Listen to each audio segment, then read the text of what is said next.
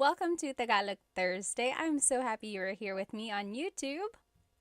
Let me go ahead and just make sure our other friends are joining us as well. We have a really fun class tonight. Hello, everybody. Welcome to Tagalog Thursday. I have missed you. I've missed you a lot. Tonight is going to be a very fun night because I actually have something that we're going to use, and I think it's going to be very, very helpful. So if you looked at my Instagram story, you'll notice that I put a link up there for some flashcards that I made for us. So I have been working really hard. I made some Tagalog verb flashcards for you. And not only are they vocabulary words about the different verbs in Tagalog, but on the back of the flashcards are conjugations of the verbs as well. Oh, TikTok, let me see if I can flip the screen so that you can see it. Is that better? Yeah, there we go. Okay. So these flashcards are so great because they have the word on them, and then on the back is how you conjugate the verb. Okay, a lot of you have said, oh, verbs and conjugation are like some of the most challenging things about Tagalog. And it's true. And if you have watched my full-length Tagalog lessons on YouTube, then you know that there are different types of verbs, and then there are different categories, different conjugation patterns, and everything like that. And one of the things that I said is the more verbs you learn, that's kind of how you will learn what group these verbs fall into, right? So it's just a matter of gaining more vocabulary, and getting these flashcards will help you with that. Again, tonight's Tagalog lesson is about Tagalog verbs, and we are going to be using these flashcards that I made for us that have the Tagalog verb on the front, and on the back is the conjugation. Conjugation means changing something into a different form. So these are the conjugations in the present tense, the past tense, the future tense, and then there's one more conjugation in there, or one more type of phrase. It's the command. You'll see how they are used when we go through them. Again, if you want to get your own copy of these flashcards that I made, the digital download is on my Stan store. I put the link in my stories, but also it's in the in my bio as well. Go ahead and write where you are currently watching from. Maybe tell me how old you are, and does anyone have a shout out? One time someone said, oh, it's my girlfriend's birthday. Can you say hi? If anyone has a special event, please let me know. Or is it just a fun night? No special event on your side, but just something to celebrate, just being with me learning Tagalog. Let me go ahead and catch up on some of these comments. Okay, let me catch up on some of these comments on Instagram here. Major said, Ate Pat, gumagawa ako ng mabuti. You're doing something good. Are you trying to say you're doing well? You can say, mabuti ako, mabuti naman. What you said literally means I am doing something good, like you are doing a good deed or something. Oh, Chunkin Deuces said, quick question. Is there a difference between learning Filipino versus Tagalog? Very, very good question. Does anyone know? I know the answer. But does anyone know the difference between Filipino and Tagalog? Think about it, write it in the comments, and let's see what everyone thinks. Hello, magandang araw, Vic said. Let's see. Hi, Ate. Kawabanga said. Miss Anna Adams said, kumusta ka, ate? Mabuti naman. Hi, Love and Lulu. All right, let's see here. Again, we're just waiting for everyone to join. Hello, hello. Oh, so many people. Let's see here. Rose from San Diego, Ronnie from LA, Royston from Singapore. I'm Heme from California, Brandon from Jacksonville, Florida. Hello, hello. Dilshan from New Zealand, Fritz from New Jersey. Hello, hello.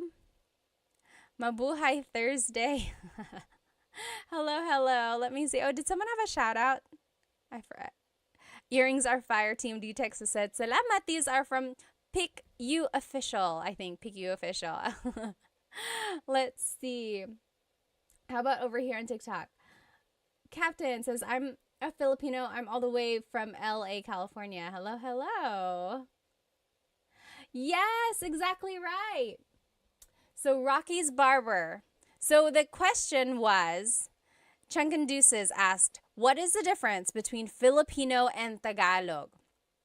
And over here on TikTok, Rockin' Barber said, Filipino incorporates the borrowed phrases and words. Exactly right. So Tagalog is a very old language. In fact, it's one of the oldest ones in the Philippines. There's like written by Bayin that's been found. It's just a very old language. And of course, the Philippines itself has had a lot of influence from so many countries, like Spain, of course, when they occupied it for 300 years. Then there was America and even Japan for a little while. And Chinese, because there were a lot of immigrants from southern China. So along with all of those different cultures, they incorporated a lot of those words into Tagalog. So much so that Tagalog itself kind of got mingled with all these languages. So they had to change it a little bit. And Filipino is the language that incorporates all of those different languages. For example, hikaw, the word hikaw is earring. That is a Chinese word, or it stems from the Chinese culture. But technically, there was at one point a true deep Tagalog word that was used before hikaw. And usually, I love Tagalog, like deep Tagalog, because it's very literal. When you think of the word a chair in Tagalog is upuan. There are lots of different words for chair. Upuan is a word for chair. Like the verb upo means to sit, upuan means a place to sit. But also, a deep Tagalog word for chair is salumpuet. Salumpuet. So that's like true deep Tagalog. And it means, salo means to catch. Puet is your bottom. So salumpuet is something that is catching your bottom, right? Your chair. So that's the difference between Tagalog and Filipino. So yes, Filipino kind of incorporates all of those different borrowed words, as Rockin' Barber said, whereas Tagalog really is like the pure whatever it was before all of those influences. Although nowadays, Filipino, Tagalog, Filipino, they are used interchangeably and people will understand what you mean. But technically, there is a difference. Oh, hello, Tagalog Kurt. Someone is saying hello, Tagalog Kurt. Are they here? Anyway, again, thank you. Let's go ahead and get started. Tonight's lesson is going to be all about Tagalog verbs, okay? So depending on where you are in your Tagalog learning journey, you might already know how to conjugate verbs and you just want to learn more. Or maybe you are a true beginner, you just want to gain more vocabulary. This is a good way to do it. Or maybe you are kind of a little bit more experienced and you just want to quiz yourself, or you just want to make sure you know the right words. We are going to be using these flashcards that I made for us. I'm so happy that I made these flashcards, you guys, because not only do they have the Tagalog word on the front, So this is a picture of a shower. To shower in Tagalog is maligo. And it says that on the front, okay? On the back of the card has the conjugation of the or of the verb. Okay, so it's like there are different ways you can use these cards. One way is to cover the Tagalog word and then quiz yourself. Be like, okay, what is to shower? What is to shower? Then you're like, okay, it's maligo. Now, what if I want to say, I am taking a shower? What is it again? What is it again? Then you look on the back. You're like, oh, naliligo ako. Naliligo ako. Okay, so you can purchase your own copy of these flashcards on in my Stan store. The link is in my IG stories right now, or the link to my Stan store is in my bio as well. I will note that when you purchase it, it is just a digital copy. So you're going to be purchasing the PDF form, and it's going to look like this, okay? It's just a PDF form, a document, and you will be responsible for cutting them out and putting it back to back if you want. And then I even went farther and put a lamination on them just to make it have that flashcard feel, okay? But if you don't want to do all that, you could just print it out, maybe like put holes in it and put it in a 3-ring binder, or even just put a staple in it and call it a day. You know, this is just a really good way to review, I think. Let me check over here on YouTube. Okay. Oh, Saul said, nakakatawa ka. I learned that yesterday from your Insta. Salamat, salamat. Nakakatawa ka rin. You're funny. All right. So let's just go over some basics about Tagalog verbs, okay? In Tagalog, there are 5 different types of verbs in Tagalog. Okay, let me find these cards here. I had organized them and now I'm just gonna find, here we go. So in Tagalog, there are mag verbs, mag, meaning they start with mag. Mag is their prefix. There's mag verbs, then there's ma verbs, ma. They also start with ma, like matulog. Then there's verbs, Then there's in verbs, in. And then verbs, verbs. John Legacy on YouTube said, are you going to post those flashcards anywhere for us to download or purchase? Yes, they are already up on my Stan store. The link should be in my bio, and you will see it. It says new 100 Tagalog flashcards, so you should be able to purchase them there. Again, there are 5 different types of verbs in Tagalog. Mag, ma, in, and e verbs. Why is that important? Well, it's all going to determine the patterns that we use when we conjugate them, okay? And if you need a review of how to conjugate these different types of verbs, you can watch the full-length Tagalog lesson on my YouTube channel. There's like present tense conjugation, past and future tense conjugation videos there. It will go step by step with lots and lots of practice. But we can also just learn them tonight, okay? I don't want you to get too bogged down about the patterns themselves, but I do want you to recognize that there is a pattern. Okay, you'll see. There's repeated syllables.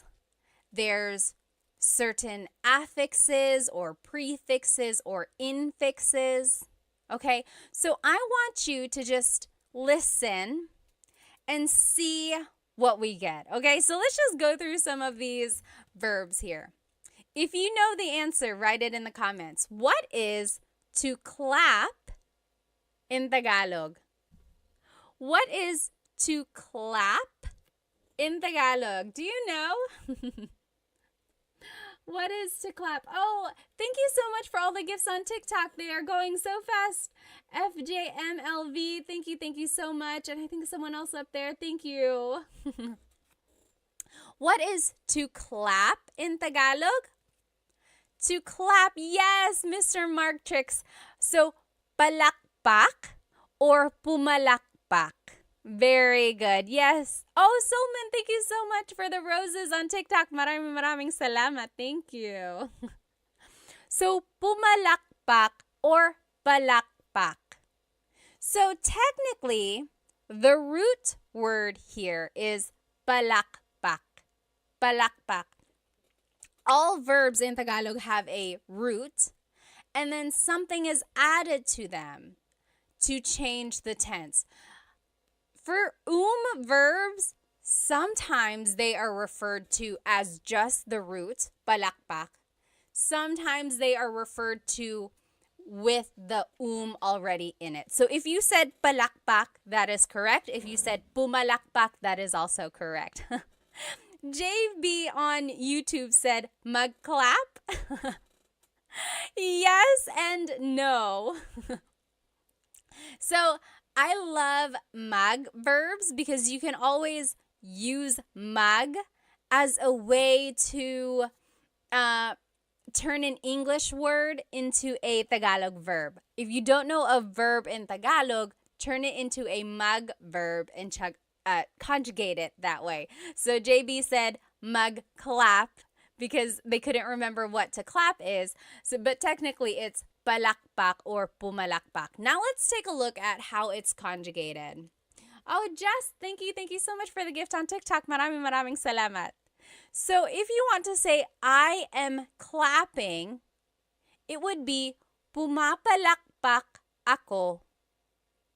Pumapalakpak ako. So that's just right here. Again, these flashcards are on my Stan store. You can purchase the digital copy and then you can cut them out and laminate it yourself. On the front of it is the verb. On the back are the conjugations. Okay, so in the present tense, it would be pumapalakpak ako.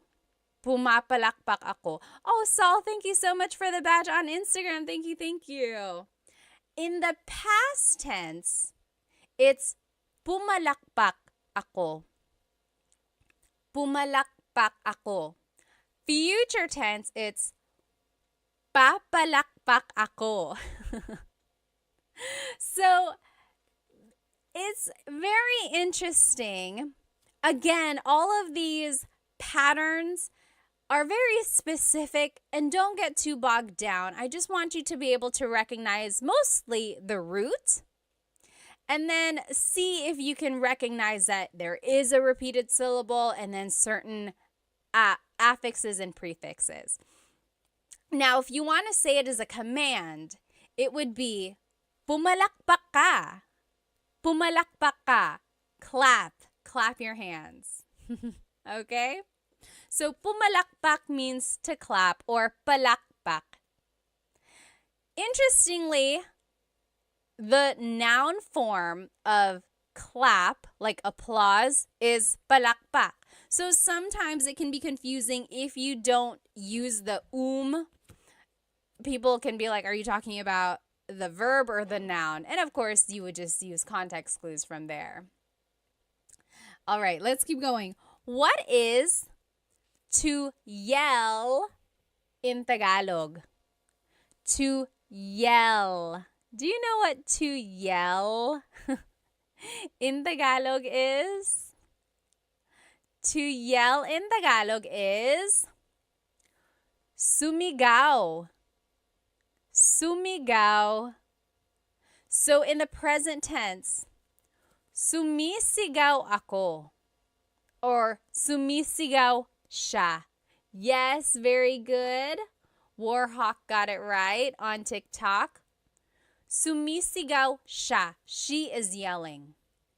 Or sumigaw siya. She yelled. Sisigaw siya. She will yell. Okay, so sigaw or sumigaw means to yell. Sumigaw. Okay, what is our next verb here? What is to dance in Tagalog? What is to dance in Tagalog? To dance in Tagalog is... Oh, Christina, thank you so much for the rose on TikTok. Thank you, thank you. To dance is, sumayaw. Yes, very good. Leonardo on TikTok got it right. Jasmine, very close. Jasmine on Instagram said, masayaw. So that's another tricky thing there.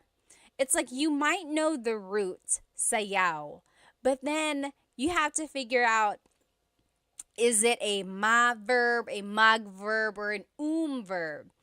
Sayaw is an verb. So sumayaw means to dance. Again, on the back is the conjugation for your review if you do want to learn them. Sumasayaw ako, I am dancing. Sumasayaw ako. Sumayaw ako, I danced. Sasayaw ako, I will dance. And then as a command, it would be sumayaw ka. Dance. Sumayaw ka.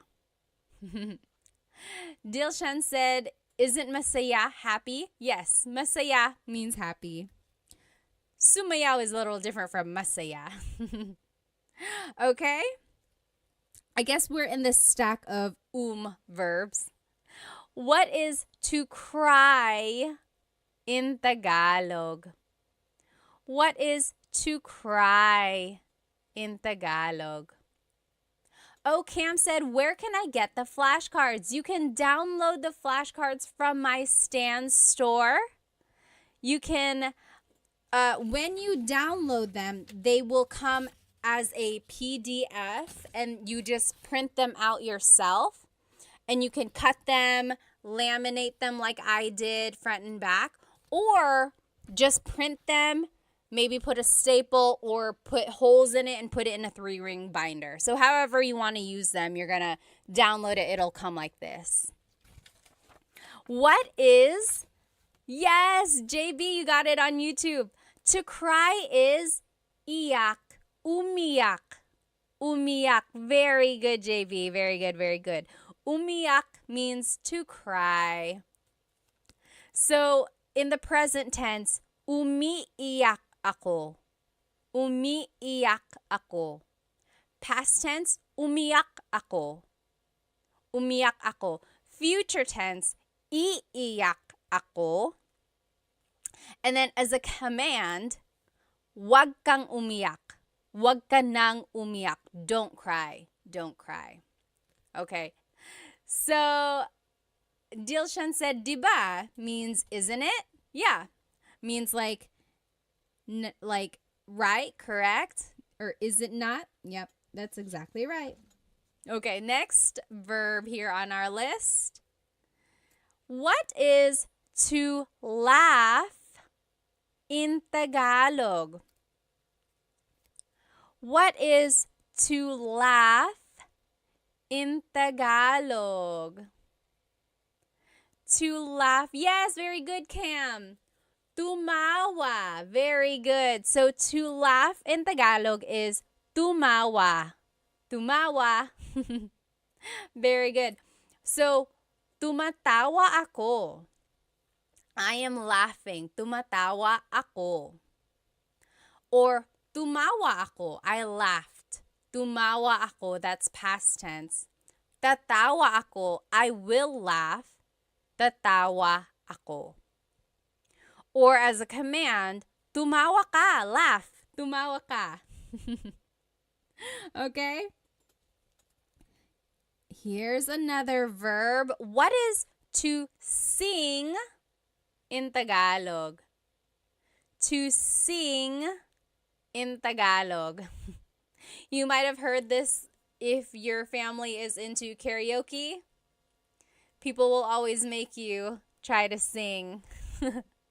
Yes, Cam is exactly right. And Warhawk. Yes. Very good. Kumanta. Kumanta. Yes. Alpo Blit. Kumanta. Very good. JB said, once again, where do we download these cards po? It's in my Stan store. So the link should be in my bio, or if you just go to my profile, look for the Stan store link. Again, when you download it, it will be a PDF like this, and then you will print it yourself and turn them into flashcards, or you can just keep it like this, put it in a folder, things like that, okay? So, kumakanta ako, I am singing. Kumakanta ako. Kumanta ako, I sang. Kumanta ako. Kakanta ako, I will sing. Kakanta ako. And as a command, kumanta ka, kumanta ka. If you've ever gone karaokeing or if you've ever karaokeed with Filipinos, they have probably said that to you. Kumanta ka, sing, kumanta ka. They leave no one behind with the singing. What is everyone's go-to karaoke song, by the way? I like Crazy for You by Madonna. I like, what else do I like? I don't know. I'm not like an amazing singer or anything. Oh, what's that one song that I like? I'll have to think about it. Yes. Okay. Oh, you might have already seen it. What is to hug in Tagalog? To hug. Oh, Captain said All of Me by J.M. Guzman. Oh, I don't even know what song that is. I'll have to look that up. Hart said Whitney or Mariah Star Spangled Banner. Number 1, do they even have that version? And number 2, I need some evidence, please. Yes, very good, very good. Oh, Captain said rap songs by Andrew E. Do you know who Andrew E. is? Andrew E. is a popular rapper in the Philippines. I feel like he was a lot more popular in like the 90s or early 2000s, like just really, really fast Tagalog raps. Are you into Glock 9? Glock 9 and like Ruby Ibarra, of course, Phil Am. There are lots of newer. Oh, and Easy Miller, hello. Like a lot of newer rappers out there. Yes, very good, very good. Yakap or yakapin means to hug. Yakapin. So, yakap is the noun, a hug, yakap. Yakapin is the verb to hug. Captain said Sharon Cuneta. You like to sing Sharon Cuneta songs? Oh, Chris McCollin said, I met Andrew E. Really? How? Jez said Dilaw by Maki. I don't think I've heard that one. I'll have to look that up. So yes, yakapin. Now we're in the in. Where am I? In verbs. In. So the first set of verbs we looked at were verbs. These are in verbs. The difference there is that verbs can be object or actor focused. In verbs are usually object focused. Again, all of that is nitty gritty. If you do want to get into all that, be sure to watch my full length Tagalog lesson videos about present tense conjugation and future and past tense. Oh, Serrano said maybe this time. I love that song. I love that song. Ozzy Mandia said, hi, I just wanted to thank you for the lessons. I plan to visit the Philippines later this year. I'm pretty good at the language. Oh, at language, so I'm absorbing everything. Good, good. JB said, my way. Do you know what happens when you sing My Way in the Philippines? It doesn't always happen, but for a while, there was like really bad things happening whenever you sang my way in the Philippines. It used to be like maybe like 10 years ago, for a while, when people sang my way, they would like, they would get unalived. They wouldn't, I don't know what would happen. Like, it would be so violent. And then, yeah, so for a while, there was just that thing where it was like, don't sing my way, or it became a joke where it was like, oh, you're going to sing my way. So be careful with that song. Okay, yeah, so yakap or yakapin means to hug.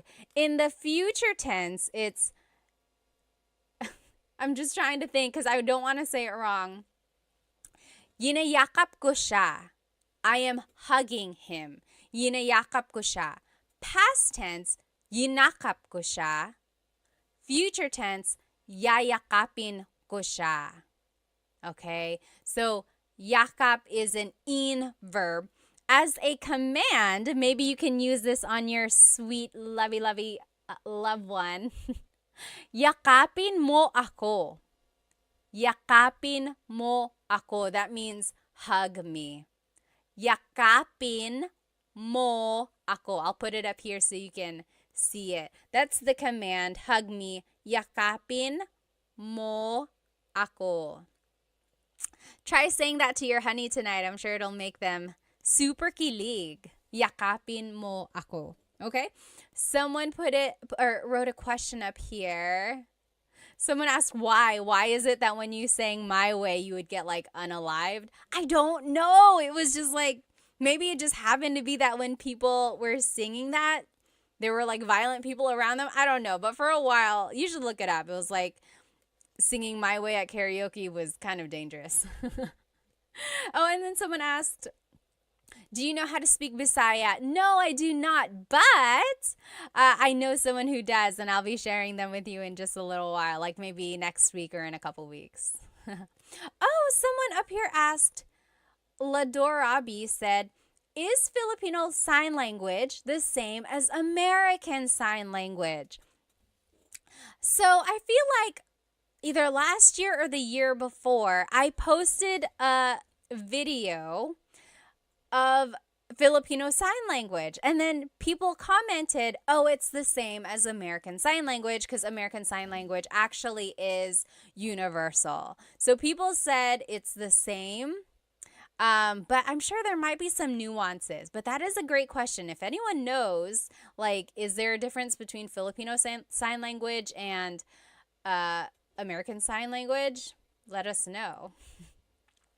Jasmine said, I heard of you sing it badly. So maybe if you sing my way badly, then that's why it was so violent. Patch said, your tutorials really helped me in my tutoring sesh with my US students. Thank you. Maraming salamat. Thank you, din. Oh, interesting. Okay, so PJ said Japanese Sign Language is a little different. Interesting. Okay, so yeah, there might be some similarities between Filipino Sign Language and then like American Sign Language, but also there might be some differences as well. Warhawk said, I'll never sing that song in the Philippines. Yeah, don't sing my way. You might not want to.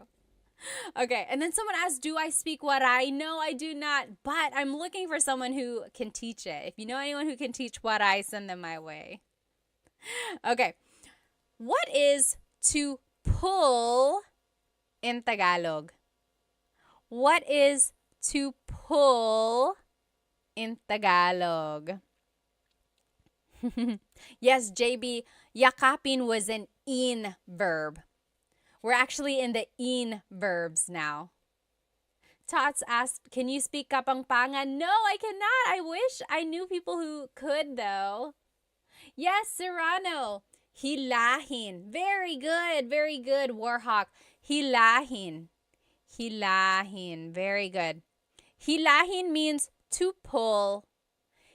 Hila means to pull. That's the root. Hila. Hilahin is like the conjugated version, or it's just incorporating that in affix there. So hilahin. means to pull. Hilahin is conjugating it as an in verb. In the present tense, it's hinihila ko ang lubid. I am pulling the rope. Hinihila ko ang lubid. In the past tense, hinila ko ang lubid. In the future tense, hihilahin ko ang lubid. As a command, it would be hilahin mo ang lubid. Okay, so again, I just want you to notice the root word. I want you to notice that there is a pattern. You don't have to get into the nitty-gritty of all the exact patterns if you don't know them yet. But see if you can recognize oh, that sounds like it's present tense. That sounds like it's past, or that sounds like it's future. Okay? But more than anything, I do just want you to get the root word to be able to recognize that, oh, hila means to pull. Again, these cards, these flashcards are on my stand store. You can purchase them. When you buy them, though, remember that it's going to be the digital download, and it will come as a PDF. When you print them out, you can cut them, you can laminate them like I did, or you can just keep it like this in a folder and use it to study, okay? You said, can you send me that card? Someone said on TikTok. Just go ahead and get it from my stand store. There are 100 verbs. 100!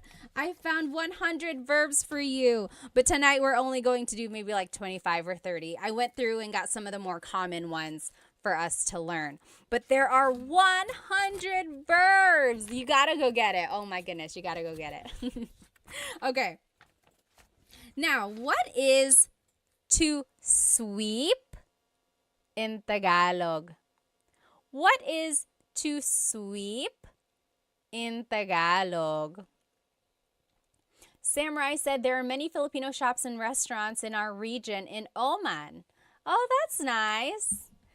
Very good, Serrano. To sweep in Tagalog is walis. Oh, Serrano, you bring up a really, really good point. So in this card, I am showing it to you as an in verb. Walisin. Take a look at the conjugations. Winawalis ko ang sahig. Winawalis ko ang sahig. I am sweeping the floor. Now, Serrano on TikTok said, magwalis. Oh, I love this, you guys. Walis is one of those verbs which can be either object-focused or actor-focused, okay?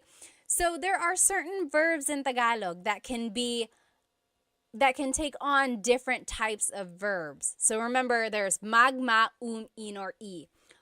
Walis can be an in verb, or it could be a mag verb. When it's an in verb, it's being conjugated as an object-focused verb. So you can even see it in the conjugation example. Winawalis ko ang sahig. I am sweeping the floor. The focus of this sentence really is the floor. What are you doing? I am sweeping the floor. Now listen to this. When I say, nagwawalis ako, now I'm conjugating it like a mag verb. Nagwawalis ako, that just means I'm sweeping, right? It's a complete sentence. Nagwawalis ako, I'm sweeping. There's no floor, there's no object. It's just about me, the actor. It's actor focused. What are you doing? I am sweeping. Versus, what are you doing? I am sweeping the floor. Do you see the difference there? That is a prime example of a verb that can be object or actor focused. Very good observation there, okay? Tim said, I love those cards. Thank you. Thank you. Again, these cards you can get on my Stan store as a digital download. When you purchase them, it's going to come as a PDF form, and you can cut them out and laminate them like I did, like front and back. Or you can just keep it in a folder and use it to study that way. There are 100 verbs in this pack. Okay? Okay. Oh no, I have to go, Ryo said. Bye. Salamat. Let's see. This random name said, are you American? Yes, I am. And I'm also Filipino. Okay. What is to tell or to say in Tagalog? What is to tell and to say in Tagalog? Kakak said, how do I get the cards? They are, a link to them is in my bio, the Stan store. Look for the link to my Stan store. Oh, very interesting. String said, magsalita. Very close. Oh, very close, you guys. Yes. Dilshan on Instagram said, nagsasalita. JB said, is the Stan store on your IG page? You can find it in my YouTube channel as well. Just go to the About Me area and then look for the Stan store. Yes, JB actually got it. So it's sabi or sabihin. So very interesting. A lot of you are saying salita. Salita means, it also means to say, but really it means like to talk. Magsalita ka, talk. But also it can mean like say something. So salita and sabi are very similar. It's kind of like saying say, tell, talk, right? They're all kind of similar. Sabihin technically means to tell or to say. Very interesting. Oh, Yahia said, what is the best free app to learn Tagalog? Anyone know what is the best free app? I know of like this one app I made a video for. What is it? Turong Wika. Turong Wika. That means teaching a language. They teach Tagalog. I know other languages or other apps teach Tagalog as well. I just don't think they're free. Oh, Diego said, how do you say I don't know? How do you say I don't know in Tagalog? What do you think? Write it in the comments. That one is easy. There are a couple ways to say it actually. Oh, Mr. Crank said, is there an app that you would recommend to help learn Tagalog? Let's see. So the one I recommended earlier, Turong Wika, that one is a good one. Does Rosetta Stone have an app? I made a video for them. I know they have like an online profile, but I don't know if they have like exactly an app. Does anyone know?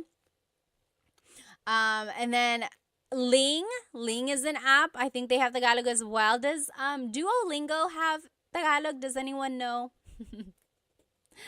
Oh, yes, very good. To answer Diego's question, how do you say I don't know? A lot of people on Instagram and TikTok are saying hindi ko alam.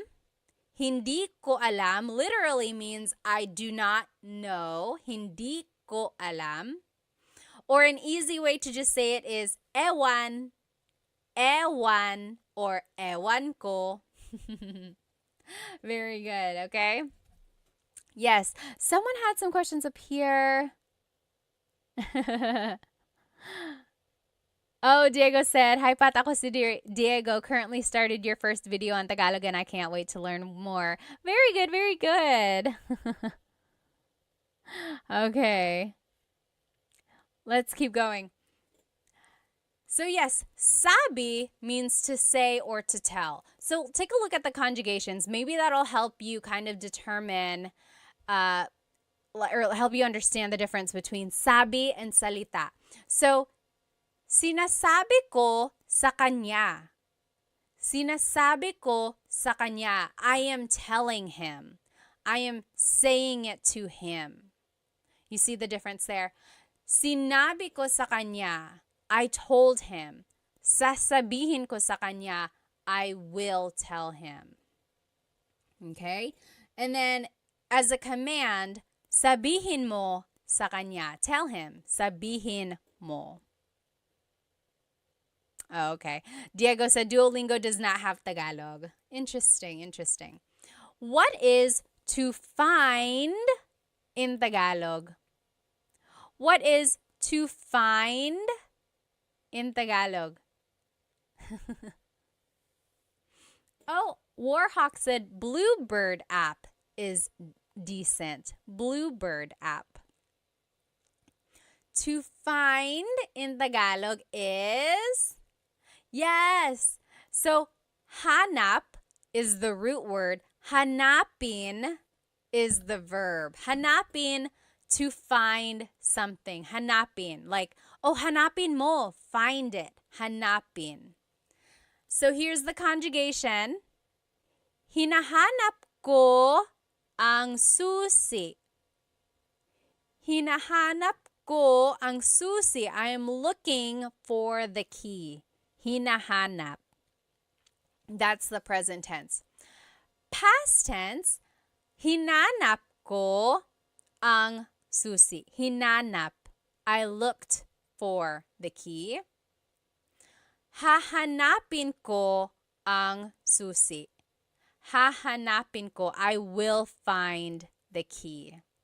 Okay? So again, hanap means to find. Hanap. Oh, JCast said, where do you buy these flashcards? You can buy them from my Stan store. Link is in the bio. Look for my Stan store. You will get the digital download. You will get the PDF form, and it looks like this. And then you can cut it, laminate it like I did, or you can just keep it like this, maybe put it in a folder or in a binder, and then use it to study like that. But I have 100 verbs for you. 100. Oh my goodness. I'm so happy for you guys that you have this resource. But we're only going over like 25 tonight. Oh, thank you so much. Sean said, I bought them. Salamat. Maraming salamat. Okay.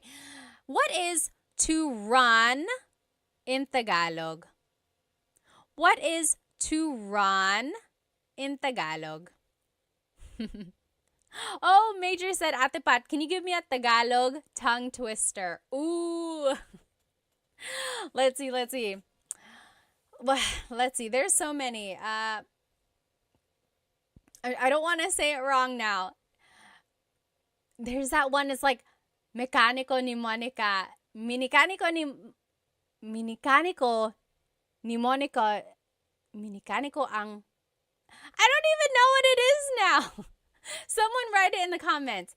Minicánico ni Monico ang makina ni Monica. Minicánico ni Monico ang makina ni Monica. That means Mokino, the mechanic, fixed Monica's machine. Minicánico ni Monico ang makina ni Monica. Oh my goodness. And then there's so many more. Yes, so to run in Tagalog is very good. Blasian, you got it. La, Yesam, and JB, you got it. Tumakbo. Tumakbo. Yes, very good. Tumakbo.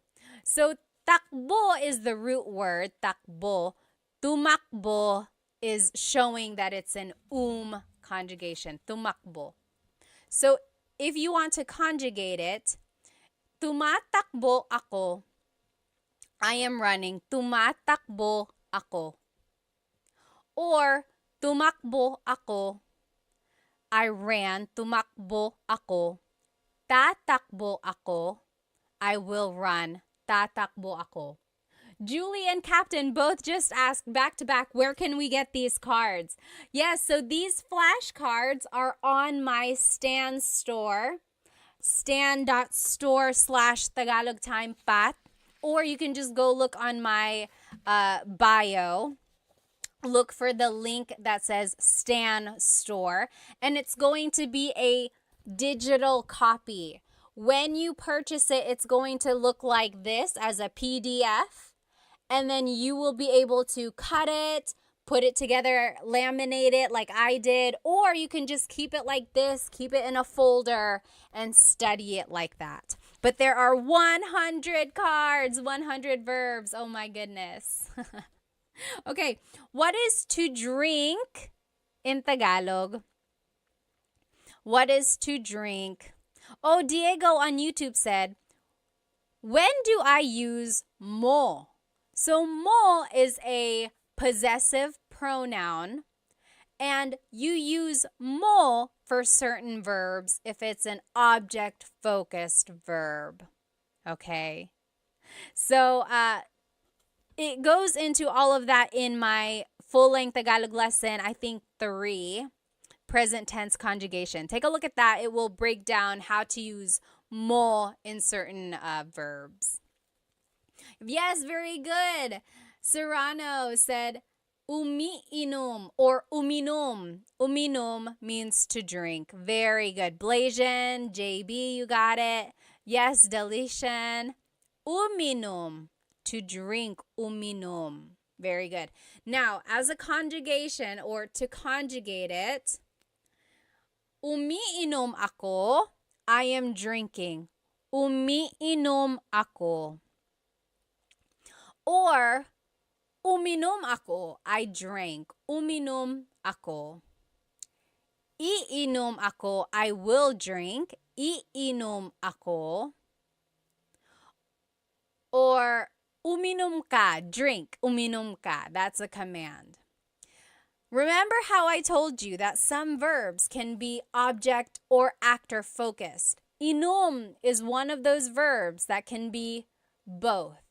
So, uminom means, or it's focusing on the actor. I am drinking. Umiinom ako, I am drinking. But if you want to focus on the drink itself, you actually have to conjugate it as an in verb. So, iniinom ko ang kape. I am drinking the coffee. Iniinom ko ang kape. So, as an in verb, it's focusing on the object. As an verb, it's focusing on the actor. Very interesting. Only a few more will do here, guys, because it's getting kind of late. So here, what is to eat in Tagalog? What is to eat in Tagalog? Yes, Shalona McFarland said, where do we get these cards? These cards, again, are on my Stan store. I made them for you. They are the digital download. So go to my Stan store. The link should be in my bio. When you purchase them, you're going to get them as a PDF form. You're going to get it like this. And you can cut it and laminate it, or you can just keep it like this and study it like this. Keep it in a folder, put it in a 3-ring binder, whatever you want. Or you can cut it out and laminate it like I did. Very good. So, very good. Kain. Kain. Kumain means to eat. Kumain. Yes. Blasian said, pwede bang magtanong? Can I please ask? Why does it change to ininom? Like in the conjugation, iinom as the future tense, that's just the pattern that it is. You have to repeat the first syllable. Or, like, are you asking why does it become an in verb when it's an object-focused verb? It's just one of those things that it's like a thing in the Tagalog language. Some verbs can be actor or object focused, And that's how it would change. It would change by the affix or prefix. And not all verbs are like that, just certain ones. Very good. Oh, La Yesam said, can I get these cards in Canada? Yes, absolutely. When you purchase them, it's just a digital download. So it will go straight to your email, and then you can print it however you want, and then you can cut it out, or you can even just keep it like that. Very good. So kumain means to eat. Let's conjugate it. So kumakain ako. I am eating. Kumakain ako. Or past tense, kumain ako. Kumain ako. I ate. Kakain ako. I will eat. Kakain ako. And then as a command, kumain ka. Eat. Kumain ka. Okay, kumain ka. You might have heard that phrase. A lot of people like to feed their guests. So that is the thing there, the phrase that you might hear a lot. Let's see, what else? Let's take a look at some of these verbs. We didn't get to look at them. How do you say to write in Tagalog? To write. So to write something. I'll give you a hint. It's an verb. To write, Oh, hang on. Who was that? String Hands said, hi, Pat. Your content helped me talk to my mom during her last years before she died. Maraming salamat po. Oh, my goodness. Strings, first of all, I'm so sorry for your loss, but also, I'm so happy to have helped you. Stay strong, okay? I lost a parent too, and it's not easy at all. Oh, Julie said, I can't find your Stan store. Let's see. Go to my link or go to my bio, and I think just click on whatever link is there, and then more links should pop up. So go to the Stan store. Someone even put it up here. I think you just type in stan.store/Tagalog Time Pat or Tagalog Time.pat or something like that. You could even try to Google stanstore.com. I'll definitely put a post or make a post about it afterwards so we can all find it. Oh, very interesting. Yes. So Serrano again said magsulat. I have it as an verb, isulat. Yes. Blasian also said nagsulat. So yes, this is one of those things these are one of those verbs. Again, isulat means to write, but that's focusing on the object. Like, isulat mo ang pangalan mo. Write your name. Isulat mo ang pangalan mo. Write your name. But magsulat just means writing. Like, nagsusulat ako, I am writing. Oh, someone on TikTok said it's only showing the coffee, buy me a coffee. Oh, yeah. So if you're on TikTok, maybe just go open a browser and do stan.store/Tagalog Time with Pat or tagalogtime.pat, or you can go to the links in my Instagram. It'll be there. Stan Store. So, isinusulat ko ang libro. I am writing the book. Or isinulat ko ang libro. I wrote the book. Or isusulat ko ang libro. I will write the book. But again, sulat can be a mag-verb. Nagsusulat ako. I am writing. Or nagsulat ako. I wrote. Okay, let's do another verb. Actually, we'll do two because they're opposites. What is to raise and to bring down? So this one is showing people raising their hand. What is to raise? This one is showing a man putting a box down. So what is to bring down. So to raise and to bring down. What is to raise and to bring down in Tagalog? And I gave you a hint. It's an e-verb. To raise in Tagalog is itaas. Itaas. The opposite of that, to bring down, ibaba. So itaas, ibaba. Very good. Yes, exactly right. And you probably heard the phrase like, bababa ka ba?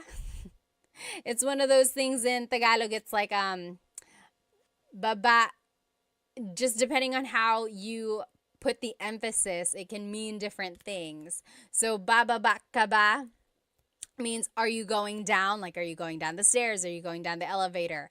So, ibaba means to go down. Itaas means to raise, like to raise your hand. Let's take a look at ibaba. So, ibinababa ko ang bagahe. I am bringing down the luggage. Ibinababa ko ang bagahe. Or past tense, ibinaba ko ang bagahe. Future tense, ibababa ko ang bagahe. And then, as a command, ibaba mo ang bagahe. Bring down the luggage. Okay? Now, let's take a look at itaas, again, to raise. In the present tense, itinataas ko ang bandila. I am raising the flag. In the past tense, itinaas ko ang bandila. I raised the flag. And then in the future tense, itataas ko ang bandila. I will raise the flag. And then as a command, itaas mo ang bandila. Raise the flag. So Love said, spaghetti pababa, pababa ng pababa. Does anyone remember that song? So baba means to go down, and there was this song back in the day, maybe like, was it early 2000s, I think? Spaghetti pababa, pababa ng pababa, Iser said. And then, spaghetti pataas, pataas ng pataas. And it was just this silly, silly dance, and you heard it on every variety show on the Filipino channel. You heard it on the radio all the time. People still dance it. I don't know why it's like that. It's like, why is the spaghetti going down? Why is it going up? Oh my gosh. You can't like not dance when you hear that song. Yes, Blasian said, is there another word for flag? Yes, so I said bandila. Bandila means flag. But watawat also means flag. There's another one, bandila, watawat, and does anyone remember what the other word for flag is? Wumagayway. Watawat, wumagayway. Wumagayway means to wave, or like to wave around, correct? I'm pretty sure. So watawat is like waving the flag, exactly. Oh, thank you, FJMLV said, I just got the flashcards. They look so good. I'm glad they have the sentences with them. Again, if you just joined, you can purchase these flashcards that we were using during the lesson. On the front is the Tagalog verb, and then on the back are the conjugation patterns in the present tense, past, future, and a command. It's like an example. So I think it'll really help you learn more verbs. And when you download it, it is a PDF digital download. So you will be able to cut it out and laminate it if you want to, like I did. Or you could just keep it like this. Maybe put a staple in it, or you can put it in a 3-ring binder and just use it to study that way, okay? And there are 100 verbs, 100. I looked up all of the different verbs for you, so I think this will really help if you're trying to learn more Tagalog verbs. Again, you can get it from my Stan store. Stan store. The link should be in my Instagram bio. I think on TikTok we're having a hard time finding it there. So just go to my Instagram or YouTube. The link is in there. Bandera. Yes, I think that's another word for flag as well. Well, you guys, I had so much fun with you tonight. I hope to see you again soon. There are so many more verbs. Again, there are 100 in this pack. This is only like 25 or 30. So maybe next time we will go through more. Oh, FJM said, what are on your YouTube slides? I'm trying to learn more for my fiance. The YouTube slides, if you decide to buy those are just the whatever slides you see in the video. So back up. I make full-length Tagalog lesson videos on YouTube, so those slides are what go with the full-length Tagalog lesson videos. Okay. Budak Baru said, where can I get the flashcards? I'm not from the Philippines. You can get them on my Stan store. Go to my Instagram, click on the link in my bio, and look for Stan store. And it will be a PDF download, and you can download them, you can cut them out, you can laminate it, or you can just keep it like this and study it, okay? Yes, let's see. Yes, Benny, did you get that? Benny also asked, where can I get them? Again, on my Stan store. You just get the digital download, and then you can make the cards, or you can keep it like this, okay? Well, I will see you guys next time. I hope you have a great rest of your night. Maraming salamat po. See you next time.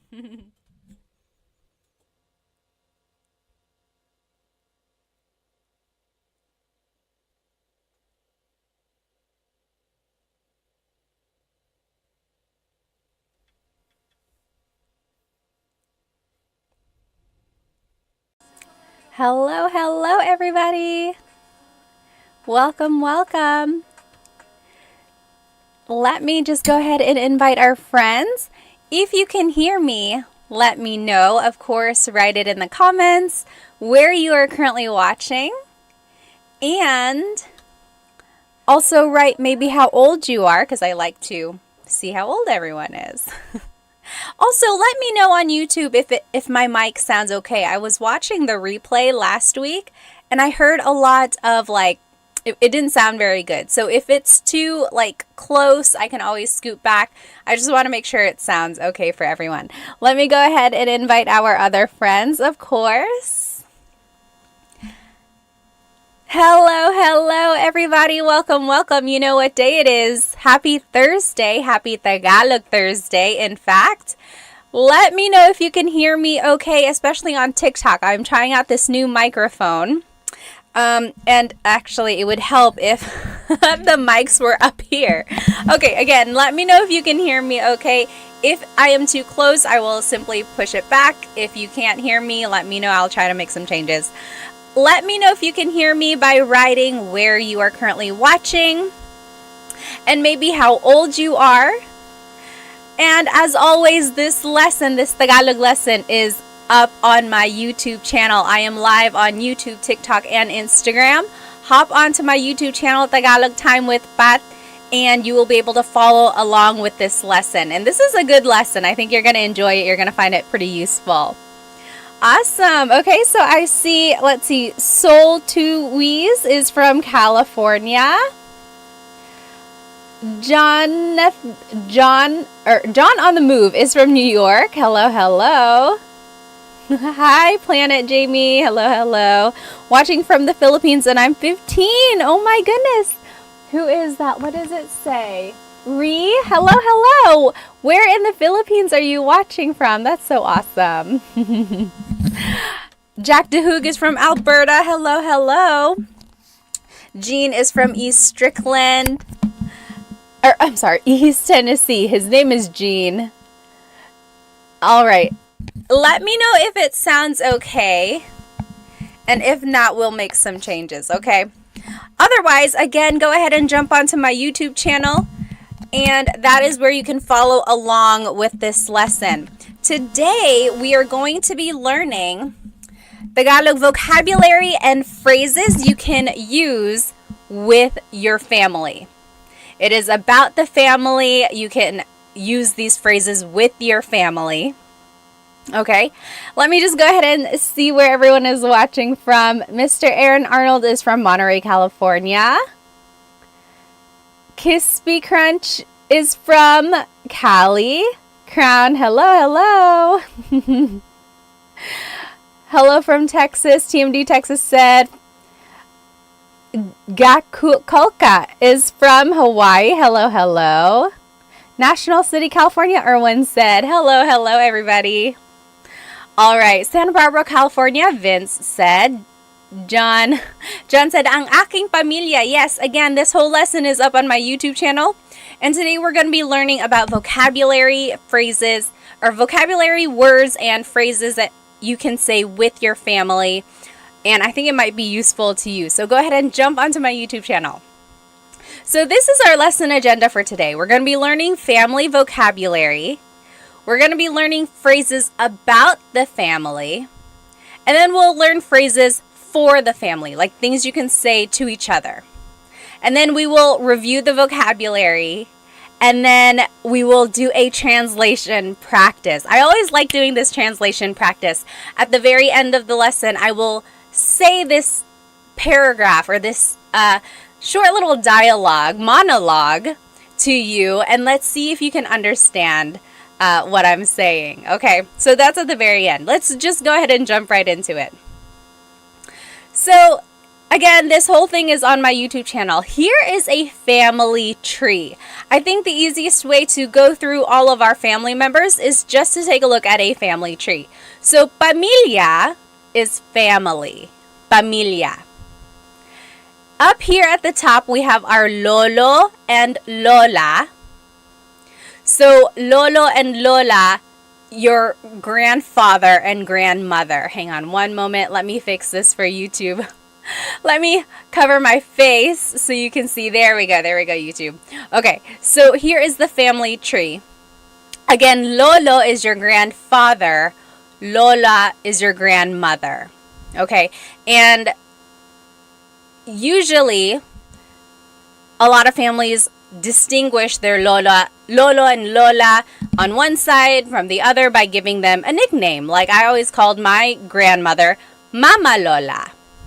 And my other grandmother, she passed away before I was old enough to really get to know her, but she was Lola as well. So some people call their Lolas something else, and their Lolos something else. Kind of like in English, we might call our grandparents like Nana, Papa, or something like that. What do you call your grandparents? Just wondering. Go ahead and write it in the comments. Hello.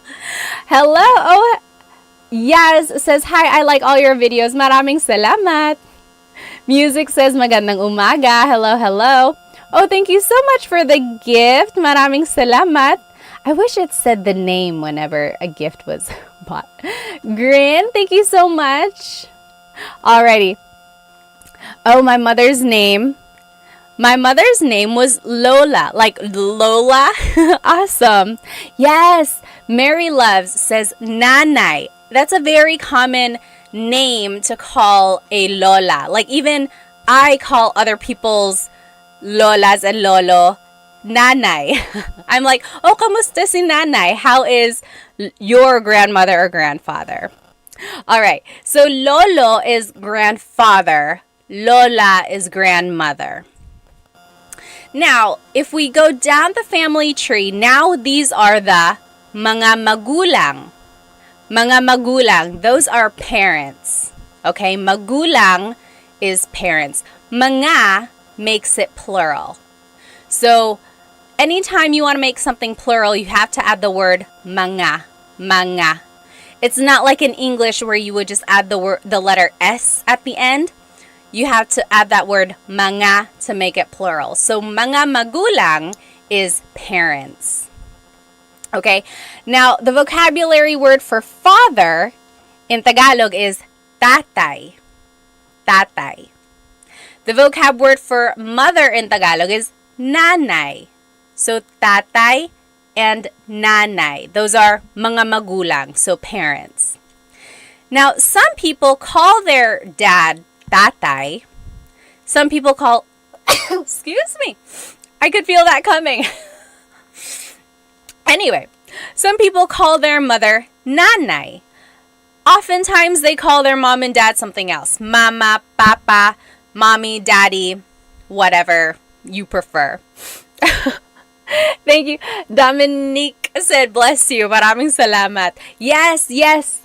Francis said, nay. Sometimes you can just call your nanay, nay. Right? So, nanay, tatay, that is mother and father in Tagalog. And those are mga magulang, parents. Okay? Then, when they have a child in Tagalog is anak. Anak. That is a child. That is their anak. So, the nanay and tatay or the magulang, they have an anak. Anak. Sometimes moms and dads will call their child anak. Like, oh, anak, kain na tayo. Anak, kain na tayo. It's almost like saying, son, it's time to eat. Or daughter, it's time to eat. It's just anak. But very interesting is there is no word for like son or daughter. Anak by itself is a gender neutral word. In order to distinguish whether or not someone is talking about their son or daughter, what do you think you would have to do? We touched on this last week when we played Filipino Jeopardy. We had a question about like gender neutral words. Do you remember what you have to do in order to kind of distinguish what like gender it would be, whatever gender they're talking about? Well, so if you wanted to say son, it would have to be anak na lalaki. Yes! Richard V on YouTube, you got it. Anak na babae is daughter. Anak na lalaki is son. Drake on Instagram, exactly right. You got it. So again, anak is a gender neutral word. There are a lot of words actually in the family vocabulary that are gender neutral, which I find very interesting. Like anthropologically, why is that? It's just like one family unit, and it's like it doesn't really matter if they're talking about a boy or a girl. It's like, yeah, that's just my son. I think it's so interesting. Like a language will tell you a lot about the values of a culture. Anyway, that's a side note. So again, anak is a gender neutral word. So in order to say son, you would have to say anak na lalaki. So if someone was like, this is my son, it would be ito ang aking anak na lalaki. That was a very formal way to say it, but you get what I mean. They would have to distinguish anak na lalaki. Or if they wanted to say like, I am buying this for my son, it would be binibili ko to para sa anak kong lalaki. Anak kong lalaki. I'm trying to figure out where you add the nang. Anak kong lalaki. I think that's right. Anak kong lalaki. Anak na lalaki ko. No, you don't ever add ko at the end like that. But yes, you get what I mean. Yes, exactly right. A Douglas, babae or lalaki. Babae is woman. Lalaki is man. And then Ricardo said, like, ma'am, sir. Ma'am, sir is a little, it's an interesting thing. Like, whenever someone is shopping in the Philippines, they're like, hi, ma'am, sir. I think just over time, people got used to saying it together. And so it became one thing. Okay, so that's anak. Anak is child. Now, if a person gets married, that would be their asawa. Asawa. So again, if you're following along on YouTube, here is our family tree. Asawa is their spouse. Spouse. Again, another gender neutral word. It's not husband, it's not wife, it's asawa. Like, I call my husband asawa, not literally, but like he is my asawa, and he calls me, I am his asawa. You know, it's not like husband or wife, it's just spouse. Very interesting, right? So asawa is spouse. It encompasses like the wife and husband gender there. Let me go ahead and just read some of these comments. I don't want to miss any questions. Let's see. Okay. Yes, someone said, I'm sorry. Did someone ask, how do you say I'm sorry in Tagalog? I'm sorry is pasensya na. Forgive me is patawad na. Or patawad po. Please forgive me. Let's see. All right. Let's see. And then over here on Instagram, yes, asawa is husband or wife. All right. And then over here on YouTube, yeah, you guys got it. Ricardo said, I don't use asawa. It's too close to aswang. Aswang is a little different. Aswang is the supernatural being in the Philippines, like a vampire shape-shifting type of thing.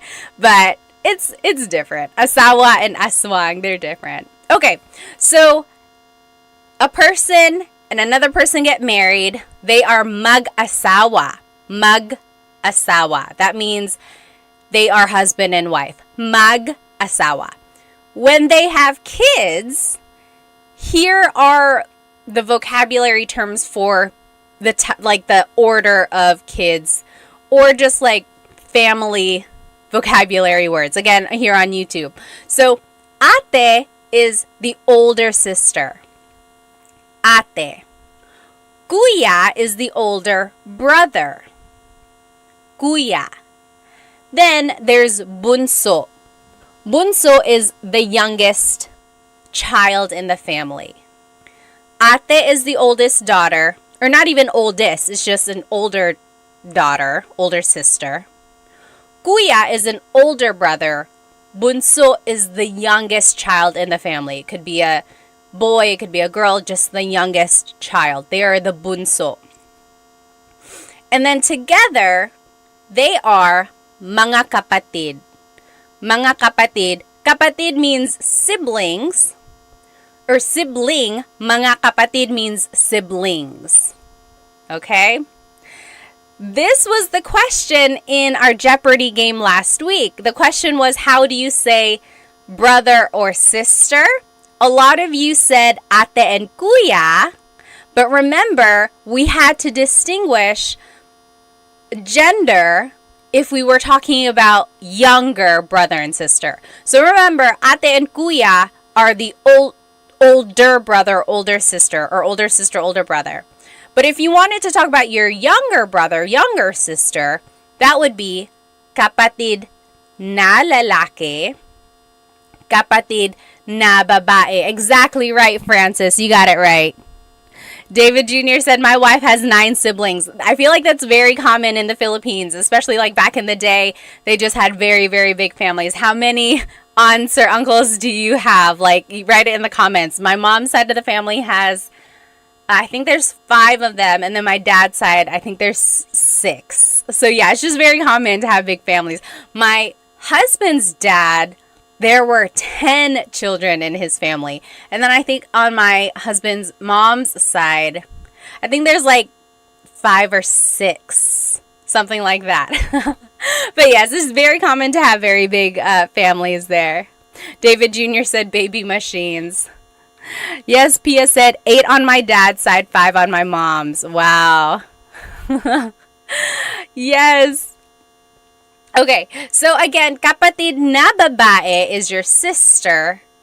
Kapatid na lalaki is your brother.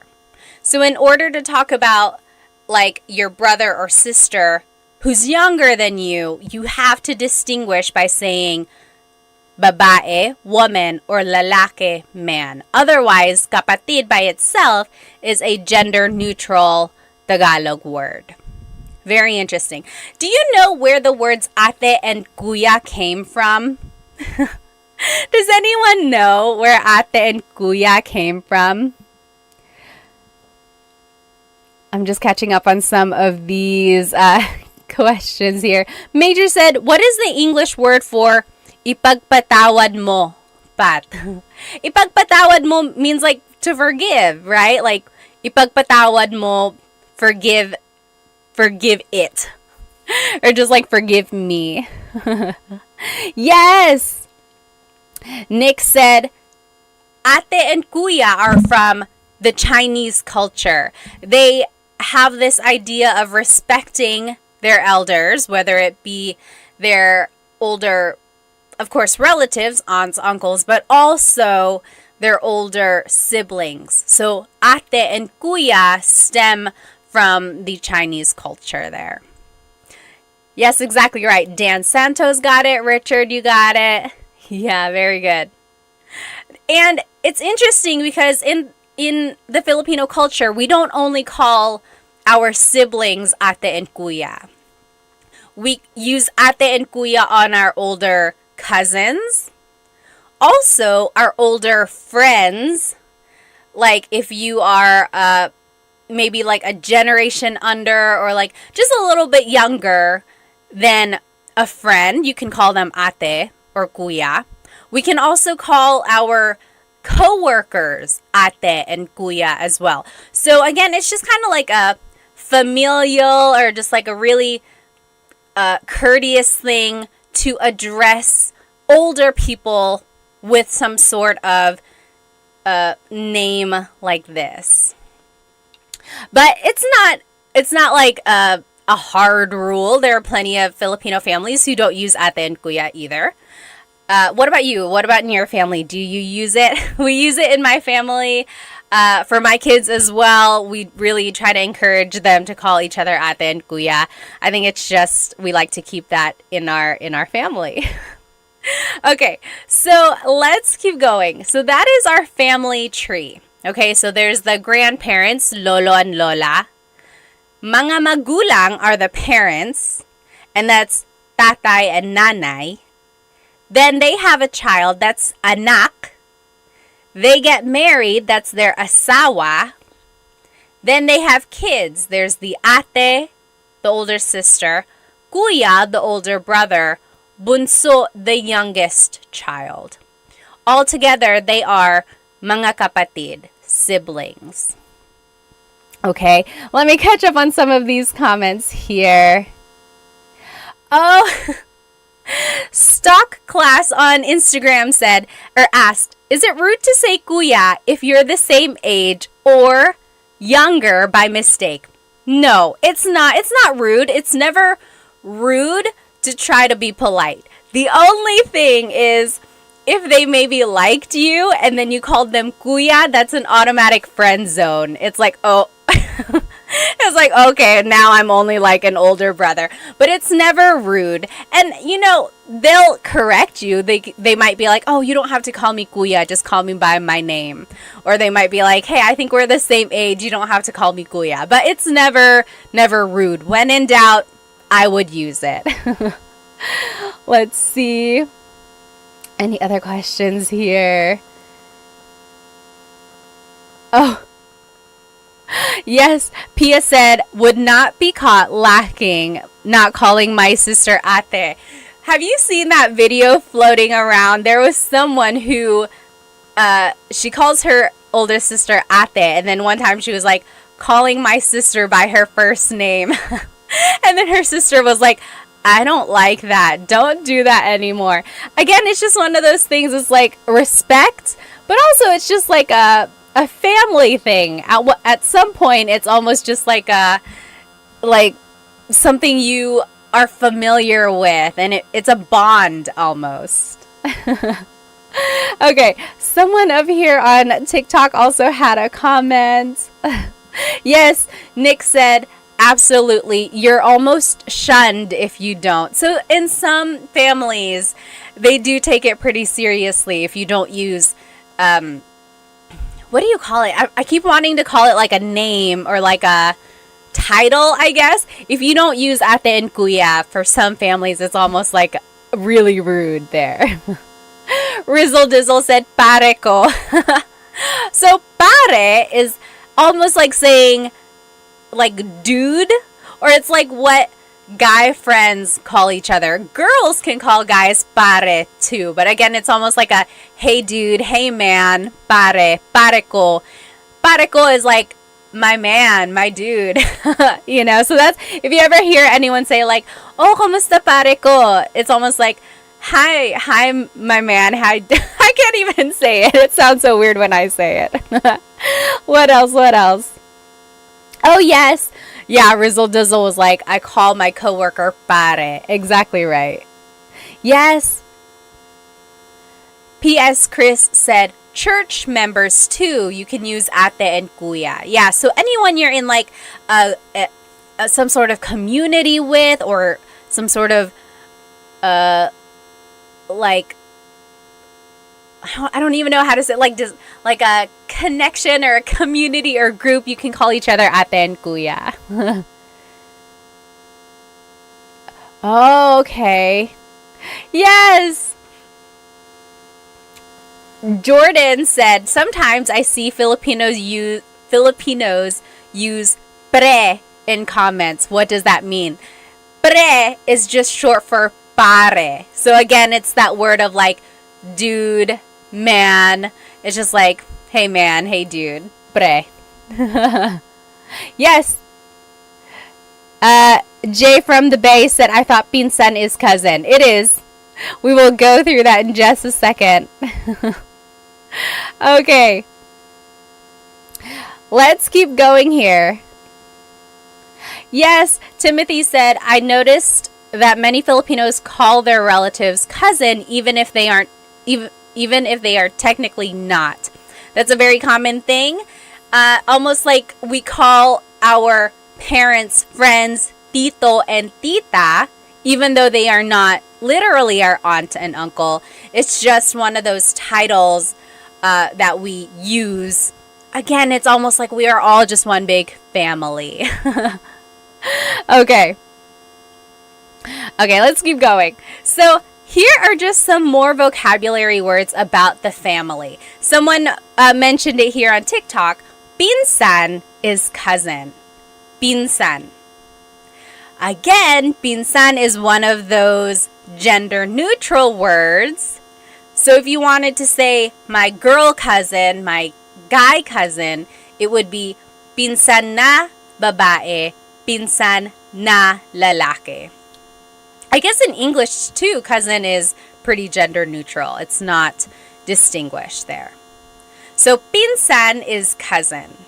Then there's pamangkin. Pamangkin is niece or nephew.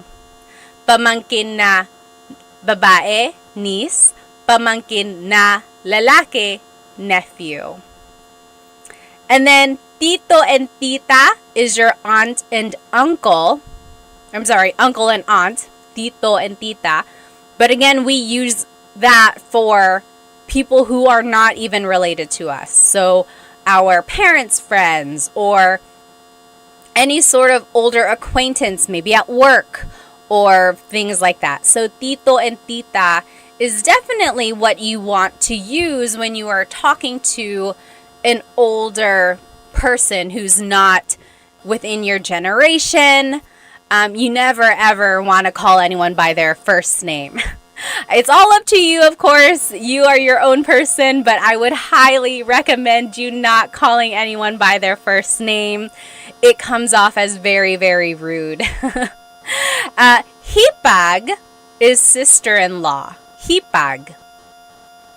Bayaw is brother-in-law. Bianan is parent-in-law. And then there's ninong and ninang. Ninong and ninang are godparents. So when a kid gets baptized, usually there are a few ninong and ninangs, and that's just kind of what they would be called from then on. Oh, Mining Life, thank you so much for the badge on TikTok. Thank you. Let me look at some of these comments here. Yes. CV said, I also heard that kaibigan has two meanings. So kaibigan means friend, kaibigan. But if you put the stress somewhere else, like kaibigan, that means lover. So kaibigan is friend, kaibigan is lover because the word ibig means love. Very interesting. It's a homonym there. All right. Let me look here on Instagram. Major Horn said, "Saan ka sa Pilipinas, Ate Pat?" Actually, dito ako sa Amerika. Dito ako sa North Carolina. Pero pinanganak ako sa Maynila. Lumipat kami dito sa States nung 1.5 ako. Dito ako nag 2 years old. Tapos dito na ako lumaki. Dito ako nag-elementary, middle, high school, college.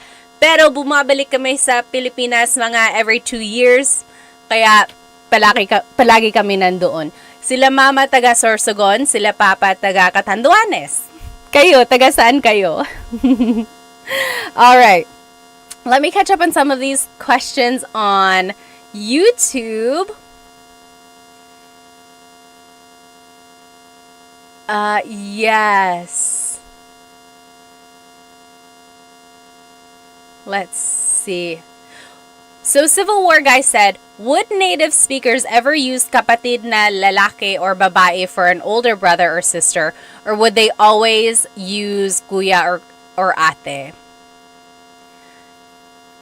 I want to say they will usually use ate and kuya, especially if it's an older sibling. That way it just encompasses the idea that, oh, it's the older sibling. Otherwise, it would be kind of a long way to say it if they were like, kapatid na babae na mas matanda sa akin. It's like, why didn't they just say, oh, you're ate? So, yes. Okay, yes. And then people were saying honorific, like to say, to be a little bit respectful, of course, you would say po. It's like an honorific gesture there. Yes, Ricardo said mare is the female version of pare. So again, there's this word pare, which is like dude, man. Mare is the female version of that. So it's like a lot of like godmothers use it with each other. It's like, oh, hey, it's my girlfriend. It's my girl who's a friend. You know, it's almost like equivalent of dude or man on a female side. Okay, let's keep going. So we learned a lot of vocabulary, right? So again, if you are just tuning in now, this whole presentation is on my YouTube channel. And we looked at a family tree. We learned all the different vocabulary words for grandparents and then parents and then all the way down to the children. Now, let's learn some phrases about the family. Okay, so if you want to maybe introduce your family members to someone, or if you're simply just like talking about them, these are some phrases that you might use. Okay? All right, let me just catch up on some of these comments. Need a Nap has a really good question. How should I address my fiance's mother? Should I call her tita? This is an interesting question, of course, because of course you want to make a good impression, right? So number one, you don't ever want to call them by their first name. Tita is a good start. Yes, maybe just call them tita whatever. That will definitely kind of make them smile. Now, when you do get married, this is up to you. You can either start calling your mother-in-law mom or mama or nanay, whatever your fiance calls them, you know, just kind of assimilate, or you can keep calling them tita. I don't know. What do you guys think? What is your vote? What was your name? Need a Nap. What should Need a Nap call his fiance's mom? I think tita is a good start there. I know a family. The wife is Filipino, the husband is white, and he just calls her parents Mr. and Mrs. blank. You know, he didn't really take on the tita and tito concept. He just kept using Mr. and Mrs., which is fine as well. But if you really do want to kind of assimilate more to the Filipino culture, I would encourage you to use tita and tito. TMD Texas said, call her Lola. Maybe if you want to give her a heart attack. Maybe if you're like, hey, Lola, she's going to be like, are you guys pregnant? So I don't know if you should do that yet. Okay, Ben on TikTok said, call them mom. I don't know. They're not quite married yet. I guess you could. She might be like, I don't know if we're there yet. Oh, yes. RK Nudson on Instagram kind of has a similar idea. What should I call my father-in-law? Okay. Oh, see, very interesting. So, what was your name again? RK Nud was asking, what should I call my father-in-law? My wife calls him tatay. Is it appropriate for me to call him that as well? I would say it is appropriate. I don't think it's rude. Maybe ask your wife, though. Just say like, hey, do you think I should call him tatay like you? If she wants you to, yes, by all means, go ahead. If she feels a little weird about it, you know, she knows her dad a little bit more, then just kind of go off what she says. Maybe she'll say, you know, maybe just call him Tito or something like that.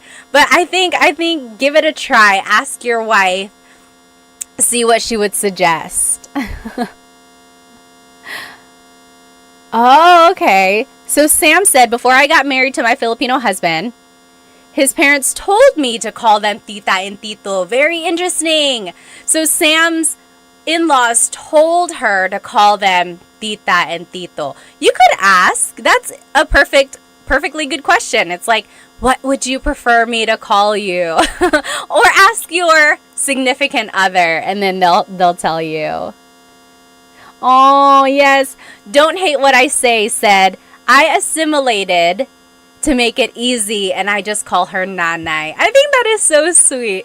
Also, props to my husband. Like, as soon as we got married, he started calling my mom mama. That is so sweet. Even now, he's like, hey, is mama home? Or, hey, does mama need food? So sweet. I think it's nice. You'll definitely get bonus points. Oh, and then Sam said, and then on my wedding day, they said to call them mom and dad. Oh, you crossed over. How sweet. Let me catch up here on YouTube. You guys are still talking about po. Yeah, so po is an honorific, like, part of speech. You use it to be respectful. Yes. Okay. So here are some phrases about the family. If you wanted to introduce someone, oh my goodness, what is happening, Instagram? Why am I sparkling? Okay, there. For some reason, sometimes I hit a filter and then it makes me look different. For a while over the summer, I always had like dog ears and stuff. Okay, so if you want to introduce your family member, you would say, ito ang blank ko. This is my blank. For example, ito ang nanay ko. This is my mother. Ito ang kapatid ko. This is my sibling. Ito ang asawa ko. This is my husband or wife, my spouse. Okay, so if you want to introduce a family member, it would be ito ang blank ko. Ito means this. Ang is a part of speech that can take on many different things, but in this phrase, it kind of translates to is. Ko is my. So, ito ang nanay ko, this is my mother. Ito ang kapatid ko, this is my sibling. And you can use that for anything. Like if you're like, oh, ito ang ballpen ko, this is my ball pen, this is my pen. Ito ang cellphone ko, this is my phone. So this is my blank. That's just the sentence structure there. If you want to be specific and you want to add someone's name, you would add this word si. Si. Si is a part of speech in Tagalog which is used to introduce a person. So, ito ang nanay ko, si Samantha. This is my mother, Samantha. Ito ang kapatid ko, si AJ.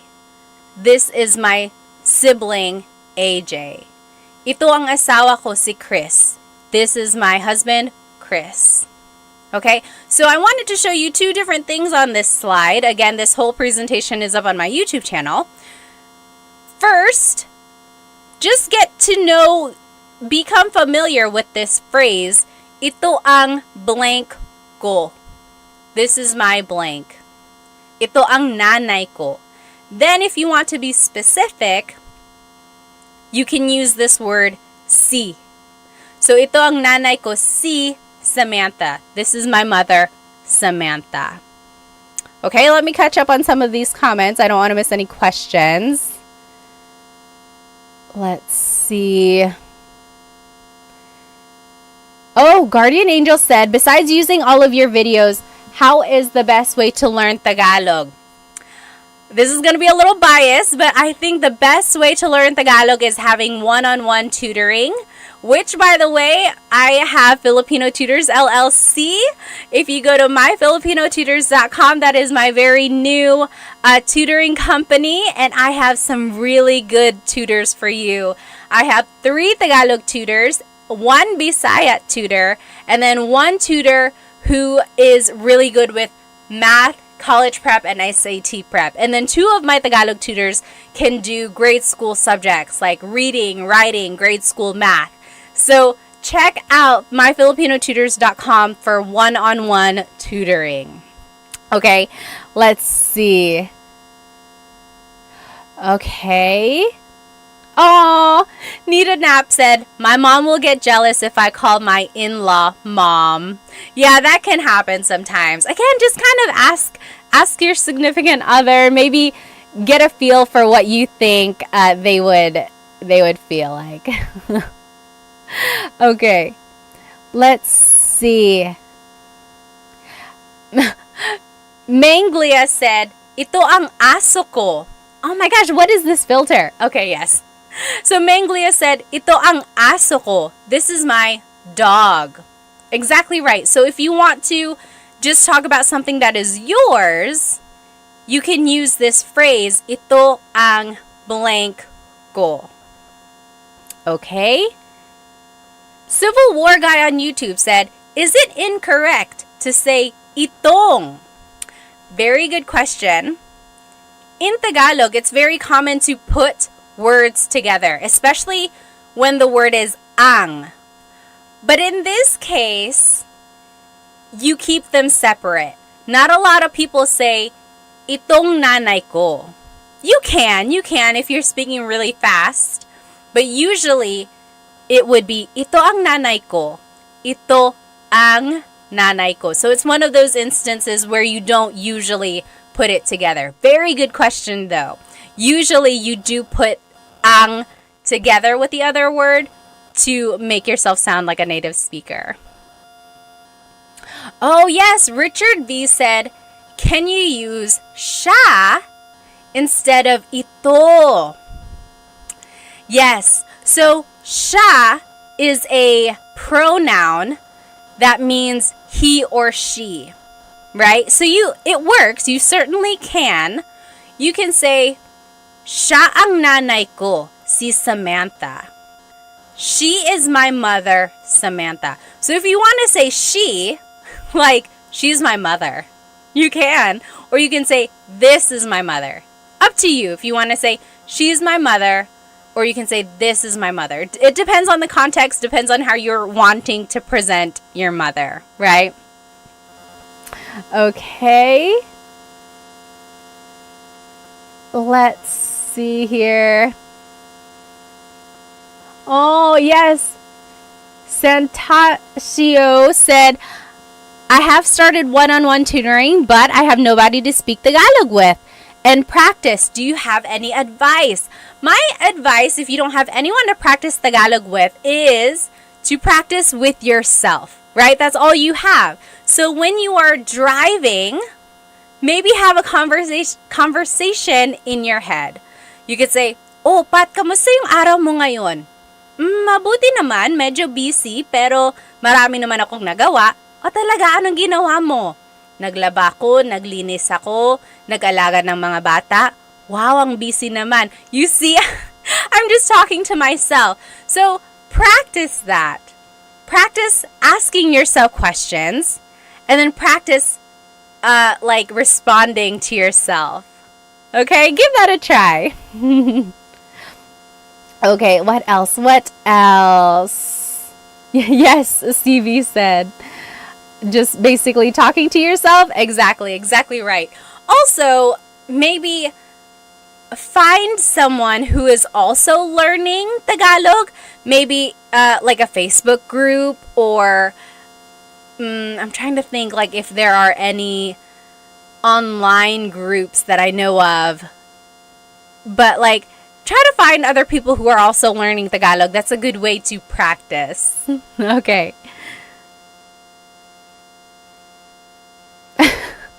Tim Tactics said, masyado ko kasing kinakausap ang sarili ko sa English. He's already talking to himself a lot in English.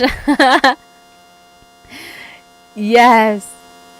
Let's see. Nita Nap said, my friend says uy a lot. So uy is just an expression that means like, oh. Let's see. CV said, should we call our dad's male friends kuya, bossing, or pare? So if it's your dad's friends, I would usually call them tito, because they're like the same generation as your dad. I guess depending on your relationship with them, they could also be kuya, but like usually it would be tito to me. Yeah, like uncle, exactly right. Tim Tactics said. Okay, let's keep going here. Oh, Jumpin', my Mercedes said, I know the basics of Tagalog, but do you have any apps or websites you would recommend? As for apps, I think was anyone using Ling? I think someone had mentioned Ling. I'm not sure how good that is. I've never used it myself. What are some apps that people use? I don't think there's Tagalog on Duolingo. I don't think so. And then I know Rosetta Stone has Tagalog. Do they have an app? I made a video for them, but I can't remember if they have an app. I think they just gave me a login for their actual program. But, and then websites. What are some good websites? I know, like, I think there's Filipino Pod on YouTube. Of course, there's Tagalog Time as well. But other than that, I think trying to watch movies, that's another good way of trying to get Tagalog vocabulary, but also figuring out the flow of conversation. Oh, yes. Nita Nap said, I've been waiting for Tagalog in Duolingo for years. I don't know why they haven't made one yet. Okay. What is that? Pinsler is a subscription, but it's worth it. Interesting. Okay, so let's keep going. So again, that is how you say, this is my blank. Ito ang blank ko. Ito ang asawa ko. This is my husband or wife. Now, another way to say it, this is the same idea, just a different way to say it, is blank ko siya. Blank ko siya. So, Richard, this kind of goes off of your question. You could say, anak ko siya. He or she is my child. Tatay ko siya. He is my father. Or asawa ko siya. He is my husband. She is my wife. So, instead of saying, ito ang asawa ko, this is my husband, I could say, asawa ko siya. he is my husband. So do you see, Richard, this is exactly like the question you had asked there. Could you use siya? Yes. And then you can switch up the grammar there a little bit. So earlier it was siya ang asawa ko or asawa ko siya. So very interesting how you can kind of switch up the grammar and it would still kind of relay the same kind of message. Oh, A. Douglas on YouTube said, Turong Wika is an okay app. Yes, I made a video for them. It's called Turong Wika. Turo means to teach in Tagalog. Turo. So Turong, T-U-R-O-N-G, Turong Wika. Wika is language. So teaching a language. Turong Wika. That's a Tagalog app. They're pretty good, actually. Yeah, I made a video for them. I forgot. Okay, let's keep going. So here's another phrase that you can say as well. Anak ko yan. That is my child. Tatay ko yan. That's my dad. Asawa ko yan. That's my husband. Or that's my wife. So you can use this demonstrative pronoun as they say yan. Yan means that. Anak ko yan. Tatay ko yan. Asawa ko yan. That is my child. That is my dad. That is my spouse. Okay, like if they appear on TV, you're like, hey, nanay ko yan. That's my mom. Nanay ko yan. That is my mom. Okay. Andy on YouTube said, when are you going to do a meet and greet? I don't even know where I would do a meet and greet. Maybe we could all meet at a Jollibee somewhere. It would definitely not be in North Carolina because there are no Jollibees here. All right, let's keep going. Now, this is an interesting phrase. If you're talking about how many siblings you have, this is the phrase you would use. Blank ang kapatid ko. Blank ang kapatid ko. So, I have blank number of siblings. So, let's take a look at the numbers here. Again, if you're on Instagram and TikTok, hop onto my YouTube channel. This is where all of the words are written out. Isa is 1. Dalawa is 2. Tatlo is 3. Apat is 4. Lima is 5. Anim is 6. Pito is 7. Walo is 8. Siyam is 9. Sampu is 10. Okay, so those are just the numbers in Tagalog, 1 through 10. Isa, dalawa, tatlo, apat, lima, anim, pito, walo, siyam, sampu. Okay, so those are just numbers 1 through 10 in Tagalog. Now we're gonna use these numbers in this phrase. So if you want to say I have 3 siblings, it would be tatlo ang kapatid ko. Tatlo ang kapatid ko. So I have 3 siblings. Tatlo ang kapatid ko. Okay? Now, if you want to add like other words to be specific here, you could say like, isa lang ang kapatid ko. Isa lang ang kapatid ko.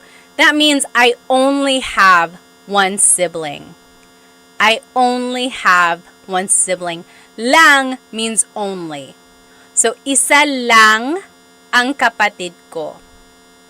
Or if you don't have any siblings, you would say, wala akong kapatid. Wala akong kapatid. I forgot who it was who asked about putting the 2 words together. This is the case where you can.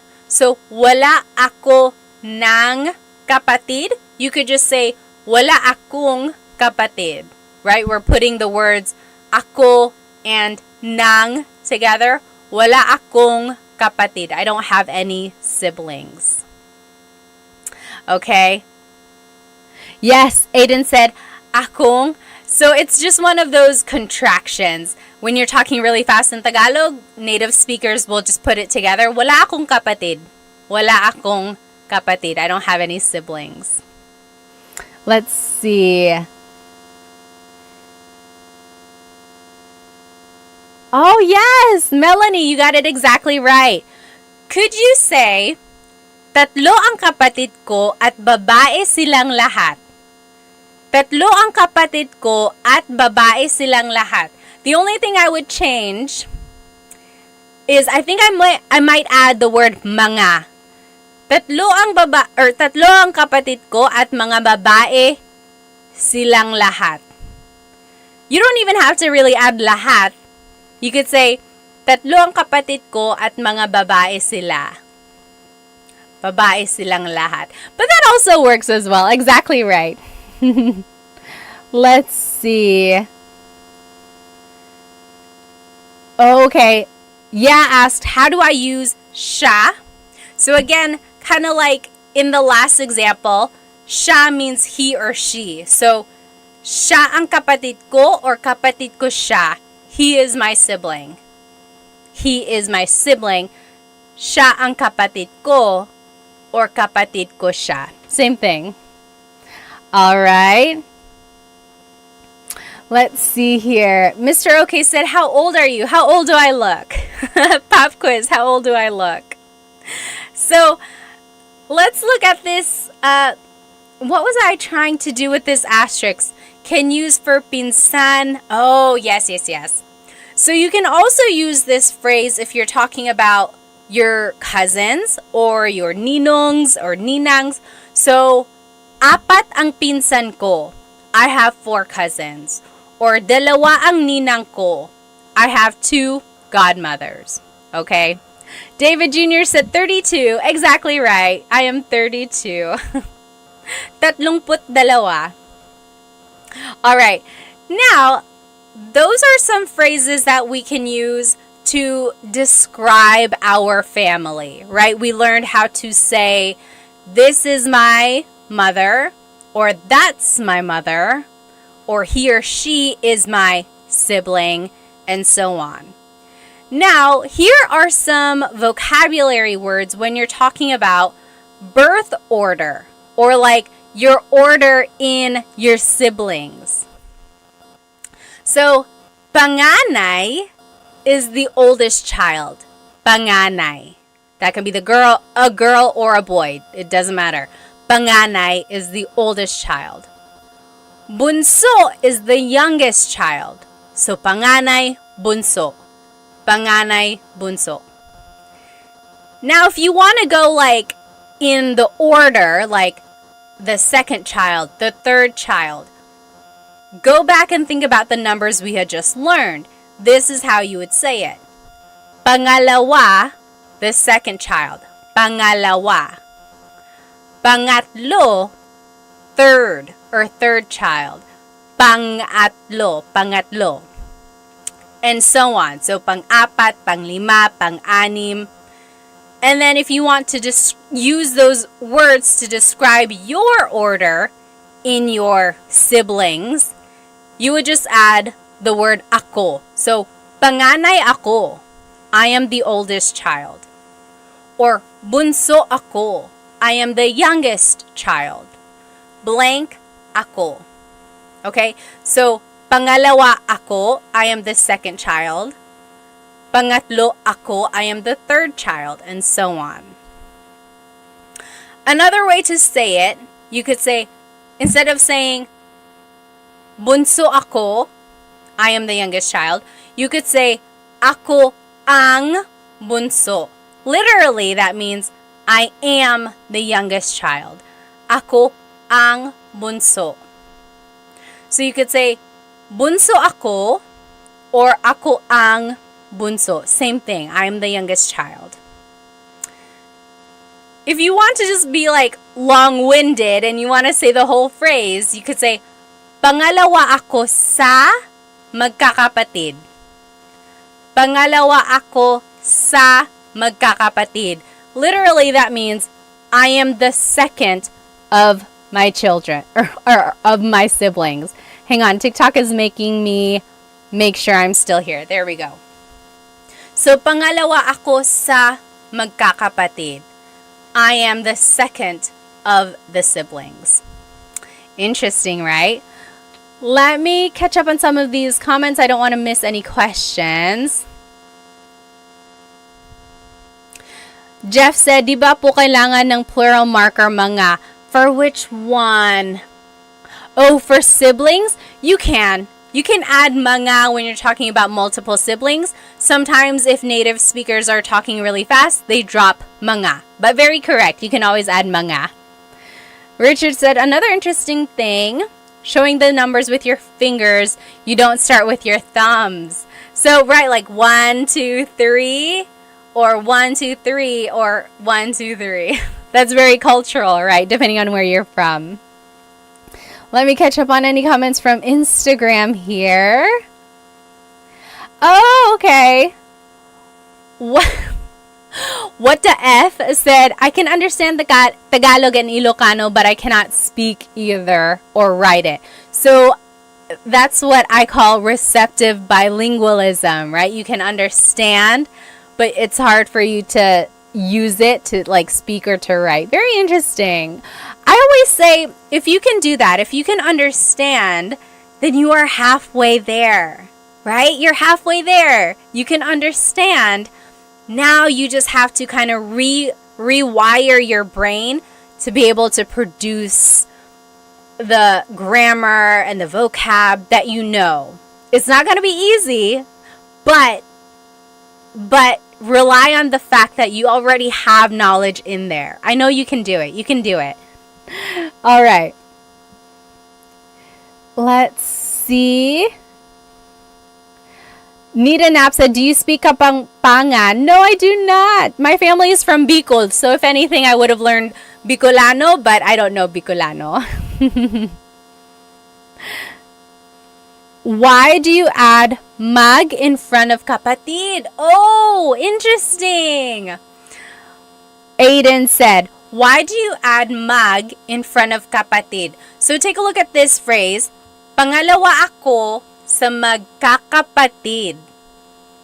Magkakapatid. The root word here is kapatid, right? Sibling. When you add magkakapatid, when you add that prefix, that is saying, I am the second of the siblings. It's turning it into, I'm trying to figure out, is it turning it into like a noun? The noun is the group of siblings. So it's like the noun of being in a sibling group. If that makes sense. Or is it an adjective? Magkakapatid. I think it's an adjective, you guys. It's the description of being siblings with each other. What I want you to get from this is focus on the root word, right? Kapatid. And then use context clues to kind of figure out what the rest is saying. But you are very good at catching this prefix here. And now that you kind of know that it's used in this way, keep an eye out for other patterns like that. Okay, so now you know that the word can be rearranged like this to describe the group of siblings.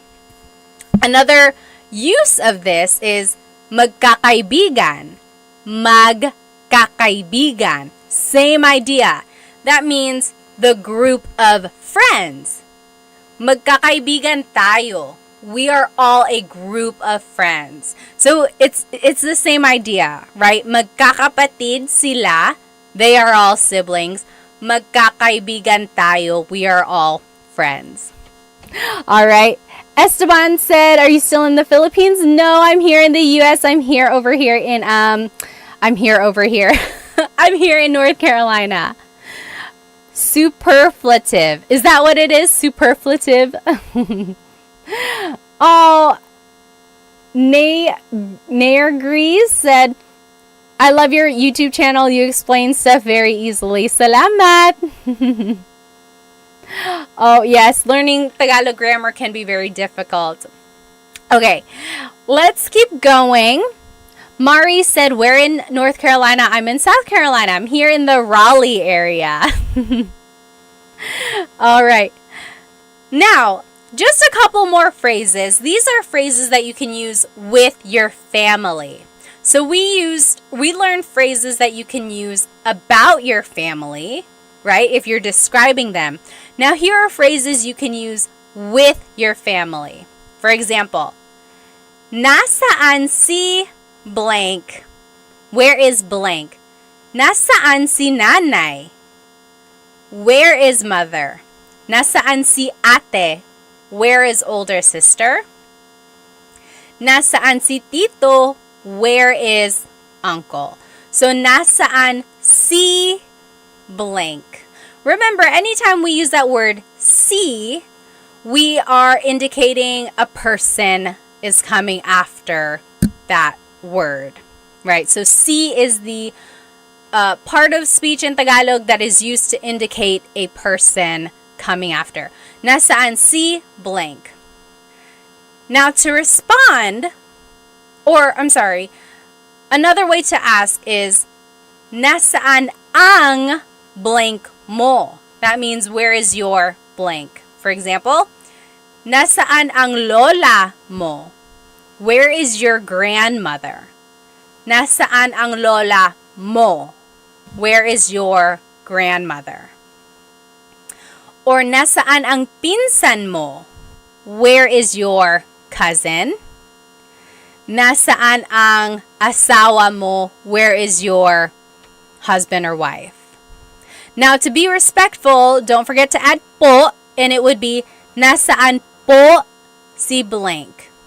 So if you're talking to your grandparents, you could say, nasaan po si nanay? Where's mom? Where's nanay? Nasaan po si blank? Now, to respond, you would simply use this phrase. Nasa blank siya. He or she is at blank. So, nasa trabaho siya. He or she is at work. Nasa tindahan siya. He or she is at the store. Nasa blank siya. Or to be specific, again, you can use that word si. It would be, nasa trabaho si ate. Ate is at work. Nasa trabaho si ate. Okay? And then, to be respectful, add po. So, nasa trabaho po siya. Nasa trabaho po siya. So, again, to ask where someone is, it was, nasaan si blank. And then to respond, nasa blank siya.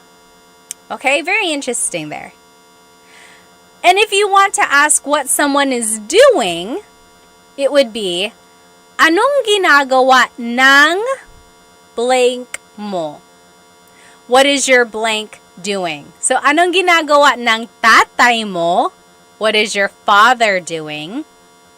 Anong ginagawa ng kuya mo? What is your older brother doing? And then, if you want to kind of be specific, anong ginagawa ni tatay? What is father doing? So you're dropping the your, right? So anong ginagawa ng tatay mo versus anong ginagawa ni tatay? Both asking what is father doing versus what is your father doing. And then don't forget to add po to be respectful. Ano po ang ginagawa ni tatay? Ano po ang ginagawa ni tatay? So I always get asked, like, where does po go in a phrase? Usually, po is the second word. So, ano po ang ginagawa ni tatay? Saan po si nanay? When in doubt, you can always add po to the end and it will work. It's not always common, like that's not where it naturally goes, but it will never be incorrect if you add it at the end. I do have a full-length Tagalog lesson video on my YouTube channel, how to use po. I think it's lesson number 2. On my YouTube channel, how to use po. There's lots of practice in there, and it goes through all of the different placements. You can check that out if you'd like. Now, you can ask someone, saan ka pupunta?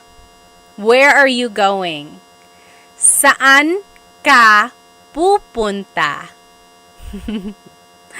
Or, pupunta ako sa blank. Pupunta ka or pupunta ako sa blank.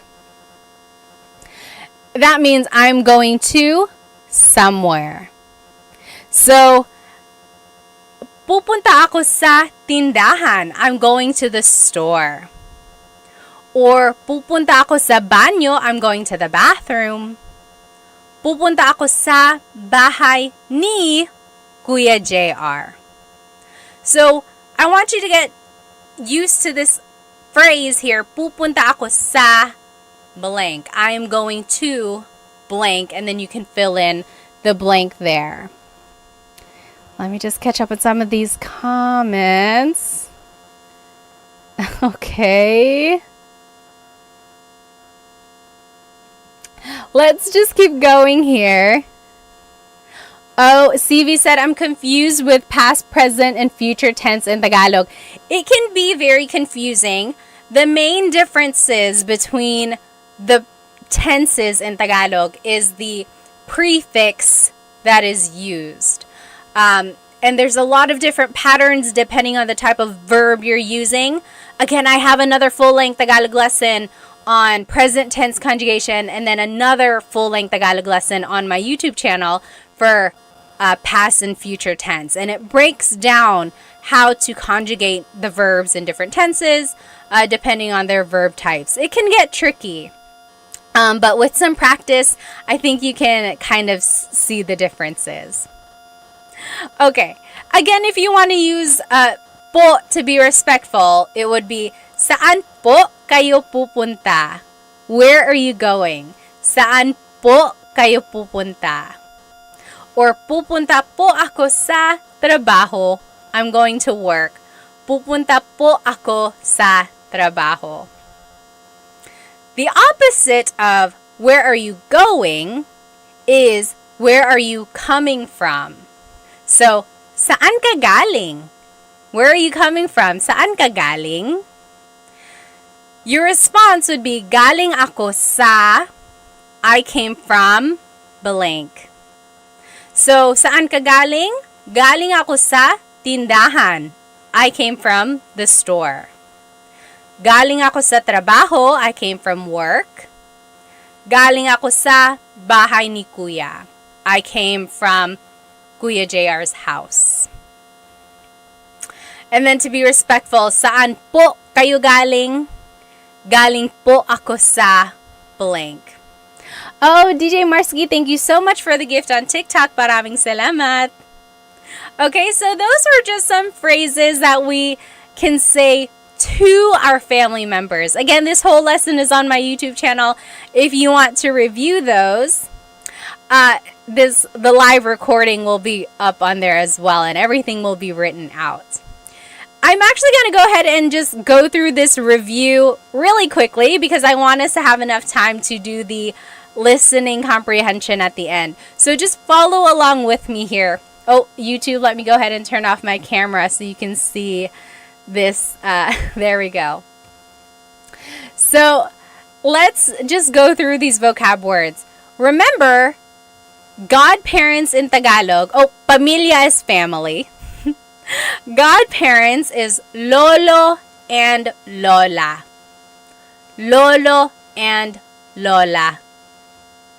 And then, tatay is father. Nanay is mother. Those are the mga magulang, parents. Mga magulang. They have a child, that is their anak. They get married with someone, that's their asawa. Then they have kids. Ate is the oldest sister or older sister. Kuya is the older brother. Bunso is the youngest child. Altogether, those are mga kapatid, so siblings. And then if you want to be specific, again, remember kapatid is one of those gender neutral words. Kapatid na babae is your sister. Kapatid na lalaki is your brother. Okay, here's a translation. I'm gonna say this chunk of dialogue in Tagalog. See if you can understand what I'm saying, okay? Uy, kamusta? Ako si Pat at asawa ko si Chris. 3 ang anak namin. 2 babae at 1 lalaki. 4 ang kapatid ko. Ako ang panganay. Si JP ang pangalawa. Si Marie ang pangatlo. At si Mark ang bunso. Nasa Pilipinas pa ang mga tito ko. Nasa Pilipinas pa ang mga tito, tita, at ang mga pinsan namin. Ikaw, may kapatid ka pa ba? Or may kapatid ka ba? May mga anak ka ba? Did you get it? I'll say it one more time, okay? I'll go slower. David said, "What?" And this is not accurate. A lot of this was just made up so I could use the vocabulary words. Someone was like, "You lost me at 3 siblings." I'll say it one more time, okay? Kamusta? Ako si Pat at asawa ko si Chris. 3 ang anak namin. 2 babae at 1 lalaki. 4 ang kapatid ko. Ako ang panganay. Si JP ang pangalawa. Si Marie ang pangatlo. At si Mark ang bunso. Nasa Pilipinas pa ang mga tito, tita, at ang mga pinsan namin. Ikaw, may kapatid ka ba? May mga anak ka ba? How was that? Oh, yes. Aiden said, "I understand, but it's still hard." Yes, exactly right. I see some people here. You guys are translating it. Very good, very good. Let's go through the translation line by line, okay? Again, it's all on YouTube. Kumusta? Hello. Kumusta? Ako si Pat at asawa ko si Chris. I'm Pat and Chris is my husband. 3 ang anak namin. 2 babae at 1 lalaki. We have 3 kids, 2 girls, 1 boy. And then, 4 ang kapatid ko. I have 4 siblings. Ako ang panganay. Si JP ang pangalawa. Si Marie ang pangatlo. At si Mark ang bunso. I'm the oldest. JP is the second. Marie is third. And Mark is the youngest. Do you see how I used all of those vocabulary words that we learned? Let's keep going. Nasa Pilipinas pa ang mga tito, tita, at ang mga pinsan namin. Our aunts, uncles, and cousins are still in the Philippines. Ikaw, may kapatid ka ba? Do you have siblings? May mga anak ka ba? Do you have any kids? What do you think? Oh, yes, Liana said, more please, I speak Bisaya trying to improve my Tagalog. Oh, good for you, good for you. Unknown says, good morning from Kuwait. Very good. So, I want you, whenever someone is speaking Tagalog to you, don't get tripped up over every word. Okay?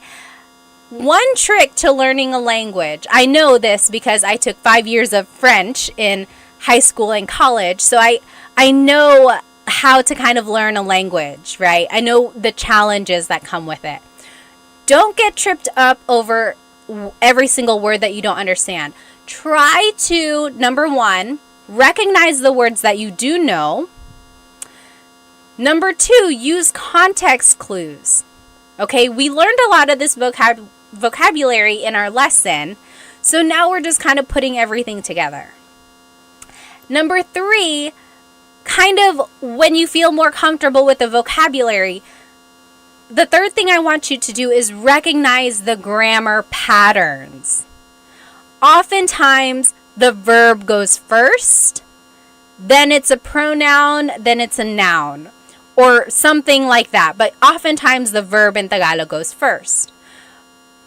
But when you are trying to understand dialogue, the biggest thing you can do is really try to latch onto words that you know, whether it be the root words of a verb or simple vocabulary that you might have just learned, okay?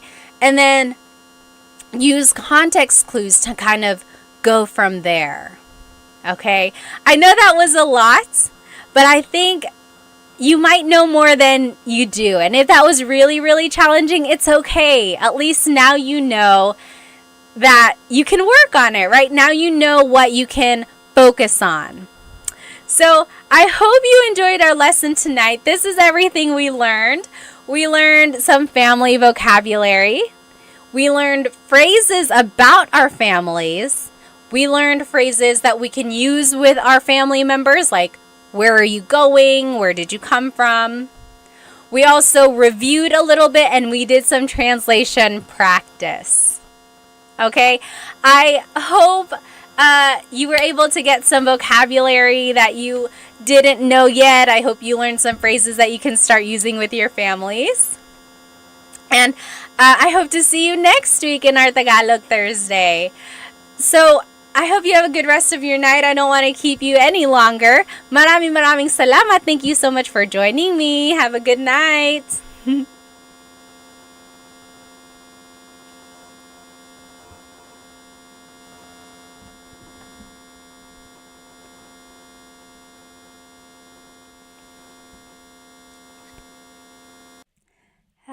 Hello, everybody. Welcome. Welcome to Tagalog Thursday. Let me go ahead and log on to my Instagram here.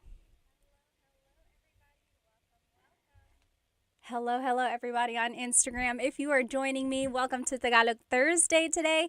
We will be learning some useful phrases that I think you can use every day. So, if you want to see my presentation, go ahead and hop onto my YouTube channel, and that is where you will see my slides and everything written out. There might be some animations in there as well. Hello, everybody. Go ahead and write where you are currently watching, and as always, feel free to write your age or your age range. I like to know my demographics, who's watching. I had Dita on here last week.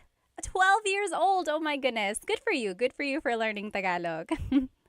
Let me go ahead and just make sure everyone is in here on my YouTube channel. Hello.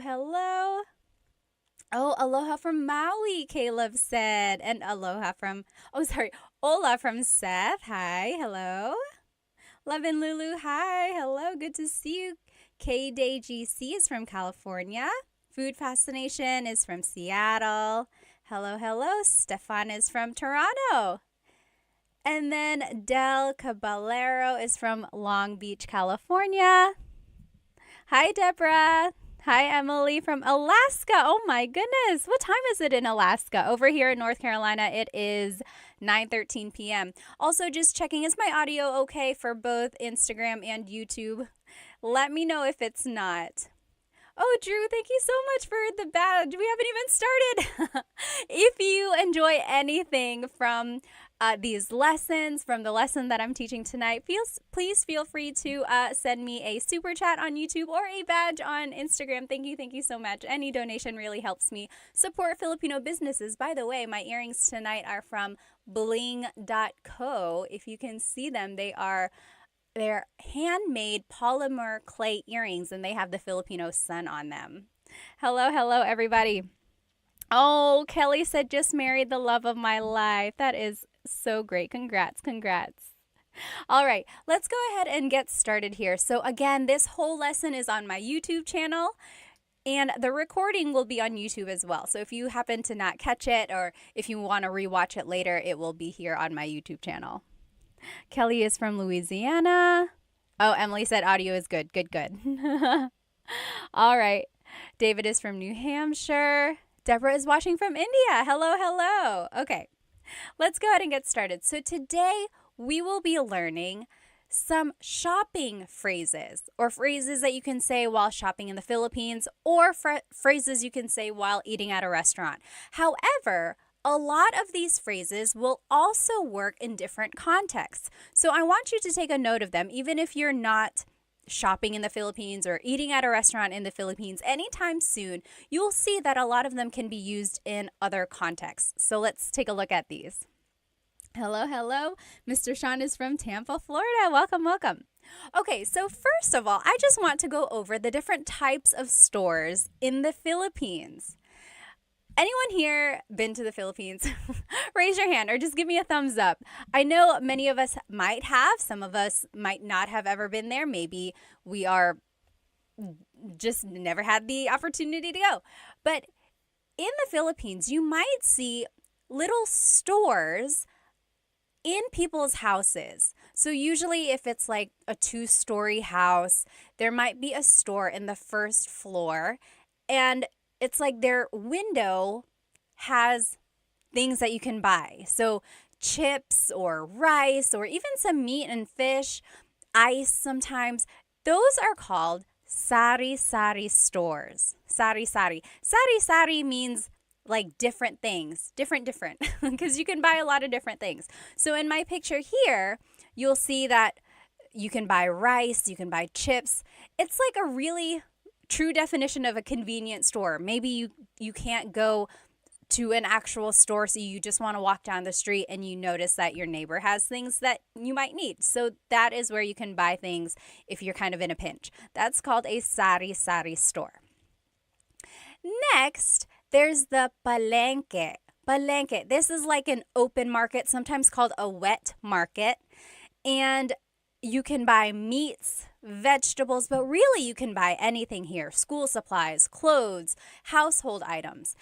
And the thing about the palengke is that some people might consider it not as clean as a grocery store, because they are just there chopping up the meat, preparing the vegetables, weighing it right there. So it's not quite the same as a grocery store because everything is open. Another thing about the palengke is that they are open very, very early, like before dawn. They are hustling and bustling, getting their stalls ready. And then they're usually closed, or like activity isn't as busy in the afternoons.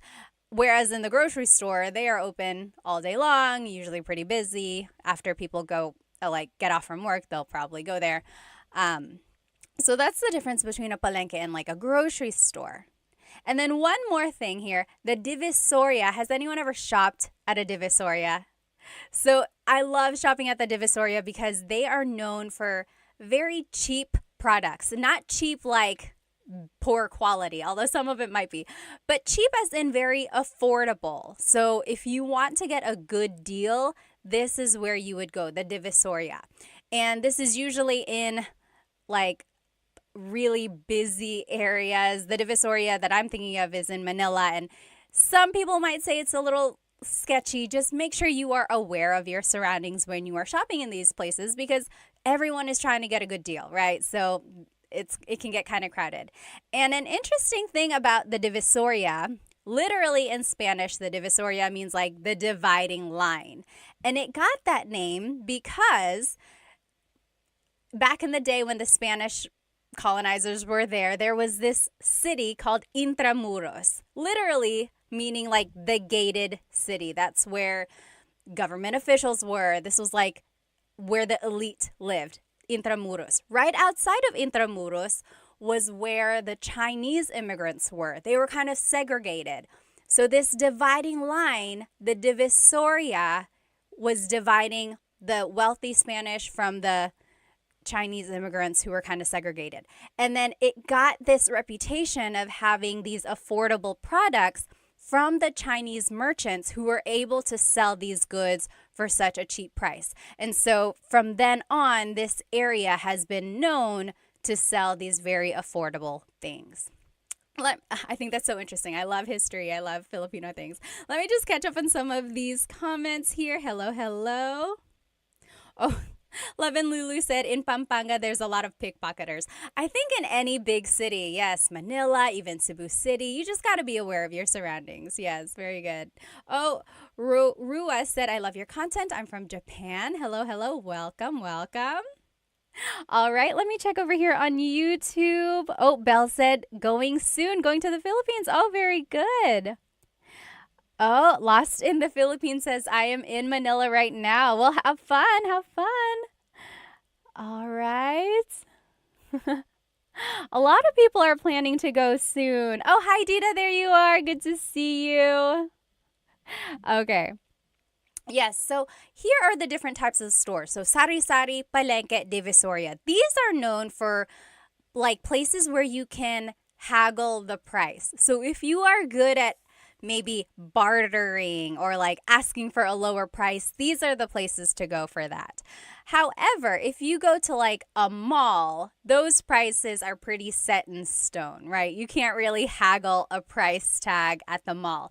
And the picture here on my YouTube channel, if you are looking with me, this is the Mall of Asia. Raise your hand if you've been to the Mall of Asia before. At one point, it was the biggest mall in Asia, but I think last I saw, there are bigger malls now, I think in other countries, but it's still the biggest mall in the Philippines. There's a skating rink, there's like places to watch shows and things like that, and there are lots and lots of floors up there. If you have been there, what is your favorite part of the Mall of Asia? I haven't been there in a very long time. I think one of my favorite things about the Mall of Asia is the surrounding, like it's surrounded by water and you can get a lot of good pictures over there. All right, so that's the mall. That is another place you can go shopping. And then lastly, nowadays, people can go shopping online. So online selling, I don't know if you've ever seen them. It's much like here in America, or if you're just scrolling through your TikTok, a lot of people will sell things online. They'll just hold up the product and then whoever says mine in the comments, that will go to them. So those are just some different stores in the Philippines. Okay, awesome. Corner is from North Carolina. Welcome, welcome. Are we neighbors? You must be in my backyard. Yes. Frank said, amazing that they have a skating rink inside of the Mall of Asia. Oh, yes. Oh, TMD Texas says, Mall of Asia fireworks. I don't think I've seen the fireworks at Mall of Asia. Yes. The great Chadsby said MOA. That's what they call it, Mall of Asia, MOA. Very good, very good. Okay, so let's jump into these phrases now. So if you are shopping, oh my goodness. I don't know why I have this filter on my Instagram.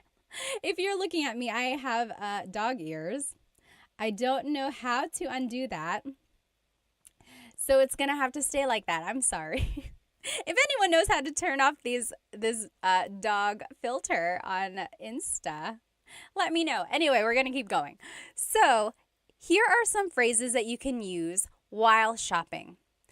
So an employee might come up to you or they might ask, ano po ang gusto nyo?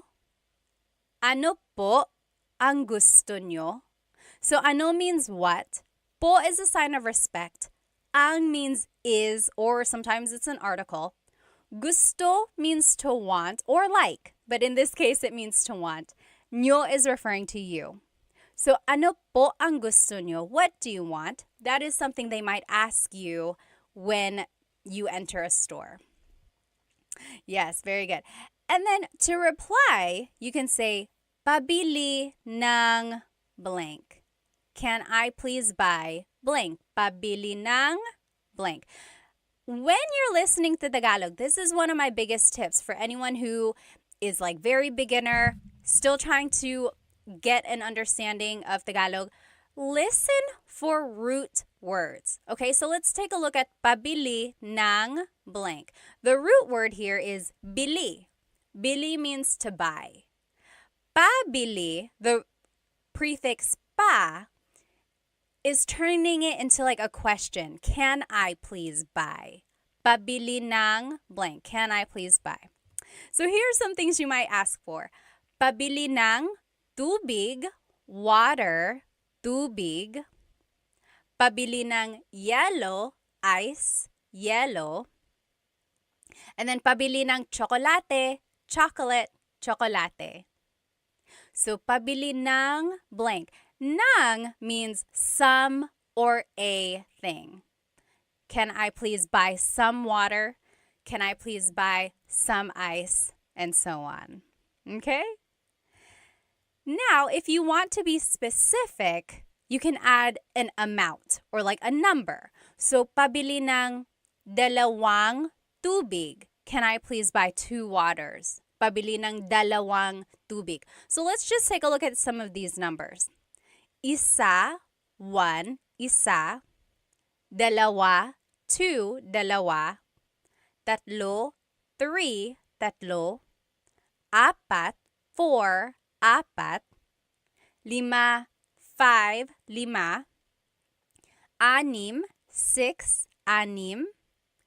Pito, 7, pito. Walo, 8, walo. Siyam, 9, siyam.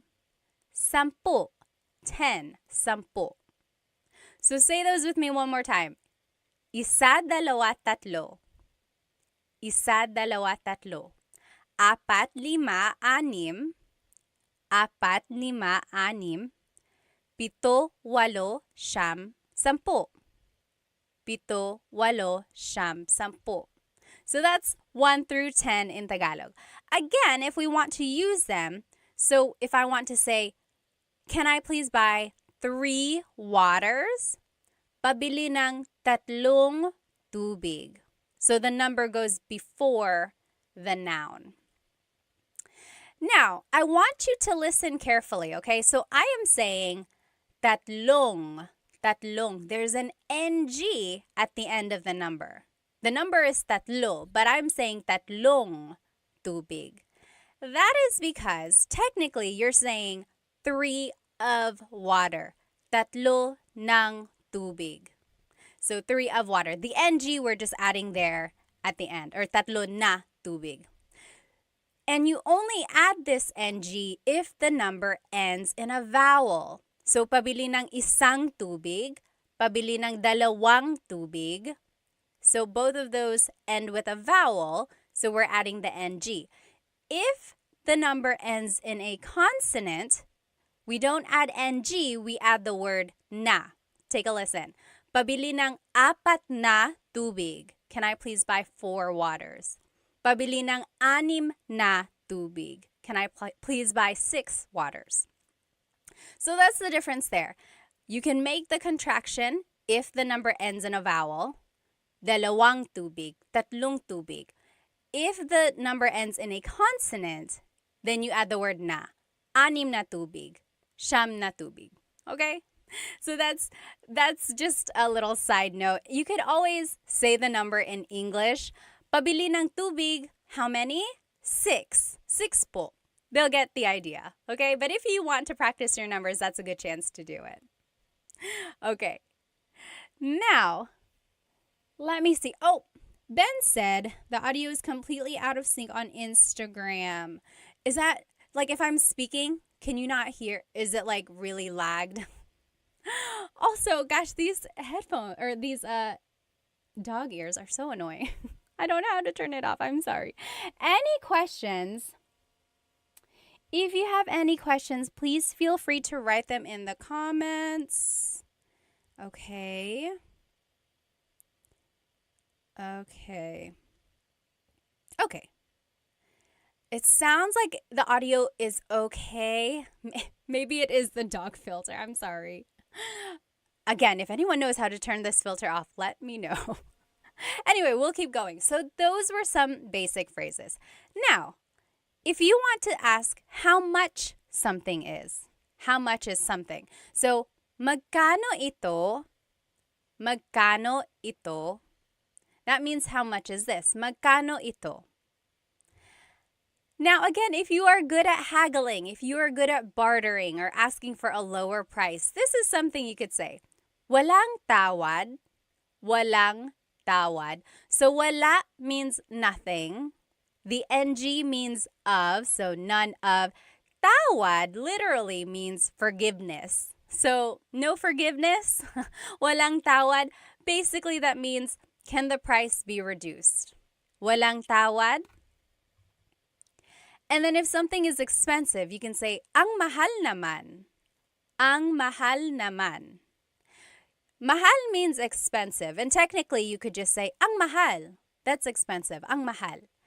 Naman is like an emphasis. Oh, wow, that's really expensive. That's too expensive. Maybe if you say that, the store clerk will be like, oh, okay, I'll lower the price. Ang mahal naman. That's too expensive. The opposite of mahal is mura. Ang mura, that's cheap. Ang mura. And that's cheap like affordable, not cheap like it's bad quality. So ang mura is the opposite of ang mahal. And then if you do decide to buy it, it would be sige, bibilin ko. Okay, I'll buy it. Sige, bibilin ko. Remember how I told you to listen for root words? Here is this root word, bili. Again, remember, bili means to buy. We heard it in pabili ng tubig. So here, bibilin ko means I will buy it. So, let's say these phrases one more time. Magkano ito? Magkano ito? How much is this? Walang tawad? Walang tawad? Basically, can the price be reduced? Ang mahal naman. Ang mahal naman. That's too expensive. Ang mura. Ang mura. That's cheap. Or sige, bibilin ko. Okay, I'll buy it. I saw a question up here. Oh, Cowboy Roger Lawson said, is sobrang mahal the same thing? Yes. Sobrang mahal also means that's too expensive or it's really expensive. Sobra means a lot, and then mahal, expensive. A lot of expensive. Really expensive. Very good. Sobrang mahal, same as ang mahal or ang mahal naman. Very good. All right. Next, maybe you are shopping around and you choose something that you like. You could say, gusto ko ito. I want this. Gusto ko ito. So gusto can mean I want or I like. Okay, so maybe if you're talking to your friend, you're like, oh, gusto ko ito. I like this. But if you're talking to the store employee, you could say, oh, gusto ko ito. I want this. So same thing. I want, I like this. The opposite of ito is yan. Gusto ko yan. I want that. Gusto ko yan. If you're looking on YouTube, technically it should be spelled I-Y-A-N. Gusto ko iyan, gusto ko iyan. But if you're speaking quickly, you'll probably hear it more like gusto ko yan, gusto ko yan. So that's how I spelled it. Gusto ko yan. So gusto ko ito, I want this. Gusto ko yan, I want that. All right. Oh, yes. Free Training Online said mahal, love versus mahal, expensive. So yes, mahal is a homonym, so it has a couple different meanings depending on how it's used. and it can mean love or expensive. And I looked this up once. Someone had a very interesting theory. Mahal actually is used in other languages, like in Southeast Asia. Other countries use it. I think Malaysia, don't hold me to that. But like other countries also use the word mahal. And it means expensive for them. Or it means actually valuable. So someone like concluded that maybe if something was valuable, like over time, the person you loved is valuable to you. So that's how mahal came to be, love as well. So I think it originated as being valuable and then meaning expensive and then love because the person you love is valuable to you. Ah, nakakakilig. Okay, let's keep going. So, isa pa means one more. Isa pa. Isa means one. We learned that, right? Isa. Pa means still. So one still or one more, please. Isa pa. Isa pa. And then, iba na lang. Something else. Iba means different. Na lang means instead. So something different instead or something else. So maybe the store employee came out with some options for you and you didn't really like any of them. So you could say, iba na lang, something else, please. Okay, I think someone had a question. Oh, yes. Chris Black on YouTube said, is there a please in Tagalog? Please in Tagalog is paki. Paki. So, like, buksan means to open. Paki buksan yung bottle. Can you please open this bottle? Paki buksan. So paki is like what you would add before the verb. It's not so much like its own word like we would say please by itself. Although I've heard people say, hey, can you do this, paki? But it's not quite the same. Very good question though. Let's see. Yes. Someone asked on YouTube, I don't know your name because it's in characters. But it said, pwede ko bang gamitin yung salita ng, can I say this instead? So can you say, kukunin ko to instead of bibilin ko? Yes. So we learned, sige, bibilin ko. Okay, I'll buy this. Literally, I will buy this. You could also say, sige, kukunin ko to. Kunin means to take. I will take this. Yes, same idea. I will take this versus I will buy this. Very good. Okay. Very good. Good questions. Okay. Yes. Oh, Gift Palace said mahal means palace in India. Interesting. Okay. TMD Texas said, wala akong pake. Yeah, I guess that kind of makes sense. Wala akong pake means I don't care. I don't give up. Let's see. Kyle said, I had those lumpia from Costco again. Who sells the best lumpia in Toronto? I don't know who sells the best lumpia in Toronto. Okay, let's keep going. Now, I want to show you this phrase. Alin ang gusto mo? Alin ang gusto mo? This might be a question that a store employee might ask you. Alin ang gusto mo? Alin ang gusto mo? Alin means which. Ang means is. Gusto means to want. Mo is referring to you. Alin ang gusto mo? Which do you want? So for example, maybe if there's something behind the counter and you're like, hey, I want one of those. And they're like, oh, alin ang gusto mo? Which do you want? Here are ways you can respond. We already learned, gusto ko ito, gusto ko yan. I want this, I want that. But you can also add an adjective. For example, gusto ko yung, I like the, or the one that is, and here are some colors. Gusto ko yung pula, I want the red one. Gusto ko yung kahel, I want the orange one. And then just some other colors. Dilaw, yellow, dilaw. Verde, green, verde. Azul, blue, azul. Lila, purple, lila. Puti, white, puti, itim, black, itim. Now, before you get on my case, yes, these are the Spanish colors, because remember the Philippines has a lot of Spanish influence both in the culture and the language. There are true Tagalog colors like for verde and azul, but most commonly they would just say the Spanish color. And I want you to sound natural, right? I want you to sound like you know what you're talking about. So there are true Tagalog colors. They are just not as commonly used. You are welcome to use them, but these are the ones that are just more commonly used in conversation, and I want you to sound natural, okay? So again, this is the phrase or the sentence structure you could use if you want to say, oh, I want the red one. I want the blue one. Which one do you want? I want the white one. Gusto ko yung puti. Gusto ko yung itim, the black one. So you would just add the adjective there at the end.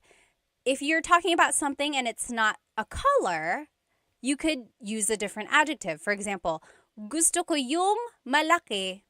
I want the big one. Gusto ko yung malaki. Malaki means big. Or gusto ko yung maliit, the little one. Gusto ko yung maliit. So you see, you're just sticking the adjective there at the end, and it means I want the blank one, the small one, the big one. Okay? And then another example, gusto ko yung mahal. I want the expensive one. Gusto ko yung mahal. Or the opposite, gusto ko yung mura. I want the cheap one. Gusto ko yung mura. Okay, so that's kind of a simple one there. Simple sentence structure. And then you could use this sentence structure for other things. Like if you're trying to decide on what you want to eat for dinner, you could say, oh, gusto ko yung adobo. I want the adobo that we had yesterday. Or gusto ko yung pansit. I want the pansit that you cooked. Okay? So gusto ko yung, I want the blank. Now, I always get asked in my classes, what is the difference between ang and yung? Because we learned gusto ko yung blank. Ang and yung both mean the. They are both articles. However, ang is usually used more in a general sense, whereas yung usually is used more for a specific thing. So, in our example, gusto ko yung puti. I want the white one. If someone said, gusto ko ang puti, it's like, I like the white one. Like, it's not as committal. I don't know. It's hard to explain. Here's one way to take a look at it. So, it's the dress versus the dress. There's the dress, that's ang. Then there's the dress, that's yung. So it's kind of like a different way to think about something. Okay. All right. Let's keep going here. Oh, Chandra said, are you taking online classes? We are just wrapping up class 4 now. So I did 1, 2, 3, and 4. So my class sets are just about done. Hopefully I can start another set in the fall. Okay, but I will still try to do these Tagalog Thursdays. This is like my 4th or 5th week. These have been fun. So join me every Thursday. Okay, now, if you want to be respectful while you are shopping, you can add po to any of the phrases we just learned. So remember, in the Philippines, we say po to be respectful to our elders, but also to people in authority. So, like priests, doctors, police officers, but also, even if they're not in authority, if you just want to be respectful, like to someone who is working at a store, feel free to add po. Here are the common placements of po. Usually, it's the second word in the phrase. Most commonly, it's the second word. Or it goes after the words ko or na if either of those appear in the phrase. Ko means I or my. Na means already. So if either of those two words appear in a phrase, po usually goes after that. Or po just goes after a set phrase.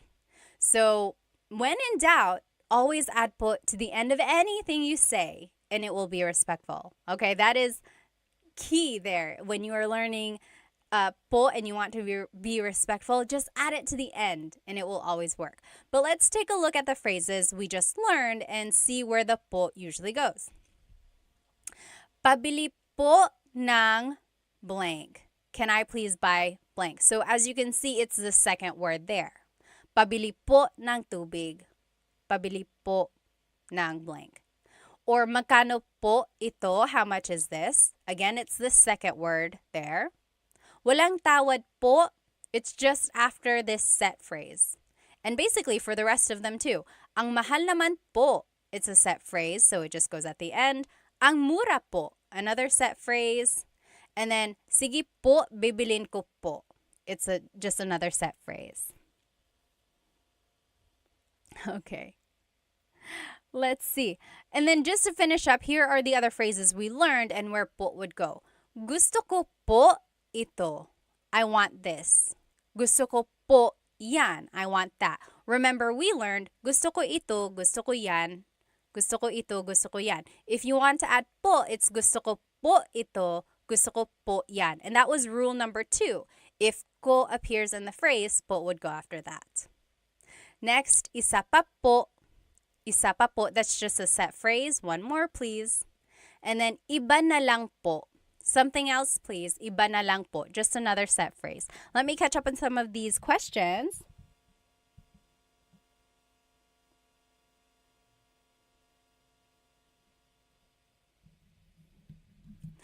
Yes. Let's see. Chris the Rhino said, isa pa din po. Gusto ko yung malaki po. Is this right? It depends on what you're trying to say. Yes, the gusto ko yung malaki po. I want the big one. That one is correct. I'm not quite sure about the first part of your statement. Okay, all right. Yes, let's keep going. So those were just some phrases that you can say while shopping. Anyone have any questions about these shopping phrases before we move on to the restaurant phrases? So a lot of these you can use in other contexts. So like gusto ko ito, gusto ko yan. It doesn't only have to be about shopping, right? You could be talking about a book, or you could be talking about anything really, the show that you're watching or a song that you're listening to. Gusto ko ito, gusto ko yan. Okay, now let's keep going. Here are some phrases you can use while eating at a restaurant. When you enter a restaurant, the host or hostess will probably ask you, ilan po sila?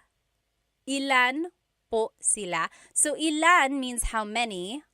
Po is referring to you, or I'm sorry, po is a sign of respect. Sila means they. So how many of you are there? How many are they? So how many are in your party? And then this is where you can just use your numbers in Tagalog.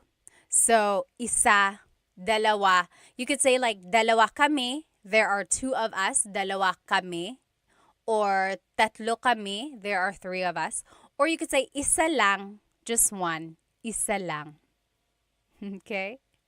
Now, if you want to ask for a menu, maybe you sat down and they haven't given you a menu yet, this is how you would do it. Pahingi ng menu. Pahingi ng menu. May I please have a menu? Let's take a look at the root word here. Hingi. Hingi means to ask for something. Hingi, hingi. Pahingi means, can I please ask for a menu? So the pa is like asking to do that action. Can I please ask for a menu? Pahingi ng menu. And then if you're looking on YouTube with me here, these asterisks mean that you can switch out this word. So pahingi ng napkin. The thing about napkin, though, in the Philippines, if you ask for a napkin, they call a napkin the feminine, like, sanitary pad. So if that's not what you're asking for, don't ask for it. A napkin that you use to wipe your face, they call that a tissue.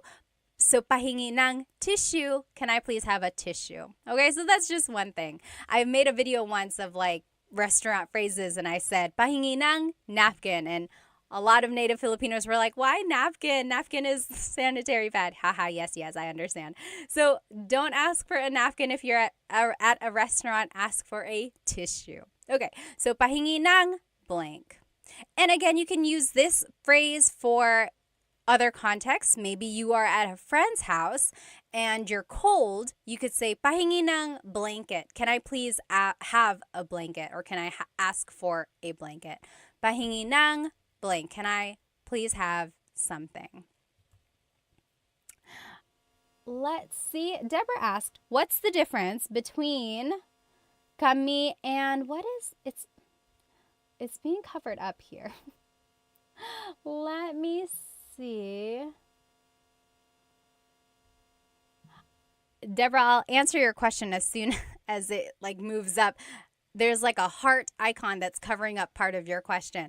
But kami is the subject pronoun meaning us. And there are other pronouns that mean us or we, but they're probably a different type. There's possessive pronouns, there's subject pronouns. Kami is us in the subject pronoun. Oh, I see. Deborah asked, what's the difference between lang and kami? So I said, isa lang, only one. Lang means only. Kami means us. So dalawa kami, there are two of us.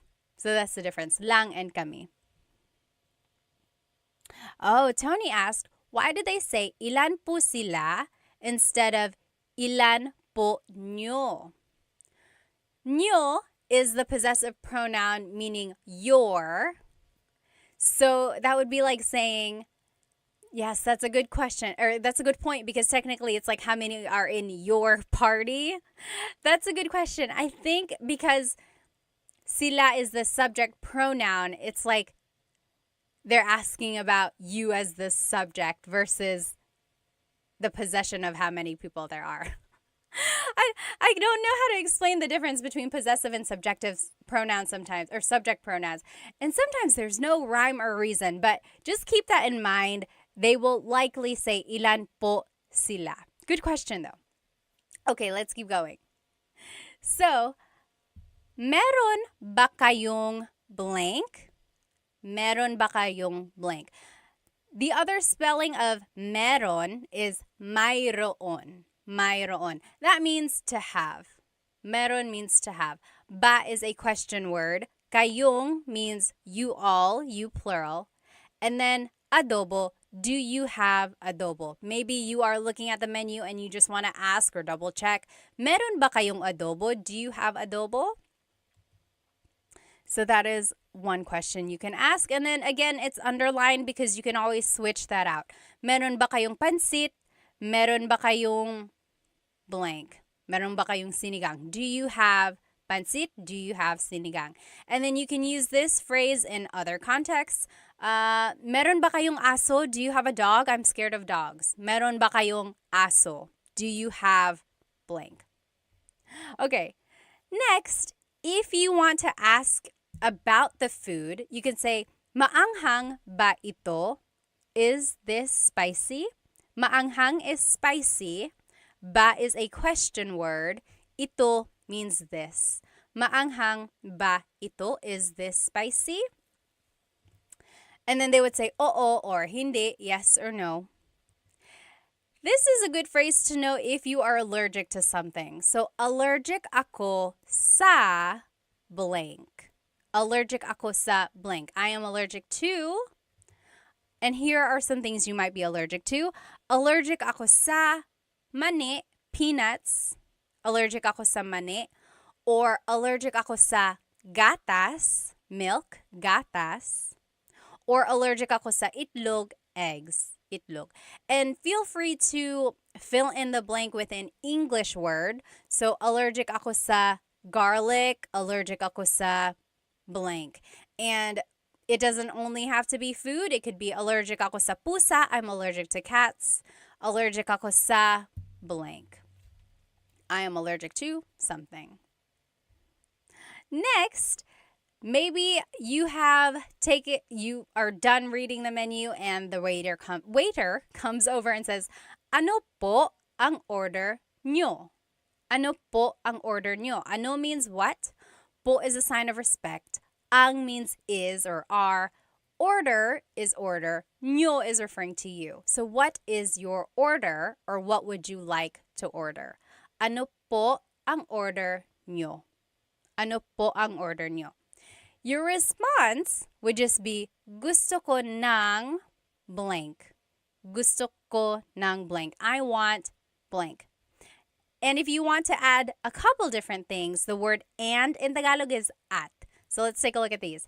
Here are some things that you might order. So kanin is rice, kanin. Kape, coffee, kape.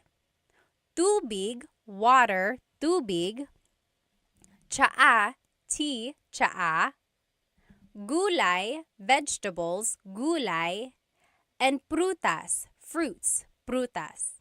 So if I were to ask you, ano po ang order nyo? What is your order?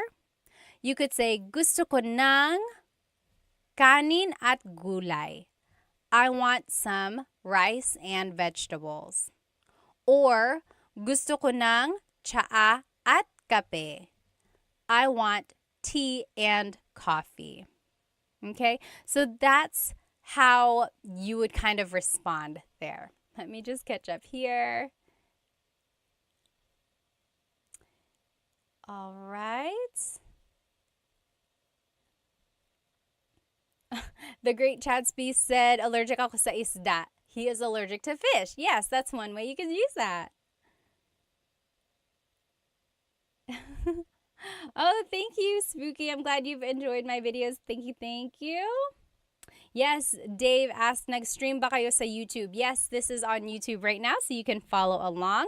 Okay, any questions about any of these phrases that we have learned so far? So we know how to say how many are in our party. We've learned how to order something. We've learned how to say things we're allergic to. Now, maybe the food is finally here. You can say, ayan na. There it is, ayan na. Ayan na. That's just an expression. And you can use that in other contexts, not just at a restaurant. Maybe you are at a concert and the opening number was taking a long, long time. You're like, where is the people I actually want to see?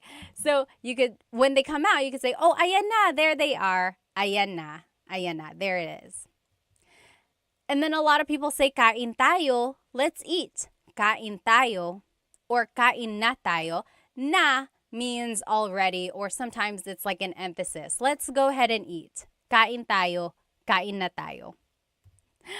Now, here are some ways to ask or to talk about the food if it's delicious. So, masarap ba? Masarap ba? Is it good? Is it delicious? Masarap ba? Masarap ang pagkain. Masarap ang pagkain. The food is good. You can switch out pagkain and say masarap ang adobo. The adobo is good. Or masarap ang kape. The coffee is good. Masarap ang blank. The blank is good. To be specific, masarap ito. This is good. Masarap ito. Or masarap yan. That is good. Maybe if you tasted your friend's dish, you could say masarap yan. That's good. And then just in a general sense, it would be ang sarap. It's so good. Ang sarap. Ang sarap. Oh, Chris asked a good question on YouTube. What if you wanted to order 2 adobo? Gusto ko dalawa.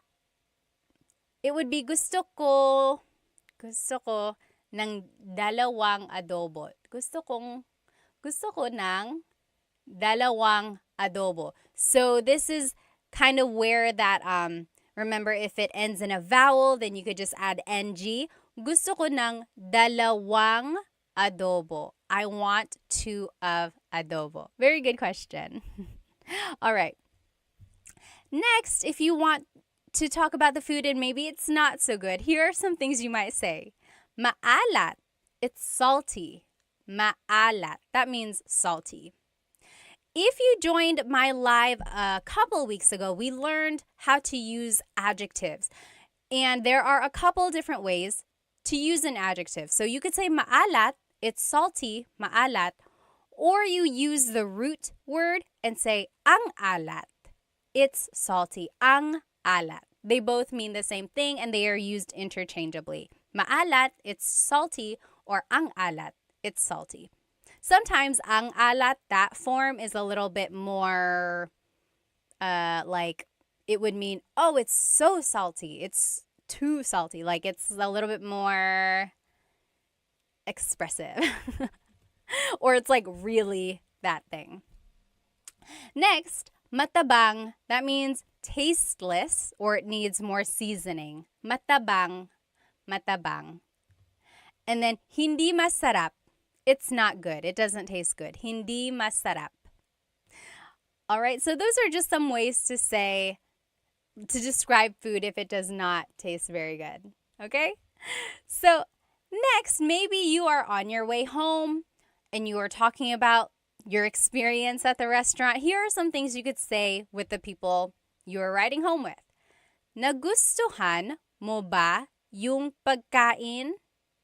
Nagustuhan mo ba yung pagkain? So the root word again, gusto, means to like. Nagustuhan means to have liked. So it's past tense. Mo is referring to you. Ba is a question word. Yung pagkain means the food. So, nagustuhan mo ba yung pagkain? Did you like the food? And then your response would just be oo or hindi. Yes or no. Oo, hindi. Let's see. Free Training said, how would you say I don't like something like food? Oh, it would be, I think I have it here. Here it is. So, paborito ko yung means my favorite was the blank. Paborito ko yung gulay. My favorite was the vegetables. Or I didn't like, ayoko yung gulay. I didn't like. Ayoko yung. Technically, it's ayaw ko, but make it a contraction. Ayoko. Ayoko yung blank. Ayoko yung gulay. I didn't like or I don't like the vegetables. And then at the very end, if you want to be very respectful, you can say maraming salamat po. You could say that to the waiter or the waiting staff. Maraming salamat po. Thank you very much. So thank you by itself is salamat, salamat. And to be respectful, it would be salamat po, salamat po. If you want to be very thankful, very respectful, maraming salamat po. Thank you very much. All right. All right. Let's see what else. Okay, let's keep going. Now, I want to take a look at this phrase a little bit closer. Gusto ko ng blank. I want blank. So, gusto ko ng kanin at gulay. Remember, I want rice and vegetables. So, we've already seen this phrase. I want to break it down a little bit. There's a difference between gusto ko ng, which is what we learned, versus gusto ko yung. So, gusto ko ng means I want some or a thing. Gusto ko ng kanin, I want some rice. Gusto ko ng saging, I want a banana. Gusto ko ng tubig, I want some water. So, as you can see, ng can be some or a thing, depending on what you're trying to say. So, gusto ko ng blank means I want some or a thing. I want. However, if you say gusto ko yung, that means I like something. So, gusto ko ng means I want. Gusto ko yung means I like. So, let's take a look at these. Gusto ko yung tinapay. I like the bread. Gusto ko yung tsaa. I like the tea. Gusto ko yung server natin. I like our waiter. Okay, so that's the difference there. The ng means you want it. Yung means I like it. It's a very minor difference. If you happen to mix it up, it's not that big of a deal. However, there is a difference when it's a question. So let's take a look at this. Gusto mo ba ng tinapay? Gusto mo ba ng tinapay? The ng means do you want some bread? Do you want some bread? Gusto mo ba ng tinapay? However, if you say, gusto mo ba yung tinapay? Gusto mo ba yung tinapay? That means, do you like the bread? The bread that we are eating right now, do you like it? So that's just the difference there. It really pops out when it's a question. Gusto mo ba ng tinapay? Do you want some bread? Versus gusto mo ba yung tinapay? Do you like the bread? Okay, so very minor difference there. If you happen to mix it up, it's not that big of a deal. It's just one of those things that is just like a nuance of Tagalog. Mr. Urban World said, gusto ko ng McDonald's. Ako din. You pay. Yes, mag-McDonald's tayo. Okay. Nanay, tatay, gusto ko ng tinapay. That's a nursery rhyme. Yes, Dennis said, gusto ko ng Jollibee. I want some Jollibee. You get it, you get it. So I want versus I like. Okay? Now, we are wrapping it up here. I will finish this lesson by asking you, ano ang paborito mong restaurant? Ano ang paborito mong restaurant? Can you figure out what I'm asking you? And then type it in the comments. Ano ang paborito mong restaurant? Or another way to ask it is, ano ang paborito mong kainan? Like, kainan literally means like the place to eat. So it's like technically restaurant. So yeah, that's the way you could say it. Ano ang paborito mong kainan? Yes, very good, very good. Filipino 25, got it right. What is your favorite restaurant? Love and Lulu said, my favorite restaurant is Korean. Lucky said chicken adobo, barbecue. Very good. Yes, SF180, you got it. Very good. Yes, Tony said, how would you say I want that bread? So I want that bread would be gusto ko yung tinapay. Now, that bread, like this specific one, would be like, gusto ko yung tinapay na yun. Gusto ko yung tinapay na yun. I like that specific bread. Very good. Very good. Yes, you guys all got it. Now, if you want to reply in Tagalog, this is how you would do it. Paborito ko ang blank kasi blank. So, ano ang paborito mong restaurant? Paborito ko ang, here are some examples. Paborito ko ang Jollibee kasi masarap ang pagkain. So, kasi means because, kasi. And then, masarap ang pagkain means the food is delicious. Very good. Paborito ko ang blank kasi blank. I want you to write that in the comments. Ano ang paborito mong restaurant? And then formulate your answer. Paborito ko ang blank kasi blank. Here's another example. Paborito ko ang McDo kasi mura lang. So my favorite is McDonald's because it's cheap. So that's just to show you the sentence structure here. Paborito ko ang blank kasi blank. My favorite is blank because blank. I'm just reading some comments here. So Free Training said, there's that word ba, and if you continue saying it, it becomes many different words. Oh, the ba. Are you talking about like ba? A lot of comedians make jokes about that, right? Like ba. So depending on how you're saying it, it could be ba, chin, ba. Emphasis is on the first syllable, ba. Then there's ba.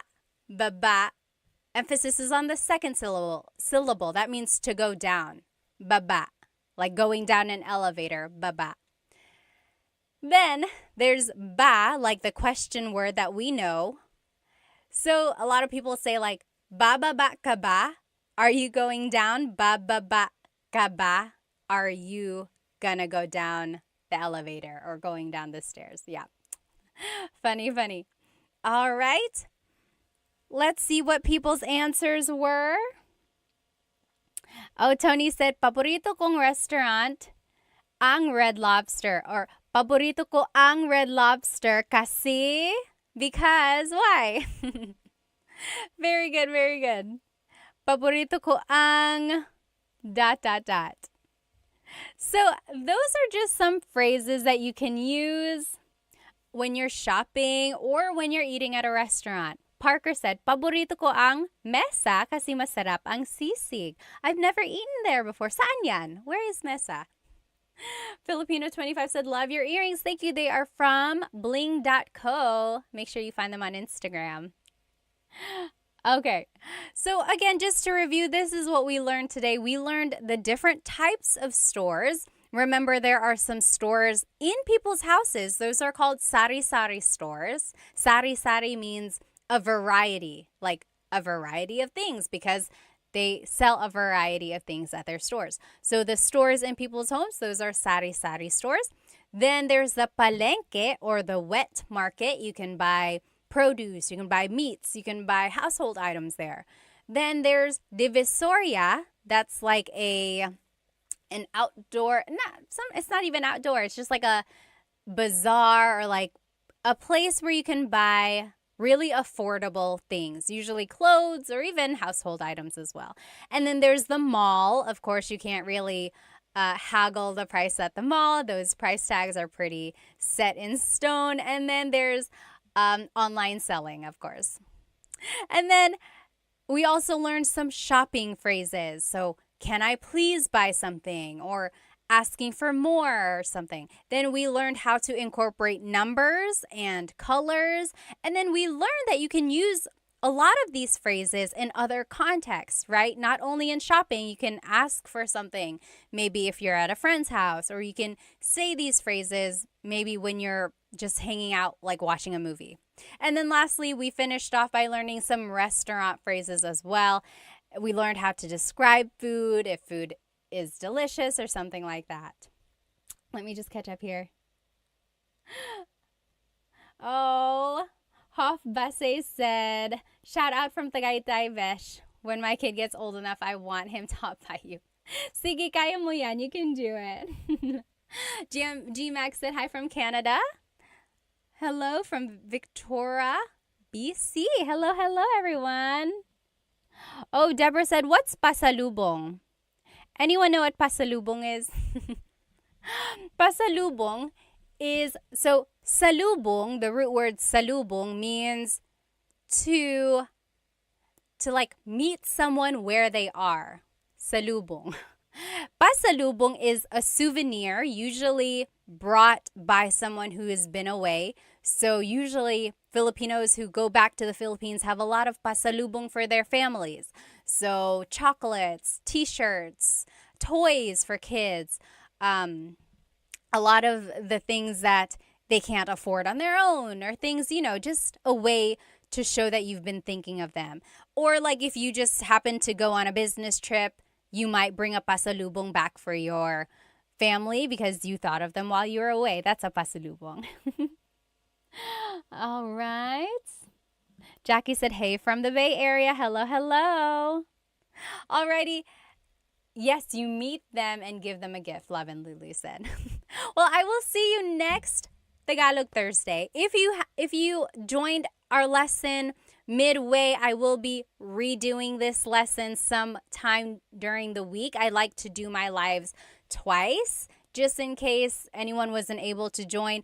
The recording will be on my YouTube, but I know people like to be in the chat and like ask their own questions. I wasn't able to do a repeat of last Thursday's, so I will do a repeat of that one too. So there will be 2 repeat lessons. Anyway, if you have any questions, please feel free to write them in the comments and then I will try to answer. Have a good rest of your night, everybody. Salamat!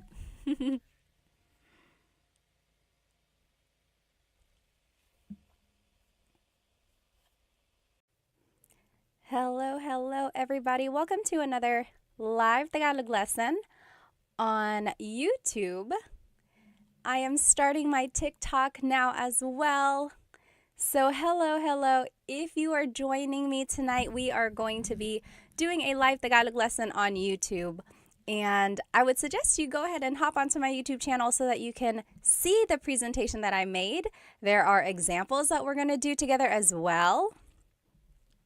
So go ahead and grab a piece of paper or something to write with so that we can all do these practice examples together, okay? So welcome, welcome. If you're just joining, go ahead and write where you are from and give me an idea of your age. You don't have to tell me your exact age, although if you want to, go ahead and do that. And if not, you can just say, oh, I'm in my 20s, I'm in my 30s. I like to know where my audience is and how old everyone is. So welcome, welcome. This is a new Tagalog lesson. If you saw me the other day, I did a repeat lesson of what I had taught last week because I was testing the waters of when people watch. Because usually I do these lives on Thursday nights. And I wanted to see if people are active during the day as well. And it seemed like it was. So maybe I will try that, like teaching the same class some other time in the week, just so other people can join if they were not able to join live. So again, this is a live Tagalog lesson on my YouTube channel, Tagalog Time. And if you want to see the presentation that I made, there are practice examples, go ahead and jump onto my YouTube channel. Otherwise, you're welcome to stay on my TikTok. Okay, so let's go ahead and get started. Hello, hello, everybody. It looks like we have, let's see, Starry Moon is from Calgary, Canada. Killionaire is from Oahu. Hello, hello. Thank you for joining us. David is 64. Taho 0000 is from California. Hello. The Gehring family is from Ohio. Welcome, welcome. Let's see. We have someone from Pennsylvania, Kenna Morrow. Hello, hello. David is from Auckland. Who is here with us on TikTok? Let's see where everyone is from. I'm here in North Carolina, the east coast of the United States. So it's about 8:30 p.m. here. Oh, Hima, thank you so much for a gift. Thank you so much. If you enjoy anything that you learned tonight, please feel free to purchase a super chat on YouTube or a badge or one of the gifts on TikTok. They really help because it helps me support Filipino brands. As you can see, I'm wearing Filipino earrings. So again, I just love supporting Filipino companies. So any donation you give really helps. Let's see. Oh, user 488 is from LA. Hello, hello. Who else do we have? Oh, someone is Korean. Well, welcome, welcome. I hope you learned some Tagalog. Okay. Oh, Trent is from Iowa. Hello, hello. Okay, let's go ahead and get started, guys. Flo Cash is from West Virginia. Hello. Joe is from Alaska. Taga Japan. Someone is from Japan. Sure is from New Mexico. Hello, hello. Good to see you. James is from Texas. Johnny is from Oklahoma. Okay, let's go ahead and get started. So again, we are on YouTube and on TikTok, but if you want to see the presentation, it's on YouTube. And we will be learning some adjectives as well as some sentence structures so we can say some simple descriptions and compliments or any like short phrases to describe someone or something. Okay, I think this will be a very useful lesson because then you'll be able to start saying short, useful phrases. So when you want to describe someone, the simple sentence structure is adjective, then pronoun. So the adjective comes first, then it's the pronoun. For example, maganda ka. You are beautiful. Maganda ka. And that's a very common phrase. A lot of people already know how to say that. Maganda ka. You are beautiful. So there's the adjective, maganda. And then it's the pronoun ka, meaning you. You are beautiful.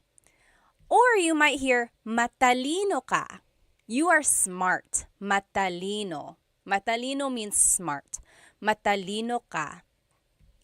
Or nakakatawa ka. You are funny. Nakakatawa. So people ask, why are some adjectives, why do they have this ma prefix. So maganda, matalino. And then why do some adjectives not have that? So nakakatawa means funny, but it doesn't have that pattern of having the ma prefix.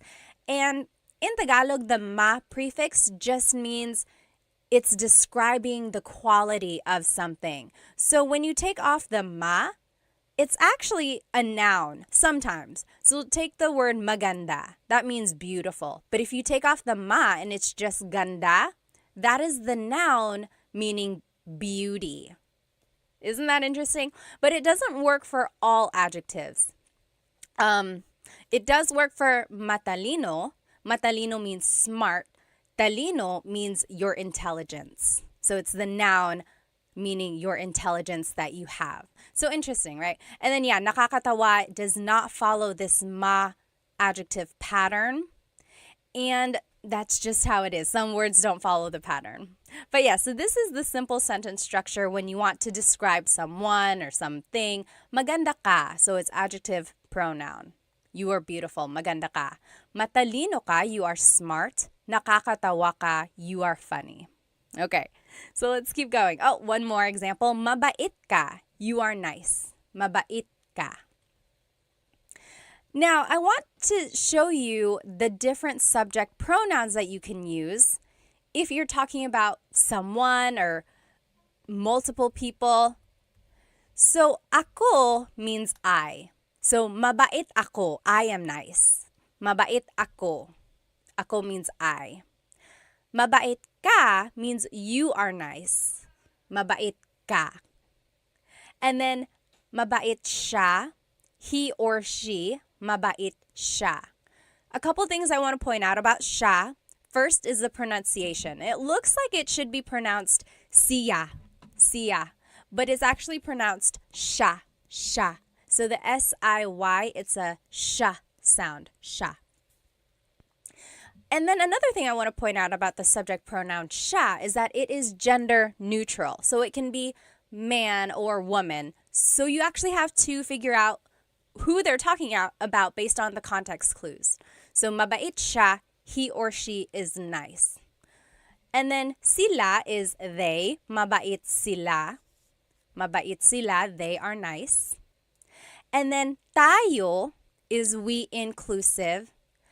Kami is we exclusive. So in Tagalog, there are two different types of we. And I don't know why. It's very interesting. So tayo is we inclusive. That's you and me, all of us as a class. We are nice. All of us. Mabait tayo.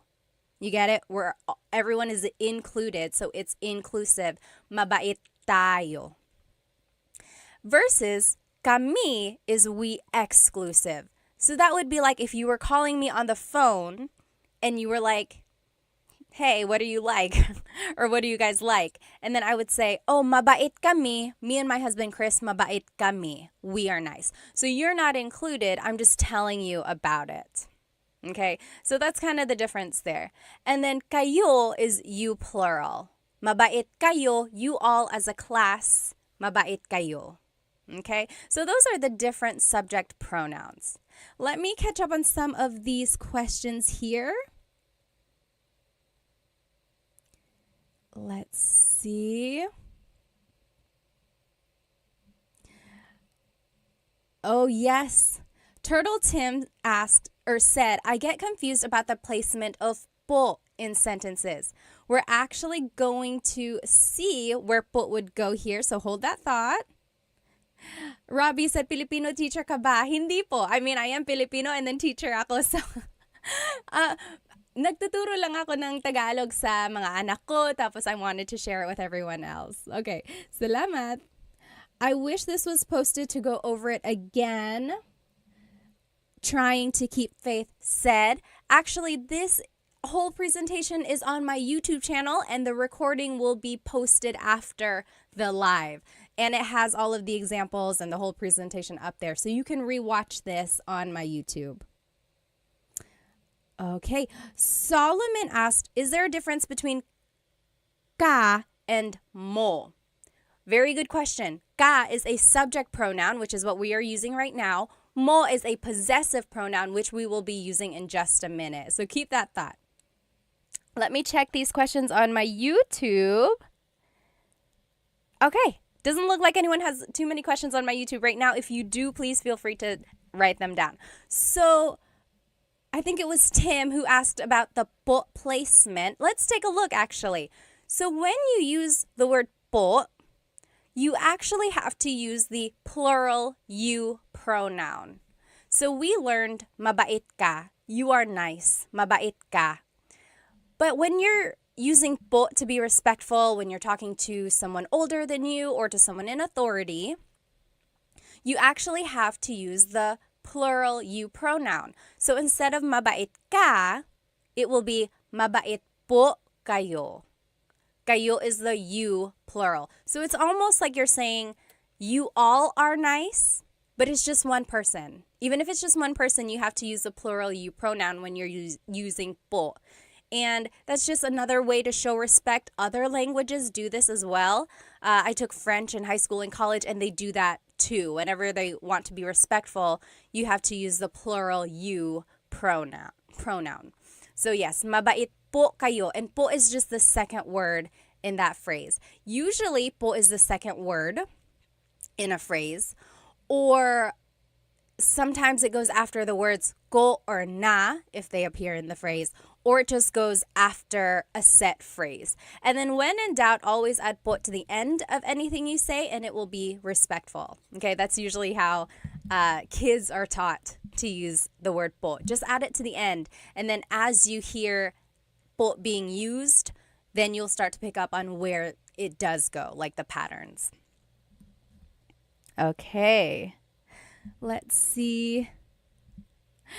Lori said, where can I start learning Tagalog as a minor? Well, you can follow Tagalog Time. I teach very simple, basic Tagalog.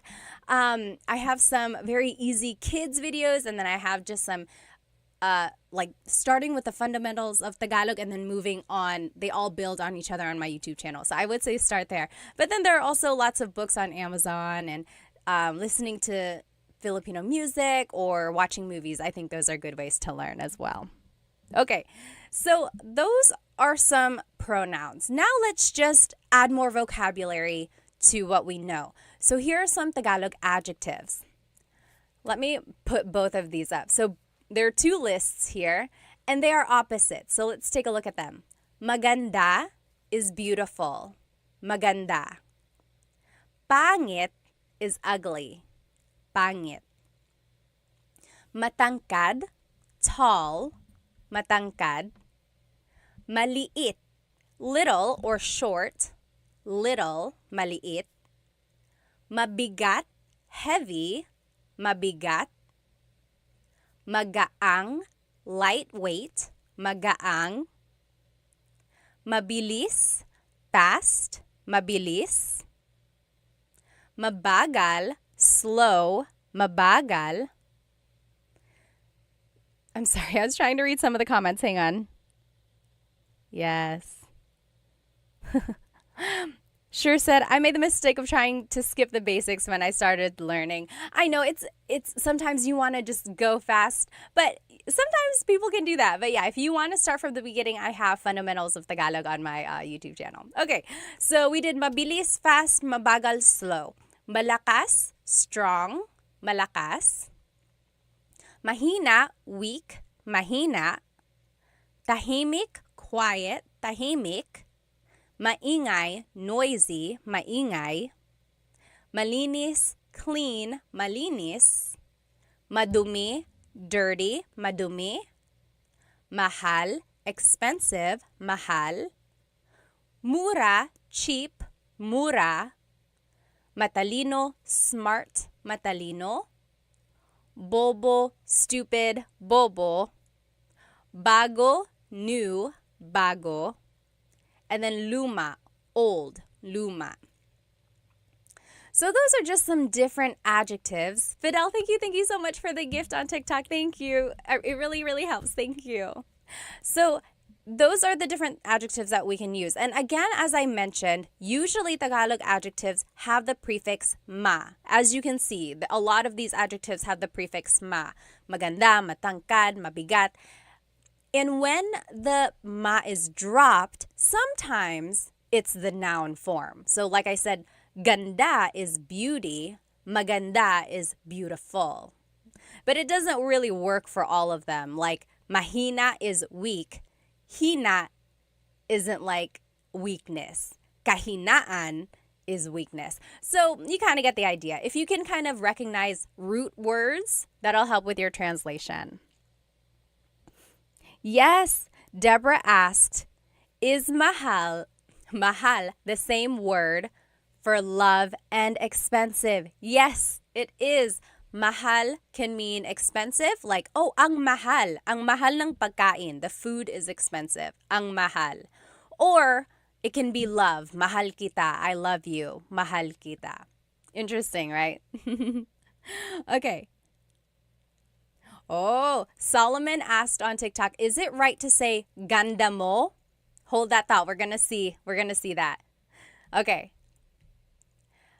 So I want us to do some practice. So here on the top left corner are the is the sentence structure. Adjective plus pronoun. And the example is maganda ka, you are beautiful. Maganda ka. There's the adjective, there's the pronoun. Under that is the subject pronouns. So ako is I, ka is you, siya is he or she, sila is they, tayo, we inclusive. Remember, that's all of us, tayo. Kami is we exclusive. So me and someone else. That's kami, we. And then kayo is you all. So those are the different subject pronouns. Now on the right side of your screen, you will see the practice questions. I gave you the English statement, and I want you to translate to Tagalog. And I even gave you a hint in the parentheses is a vocab word that you might need in the phrase. So for example, they are happy.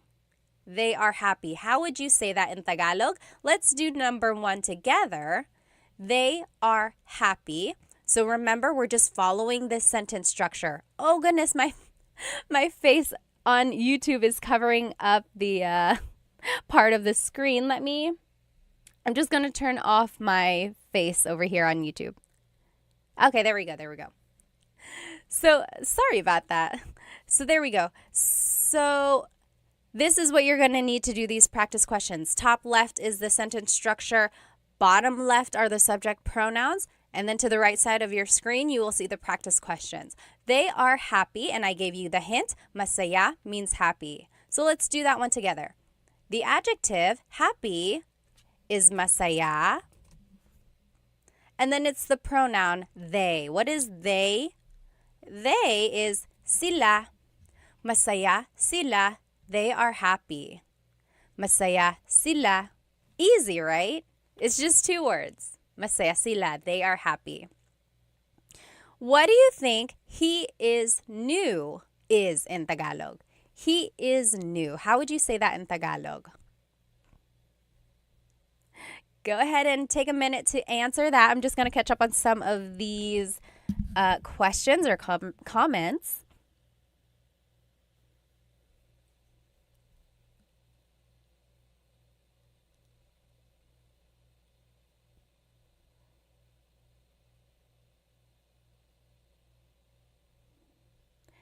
Okay, what do you think he is new is? Yes, sure got it right. Cassidy got it right. Rebe got it right on YouTube.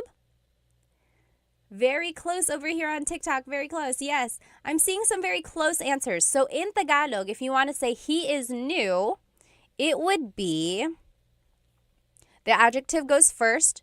New in Tagalog is bago. And then he is siya. Bago siya. Bago siya. He is right. Yes, bago siya. Yes, Tony got it right. You did. Very good. Eileen got it right. Very good, everybody. So bago siya. That means he is new. Again, that could also mean she is new because siya is gender neutral. So you would just have to listen to the context clues there. Next, we inclusive are angry. Angry in Tagalog is galit. Galit. How would you say we inclusive are angry? That means all of us as a class. That's inclusive. Everyone, all of us, we are angry. How would you say that? We are angry.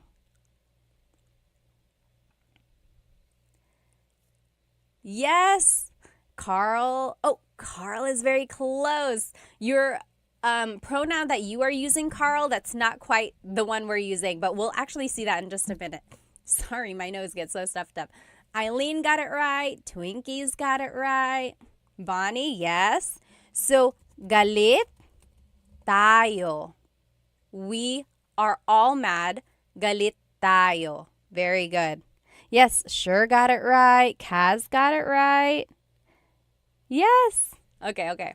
Number 4, I am sleepy. In Tagalog, sleepy is antok. How would you say I am sleepy in Tagalog? I am sleepy in Tagalog. I am sleepy is very close. Yes, Eileen, antok na ako. So, antok is the adjective and it goes first. And then it's just ako. Antok ako. I am sleepy. When you add na, like Almarie did and like Eileen did, na can mean already, like, oh, I'm already tired. I'm tired already. Or sometimes it's an emphasis. So like, oh man, I'm tired. Antok na ako. So yes, very good. But you could also just say, antok ako. I am sleepy. Antok ako. Yes, very good. Doctor got it. Sure got it. Very good. Yes, Cassidy asked on YouTube, can I use inaantok ako? And then someone on TikTok said that as well. Yes, inaantok also means sleepy. It's almost like the verb form of I am feeling sleepy, if that makes sense. Machi, thank you so much for the gift on TikTok. Thank you. But yes, basically the same. Inaantok ako and antok ako both mean I am sleepy, I am feeling sleepy. Very good. Last example here. Are you tired? So now this one is a little different because it's a question form. So I want to see if you can guess how to make it a question. So are you tired? Pagod is tired. Ba is the question word that you would add. Where do you think it would go? Are you tired? How would you say that in Tagalog?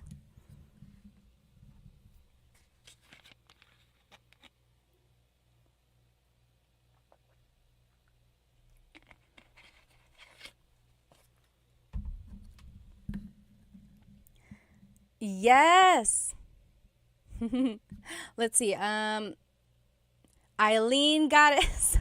Someone said, I think Eileen already knows how to speak Tagalog. It's okay. Everyone is welcome. Yes, very good. I'm seeing it. I'm seeing the correct answer. Kaz got it. Doctor got it on YouTube. It's These got it on YouTube. Kevin, you got it also. Almarie, yes, Jay, Siswo, you guys are all getting it. So, are you tired in Tagalog? Pagod is the adjective. Remember that adjective goes first. Pagod. Then it's the pronoun you, ka. And then ba is at the end. Pagod ka ba? Are you tired? Pagod ka ba? You should say this to anyone you know. Maybe it's your husband or wife later tonight. You just say, pagod ka ba? They're going to be like, yes, I am. First of all, where did you learn that? Pagod ka ba? So, if it's just the phrase, pagod ka, you are tired, pagod ka. But when you add the ba, it turns it into a question. Pagod ka ba? Are you tired? Okay?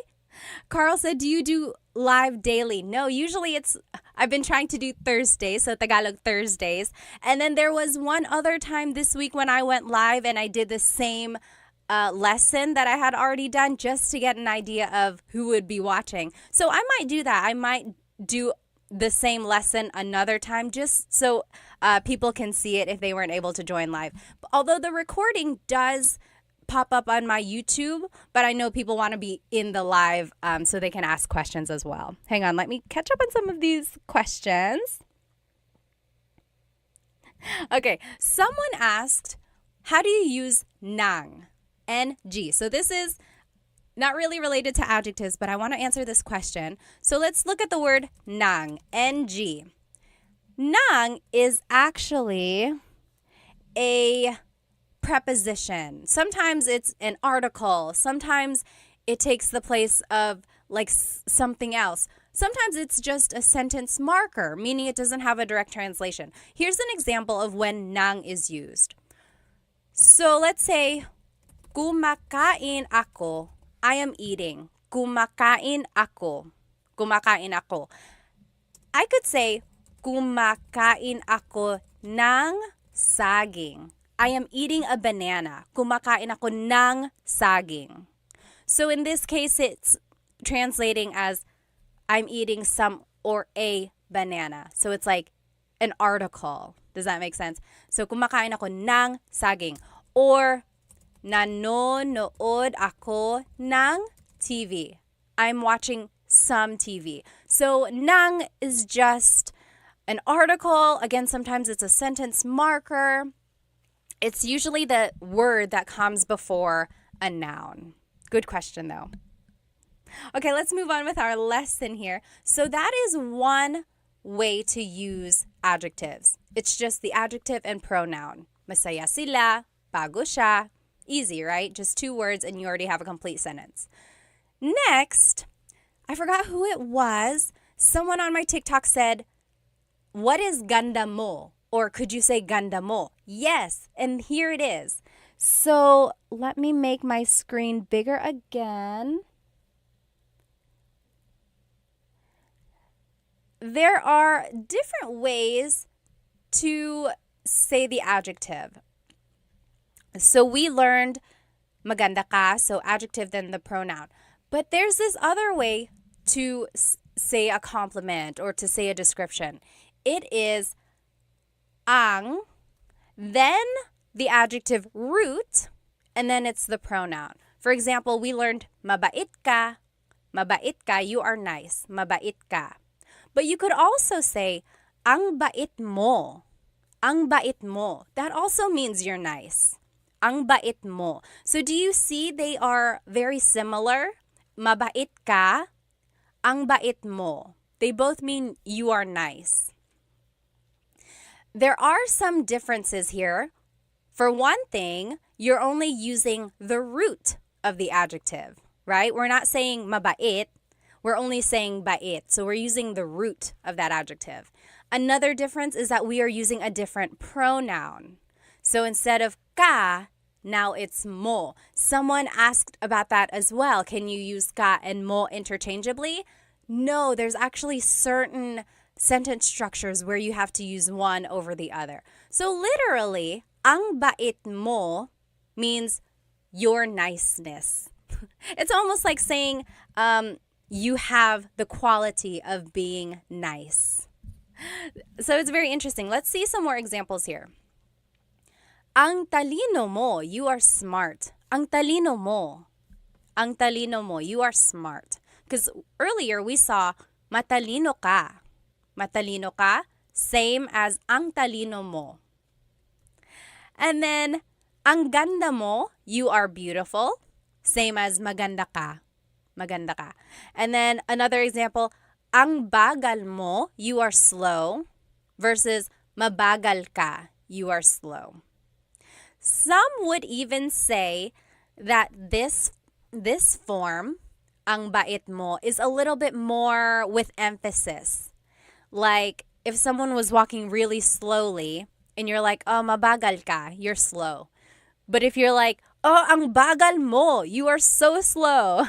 That's kind of like sometimes when you might use one over the other. But generally, they are interchangeable. Yes, let me catch up. Winter Storm said, I see it like your goodness and you're good. Yes. That's kind of the idea. It's like it's almost like the noun form of the adjective versus the adjective describing someone. Yes. Wonderful Day said, ang galing mo. Yes, that's another example. Like, magaling ka, you are good. Magaling ka, you are good at doing whatever you're doing. Or ang galing mo, You are good. Yes, very good, very good. So you're just using the root of the adjective. Okay. Yes, someone said, you got a YouTube channel? Yes, it's the same, Tagalog Time. I have full Tagalog lessons all on there as well. Someone joined on my Tagalog lesson recording, and they were like, I think they just wanted a faster lesson. Whenever I do a live, I sit and I try to catch up on comments and things like that. And they were like, can you go a little bit faster? If you want a straightforward lesson, I would say go watch my full-length Tagalog lessons because those are just straight to the point. There's not a lot of fluff. And then, of course, on my YouTube, I like doing polls, like challenges, which we'll do later. So that takes up some time, too. Let me see these comments on YouTube.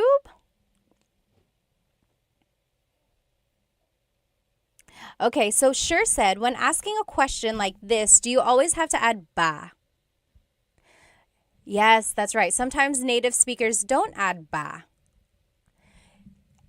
That is exactly right. Sometimes you don't have to add the word ba. You can just change the intonation of your voice, right? Like, pagod ka? Are you tired? Pagod ka? But if you want to emphasize that it is a question, yes, add ba. So as for the question, do you always have to do it? No. But you're welcome to. And then again, it just emphasizes that it is a question. Yes, good question, good question. Okay. Is the ang construction stronger? David asked. Yes, a little bit. So it's kind of like an emphasis. I kind of mentioned that earlier. It was like, oh, mabait ka, you're nice. You're a nice person, mabait ka. Whereas maybe you did something really nice and then someone is like, oh, ang bait mo. You are so nice. Ang bait mo. Yeah, so it's a little bit like it has an emphasis. Sibay says, I have a question po. Yes, what is it? Go ahead and type it out and then I'll answer it when I see it. So let's move on with our lesson. I want to show you the different possessive pronouns that you can use with this sentence structure. So now, ang bait mo is using a possessive pronoun. Earlier, we were using a subject pronoun. So these are the different possessive pronouns. Ko means I. Mo is you singular, ang bait mo. Ang bait niya, he or she, niya, he or she. Nila is they, ang bait nila, they are nice. Natin is we inclusive. Maybe we all did something nice, so I'm like, oh, ang bait natin. We are so nice. Ang bait natin. All of us. Versus, ang bait namin, we or me and someone else, we are nice. Ang bait namin. You're not included. I'm just telling you about it. And then, ang bait ninyo, you all as a class. Ang bait ninyo. Okay. So those are the different possessive pronouns. So whenever you're using the ang sentence structure, you have to use a possessive pronoun. And it's almost like, because bait is a noun, so it's almost like the person in the sentence possesses that quality. That's kind of how I see it. So again, when you're using po, you have to use the plural you pronoun. So instead of ang bait mo, it's ang bait po ninyo. Ang bait po ninyo. And po goes after the word bait here. And that doesn't really fall under the po placement rules that I had mentioned earlier. Usually po is the second word, or it goes after the words ko or na, or it goes after a set phrase. This one is just like a miscellaneous placement. But again, you can always add po to the end and it would work. Okay. Now, let's do some examples. Oh, I just want to show you again these Tagalog adjectives. We just saw these, and I want to show you that you can use them in this ang format. So, mabilis ka, you're fast, mabilis ka. Or, ang bilis mo, you're so fast, ang bilis mo, ang bilis mo. Again, it's not always an emphasis, but that's kind of sometimes when it's used. Or, madumi ang bahay, the house is dirty. Madumi ang bahay. Or ang dumi ng bahay. Ang dumi ng bahay. So again, same translation there, just kind of a different way to say it. But they are interchangeable. Feel free to use whichever you would like. So let's do some practice questions with this ang sentence structure. So it's the word ang, which technically means the, but sometimes it translates to it is. So ang, and then it's the adjective root, and then it's the pronoun. And then beneath that are the possessive pronouns that we talked about. So over here on the right side are the examples that I want us to do. You are nice. Mabait is nice. But I want us to use the ang sentence structure. So we actually wouldn't use the whole word mabait. It would be ang, and then the root bait, and then you, pronoun is mo. Ang bait mo. You are nice. Ang bait mo. Okay, let me just catch up. You try number 2. I am beautiful using this ang sentence structure.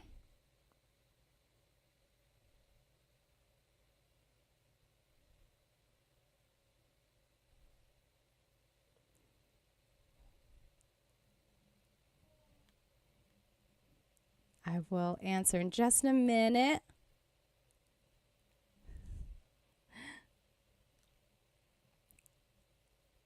Oh, thank you. Thank you, Solomon, for the rose on TikTok. Oh, thank you. Thank you.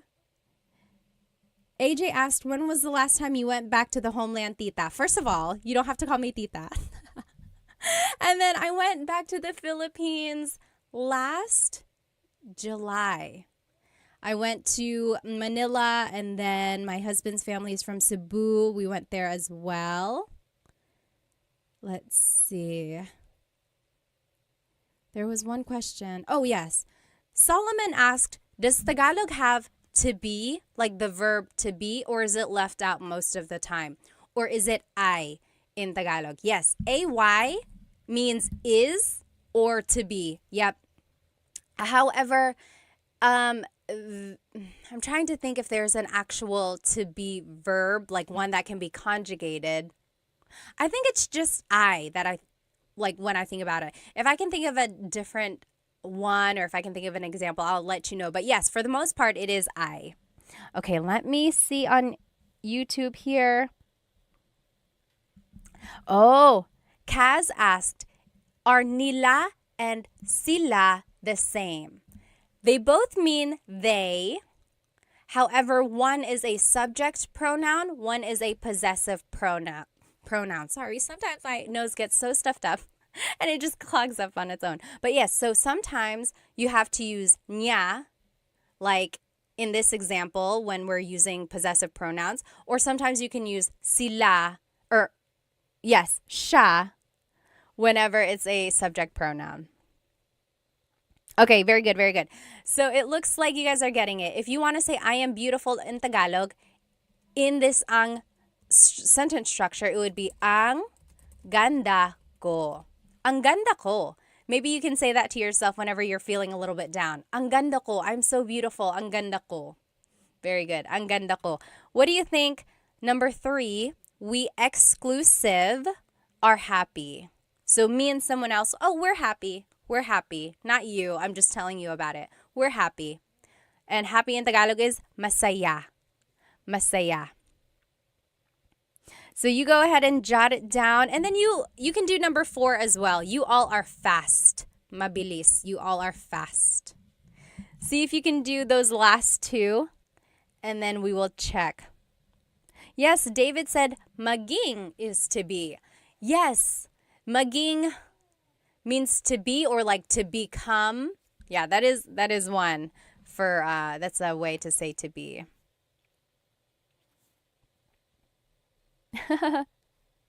Nez said, mapalad ako kasi guro mo ko po. He feels lucky because I'm his teacher. Oh, thank you po. Masaya kami. Yes. Oh, Very close, very close. So yes, those are good those are good answers. But when we're trying to say it in this ang sentence structure, it would be ang saya namin. Ang goes first, then it's the root of the adjective, and then it's the pronoun we exclusive, which is namin. Ang saya namin. We are happy. And then how would you say you all are fast? You all are fast. How would you say you all are fast? Oh, very close. Kaz said, ang bilis nila. You plural is actually ninyo. Ang bilis ninyo. Maybe you're walking behind some people and you're being left behind. You could say, oh, ang bilis ninyo. You all are fast. Ang bilis ninyo. Very good, very good. I know these these possessive pronouns can get a little bit tricky. I would say try listening to a native Tagalog speaker or watch a movie and you will see when these different pronouns are used. And I think that'll help kind of decipher when to use a subject pronoun, when to use a possessive pronoun. But when you're learning, it's okay to mix it up. It'll come the more you use them. Tony asked, are you a teacher? I am. I used to teach like elementary faith formation, like at church, there's like CCD classes. And then I got my teaching license. At one point, I could teach high school, which was very hard because I look very young. But yes, and then I just love teaching Tagalog. You guys on YouTube, why didn't you tell me that my face was covering up part of the page again? I'm so sorry. Next time I'll make sure that's not covering it. But yes, okay, let's go ahead and do this other sentence structure. So those are some ways to use adjectives with a pronoun. Now, if we want to use it with a noun, it would be adjective, then it's the word ang, then it's the noun. For example, mabilis ang kotse. The car is fast. Mabilis ang kotse. Or you could say, mahal ang bahay. The house is expensive, or a house is expensive. Mahal ang bahay. Mahal ang bahay. Or you could say, bago ang mga sapatos niya. So the adjective is bago. Then it's the word ang. Then it's mga sapatos, shoes, mga sapatos. And then niya is hers. So her shoes are new. Bago ang mga sapatos niya.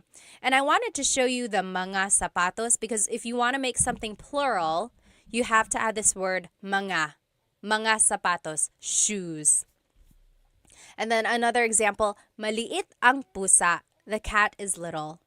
Maliit ang pusa. Okay? Kaz mentioned on YouTube, I've been speaking Tagalog wrong for so long and people don't correct you in the Philippines. Sometimes they don't. Sometimes they don't care. Sometimes they will correct you and help you out. Okay. Oh, yes. Nez said, make a video of how to use nang as a marker. I will. Maybe some prepositions, a video about that. Let me see on TikTok. Tony asked, do people mostly speak Tagalog or Bisaya? So it depends on where you go. In Luzon, up in like the northern area of the Philippines, sometimes in the central areas as well, those are the Tagalog speaking regions. When you go south, like in Cebu or Leyte, that's where they speak Bisaya. And then all around the Philippines, there are lots of different languages and dialects as well. Let me see. Okay. Yes, Winter Storm said TFC and GMA are TV channels that you can watch. They're Filipino channels. Okay, so those are just some ways to use the sentence structure. Adjective, then ang, then noun. So let's do some practice. Pretty easy, right? You just have to plug in the vocab. Up here in the top left is the sentence structure that we just learned. And then here's some examples. The food is hot. And I gave you some vocab words. Mainit means hot. Pagkain means food. How would you say the food is hot? We can do this one together. So the adjective goes first, which is mainit. Then it's the word ang. Then it's the noun. Food in Tagalog is pagkain. You guys on YouTube, I'm covering it up again. We'll fix that. There we go. So, mainit ang pagkain. The food is hot. You try number 2. The show is scary. The show is scary. How would you say that in Tagalog? Baby Doll said, I love this live. When will you be doing these lives? I try to do Tagalog Thursdays. So, yes, hopefully on Thursdays I'll be here again. And then I'm going to try to do the same lesson on a different day for those who weren't able to join live. So if you happen to catch me like on a random day, it might be the same lesson that you've already seen if you were with me on a Thursday. That's because I like to include people who might have wanted to join. But this recording will be up on my YouTube after the live if you just want to watch it there. Let me see.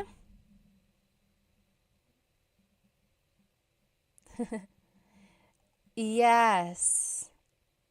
Az said hello from Brazil. Hello. Okay. Oh, thanks everyone for telling me about my screen on YouTube. Okay. So let's go ahead and answer this one. The show is scary.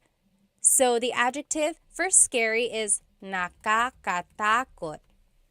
Nakakatakot. Then it's the word ang. Then it's the noun. Show in Tagalog is palabas. Nakakatakot ang palabas.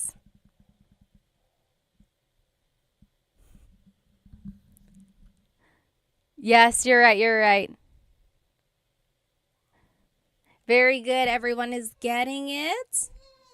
Nakakatakot ang palabas. Okay, next. The house is messy. The house is messy. Magulo means messy. Bahay means house.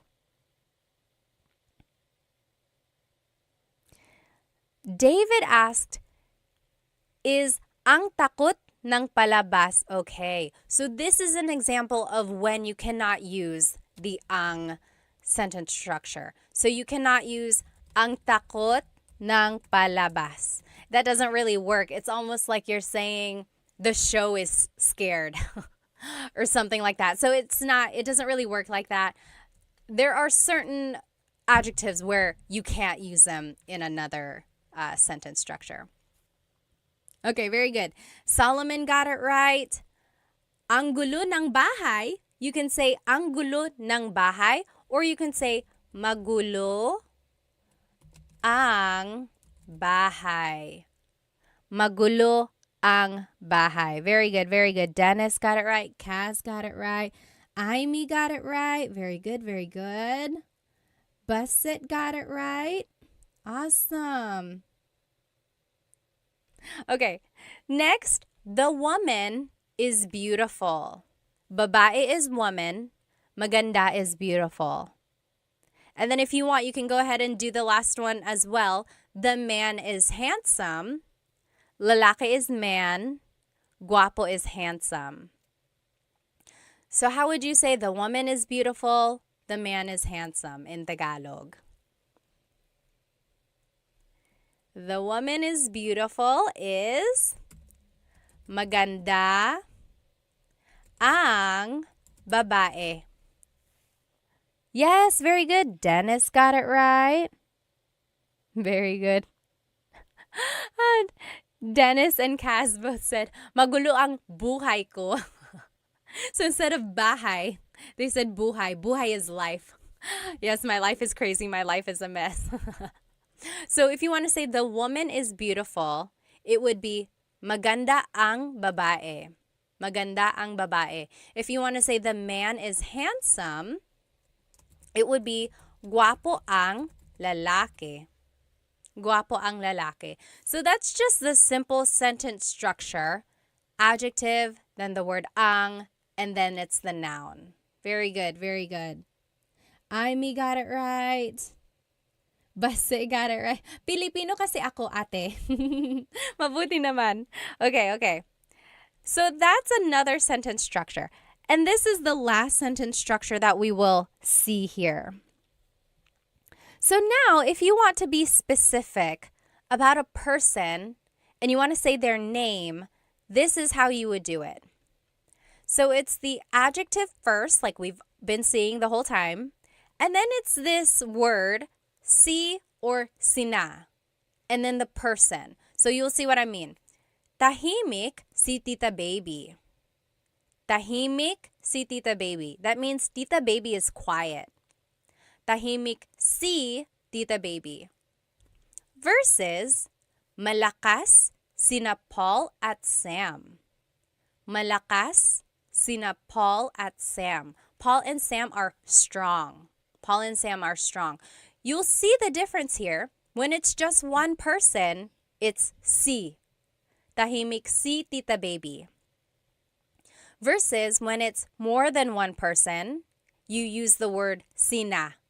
Malakas sina Paul at Sam. So that's the difference there. When it's one person, you use the word si. When it's more than one person, you use the word sina. And that word si or sina is kind of like a preposition or like a sentence marker before a person's name. Here's another example. Matangkad si Tito June. Matangkad si Tito June. Tito June is tall. Tito June is tall. And then another example. Is there another example? Oh, that's it. So those are the three examples. So the only thing to remember here is if it's one person, it's si. If it's multiple people, it's sina. Okay. Let me catch up. Someone had a good question up here. Going back to one of the examples, Amy said, can you use maganda yung babae? Because we said maganda ang babae. Yes, you can say maganda yung babae. So, ang versus yung is a very slight difference. Yung is a little bit more specific. It's like, the woman is beautiful. The woman, that one, the one I'm looking at, that woman is beautiful. Or, kind of, maganda ang babae, the woman is beautiful. It's a little bit more generic or general. So that's the difference there, but usually they're interchangeable. Maganda yung or maganda ang. Yes, very good, very good. Solomon asks, when do you attach the ng or ang to the adjective? So yes, in Tagalog, we like to make a contraction or put words together when we can. Usually if the adjective ends with a vowel, then you can add the ng at the end. Yes, very good, very good. Okay, thank you again for another Rose Solomon. Thank you so much. Let's see. Pogi is another word for handsome. So in our example, we used guapo. But yes, pogi is another one as well. Let me check here on YouTube. Oh, Manny said, I really enjoy these lessons. Does anyone know of a good translator app for Tagalog? I don't know any apps, and I'm trying to think like Google Translate will get the job done. It's not always 100%, but I would say maybe start with Google Translate, and then the more vocabulary you learn on your own, I would say maybe like just kind of add to that. But their sentence structures aren't always correct, like their grammar. Very good. Okay, let's keep looking. A Kahoot company? A good app for Tagalog. Okay, maybe, yes. Jaina asked, how do you know when to interject po? How to after the words around it. Okay, so basically like when do you add po? There are certain placements for po. Usually it's the second word or after certain words or after a set phrase. But when in doubt, you can always add po to the end. So for these examples, tahimik po si Tita Baby. Tita Baby is quiet. Tahimik po si Tita Baby. So it's the second word there. Or malakas po sina Paul at Sam. Malakas po sila Paul at Sam. So second word again. Or matangkad po si Tito June. So for the most part, it's the second word. Okay, let's take a look at these examples. So at the top left corner is the sentence structure that I showed you. So adjective, then it's si and sina. And then it's the person's name. So let's take a look at the first one. Mom and dad are hungry. Nanay is mom. Tatay is dad. Gutom is hungry. So how would you say mom and dad are hungry? We can do this one together. And it's just a matter of plugging things in to the sentence structure. So the adjective goes first. Hungry in Tagalog is gutom. Then it's si or sina. Should we use si or sina? Jason, thank you so much for a gift. Thank you so much. Any gift really does help out. I like to promote Filipino products, as you can see in my earrings. So thank you so much. If you enjoy anything in this lesson, I appreciate any gift. Thank you. So gutom, sina, nanay, at tatay. So mom and dad are hungry. Gutom sina nanay at tatay.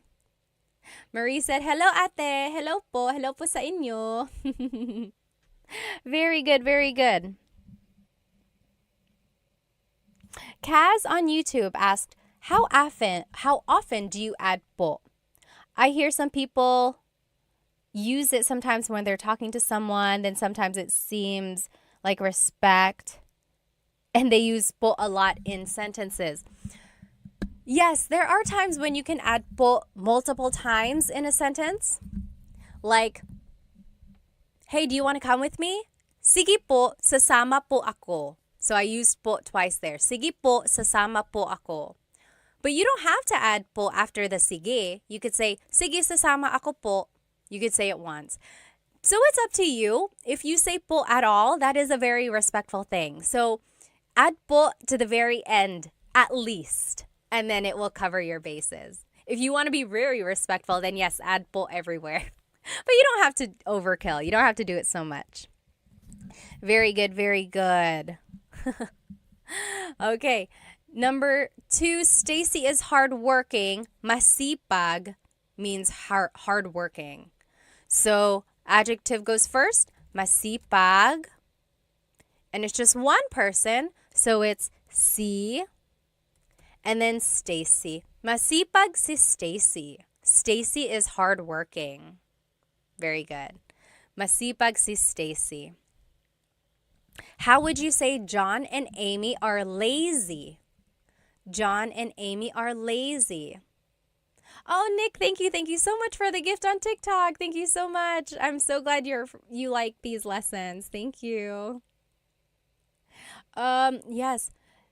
Sean said, so po is out of respect for elders. Yes. So whenever you're talking to someone older than you, definitely your grandparents, even if it's someone else's grandparents, always add po.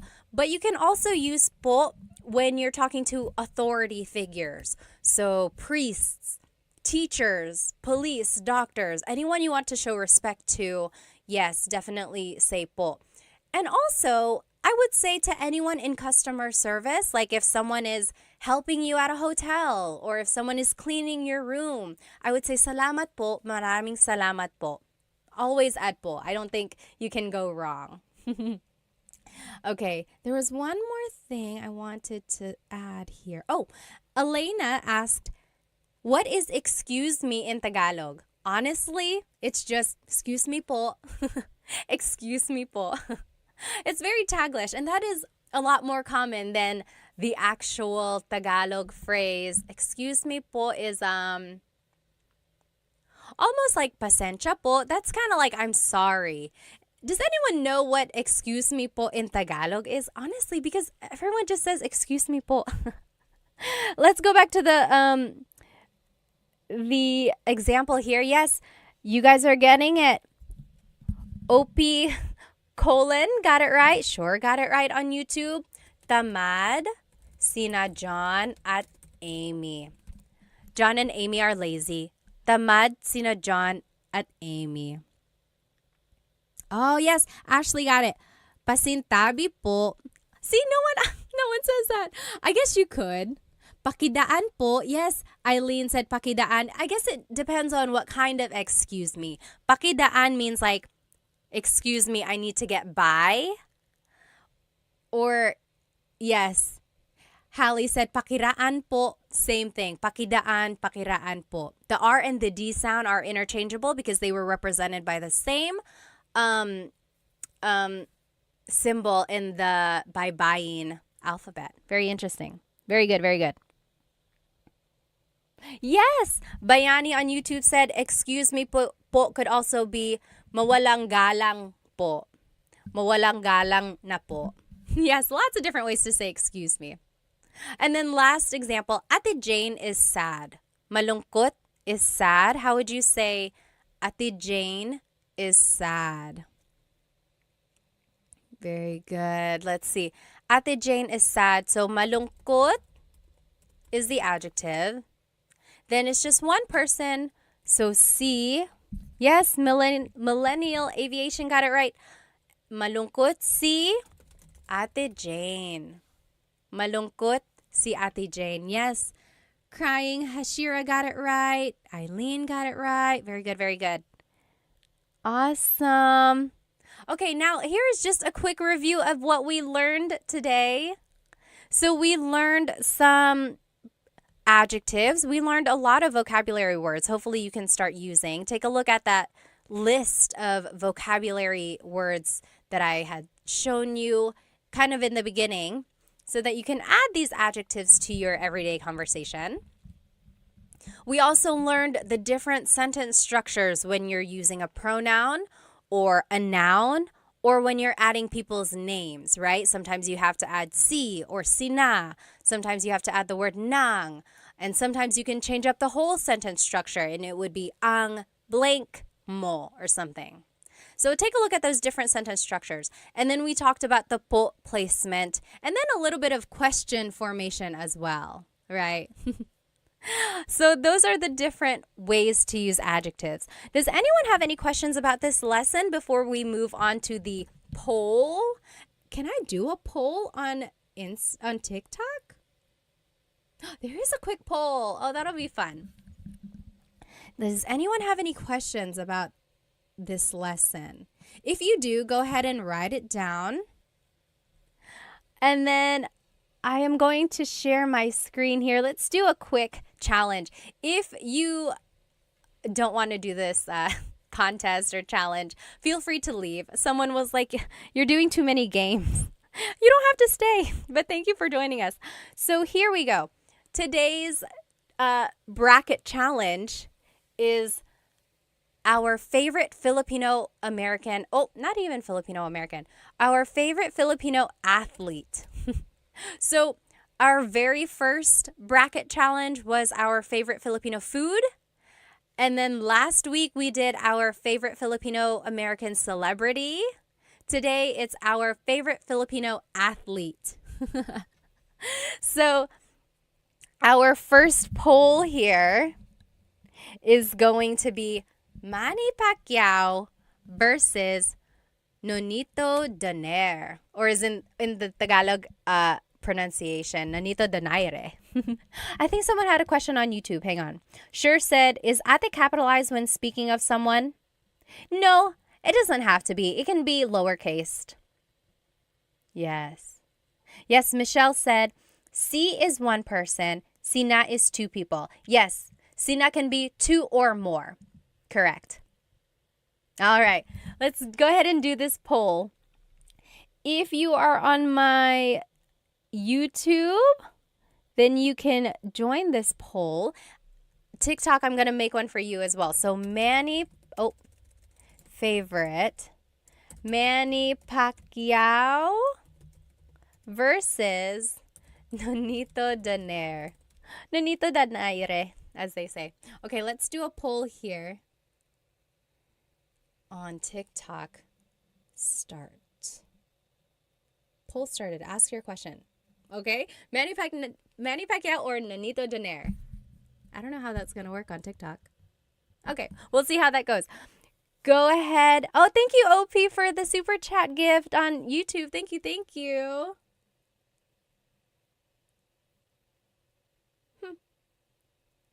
Okay. There we go. So take about 30 more seconds. Who is your favorite Filipino athlete, Manny Pacquiao or Nonito Donaire? And then we'll move on to the next part of the bracket. Oh, I see. I see how it's working now. Okay.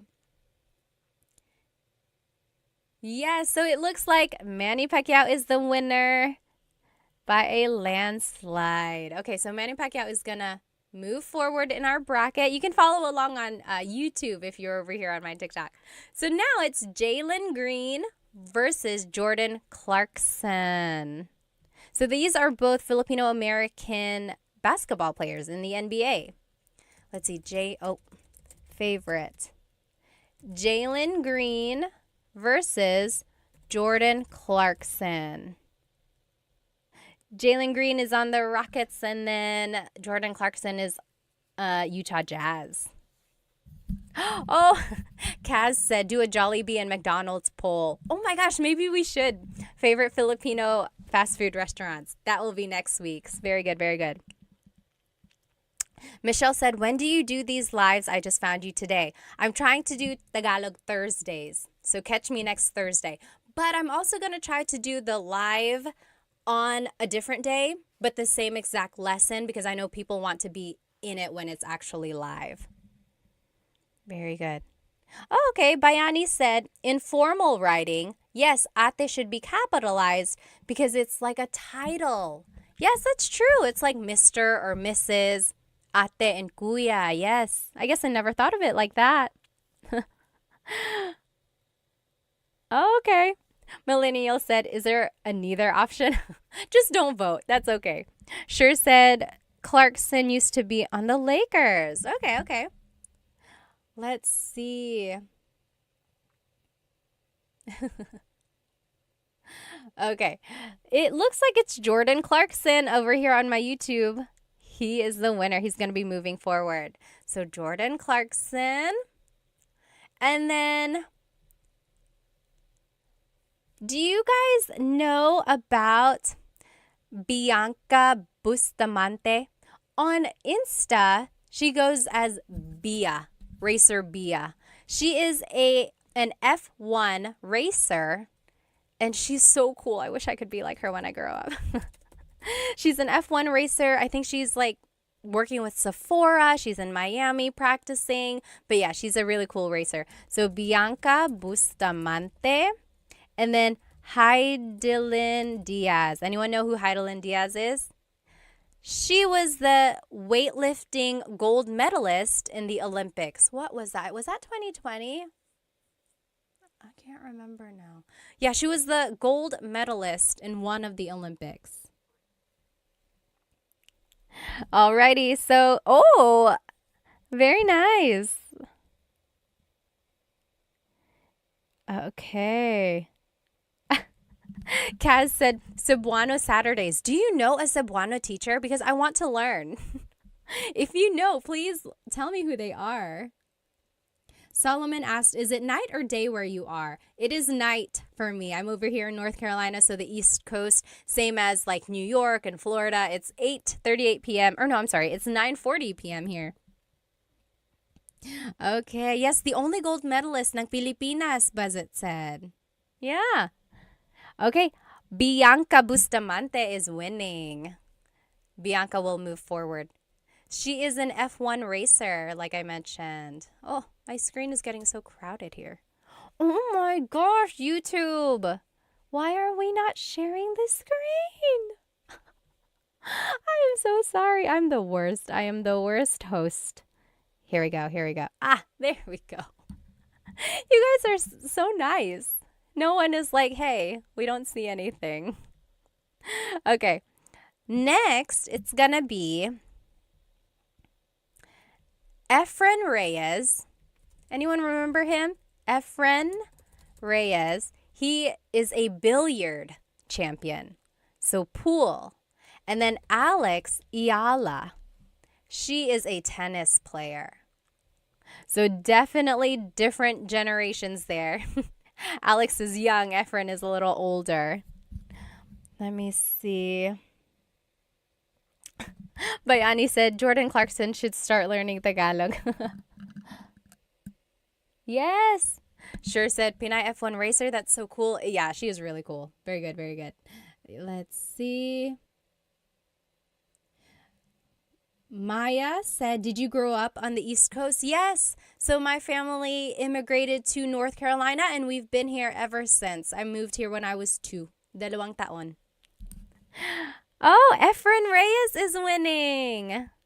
We have some old folks in here. Old at heart. Okay. So Efren is moving forward. Oh, as Bayani said, he is the goat. We can't mess with the goat. Okay, next. Okay, now we're moving on. It's going to be Manny Pacquiao versus Jordan Clarkson. Manny Pacquiao versus Jordan Clarkson. Do you guys remember when he got knocked out? Or are we not talking about that? I remember exactly where I was. I remember how I felt. 2008. I guess we won't talk about that. Oh, yes. Gabriel said, I have a friend who is what I wish she can join you and have what I Thursdays. And then John said, what I always sounds mad. There are some languages and dialects that just sound so angry, but they're not. That's just how they are. They're like very strong in their pronunciation. Okay. Oh, Manny Pacquiao is beating Jordan Clarkson. Oh, John said not sweet like Ilongga. Do they have a sweet tone? Veronica said, my fam is from Catanduanes too. Talaga? Taga saan sa Catanduanes? My family is from Bato. We usually fly into Virac. Very nice, very nice. Okay. Manny Pacquiao is winning. Manny Pacquiao is going to move on. No surprise. I am not surprised. Okay. Next, it's Bianca Bustamante versus Efren Reyes. I think I know what's going to end up happening here. Is it going to be Manny Pacquiao versus Efren Reyes? Battle of the goats. So right now it's going to be Bianca Bustamante. Again, she is an F1 racer. Super young, super hip. Efren Reyes is a billiard champion. So he plays pool. Super popular back in the day.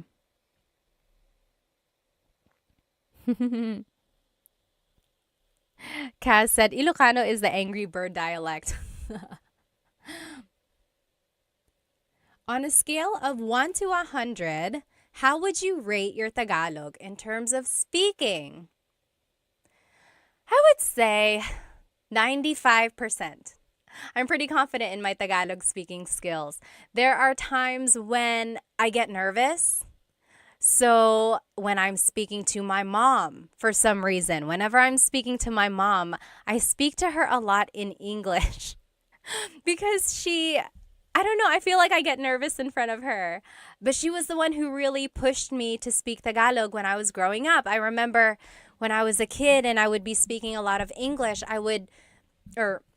she would tell me, hindi ka na nagtatagalog. You're not speaking Tagalog anymore. Hindi ka na nagtatagalog. So then that would like push me back into speaking more Tagalog. So yeah, I get nervous around her. I get nervous around my family in the Philippines sometimes. Like, I just get kind of self-conscious about my accent and then I stumble over my words. But that happens to everyone. So if it happens to me, I mean, don't worry about it if it happens to you, right? Let's see. Maayong buntag po. Hello po. That's Cebuano, right? Tagalog is easier, but I'm still at nosebleed level. So nosebleed is what people say whenever they're having a hard time speaking. Usually Filipinos will say, oh, nosebleed ako, or I'm having a nosebleed because they're having a hard time speaking English. Let's see, who's the winner? What? Bianca Bustamante is beating Efren Reyes. I'm kind of surprised here. I really thought it was going to be a battle of the goats. Like a battle of the older male athletes. Wow. Well, go Bianca. Racer B on Instagram, by the way. Let's see. Now it's going to be Manny Pacquiao versus Bianca Bustamante. Let's see here. It's the final one. It's the championship. Favorite. So Manny Pacquiao versus Bianca Bustamante. Who is our favorite Filipino athlete? Someone had a good question up here. Okay. Oh, someone asked, born and raised ka sa US? Hindi po, pinanganak po ako sa Maynila, tapos lumipat kami dito ng 2 taon po ako. Tapos every other year, umuwi kami sa Pilipinas. So umuwi ako nung una nung 5 years old yata ako kasi nabantay yung mama ng papa ko. Tapos after that, mga every other year na kami umuwi. Tapos mayroon kaming TFC, tapos nagtatagalog yung mga magulang ko sa akin. So that's how I kept my Tagalog. Yes, Maya said, me and a lot of my friends that grew up in the US understand Tagalog but can't speak it. Why does this happen? You know, I have very young kids and I am trying to teach them Tagalog. And of course, we're teaching them English because of school. And I know why it happens. I completely understand parents. It's hard. Like, you want your kids to succeed in school, and it's natural for them to kind of get confused or like mix things up. So parents just kind of default to only teaching English because it will help the kids. And I completely understand that. But I think if you push through and just kind of keep teaching it, it will all work out in the end. So I know a lot of people where they can understand Tagalog, but they can't speak it and they really, really want to. If you can understand it, you are halfway there. I think that's a good way to think about it, right? You can understand it. Now all you have to do is formulate sentences and then go from there. So don't feel bad if you can only understand. Think of it as, oh, I only have to make sentences now. Let's see.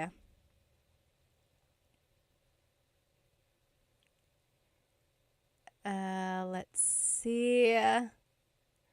Tony, are you married? Yes, I am, and I have kids. Yes, we've been married for 17, 18, 19, 20, 21, 22, 23, 24. 7 years. Oops. I don't know what your name is. It's in characters.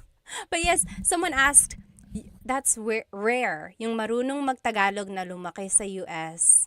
Opo nga, ngayon ko lang na-appreciate actually, ngayon na matanda na ako. Pero nung bata ako, I always kind of got teased na marunong ako magtagalog. Okay, let's see who's the winner. Manny Pacquiao is the winner. He is the overall favorite Filipino athlete. Although I know there are some things that he's said and done that kind of make him not the favorite. Okay, Kaz said, I'm learning Cam Norte Bicol language. And then there's Sorsogon. Yes, my mom's side of the family is from Sorsogon, actually. Bayani said they forgot the greatness of Efren Reyes. I know, I was so surprised about that, actually. Let's see, does anyone have any questions about anything we learned today? Anything? Hello. Now that we are done with the lesson, I'll just turn on my camera here. Anyone have any questions about adjectives or about sentence structures? Or if there's anything you want to learn for next week, please write it in the comments because I love tailoring my lessons to what you want to learn. Otherwise, thank you so much for joining me, and I will see you next week. If you weren't able to join this live, I will try to teach this same exact lesson another day, or you can watch the recording of this later on, right after this live, actually. Okay? Thank you so much, everybody. Maraming salamat. Thank you for spending some time with me.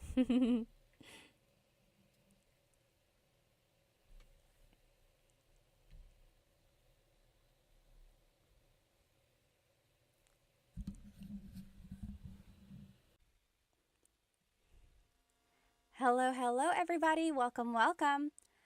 I am live right now on Instagram, on TikTok, and on YouTube. Hello, hello. I hope you have had a great week. My week has been very busy. We finished a playground at my house, and I've just been busy. I've been doing lots of different things around my house.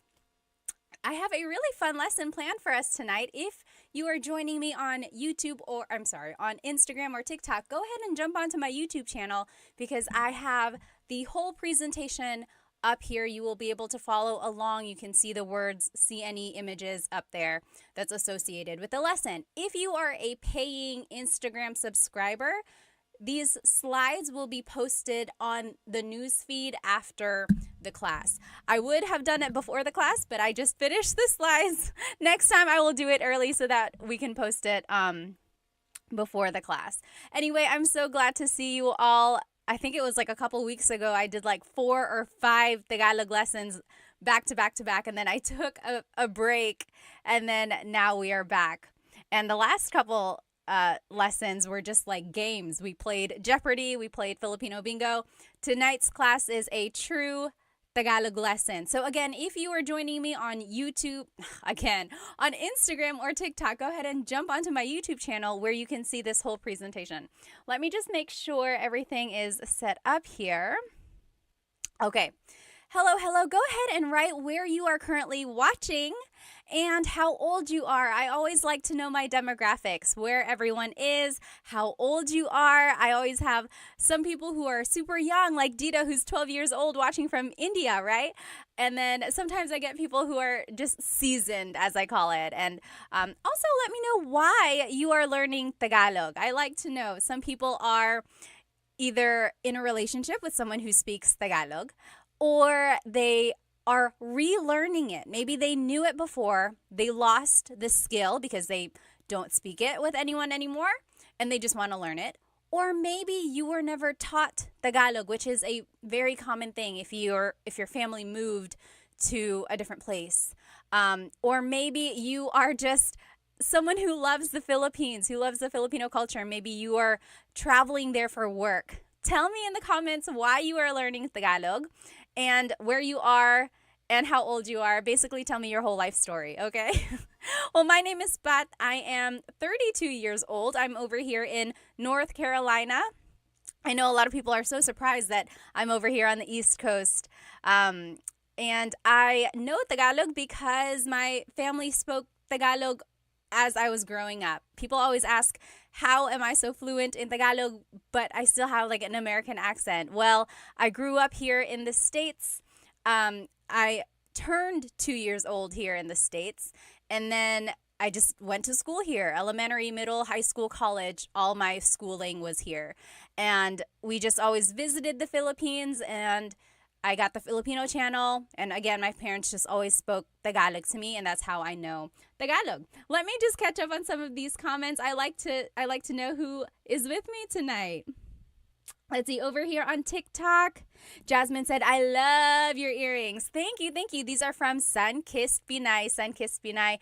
They are known for their sun earrings. Sometimes they're hoops, sometimes they're large statement earrings like these. Be sure to check out Sunkissed Pinay. I love, love, love them. How long is your hair?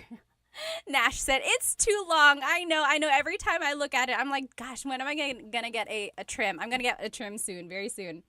Oh, thank you. Thank you so much, Floyd, for the badge. Thank you. Thank you. If you are watching on YouTube, feel free to purchase a super chat sticker or whatever it's called. Or if you're on Instagram, you can purchase a badge. And then on TikTok, you can purchase a badge or a gift as well. Anything that I earn from these things, I always give back to Filipino businesses. You'll see it in whatever earrings I'm wearing or props that I have or anything like that. Okay, let's keep going. Who else? Oh, Ricky is from California. Brighter Shade is in the US, 44 years old. Sam is 49. Hello. Let's see over here on Instagram. Simply Kenny said, what's up? What's up to you? Kamusta ka? Oh, yes. TMD Texas said, love the earrings. Yes. Stone Child said, from Vancouver, Canada, learning Tagalog to connect better with my girlfriend. And we'll move to the Philippines in the future. How sweet, how sweet. Hello po, kumusta ka? Pascal said. Let's see. Oh, maraming salamat, Sandy Bear. Oh, konting Tagalog, NC said. Hello. Let's look over here on YouTube, and then I promise we're going to jump into our lesson. Who is over here on YouTube? Aiden is from Virginia Beach. David, is that New Zealand? Hello. Sky said, kumusta ka? Ray is from Australia. Hello. Christopher from Orlando. Jack is from Alberta. Hello. Sky is 14 years old. Hello. Orpix is from Maryland, 19. Very good. Oh, nag-aaral ako ng Tagalog kasi Pilipina ang jowa ko. At ang sarap ng pakinggan ng Pinoy. It's nice to listen to Tagalog, and also his or her girlfriend is Filipino. Hello. My mom speaks Tagalog and I'm trying to learn, Sky says. Oh, that's great. That's so great. Amos is on vacation in the Philippines. Christopher is learning because of my fiance, it says. Vince is in Santa Barbara learning because his asawa is Filipino, his wife. Oh, that's so nice. Okay, guys, let's go ahead and jump right into this lesson. Tonight's lesson is actually about driving. So things that you can say while driving or while riding a car or while riding in transportation in the Philippines. So if you are traveling to the Philippines, you'll be able to see all the different types of public transportation over there. We'll talk about them. And then here are some things that you can say just in the car if you're driving wherever you are. Maybe while you're driving or if someone is driving you. Here are some things that would be applicable. Let me know if you can't hear me. I think you can hear me since you're answering my questions, but there shouldn't be an echo. So TikTok, Instagram, YouTube, I have 3 mics because I have 3 different platforms. Let me know if the audio goes out or anything, okay? Let's keep going. I just want to make sure I don't miss any questions here. Oh, let's see. Oh, no sound. Oh, no. It's muted. You know what? I feel like the mic... Okay. Hello. Instagram, is it working now? I feel like the battery died on that mic. So sorry about that. But I'll just try to speak loudly, okay? Let's keep going. Again, if you just joined me, this whole presentation is on my YouTube channel. And you should be able to follow along. Okay, everyone, can you hear me now? Let me know if you cannot. Ray said, how not to get scammed by a taxi in Manila. Alrighty, let's keep going. So here are just some vocabulary words about driving or about the car, about different things, okay? So these are just vocab terms. So a vehicle is sasakyan. Sasakyan. That's just a vehicle. It encompasses a bus, a car, a train, a bike. That's just a vehicle in general. Sasakyan. Sasakyan. I will say when I was growing up, my parents used coche and sasakyan interchangeably. Like if they were like, oh, nasan ang bag ko? Where is my bag? They would say, oh, nasa sasakyan. It's in the vehicle. It's in the car. But just know that technically sasakyan is vehicle. Okay? And here are the different types of vehicles, okay? Oh, let me just double check here. Their phone is sira. Whose phone is sira? Can you hear me okay? Oh, Joyce, Mommy, thank you so much for the gift on TikTok. Thank you, thank you. Okay. You got a Filipino accent. Me, a little bit, yeah. Okay, again, here are the different types of vehicles in the Philippines.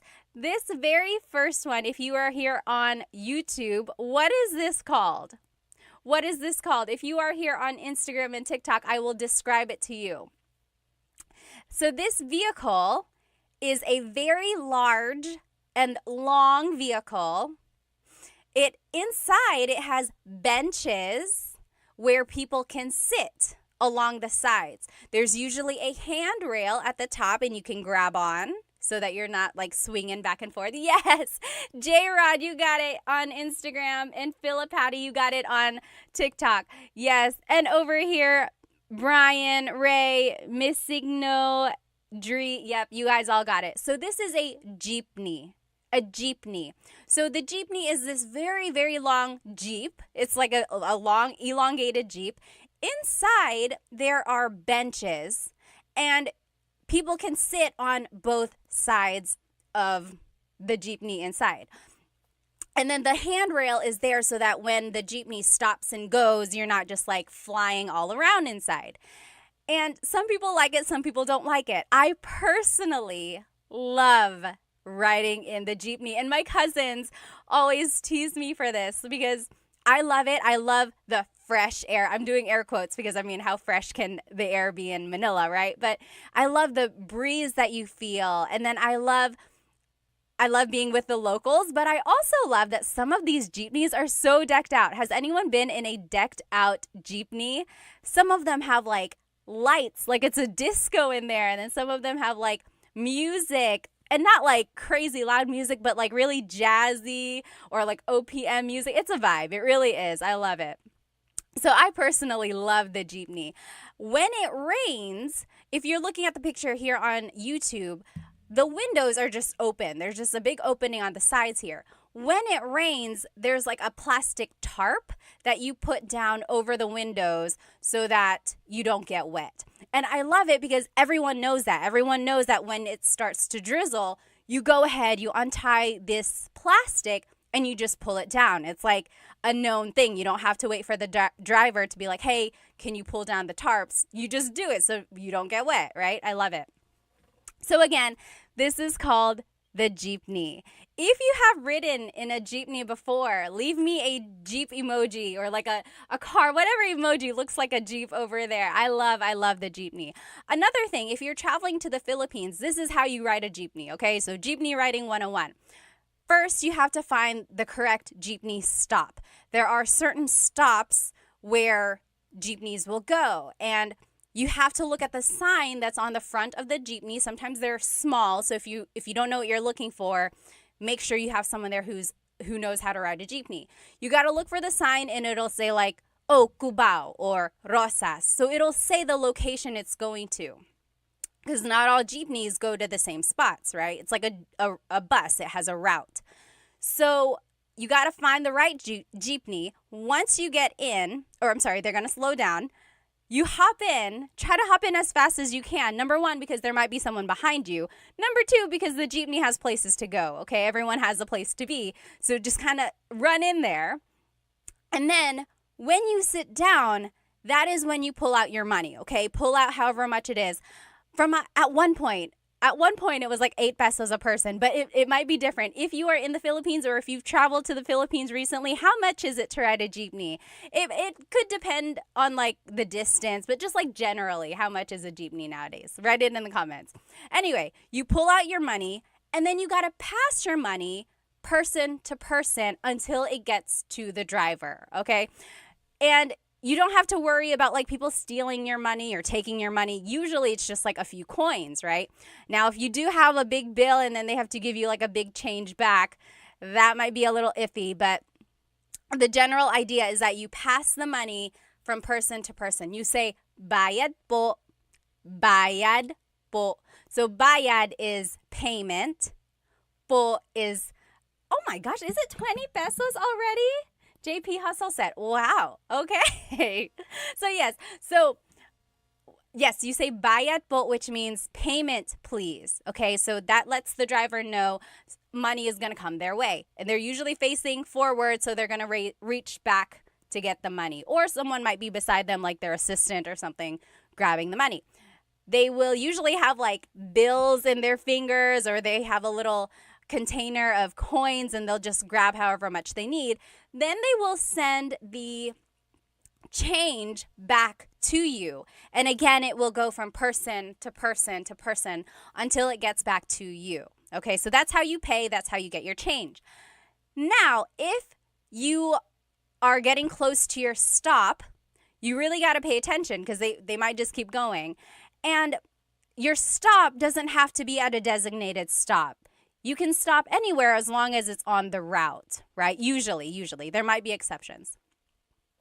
When you get to the place you want to go, you have to say para.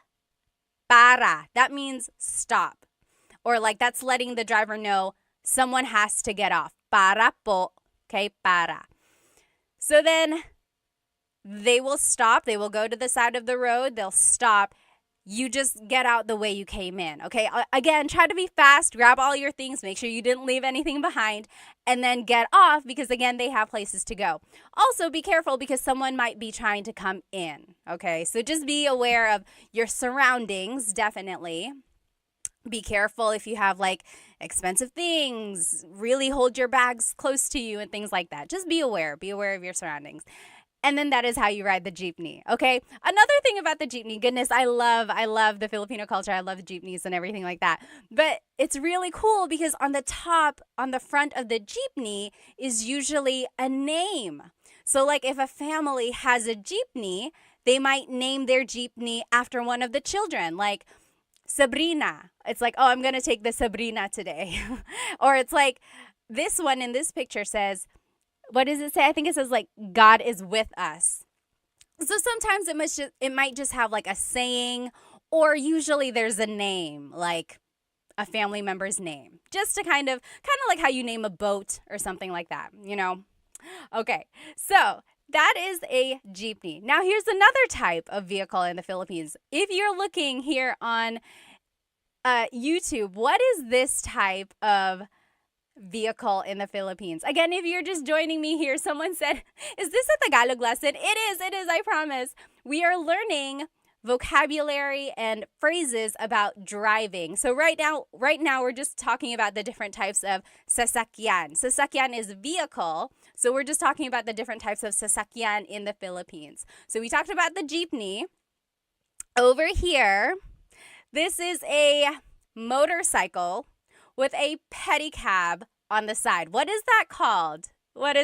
Yes, almost polyglot got it. Steve got it on YouTube. So it is a Mista said a sidecar motorbike. Yes, literally. Yes, Roach Clip said tricycle. Yes, and it's Richard on Instagram. It's called a tricycle. So a tricycle is a motorcycle with a pedicab attached to the side. Sometimes it's not a motorcycle, in which case it's a bicycle. Sometimes in like the province, or if you're just going a really short distance, it might just be a bicycle. It's a little bit more work for the driver in that case, right? But for the tricycle, the pedicab can fit usually 2 people facing forward. In the front of that same sidecar, there might be a little seat facing the other direction. So that's another person who can fit in there. And then there might also be a little seat on the side next to the driver. So that's 4. So if there are very small people or like children, they can fit in those tiny seats. So again, there's 2 seats in the back of the pedicab. There might be a tiny seat in the front. There might be a tiny seat on the side. Okay. And then there are 2 seats behind the driver on the actual motorcycle. So that's another 2 people who can sit there. Sometimes they're usually sitting sideways so that your feet dangle off. That's just how you would fit there. Now, during busy times, like in the province or in certain places, people might latch on to the sides of a tricycle. They'll hold on to the sides, they'll hold on to the back. Some of them might even sit at the very top of a tricycle. So, and they do that because sometimes there aren't a lot of tricycles traveling that way. Like, for example, if kids are trying to go to school and it's going to be the last tricycle for a while, a lot of kids will try to pack onto that one tricycle just to get to school on time. From my understanding, though, there might be some places that don't allow that just because it's a little dangerous. But again, there are some places that will try to do that as well. So a lot of people will just like hang on to the side. Some people might hang on to the back of a jeepney as well. But again, it's dangerous, so some people try not to do that. Okay. Mr. said, my head keeps hitting the top. Yes, if you are a big person, you might hit your head on the top of a tricycle. So just be careful with that. You know, in Cebu, they have very big tricycles. They have tricycles with like a front seat and a back seat. I had never seen that until I went to Cebu. Very interesting. Okay, so yes, again, this is called a tricycle. And then in the Philippines, there are also other types of vehicles. There's a bus, or in Tagalog, bus. This picture that you see on YouTube, I'm doing this whole live on YouTube and you can see the presentation there. This bus is air-conditioned. And have you ever ridden an air-conditioned bus in the Philippines? They turn the air conditioner up so high, or like very, very strong. It's just very, very cold. Like it's a freezer in there because I guess you want to get your money's worth, right? So when it's an air-conditioned bus, it is an air-conditioned bus. It feels good for like the first 30 minutes or so, but then if you're taking a really long drive, it's like a freezer. I got really cold one time. Let me know if that has ever happened to you. It was so cold. But then some buses are not air-conditioned, in which case they just leave all the windows down. And it's like a jeepney where the air just kind of flows in and out. So it's not that hot if they're like traveling. Oh, yes. Ron Uprising said they drive very fast. They do. Unfortunately, sometimes like these big, huge buses or even like cars, sometimes they drive so fast. Like if it's a highway or if it's like just a very busy street, you really, really got to be careful. There are some bad stories of like just accidents on the side of the road. And they're so big, right? It's like you don't want to get too close to it. Okay, so there's a bus or a bus. There's also taxis in the Philippines. Sometimes they are yellow, like a regular taxi. Sometimes they are white. I think I've seen other colors as well, but usually they're like white. So someone on YouTube mentioned, don't be scammed by taxi drivers. You have to be very careful, especially if you look foreign. One thing they might do is like hike up the price for you. Another thing that might happen is they might mess with the meter so that the price is not what it should be. Another thing is that they might take you to a place they're not supposed to go, or they'll take you a long way. When I was a kid, we wanted to go to Fort Santiago, but the person didn't hear us, they said, and they were taking us to Fort something else, like Fort San Pedro or something like that. Like we clearly had said Fort Santiago, but then they were taking us to a different fort because they misheard us. So they, it was just not a very nice thing. But yes, so just be very aware. They also have like grab cab or grab taxi or something like that. That kind of helps with the liability, or like just keeps someone accountable because there's like the record of you getting that one taxi, right? So just be careful.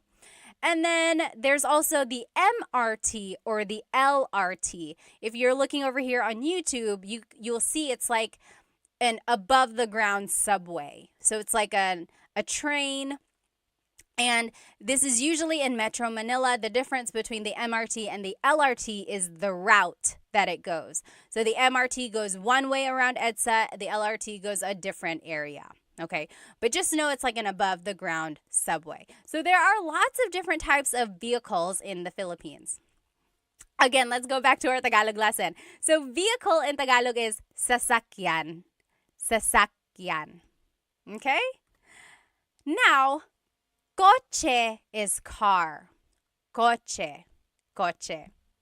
And again, the difference between coche and sasakyan is that coche is specific. Coche is car. Sasakyan is vehicle. Okay, so sasakyan encompasses lots of different types of vehicles. But my family used sasakyan and coche interchangeably. It's like, oh, nasaan ang susi? Where is the key? Nasa sasakyan. It's in the vehicle. Okay? Now, license plate is placa. Placa. Can you say that with me? Placa. License plate. So it's like, nakuha mo ba yung placa niya? Nakuha mo ba yung placa niya? Did you get their license plates? Like, if something happens and like you need the taxi's information, it's like, nakuha mo ba yung placa niya? Did you get their license plate? Okay? Tire in Tagalog is gulong. Gulong. Gulong. That's tire. That's just one tire. If you want to say multiple, it would be mga gulong. Mga gulong. To make a noun plural in Tagalog, you have to add the word mga. Mga gulong.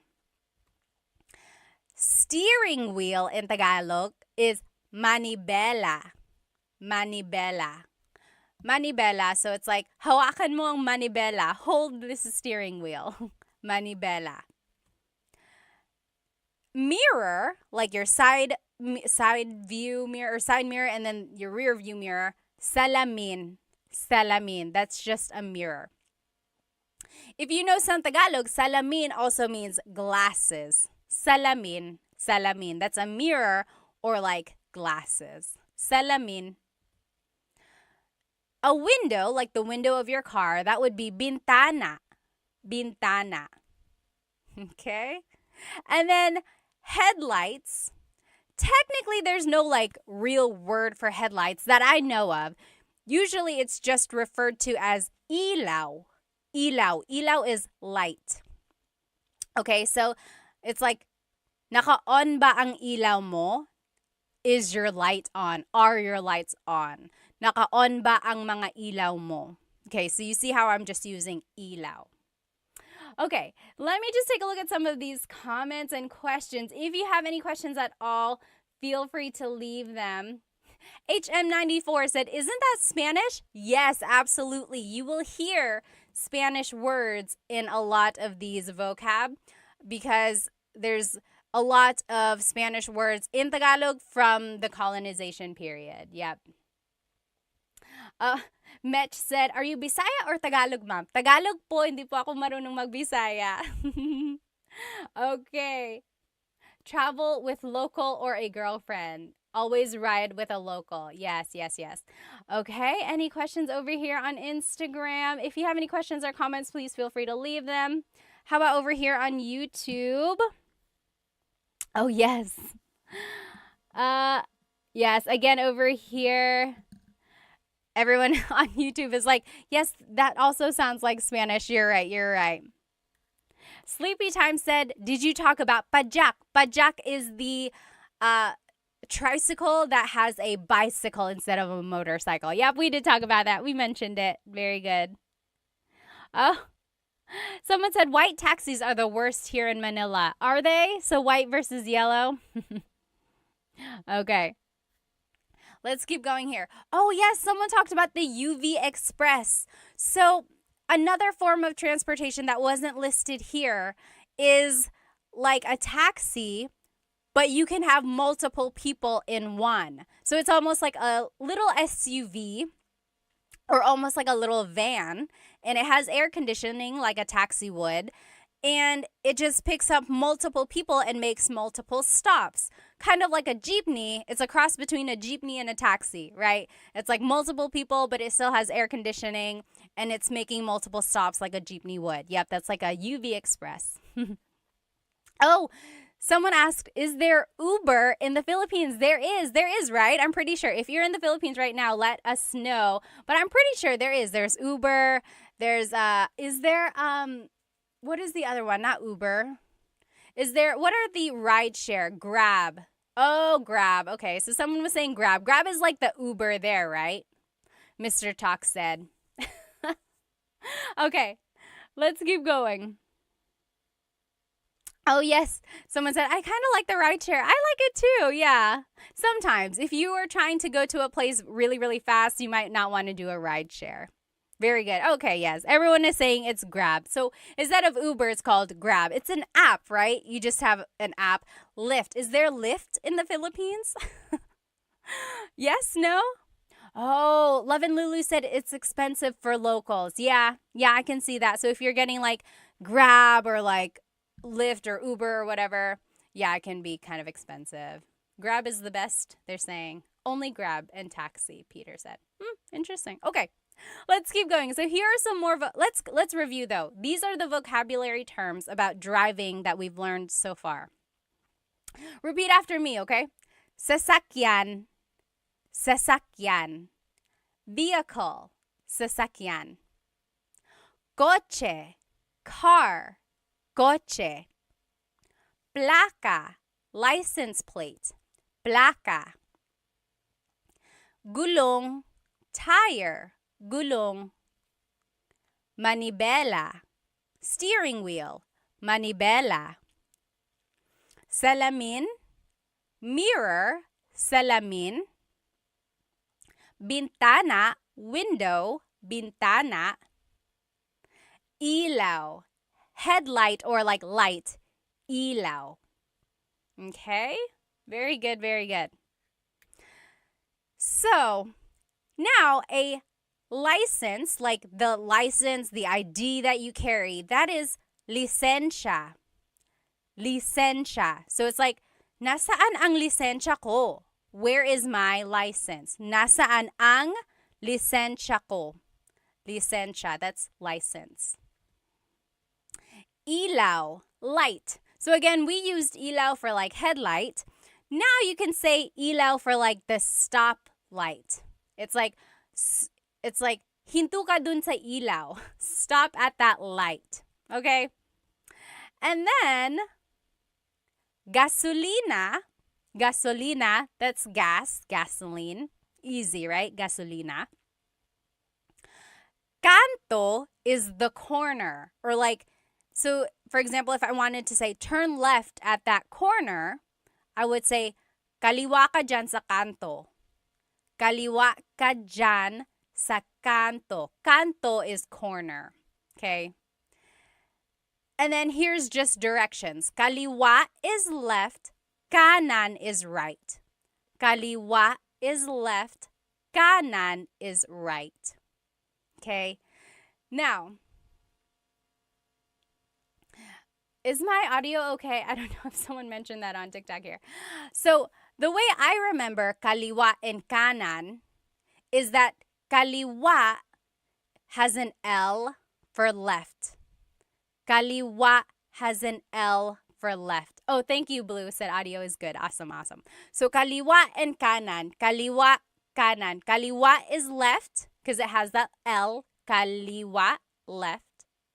And then kanan, right. Grace said, do you guys have an alphabet? Yes, there is a Tagalog alphabet. Abacada. Okay. So, kanan is right. Kaliwa is left. Now, mabilis is fast. Mabilis. The opposite of mabilis is mabagal. Mabagal. Oh, Ms. Fernini had a great question. Can you use kanan like saying, yes, right? No, very good question. So kanan is the direction right. If you want to say right as in correct, that would be tama. Tama. Correct. Tama. Very good question. So again, kanan is right, the direction. Tama is right as in correct. Very good question. Okay, let's keep going here. So let's review these words again.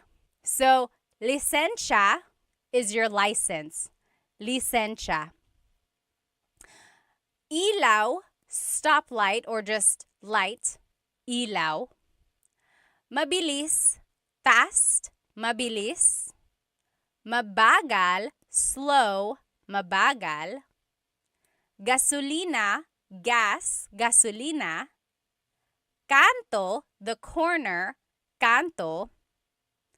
Kaliwa, kanan. Left and right. Kaliwa and kanan. Remember, how are we going to remember kaliwa? Kaliwa is left because it has the letter L. Kaliwa is left. So kanan has to be right. Okay. Now, here are just some verbs. Okay, so here are some verbs. One thing about verbs that I want you to get from this lesson is that all verbs have a Tagalog root. Okay, so for example, maglakad is to walk. Maglakad. If I want to say I'm walking, it's naglalakad ako. Naglalakad ako. Do you hear the root word lakad?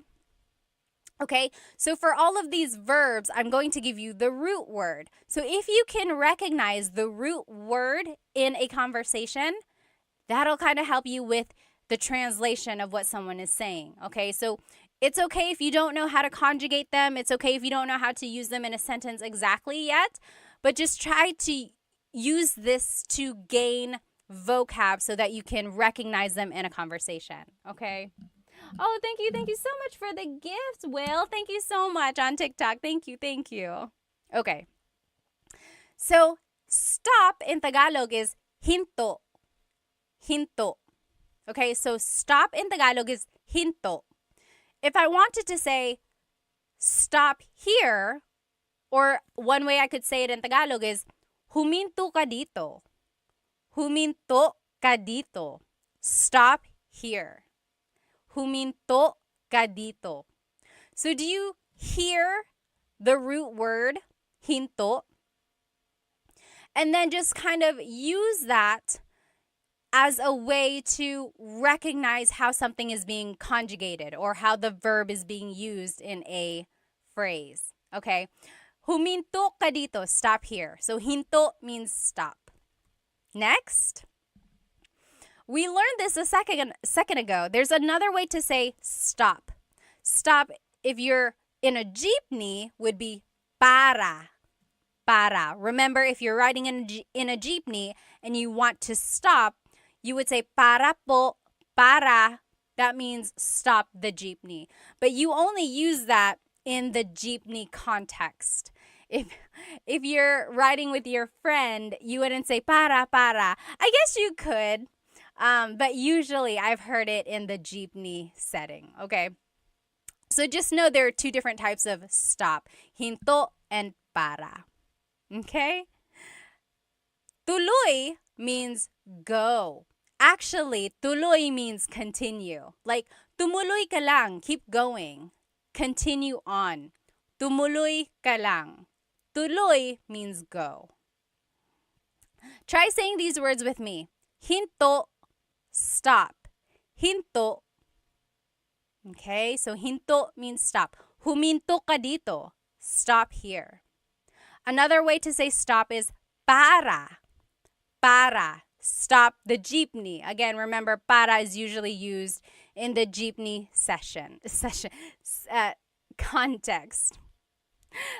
The Raffy Taffy said, this is my first live session. I love it. Salamat. That's why I said session. Do you do this regularly? I do Tagalog Thursdays. Yes, Tagalog Thursdays. And then I try to do the lesson again, like I do a repeat of that lesson another time during the week, just in case someone wasn't able to join.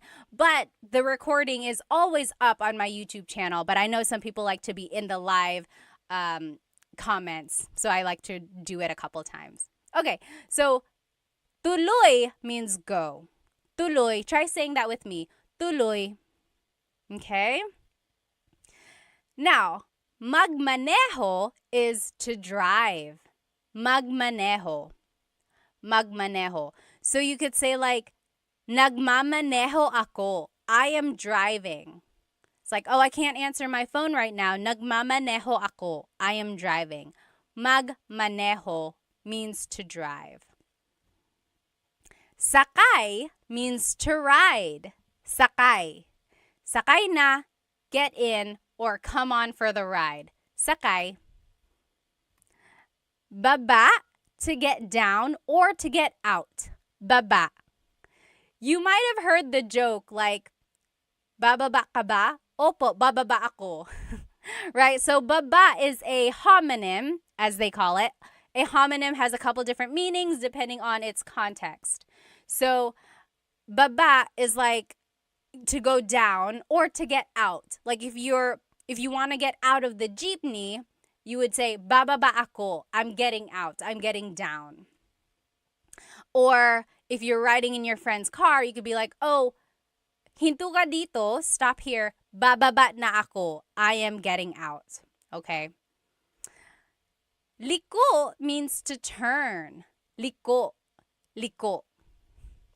So it's like, lumiko ka dito. Turn here. Lumiko ka dito. So it's an verb. If you've been watching some of my lessons, you know that verbs come in 5 different categories. Mag, ma, in, and e verbs. Liko is an verb. Lumiko ka dito. Turn here. Atras is to back up. Atras. The opposite of atras is abante, to move forward. Atras, to back up. Abante, to move forward. Very Spanish, right?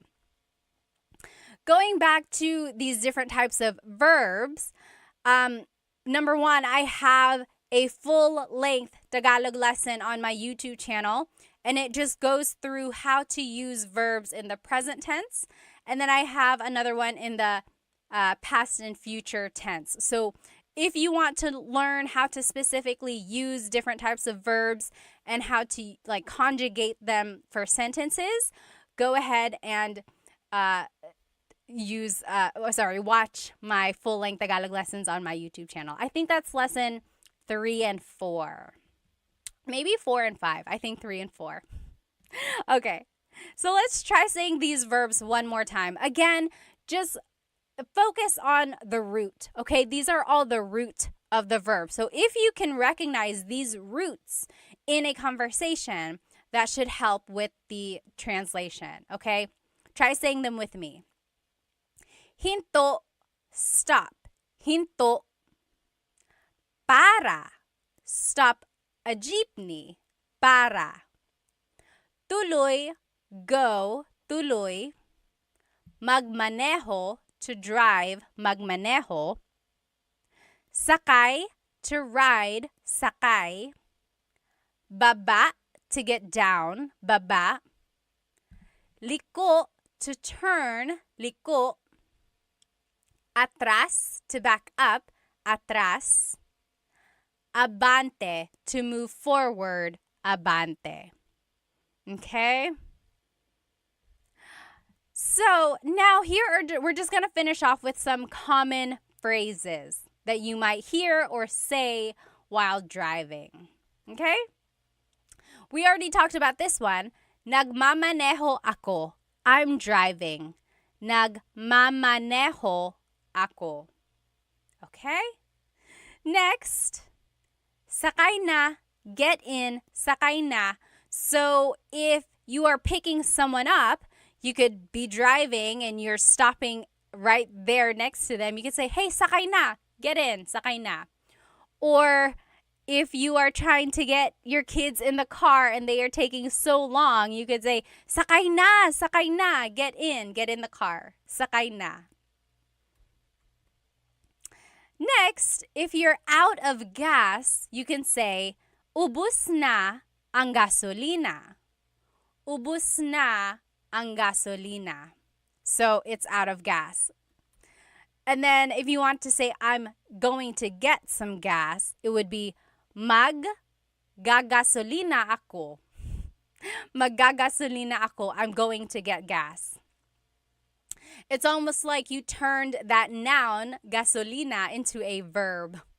You are doing the noun.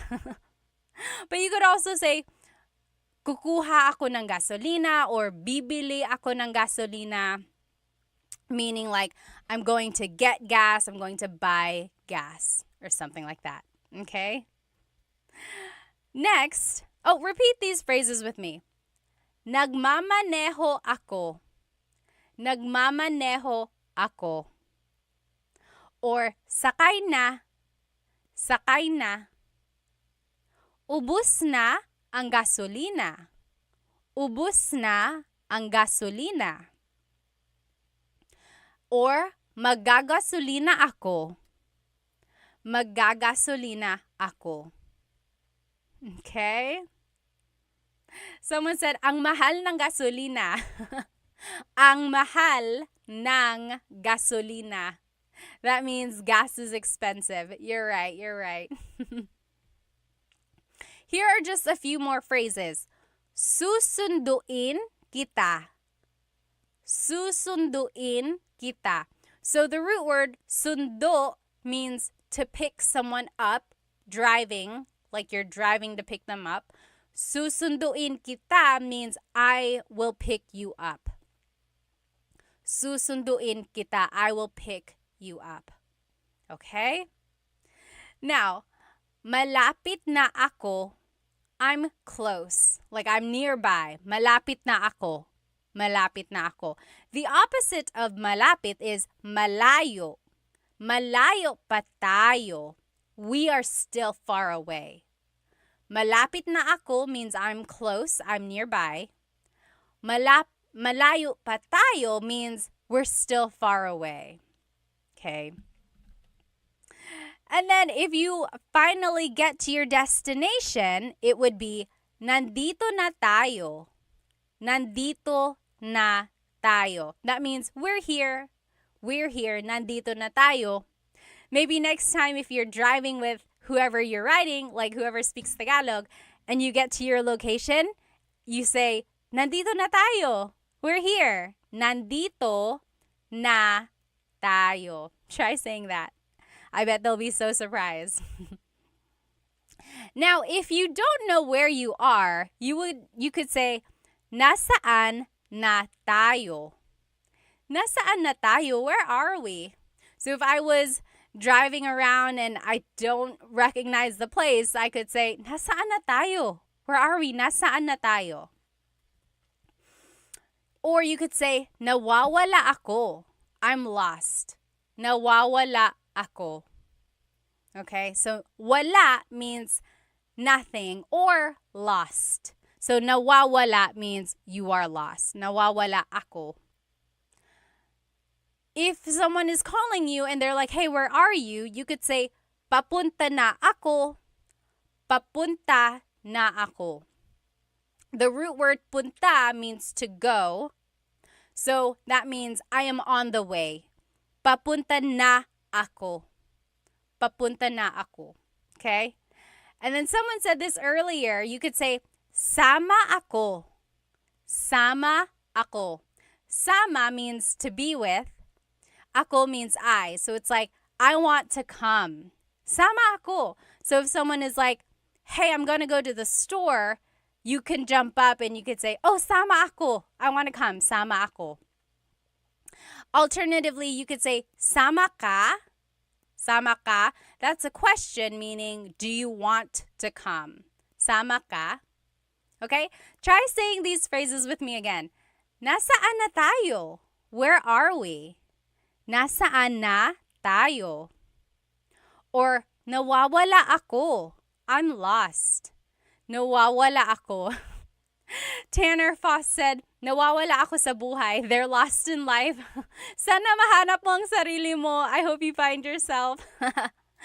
Papunta na ako. I'm on the way. Papunta na ako. Sama ako. I want to come. Sama ako. Okay, so those are just some phrases. This next activity is kind of fun. See if you can understand what I'm saying in Tagalog, okay?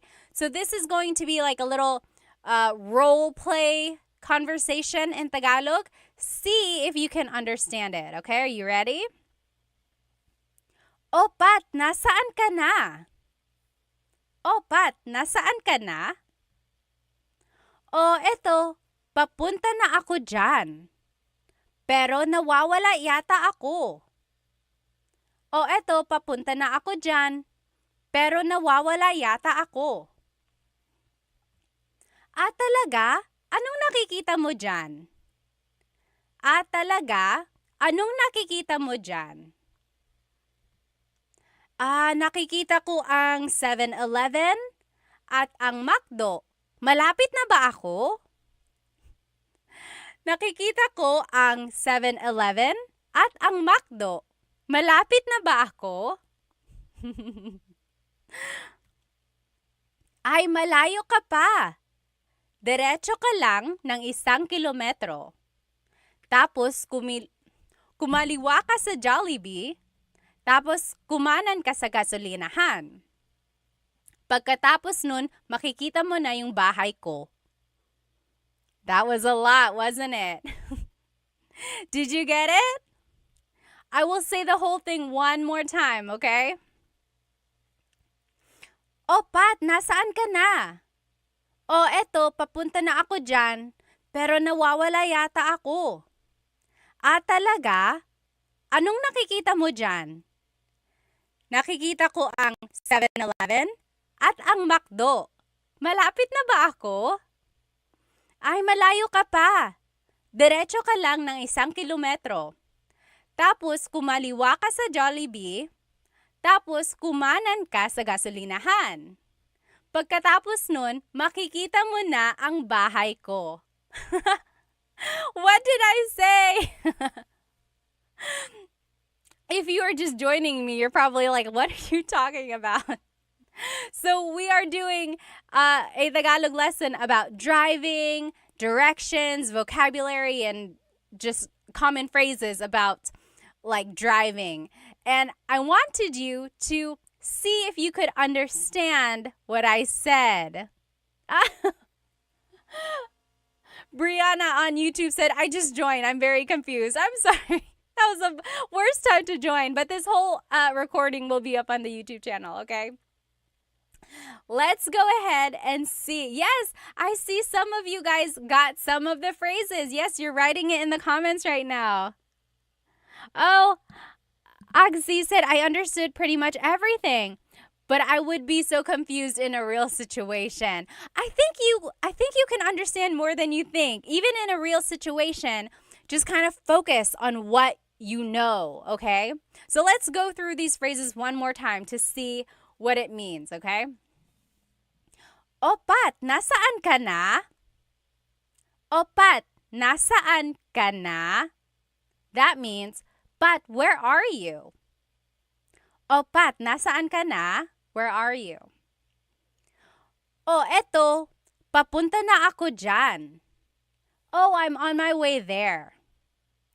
Pero nawawala yata ako. But I think I'm lost.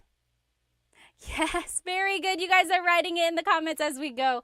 Very good, very good. Yes.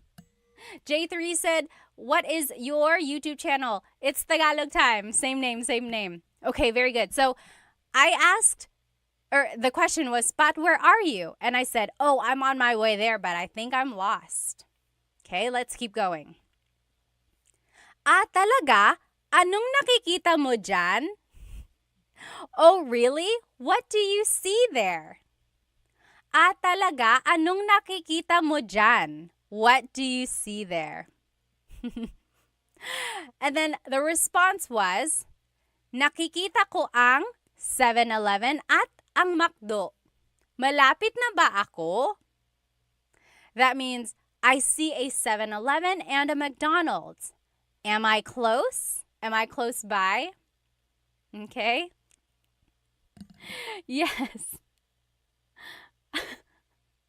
Swingovic said, I would just say mahal kita. I don't know if you want to do that. That might give off the wrong impression. I don't know what would happen if you say that. Okay, so are you with me so far? So first, it was like, hey, Pod, where are you? And I said, oh, I'm on my way there, but I think I'm lost. Then the person asked, oh, really? What do you see? And I said, I see a 7-Eleven and I see a McDonald's. Am I close? Let's see what else I said. Okay. Ay, malayo ka pa. Oh, you're still far away. Ay, malayo ka pa. Diretso ka lang ng 1 kilometro. Keep going straight for 1 kilometer. In the Philippines, they measure everything by kilometers, not miles, like they would in America. So, diretso ka lang ng 1 kilometro. Go straight for 1 mile, or 1 kilometer. Tapos, kumaliwa ka sa Jollibee.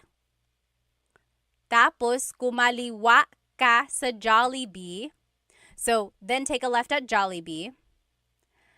Tapos, kumanan ka sa gasolinahan. Take a right at the gas station. Kumanan ka sa gasolinahan.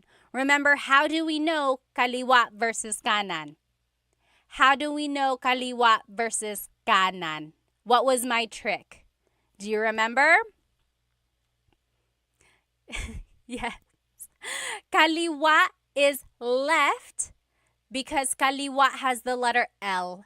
Kaliwa is left. Kanan is right. Okay? So let's keep going. Pagkatapos nun, makikita mo na ang bahay ko.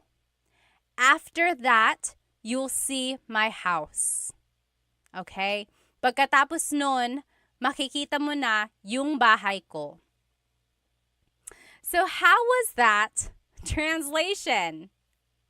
I'm going to say it one more time. Now that you know the translation, pick out the words that you recognize. Also take a look if you can, or see if you can recognize any grammar patterns, okay? And then use all of that in the future, okay? It's okay if you don't understand right now, but that's why we're learning, right? Use this as an opportunity to take pieces, keep it in your pocket, and use it again in the future. Here's that conversation one more time. Oh, Pat, nasaan ka na? Oh, eto, papunta na ako dyan. Pero nawawala yata ako. Talaga? Anong nakikita mo dyan? Nakikita ko ang 7-Eleven at ang McDo. Malapit na ba ako? Ay, malayo ka pa. Diretso ka lang ng 1 kilometro. Tapos kumaliwa ka sa Jollibee. Tapos kumanan ka sa gasolinahan. Pagkatapos nun, makikita mo na yung bahay ko. Okay? Yes. Very good, very good. I hope you guys can recognize some of the words and phrases that we learned tonight in that activity there. Okay? And let's just do a quick review of some of these vocabulary terms. Again, if you're following me on TikTok and Instagram, these pictures are up here on YouTube. So, what is this type of vehicle? I'll describe it for you. This is a really, really long bus. And, sorry, hang on one sec. My phone is making me verify that I'm still active.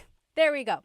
So this is like a really, really long vehicle. People can ride in it on the sides. You pass your money down person by person, and you have to say para. What is that vehicle in the Philippines? Yes. Very good. Dog Mom says jeepney. Very good. Vibe for Soul said a limo. Not quite. Not quite a limo. So remember, the jeepney is a form of public transportation in the Philippines. You ride on the sides, you pass your money down, and then when you want to get off, you say para. I heard, though, they're trying to discontinue the jeepney. Have you heard that? They want to discontinue the jeepney because it's not very good for the environment. It gives off a lot of smoke, uses a lot of gas and things like that. I hope not. I hope they can just find a way to kind of make it better for the environment. My husband's family actually has made or has been involved in the making of an e-jeepney. Isn't that so cool? But yeah, I hope they don't take away the jeepney. It's such an iconic symbol of the Philippines. Alrighty. Next, what is this vehicle? So this is a motorcycle with a pedicab attached to the side. What is that called? Anyone? Yes. Charles Ryan said, save the jeepney. Save the jeepney. Yes, please. Alrighty. What is this term called? Or what is this vehicle called? So it's a pedicab attached to a motorcycle. Very good. The tricycle. Tricycle. Yes, absolutely. Oh, JB said, why get rid of it? It's historical. You're right. Both the jeepney and the tricycle came about in World War II. Did you know that? The jeepney was a vehicle that they used in, the Americans used during wartime, or that's what they brought over to the Philippines. And then it became part of the culture as a public form of transportation. And then the tricycle was introduced to the Philippines by the Japanese when they came to the Philippines. Crazy, right? Crazy, crazy, crazy. Okay, so yes, very good. This is called a tricycle. Okay. Yes, next, what is this? So what is the Tagalog term for vehicle? Vehicle. Sorry, vehicle. Pinay said, I love learning from your videos. Thank you. In all caps. Salamat. Maraming salamat. I love teaching you. So really, it's my honor. Salamat. Yes, this is a sasakyan. Very good. Very good. Gibolicious. Yes, sasakyan. Very good. Sasakyan is just vehicle in general. Okay. Next, what is car in Tagalog? Ano ang car sa Tagalog? Oh, Sha, thank you so much for the gift on TikTok. Maraming salamat. Thank you. And Shawnee, thank you for the gift. Maraming salamat. Yes, car in Tagalog. Gibilicious got it right. Yes, Sergey got it right on YouTube. Coche. Coche. Oh, yes, I am seeing some different spellings here. So, someone mentioned the Tagalog alphabet. In the Tagalog alphabet, there is no letter C in Tagalog naturally occurring. The ch sound is a TS combination. Coche, coche, car is coche with a TS spelling. Very good. Ano ang license plate sa Tagalog? Ano ang license plate sa Tagalog? Do you remember license plate in Tagalog is? Plaka. Plaka. Salamat, Charles Ryan. Very good. Plaka. Very good, very good. Ano ang tire sa Tagalog? Ano ang tire? Yes. Very good. Almost polyglot said it's like the word chaa. Chaa in Tagalog is tea, like the tea that you drink, and it's spelled T-S-A-A. Chaa. Chaa. That's such a Tagalog spelling. I love it. There's the T-S sound and then the double vowel pronunciation. Chaa. It's so Tagalog. Yes, very good. What is tire in Tagalog? Gulong. Gulong. Oh, Tampa Souls said pagod. Pagod is tired. Tired. I said tire. Like the tire on a car. The tire on the car is a gulong. Tired, like feeling tired, is pagod. Common mistake. Easy mistake there. Very good. What is steering wheel in Tagalog? What is steering wheel in Tagalog? Oh, Big Boss on YouTube also said pagod. Sorry for the confusion there. Steering wheel, yes, very good. Oh, I don't know your name because it's in different characters. But yes, Manibela. Manibela, very good. Jean got it on TikTok. Gibalicious, you got it. I mean on Instagram. Very good. Manibela is the steering wheel. Okay? What is the mirror? So the mirror, like to see the back or like your side, and then the rear view mirror. What is a mirror in Tagalog? It's also the Tagalog word for glasses. Mirror in Tagalog is salamin. Salamin. Salamin. Oh, very close. Very good. Driving said bintana. Bintana is actually window. So salamin is the mirror. Bintana is the window. Very good question there, or very easy mistake. If you didn't see the beginning of this lesson and you don't know the words we're talking about, this whole lesson is recorded and it will be on my YouTube channel, Tagalog Time with Pat. Okay, so don't worry there. And the whole presentation is there. Okay. And then headlight in Tagalog, or just light, is ilaw. Ilaw. So that's light, or like headlight. Ilaw. What is your license in Tagalog? License, like your ID. What is license in Tagalog? Yes, very good. Everyone is getting it. What is license in Tagalog? License in Tagalog is, yes, very good. Jelly Piggies. Lisensya. Lisensya. Nasaan ang lisensya ko? Where is my license? Lisensya. Very good, everybody. Bobby Mayo said hello from Louisiana. Hello, hello. Ano ang stoplight sa Tagalog?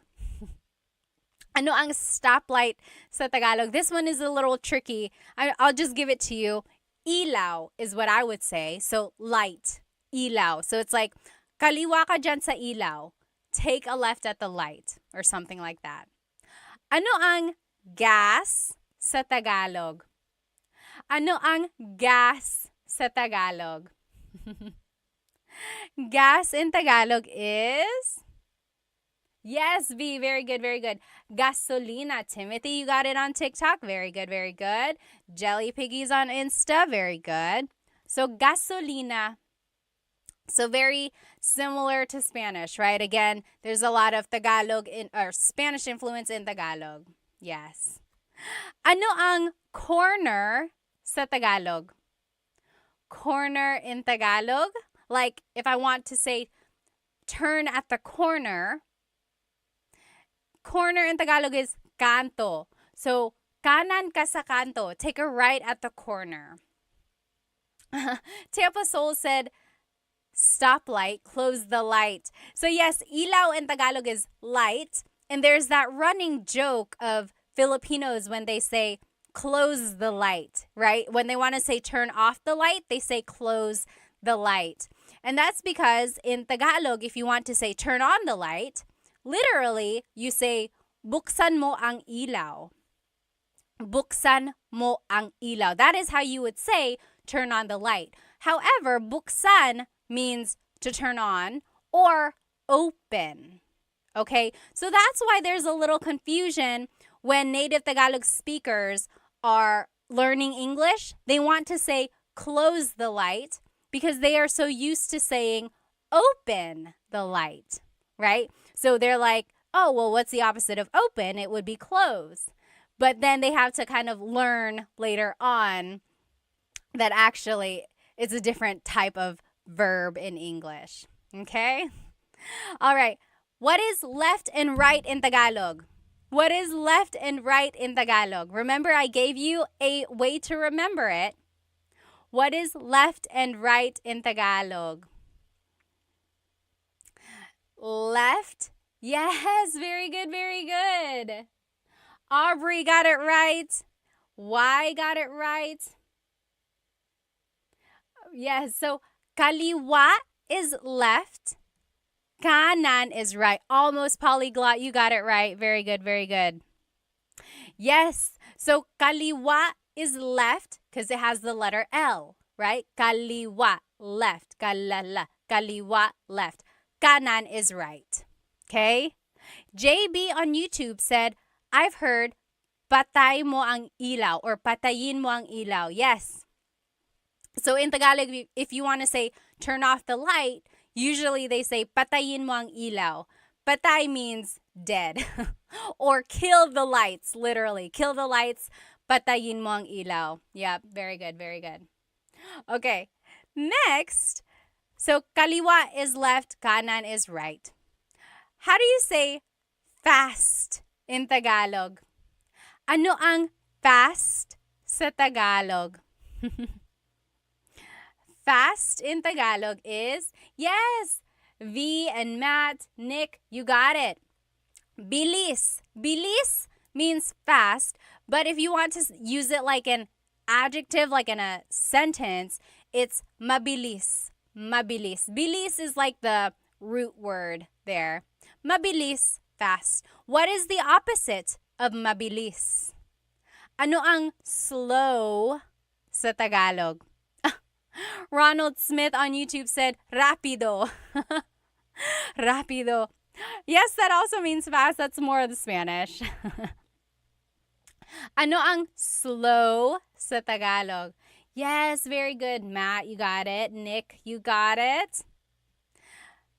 Slow is mabagal. Mabagal. I am seeing some people say nakaraan.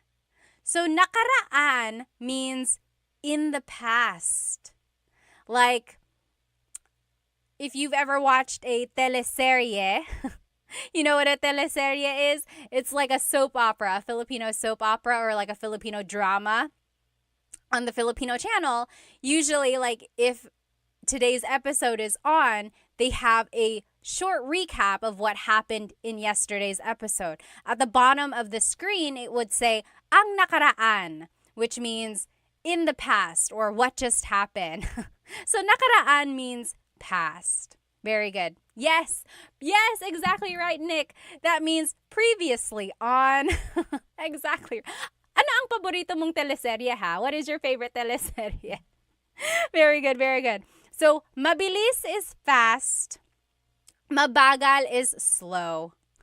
Levin Lulu said they take too long to end. You are exactly right. They will drag on a story and they will add more problems, more characters until you're like lost in this crazy whirlwind. But then you can't stop watching because you got to know how it all ends, right? Side note, I was watching Halik on TFC, or no, I Want TFC with my husband, and they had the English subtitles, but then we lost it. And then I tried to resubscribe, and they didn't have the one with the English subtitles anymore. What the heck? And so now my husband can't watch it with me. He can, but it won't be the same. I need to know what happened. Okay. So that's it. That is it, you guys. Here's a review of everything we learned tonight. So we learned vocab about driving, about the car, about vehicles, about different types of vehicles in Tagalog, right? We learned lots of vocabulary words. Then we also learned verbs in Tagalog. We learned lots of different verbs like to go forward, to go back, to stop, to go. Okay? Now, and then we also learned some common phrases. Common phrases. Someone said, gusto ko nang bumitaw. You want to let go? Why? I thought you said gusto ko nang bumati. Bumati means I want to give a shout out. If you do, write it in the comments. Go ahead and make your bate if you want. If you know anyone else who's watching, tell them that you're going to make a bate to them. If you would like to go, feel free to go. I'm just going to catch up on some of these comments before I head out. Oh, Andrea said on YouTube, what Filipino TV show should I watch to help learn Tagalog? Oh my goodness, that is such a good question. If you want to learn Tagalog, like in real time, or like about current events, I would say watch the news, right? It might be a little tricky because sometimes the reporters will use very deep Tagalog words if it's about something that's like specific about a case or something like that. But it's also very uh like it's in a context that you can use every day, like something that has happened around you or around people. So the news is good for learning kind of phrases and words like that. Now, if you want to learn like funny phrases or romantic phrases, go watch movies, like romantic movies or comedies, things like that. You'll learn like funny punchlines or like one-liners that are quick and witty. Those would be good. Um, as for like shows, honestly, I don't watch a lot of shows lately. Anyone have any good show recommendations? But another good one is like Showtime. So Showtime is just like a variety show that comes on every afternoon. And it's good because there's a lot of dialogue between people. It's just like ways to get to know people. They're introducing each other.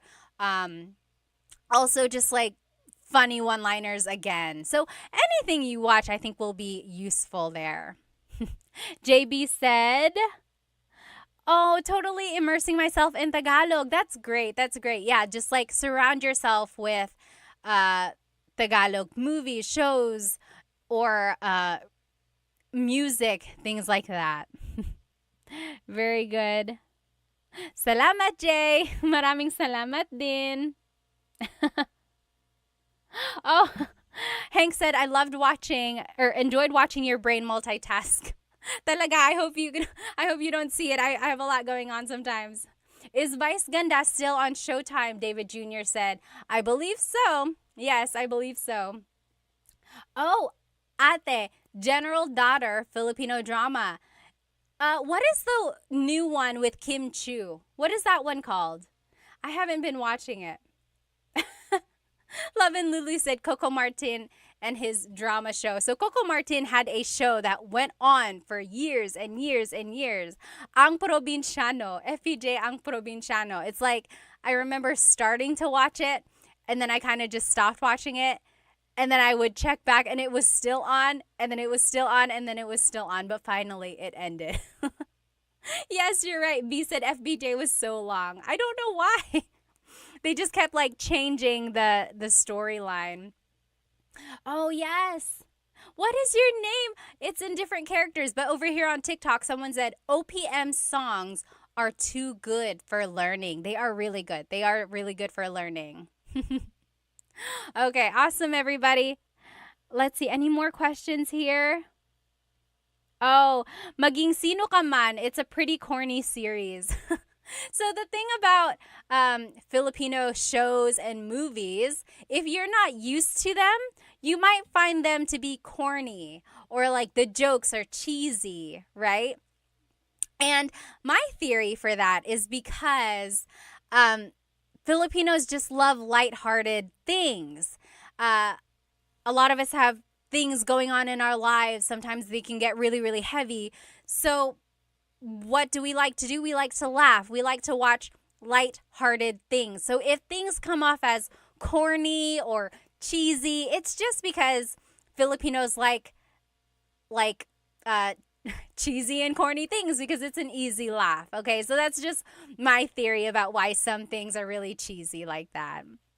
I mean, when you think about it, sometimes life in the Philippines can be very hard if you don't have a lot of resources. So if you can watch something nice on TV, that's just one way. Oh, V said, what's the best way to learn to speak Tagalog if I already understand it perfectly? So you can understand, but you cannot speak. Is that correct? I would say congratulations to you because you are already halfway there. I know people always say like, "Oh, I can only understand, but I can't speak it." In that case, all you have to do is practice what you already know. I think you know more than you might think. Like, a lot of us get embarrassed. We don't want to try speaking. We don't want to say anything wrong. We don't want to make a mistake. But just jump right in, start speaking it. What's the worst that can happen? Someone will laugh at you, so what? Who cares? At least you are learning, right? Really have a thick skin. Toughen up your mind. Focus on what you want and practice and practice and practice until you get better. And when people see that you are really trying, hopefully they'll stop laughing at you and they'll get on board and try to help you. If they keep laughing at you, turn your head, keep studying, go back and talk to them in Tagalog when you are better and show them what they are missing, or just show them what you have learned, okay? So you got it. Keep going, okay? Oh, again, I don't know your name because it's in terms, or it's in characters. It says, on a scale from 1 to 100, how would you rate your Tagalog in terms of speaking? I would say 95%. The 5% is because sometimes, a lot of times even, I still trip over my words, or I get embarrassed. I get too caught up in my head and I don't say what I want to say perfectly, right? Like if I'm speaking to my cousins or my aunts, even to my mom, I get very nervous sometimes and I revert back to Taglish, or I just answer in English. But when I really push myself, I know I can speak Tagalog at a 95% level. I'll save the 5% at there are still some words that I can't say correctly, or I have to think about it really hard, or again, just the jumbling. What's the word? Like bulol? Bulol in Tagalog is like when tongue-tied. Like if you trip over your words sometimes, and it happens to everyone. If it happens to me, I mean, it's okay if it happens to you, because it happens to everybody. Okay?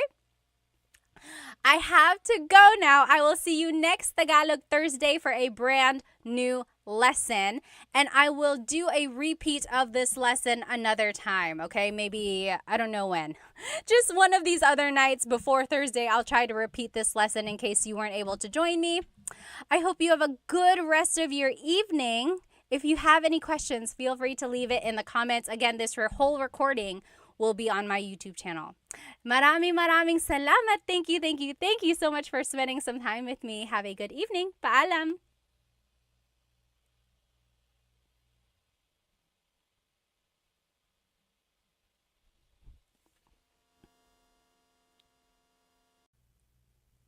Hello, everybody. So sorry for the delay, but I'm so glad you're here with me now.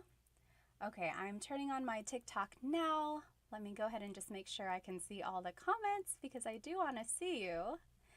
Hello, everybody. Welcome to my live Tagalog lesson tonight on Tagalog Thursday. I think you're going to enjoy today's lesson. So today we will be learning some vocabulary. Last week we learned a lot of grammar. If you joined me last week, we learned adjectives, and then we learned some simple sentence structure so that we can use those adjectives in sentences to describe people or to describe things. Today we will be focusing less on sentence structure, so less grammar, and this time more on vocabulary. I know a lot of you guys wanted to learn more useful phrases, so I think tonight will be a fun lesson for you. Hello, everyone. If you are joining me on TikTok, you are welcome to join me on YouTube, where you will see my presentation. And if you are on YouTube, hello. I know there's a little lag on YouTube, so if you are listening to me on TikTok and then joining me on YouTube, there might be a little delay there. Yes, Maximilian, hello. You did exactly what I wanted you to do. If you would like, please tell me where you are currently watching and how old you are, or give me an age range. Like I'm in my 20s, I'm in my 30s, and so on. I just like to get an idea of my audience. So Maximilian is from Canada. Hello. Hi, Dita. Oh, you have school? Okay. Oh, you don't have school. Awesome. I'm so glad you're here. Hello. Yes. Oh, thank you. Yes, my earrings are from Sunkissed Pinay, my favorite. Be sure to check them out on TikTok, Insta, everywhere. Sunkissed Pinay. Hello, hello.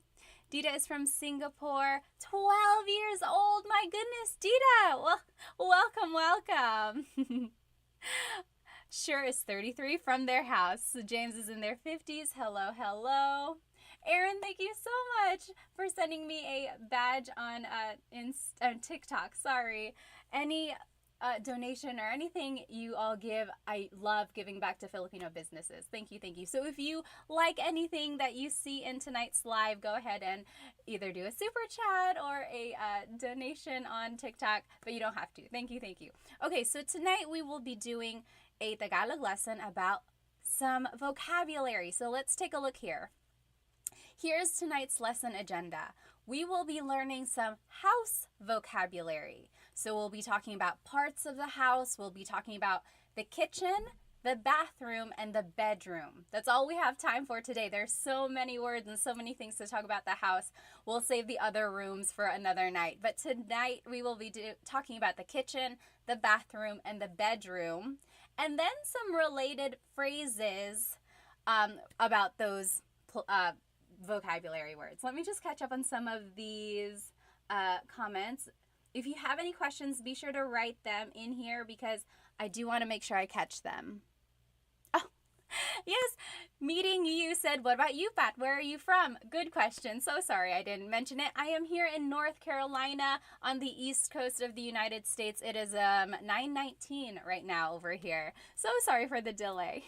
Ikwa is from Brunei, 26 years old. Ikwa is currently watching in class. You should probably pay attention to class, whatever class that is. Okay, let's go ahead and jump right into this lesson, okay? So, house in Tagalog is bahay. Bahay. Try saying that with me. Bahay. Bahay. You might notice that the spelling is A-Y at the end, so it looks like bahay, but it's pronounced bahay. That A-Y combination is bahay. Bahay.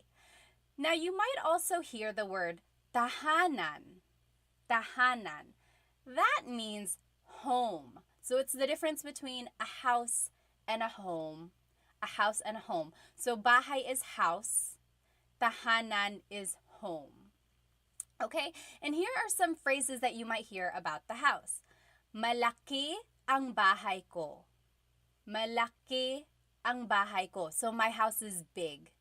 Malaki ang bahay ko. The opposite of malaki is maliit. Maliit ang bahay ko.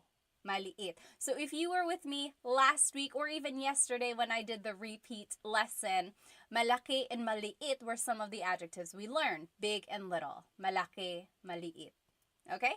So that's one way to describe your house.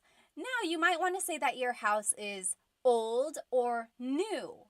So if you want to say your house is new, it would be bago ang bahay ko. Bago ang bahay ko. My house is new. If you want to say your house is old, it would be luma ang bahay ko. Luma, that means old. So bago is new, luma is old. And it's just the same sentence structure all throughout. And we learned this last week, if you remember. So it's adjective, then it's the word ang, which means is or are. Technically, it's an article. It's all different. And then bahay, which is the noun, and then the pronoun ko. So bago ang bahay ko, my house is new. Okay? And then the last thing you might want to say about your house is the distance of it. So, malayo ang bahay ko. My house is far. Malayo. Malayo.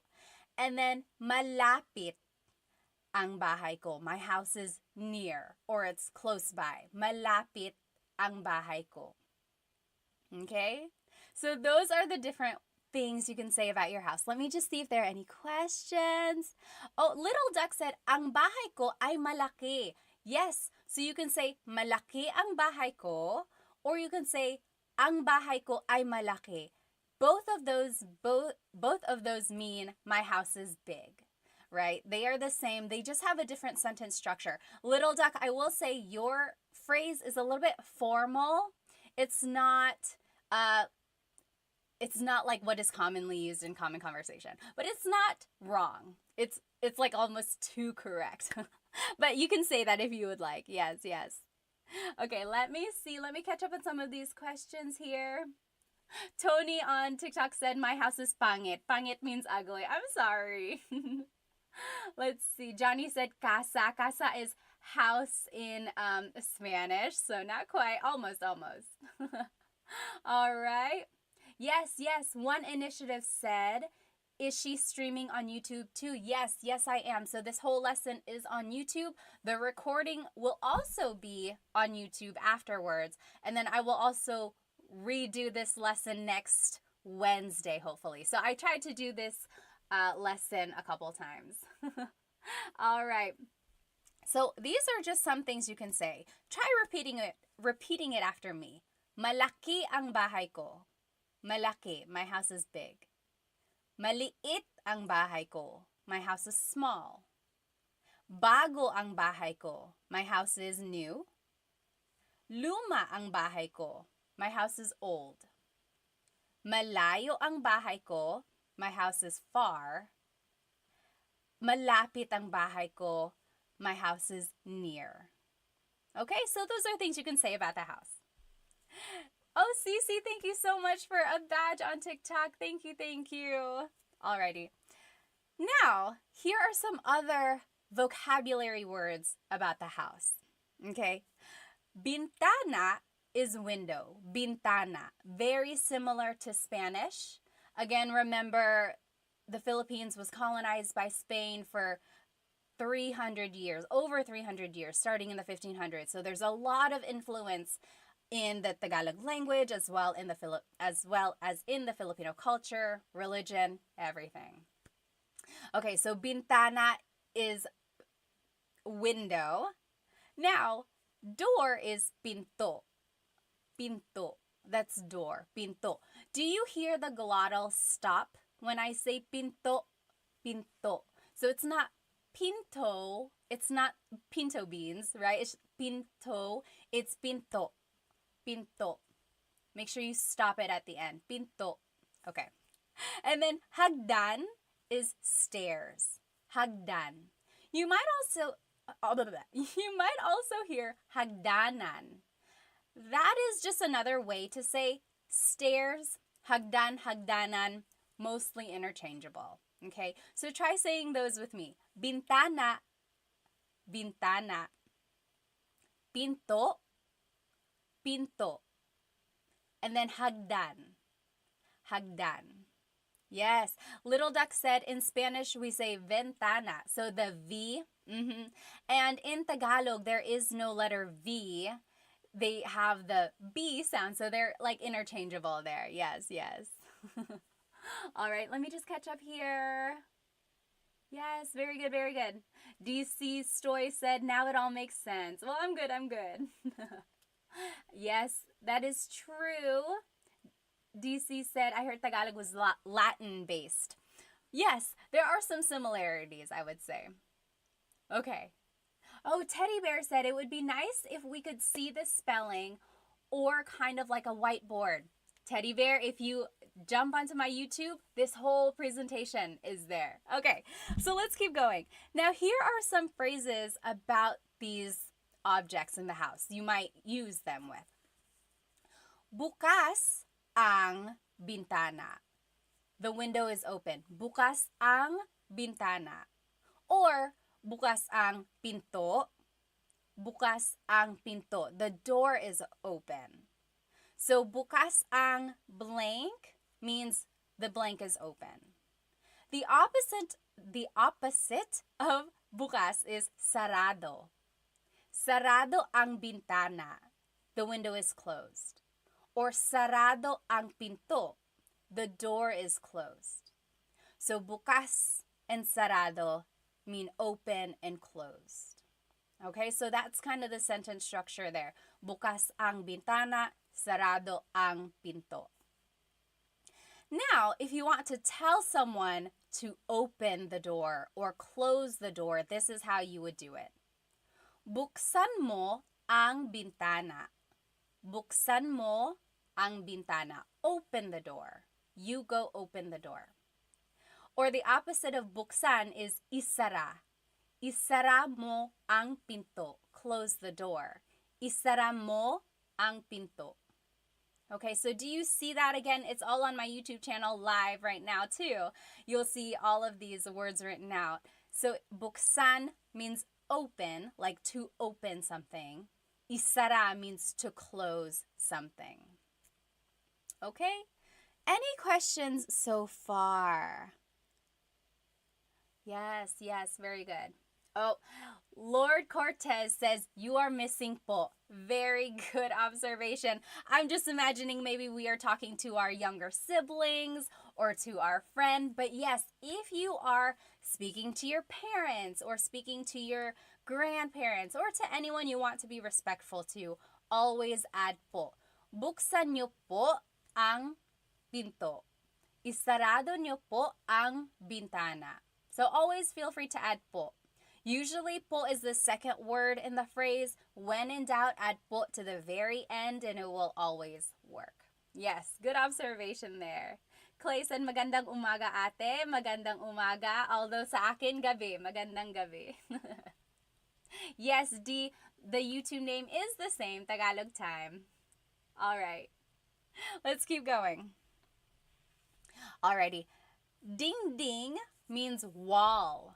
Ding ding. So right behind me, this is the ding ding. Puti ang ding ding. The wall is white. Ding ding. Roof is bubong. Bubong, roof. Ceiling is kisame. Kisame. So repeat those after me. Ding ding. Ding ding. That's the wall. Ding ding. And then bubong is the roof. Bubong, so that's on the outside, the roof, bubong. And then kisame is the ceiling, kisame. So sorry, YouTube. Can you hear me now? My mic was all the way down here. Hopefully this is a little bit better. Okay, awesome. Any questions so far? Yes. Harmonica said, ding ding, LOL. I know, it's a funny word. I have no idea where that came from. Okay, let's keep going. So all of that was about the house, like the outside of the house, things inside the house. Now, these are vocabulary words about the kitchen. So kitchen in Tagalog is kusina. Kusina. So in Tagalog, there is no letter C. So in Spanish, if it's spelled with a C, usually in Tagalog, it's spelled with a K because there's no letter C naturally found in the Tagalog alphabet. So the cocina is the kitchen. The stove is kalan. Kalan.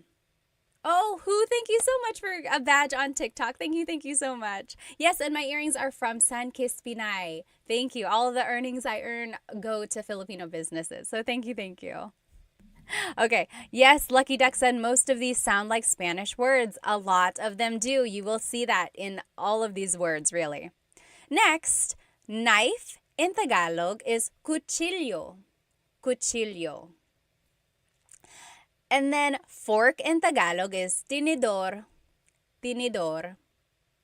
And then kutsara is spoon. Kutsara is spoon. Okay, so let's say those again. Kusina, sorry, sometimes my nose gets clogged up. Kusina, kusina, that means kitchen. Kalan, stove, kalan. Cuchillo, knife, cuchillo. Tinidor, fork, tinidor. Cuchara, spoon, cuchara. Okay, so those are some objects or things you might find in the kitchen. Here are a couple more things. Plato is plate. Plato. I have also heard pinggan. I think it's regional. So my husband's family is from Cebu. They've said pinggan like the whole time I've been with them. They say, oh, kunin mo yung pinggan, or saan ang mga pinggan? Where are the plates? Growing up, I always heard plato. plato. So you tell me, what do you use or what did your family use growing up? Baso means a glass, like a glass of water. Baso. Baso. Another word for cup is taza. Taza. So that's like a cup or like a little mug. Taza. Whereas a glass is baso. Baso. Okay? Now, pagkain is food. Pagkain. And then ulam is specifically the entree or the dish, the meat dish. So if you're looking on YouTube right now, anyone know what this dish is? What ulam is this? Anong ulam ito? Does anyone know? Anong ulam ito? You write it in the chat and then we'll check. So ulam, again, is the dish, like adobo, pansit, sinigang. Pansit isn't really an ulam. It's like the meat dish, okay? Whereas pagkain is just food in general. Okay. And then over here, kain is the verb to eat. To eat. Yes, sure, you got it right. Deborah, you got it right on YouTube. This is adobo. If you are watching me on YouTube, I have this presentation on here. This dish is adobo. That is the ulam right here. Okay. So, kain means to eat. Kumakain ako. I am eating. Kumakain ako. Okay? So now here are some phrases about eating or things that you might hear or say in the kitchen. Nagluluto ako. I am cooking. Nagluluto ako. Nagluluto ako. So the root word luto means to cook. Luto.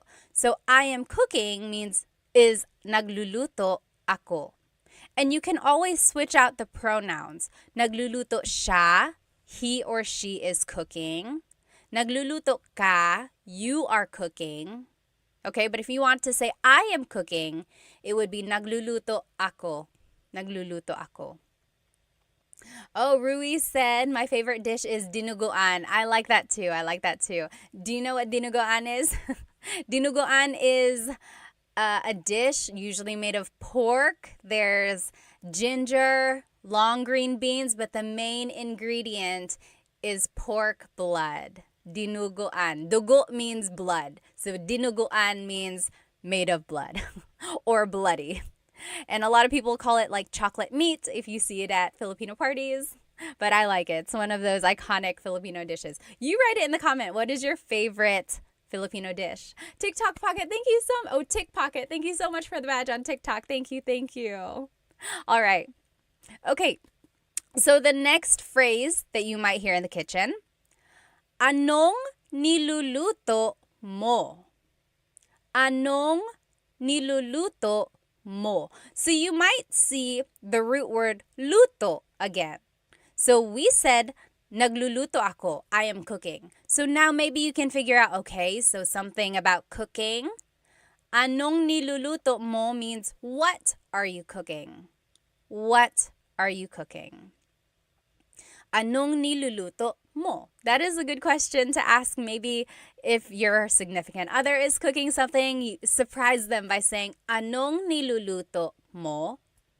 Okay? Next, kain tayo. Kain tayo. That means let's eat. Kain tayo. Okay? Let me just check on some of these questions here. Yes. Sure said, I remember the difference between napkin and tissue from your last class. So if you are at a restaurant and you want to ask for something to wipe your face with, don't ask for a tissue. Don't ask for a napkin. So a lot of times in English, we would say, oh, excuse me, can I please have a napkin? Can I have a napkin to wipe my face? Don't say napkin. In the Philippines, napkin is what they call a sanitary pad. So things that women would use. So if that's not what you're asking for, don't say napkin. In the Philippines, they call that a tissue. So pahingi ng tissue. Pahingi po ng tissue. Can I have a tissue? So that's the difference there. It's not that big of a deal if you happen to mix it up, but you might get a little chuckles. Even me, I've made a video and I was like, oh, pahingi pong ng napkin. And in the comments, people were like, why napkin? That's not correct. Okay, so just know the difference there. Okay, very good, very good. Maverick said sinigang, stand up. Sinigang. I love sinigang. Yes, yes. All right. Let me just follow up. Oh, Maylee said, how do you say, what is there to eat? What is there to eat? That is a good question. Maybe you are hungry and you're like, oh, what's there to eat? You can say, anong pwedeng kainin? Or ano ang merong kainin? What is there to eat, literally. Or anong pagkain? What is the food? Food. Ano ang pagkain? Okay, those are all ways you can ask that. All right, any other questions? Tick Pocket said, do you have lives that teach people Filipino alphabet? I have not yet. No, I haven't taught the Filipino alphabet. I'll add that to my list of things to teach. All right. Yes. XOKZ asked, do you only speak Tagalog? Yes, Tagalog and English. I took a little bit of French in high school and college, but no, I don't speak Bisaya or Waray or the other languages or dialects. I would love to, though. I'm hoping to find someone who can teach me that online. So if you know any accounts, that would be so helpful. All right, let's keep going. Oh, IME said kare-kare and bagoong. I love that dish too. Kare-kare. Kare-kare is like usually beef and it has peanut butter. It's like a peanut butter sauce. So yummy, so yummy. Okay, so now here are some vocabulary terms about the bathroom. So bathroom in Tagalog is baño. Baño. Baño. You might also hear it referred to as the CR. Anyone know what CR stands for? Kind of funny, but it's used all the time. It's like, oh, saan ang CR? Saan ang banyo? Saan ang CR? Yes. Sidewalk Chalk got it. Joseph got it. And Jack got it. Honey Badger. CR stands for comfort room. Yes, Richard, you got it too. Shaolin, conventional room. Almost, almost. Yes. Bet said baño is the same as Spanish. It is, it is. Yes, sure, and James and Deborah, you guys all got it. Man. So CR stands for comfort room. So sometimes that's what people call it. They say, saan ang CR? Where is the bathroom? Next, the toilet is inodoro. Inodoro. That's the toilet. Try saying it with me. Inodoro.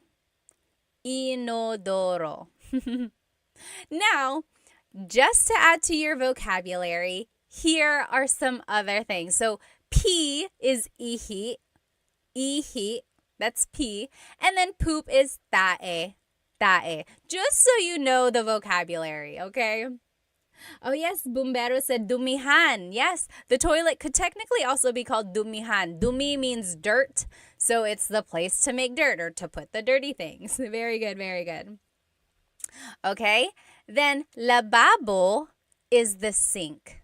Lababo. Lababo, that's the sink.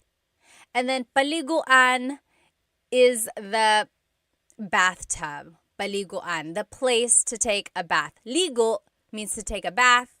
Paliguan is the place to take a bath. Oh, someone wrote the tabo. I didn't have the tabo in my list. So the tabo is the little thing usually beside the toilet that people in the Philippines use to wipe their bottom, or I'm sorry, to wash their bottom, or they use it to take a bath as well, like a little bucket. Very good. All right. Try saying these words with me again. Just repeat after me. Baño. Baño. Inodoro. Inodoro. Ihi. Pee. Ihi. Tae. Poop. Tae. Lababo. Sink. Lababo. Paliguan. The bathtub. Paliguan. Okay. All right. Coconut Dream said, tae isn't a rude word. I'm always hesitant to say that.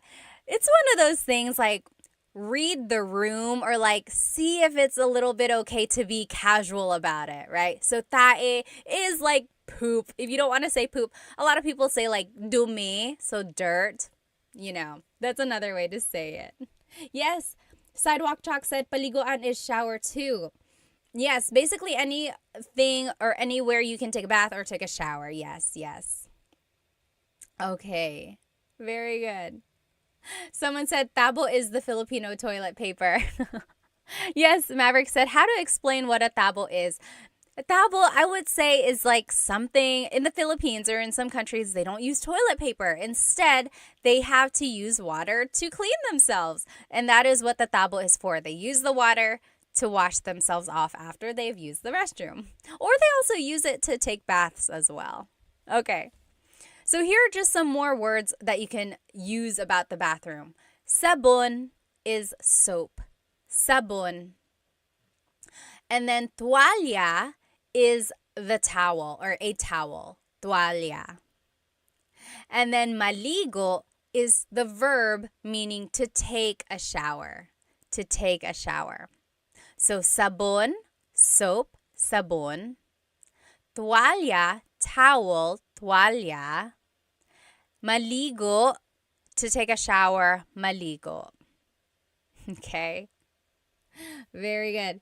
Oh, yes, good question, good question. Sure said, but is tae is not as intense as the S word? Tae is not. Correct, it's not.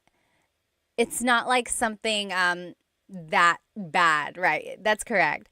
But again, if you don't want to use it, you could just say like dumi, poop, like something dirty. That's another way to say that. Yes. Let me see here. Pocket Full of Ramen said, I don't know how to say the words properly in the book. That is one tricky thing. So if you've ever bought like a Tagalog learning book, it's good to have all that information, but if you don't know how things are pronounced, that's kind of one tricky thing about having books. But I do know that some books come with an audio recording, either on a CD or like a downloadable things. I would say take advantage of those. Or you can also look it up like Google and type the word in. A lot of times they will have the pronunciation available online as well. Let's see. Mo Money said, do you teach intermediate to advanced classes? Not yet, not yet. I only have the basic, really simple, from the beginning Tagalog classes right now. But hopefully I can have some though. Okay. All right, let's keep going. So now, here are some words about the bedroom. So we learned words about the house in general. We learned words about the kitchen. We learned words about the bathroom. Now we're learning words about the bedroom. Okay, so bedroom in Tagalog is cuarto. Cuarto. Repeat it after me. Cuarto means bedroom. Cuarto. And then unan, pillow. Unan. Kama, bed, kama. And then kumot, blanket, kumot. All right. So any questions about these? These are just super basic, straightforward words here. Repeat them after me. Cuarto, again, is bedroom. Unan is pillow. Kama is the bed. Kumot is the blanket. I don't know about you, but if you have ever, maybe in your family, someone speaks Tagalog and then another family member might speak another language, like my dad spoke Bicolano, and he always called the blanket not kumot. He called it tamong, the tamong. And they were always interchangeable at my house. He would say, oh, kunin mo yung tamong, go get the blanket. But then sometimes my mom would say, kunin mo yung kumot, go get the blanket. So to me, tamong and kumot were both blanket. And then I went to the Manila. I visited my cousins. Only a couple of my cousins speak Bicolano. And I said, oh, pahingi po ng kumot. Or no, I said, pahingi po ng tamong. And my cousins looked at me like I was an alien. They were like, what are you saying? I was like, pahingi ng tamong. Can I please have a blanket? And they were like, you mean a kumot? I was like, yes, that's exactly what I mean. And they're like, why are you saying that? They had to call their aunt over, my aunt, their mom, my dad's sister. And she was like, she's speaking Bicolano. She's getting that from her dad. I was like, oh, I'm sorry. I didn't know. They were two different things. But so there you go. That's just one thing about kumot. All right. Now here are some other words about the bedroom or about going to sleep. So the verb for to sleep is matulog. Matulog. So matulog means to sleep. Hilik is snore or snoring. Hilik. Humihilik ka. You are snoring. Humihilik ka. And then panaginip is a dream. Panaginip. So, nananaginip ako. I am dreaming. Panaginip is the noun. Nananaginip is the verb. Panaginip, that's a dream. Let me just catch up on these comments. Hang on, you guys are blowing it up. I don't want to miss any. Hang on one moment. Oh, that's so sweet, Mia. My boyfriend is Filipino and I'm trying to master Tagalog before we have kids. Good luck. I know you can do it. Nikki, thank you so much for the gift. Thank you. Yes, Julia said very similar to Spanish. It really is. Mocha said, do you teach waray? No, I don't. Oh, Bungie said, what is your opinion on people speaking traditional Tagalog, like maybe no English and minimal Spanish? That would be great. You know, I'm very guilty of speaking Taglish a lot. Like when in doubt, I always put in English. And I fully support people who want to speak Tagalog. I wish I could. Maybe I'll practice that a little bit more. I think it's great to preserve Tagalog in its traditional form. Yes, very good. Okay. Oh, happy and healthy said very similar to Portuguese. Yes, I bet it is. Okay. Oh, FJ Miv, thank you so much for the badge on TikTok. Thank you. Oh, Maverick, thank you. Miss Pat is the best. Oh, thank you. Ben, any tips on rolling the R? So it's hard to teach the R roll. It's one of those things. Try to focus the vibration in the front of your tongue. Like, what is a word with a letter R that we just learned? Oh, cuarto. I can't do it for too long. It really doesn't even have to be a long roll. Just focus the vibration in the front of your tongue. It's going to take some practice. Really try to move your tongue up and down and let the air flow around it. Does anyone else have any other tips for how to roll your R? It just really takes a lot of practice. Maverick said it's like exhaling a lot of hot breath. Yes. Okay, Dita asked, what is the difference between matulog and matutulog? Let's go ahead and look at these example phrases, and I think that'll answer your question, Dita. So, antok ako means I'm sleepy. Antok ako. I am sleepy. You could switch out the pronoun. Antok siya. He or she is sleepy. Antok siya. You can turn it into a question. Antok ka ba? Antok ka ba? Are you sleepy? So, antok is sleepy. Now, Dita, here is your question. What is the difference between matulog and matutulog? So, this is matutulog ako. I am going to sleep. Versus matulog means to just sleep. So, matutulog is the conjugated verb. Conjugated means it has been changed. So matutulog is the present tense conjugation of matulog. That's the difference there. Here's another example of that. Matutulog na tayo. Matutulog na tayo. We are going to sleep. Or matulog na tayo. Let's go to sleep. And then maybe in the morning you want to say, ayusin mo ang kama. Fix the bed. Ayusin mo ang kama. So those are different things you might hear or say in the bedroom. Oh, Lem said, Cebuano or Tagalog, which is more common in the Philippines? Very interesting question. So Tagalog is mostly spoken in like the Luzon area, maybe in the Bicol regions as well. And then Cebuano or Bisaya is spoken in the southern parts of the Philippines. From what I've seen, it looks like there might be a little bit more Tagalog speaking areas, but Cebuano and Bisaya are also very, very popular in the Philippines. It's funny because my husband's family is from Cebu, so we visit there sometimes, and they don't speak Tagalog there. They know how. They are taught it in school, but they would much rather speak to you in English because that's just what they are more comfortable with. Very, very interesting. And I don't understand Cebuano. Like, even when his family speaks it around me, it is a very, very different language / dialect, whatever you choose to call it.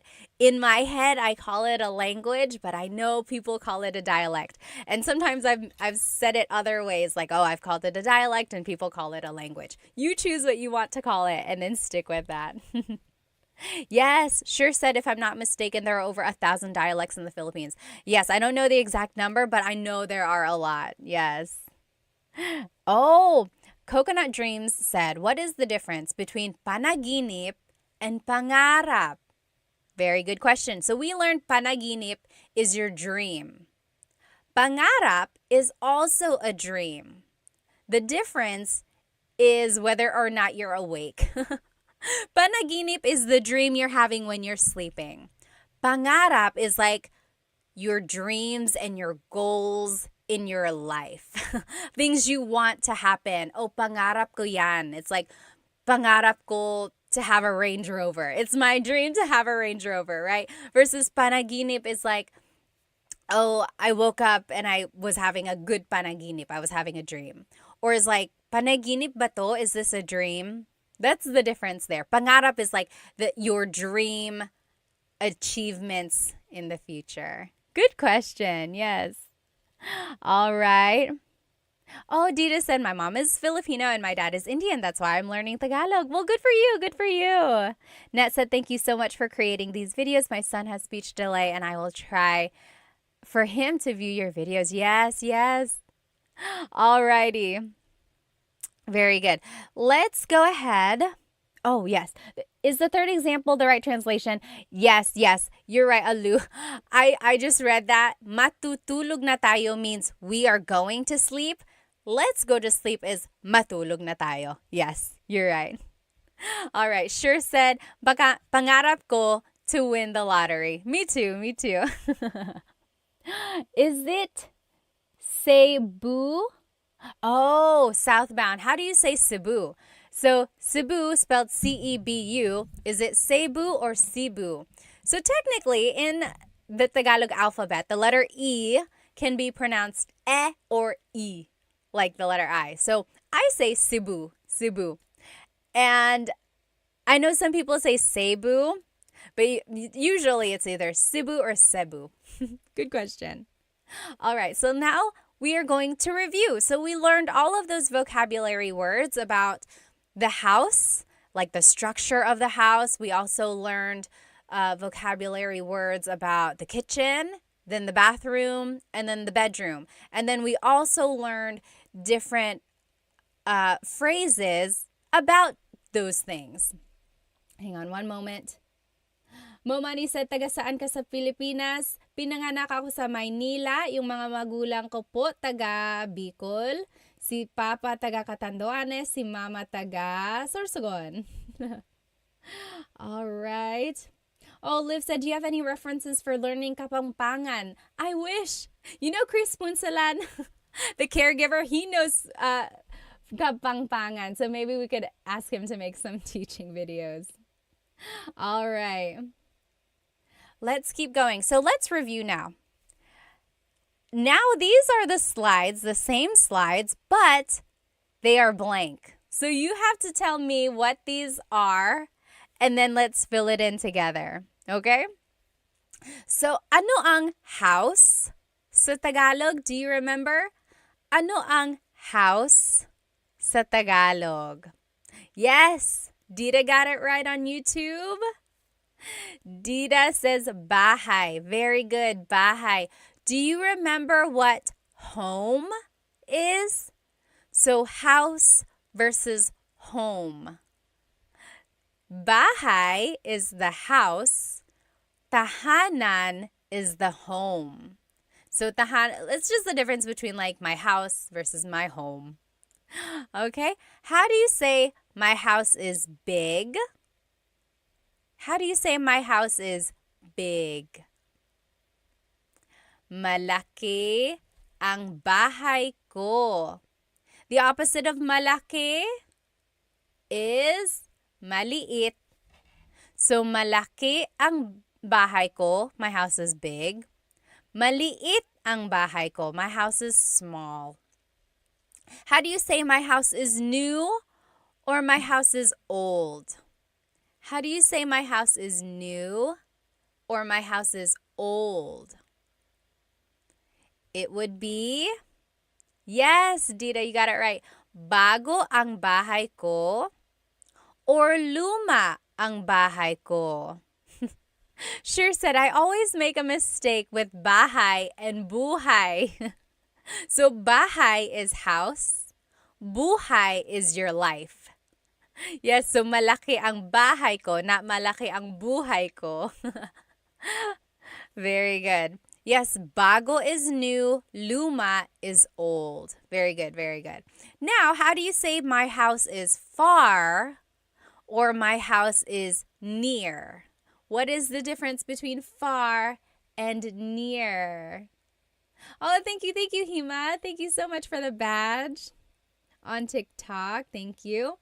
Oh, user 413 said, where did you get your earrings? These are from Sunkissed Pinay.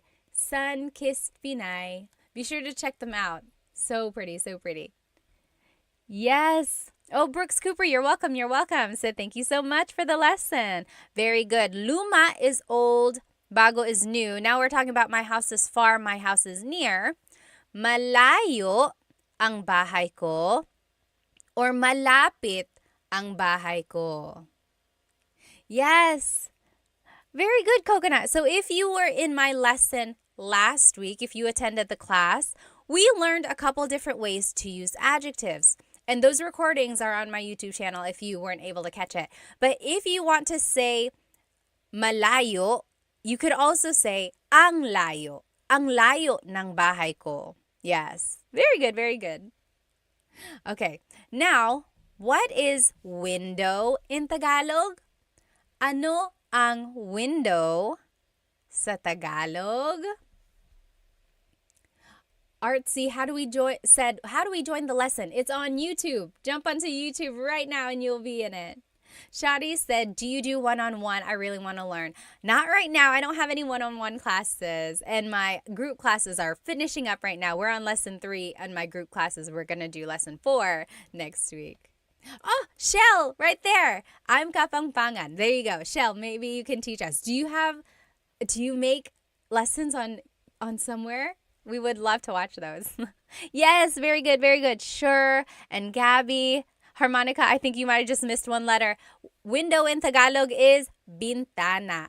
Bintana. Tiny Pancakes, you got it. Bintana, that's window. Very similar to Spanish, remember. Ano ang door sa Tagalog? Ano ang door sa Tagalog? Diego, you're welcome, you're welcome. Door in Tagalog is pinto. Pinto. And remember, don't forget the glottal stop. Don't forget to stop the sound at the end. That's called a glottal stop. Pinto. Pinto. It's not pinto. It's pinto. Stop it at the end. That's just a word on pronunciation there. Alrighty, and then stairs. Hagdan. Hagdan. Stairs is hagdan. All right. Now, how do you say the blank is open or the blank is closed? Like the window is open. The door is open. It would be bukas ang pinto or sarado ang pinto? Yes, Dita says, ang pinto ay bukas or ang pintana ay bukas. That is correct. That is correct, Dita. Again, whenever you use I, it's kind of formal. It's not what is commonly used. More commonly, it would be said like, bukas ang pinto, sarado ang pinto. But you are correct. It's not wrong. It's just not casual. Very good, very good. All right. Sink said, amiga, amiga, are you Mexican? No, I get that a lot though.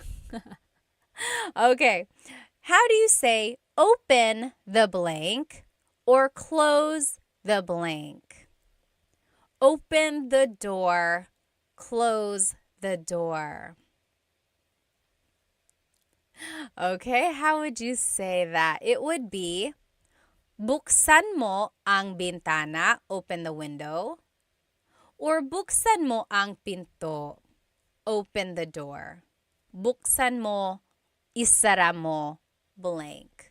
So that is how you say open something, close something. Very good, very good. Next, ano ang wall sa Tagalog? Ano ang wall sa Tagalog? Oh, Lucky Duck or Little Duck said, how can I ask, is the window closed? So let's go back. Is the window closed? I would use the first phrase here. Sarado ba ang bintana? Sarado ba ang pintana? So, ba is a question word. So you're asking, sarado ba ang bintana? Is the window closed? Versus, sarado ang bintana, that's a statement meaning the window is closed. Yes, Tiny Pancake said pader. Pader is also another word for wall or ding ding. Ding ding. Very good. Ano ang roof sa Tagalog? Ano ang roof sa Tagalog? Just Jewel said, what about ibukas mo ang pinto? Yes, that also works. So you could say, buksan mo ang pinto or ibukas mo ang pinto. Yes, very good, very good. The only difference with that is sometimes verbs are object-focused, sometimes verbs are actor-focused.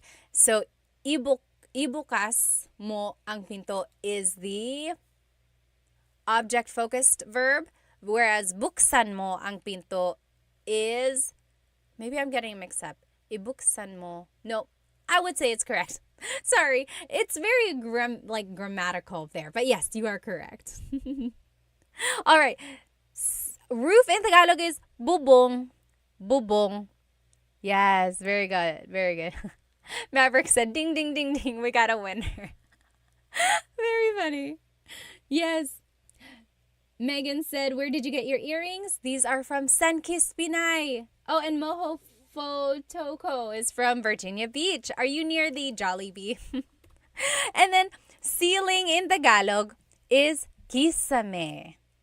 Kisame. That's the ceiling. Kisame. All right? Now, here are some vocabulary words about the kitchen. The kitchen. Kitchen, do you remember what the kitchen is in Tagalog? Ano ang kitchen sa Tagalog?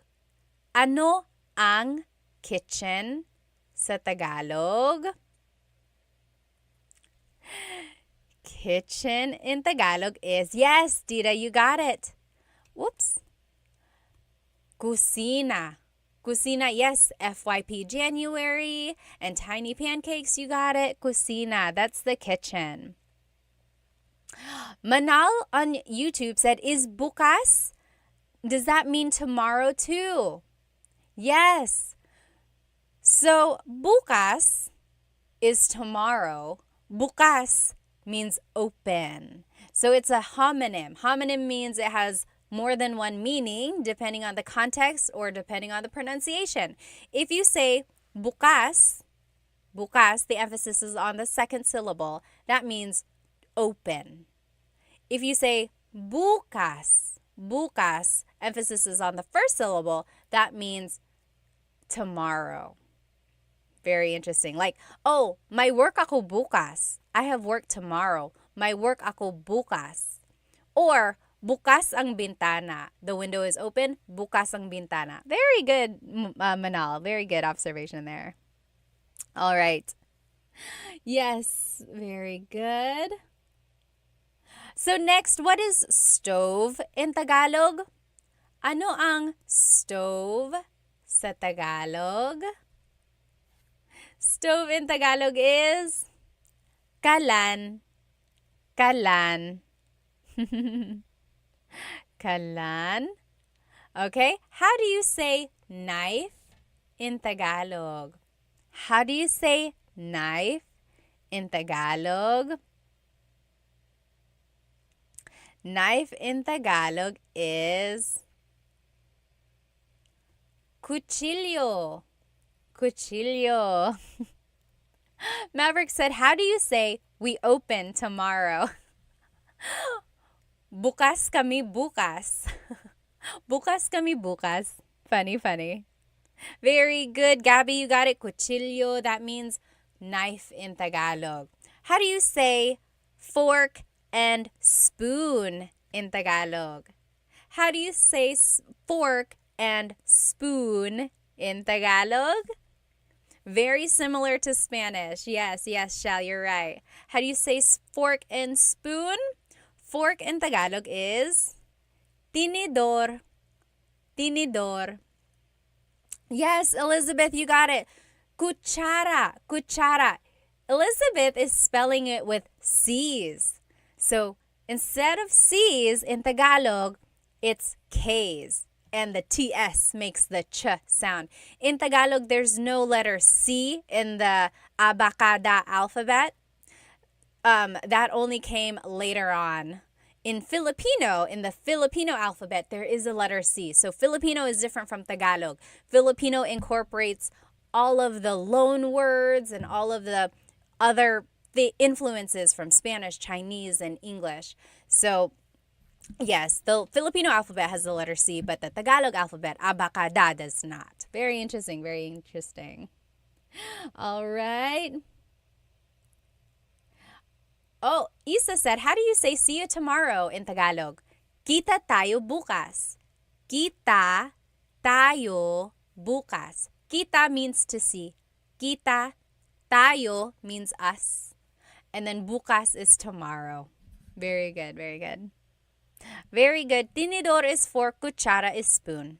Next, what is plate in Tagalog? Ano ang plate sa Tagalog? Ano ang plate sa Tagalog? What is plate in Tagalog? Plate in Tagalog is, yes, madapaka and, are you saying madapaka? And just Jewel, yes, you guys got it right. Plato, Gabby, you got it right. Dida, you got it right. Very good, very good. Plato, again, in different regions, it's different. Like in Bisaya, I've heard pinggan. Pinggan also means plate. Ano ang glass sa Tagalog? Ano ang glass? Like a glass cup. Ano ang glass sa Tagalog? Glass in Tagalog is baso. Baso.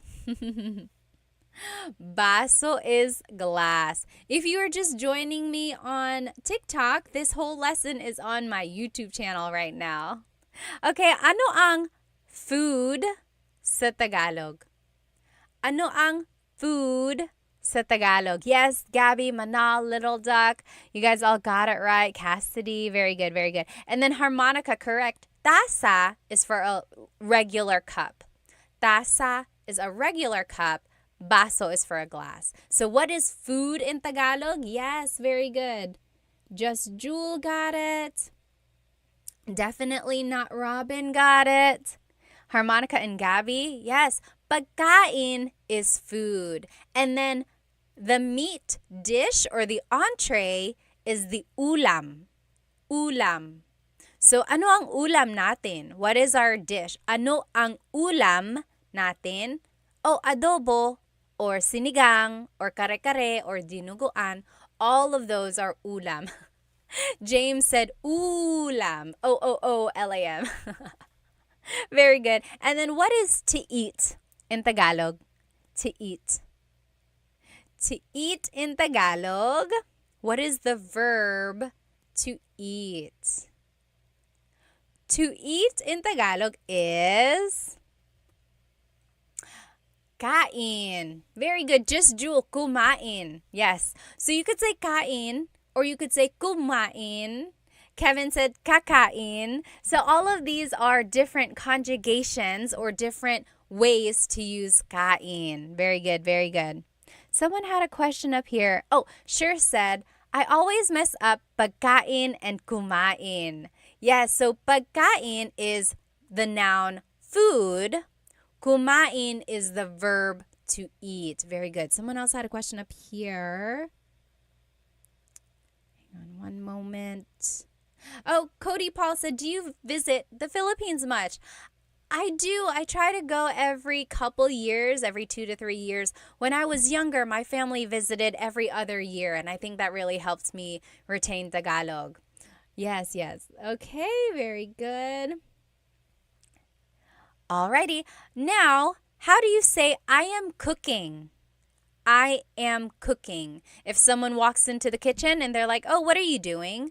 You say, I am cooking. It would be, nagluluto ako. Nagluluto ako. So, luto means to cook. Luto. Nagluluto ako means I am cooking. Very good. Oh, Gabby said nagluto ako. Very close. Nagluto ako means I cooked. Past tense. I cooked. There's a repeated syllable there. Nagluluto ako. Yes, very good. Sure got it. Cassidy got it. David, very good, very good. Awesome. And then how do you say, what are you cooking? What are you cooking? It would be, anong niluluto mo? Anong niluluto mo? What are you cooking? Ano means what. Niluluto means cooking. Mo is referring to you. Very good, very good. And then how do you say, let's eat? Let's eat. Let's eat. A lot of people say this. You might hear it. Kain tayo. Kain tayo. Oh, Gio, thank you so much for the badge. Thank you, thank you. Let me catch up on some of these comments here. Let's see. John asked, where are you from in the Philippines? Taga Maynila ako. I was born in Manila. Let's see. Oh, Panda World said, is the Philippines a safe country? I hear 1 in every 5 Filipinos is a criminal. I don't know about that statistic. I would say it's like, if you go to Manila, which is a big city, it's like any other big city. You just got to be aware of your surroundings. If you are a foreigner, I would say maybe don't stay out too late. Be aware of like where your wallet is and try not to get too close to people who may not look very friendly. But if you are in the province, if you are in like just the rural areas, a lot of people there are quite nice. Even in the cities, people are nice. And it's just the way it is everywhere, I think. If you're in a big city, just really be careful. Oh, Marvel said, how do you say I'm back? Hang on one moment. Okay. How do you say I'm back? So maybe you came back from somewhere. It would be, there are a couple ways to say it. You could say like, andito na ako. I'm here already. Andito na ako or nandito na ako.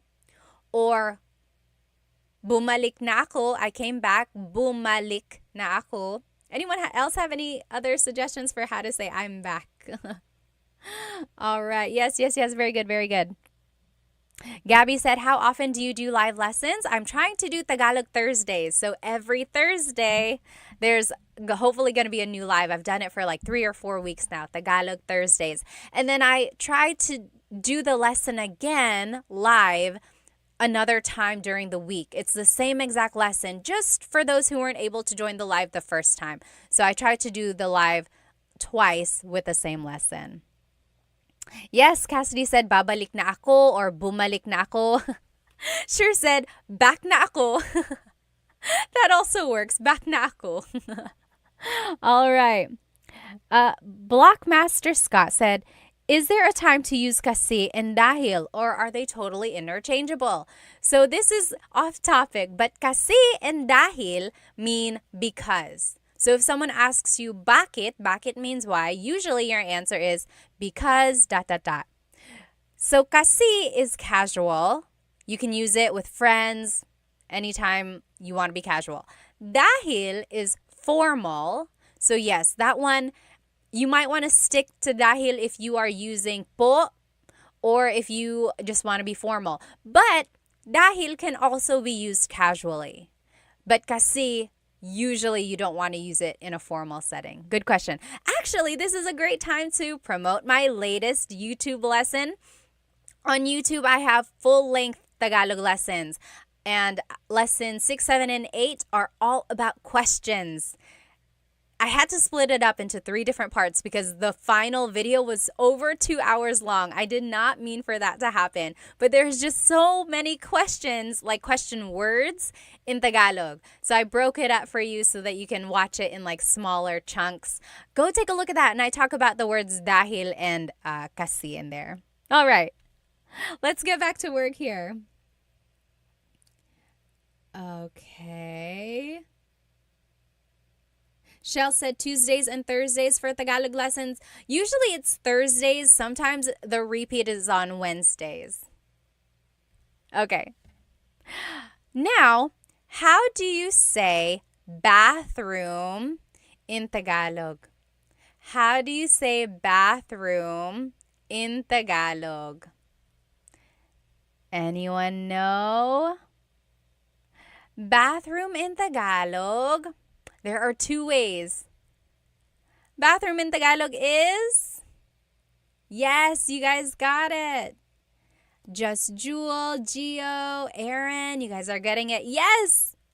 And Avalon. So, banyo or CR. Yes, Sergey, workout, got it. Maximilian, you guys are getting it. Harmonica, palikuran. Yeah. Paliguan, maybe. Very good. Gregory and Dita. Yes, Blockmaster. Very good. Okay. So, how do you say toilet in Tagalog? How do you say toilet in Tagalog? So, CR, remember, stands for comfort room. Comfort room. So sometimes people say, saan ang CR? Where is the bathroom? Saan ang CR? Same as saan ang banyo. Inodoro. Inodoro. Toilet. That means toilet. Inodoro. Han Solo said, are you American? I guess technically I am. I'm an American citizen. I was born in Manila, so Filipino-American.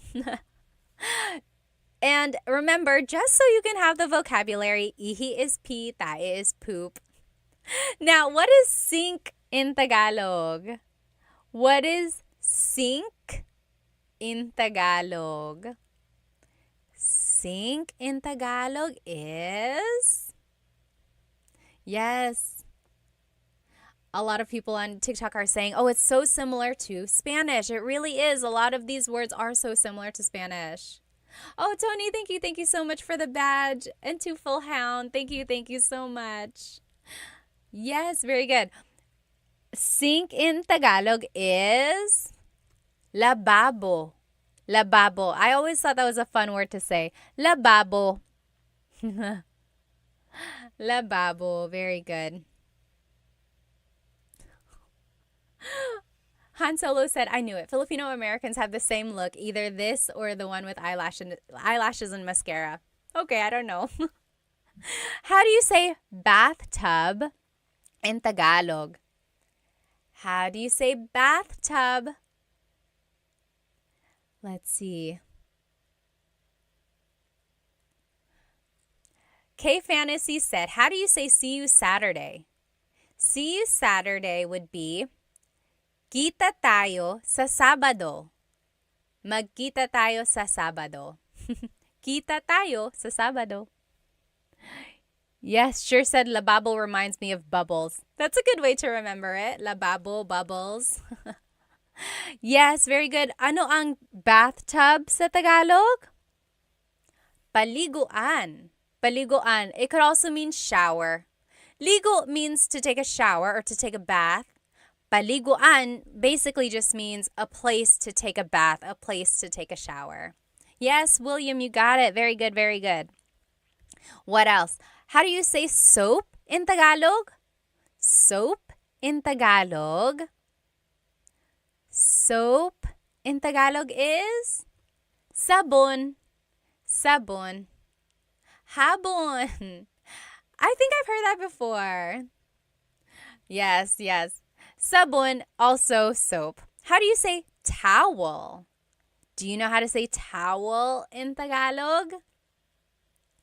Towel in Tagalog is... Yes, Little Tuck, you got it, you got it. The Mantis, you got that too. Yes, toalla. Toalla, towel, toalla. Very good. And then how do you say to take a shower? The verb to take a shower. Yes, Annalise says, so similar to Spanish. It really is. To take a shower is maligo. Maligo. Very good. Very good, everyone. And let's just go through these phrases together. I am taking a shower. I am taking a shower. Naliligo ako. Naliligo ako. And then, are you done yet? Tapos ka na ba? Tapos ka na ba? And then, hurry up. Dalian mo na.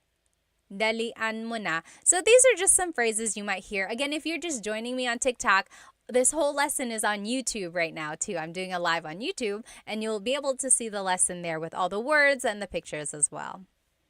So let's just go over these phrases one more time. Naliligo ako. I am taking a shower. Naliligo ako. And then, tapos ka na ba? Are you done yet? Tapos ka na ba? Maybe if someone is taking a long time, you can say that. And then if you want to say, hurry up, it would be, dalian mo na. Hurry up, dalian mo na. Very good. Yes, can you make a list of words? Again, I use those to help. Bones, I would say, look on my YouTube channel. This lesson will be on there, the recording, and everything is written out on there for you. Now, this is the bedroom. Ano ang bedroom sa Tagalog? Ano ang bedroom sa Tagalog? Bedroom in Tagalog is cuarto. Cuarto. Bedroom in Tagalog is cuarto. Ano ang bed sa Tagalog? Ano ang bed? Ano ang means what is blank. And that's a good phrase to know if you're learning Tagalog. You could say, ano ang bed? What is bed? Ano ang bed sa Tagalog? Bed in Tagalog is kama. Harmonica said kama room. Almost. Kama. Kama, yes. Kama. Ano ang pillow sa Tagalog?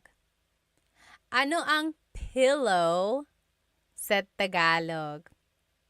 Yes, Cassidy said, can dalian be replaced with bilisan? So we learned dalian mo na. That means hurry up. Dalian mo na. But you could also say bilisan mo na. Bilisan. Bilis means fast. So bilisan means go faster. Hurry up. Go faster. Very good. Pillow in Tagalog is unan. Unan. Sergey said ulam. Remember, ulam is the food, the dish. Adobo is ulam, kare-kare is ulam, pillow is unan. Unan. I know they sound very, very similar. Very good. All right. How do you say blanket in Tagalog? Blanket in Tagalog is kumot. Kumot. Kumot is blanket in Tagalog. All right, and then just a few more words here. How do you say to sleep? The verb to sleep. How do you say to sleep? Yes, Dita, very good, very good. You got kumot. To sleep in Tagalog is matulog. Matulog. Oh, Twofull thank you for the ice cream badge. Thank you so much. Yes. Very good. Yes, Coconut said, I usually say bilisan too. Yes, they're interchangeable. Bilisan mo, dalian mo. Very good, very good. Matulog. How do you say snore? Do you remember what snore is? Oh, Daniel said higa. So, does anyone know what higa means? Higa is the verb to lie down. Nakahiga ako, I am lying down. That's like the adjective. Or mahihiga ako, I will lie down. Very good, very good. Very similar. Hilik is to snore. Hilik. Halik is kiss. That's different. Hilik is snore. Humihilik ka. Humihilik ka. You are snoring. Sergey, very close. You said hilig. Hilig means like things you like or your hobbies. Very good, very good. Yes. Juan said, does ako mean me? Yes, and it's very similar to aku in Indonesian. Very good. Oh, Sha said, how do you conjugate verbs? I have Tagalog lessons on my YouTube channel. I think Tagalog lessons 3 and 4 are how to conjugate verbs in the present tense, in the past, and the future. Take a look at those. Yes, Brian said, is this Tagalog? Opo, Tagalog po ito. It is. Okay, lastly, dream. How do you say dream in Tagalog? Dream in Tagalog is panaginip. Panaginip. And remember, Coconut asked, what is the difference between panaginip and what was the other word for dream? Pangarap. So panaginip is the dream you have when you're asleep. That's just your dreams. Pangarap is the dream you have when you're awake, or like your achievements that you want, your goals. That's your panaginip. Panaginip ko to win the lottery, right? As Cher said, panaginip. That is your dream thing to happen. That's the difference. Yes. And then let's take a look at these phrases. I'm sleepy would be antok ako. Antok ako. Try saying that with me. Antok ako. And then I'm going to sleep. Matutulog na ako. Matutulog na ako. And then let's go to sleep. This was the wrong one. Matutulog na tayo means we are going to sleep. If you want to say let's go to sleep, it would be matulog na tayo. Matulog na tayo. And then if you want to say fix the bed, like fix the sheets, fix the pillows, it would be ayusin mo ang kama. Ayusin mo ang kama. Very good. Oh, Sha said, can you omit ako? Can it be assumed? It depends on what you're trying to say. So like, antok ako, you need the ako there. Otherwise, you're just saying antok, antok. That means sleepy, sleepy. So it's not really a phrase. Also, with matutulog na ako, you need the ako there. Again, because you're saying, I am going to sleep. If you say matutulog na, you could say matutulog na if someone asks you, Anong ginagawa mo? What are you doing? Oh, matutulog na. I'm going to sleep. But usually you do need ako. So I would keep ako in there. Oh, Isa Turtle said, what about pagod? Pagod means... Oh, Gabby on YouTube also asked that. Pagod means tired. Pagod ako, I'm tired. Antok ako, I'm sleepy. Very similar, but just a little bit different. All right. William said, is Tagalog a strange language? I guess it depends on what you think is strange. It is a little tricky just because the grammar is different from English. Also, the conjugations of the verbs or how the verbs are changed can be a little bit tricky. Jay said, why is my cousin teaching Tagalog? Are you my cousin? Pinsan ba kita? All right. Yes, very good, very good. And I think that's it. So now here is the lesson review, just to go over everything we learned today. Again, if you are catching me on TikTok, this whole lesson is on my YouTube channel. I'm doing a simultaneous live on my YouTube account, and you are welcome to watch the recording on my YouTube channel, and all of the writing and pictures are on there. So just to review, we learned vocabulary about the house. We learned vocabulary about like the structure and like the windows, the doors, everything like that. So just about the house in general. Then we learned vocabulary about the kitchen. And then we learned vocabulary about the bathroom, the baño. Then we learned vocabulary about the bedroom, the cuarto. And we learned about related phrases that you can start using about those places in the house, right? Oh, Sha, thank you so much for the badge. Thank you, thank you. So if you have any questions, feel free to write it in the comments of this recording or just write it wherever you would like, and I'll try to see if I can find it, okay? And if you only joined for part of this live and you want to watch it, the recording will be up on my YouTube channel right after. But I will also try to teach this lesson again live sometime next week. So just catch me. If you subscribe to my YouTube channel, you should get the notification when I go live. I think that is set. But otherwise, I hope you have a good rest of your night over here where I am, or day wherever you are. Thank you so much for joining me tonight. I hope to see you next time. Paalam.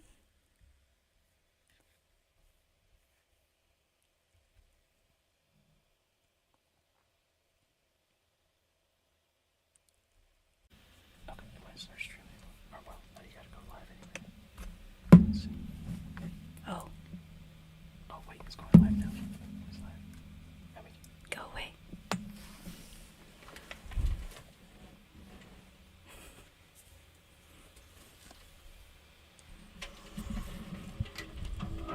Hello, hello. Please let me know if you can hear me.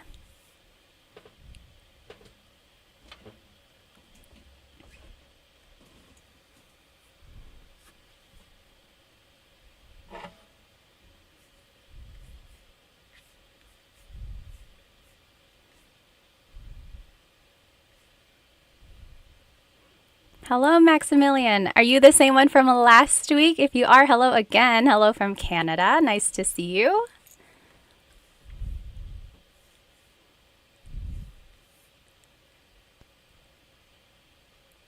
Great. Loud and clear from Australia. Hello, hello.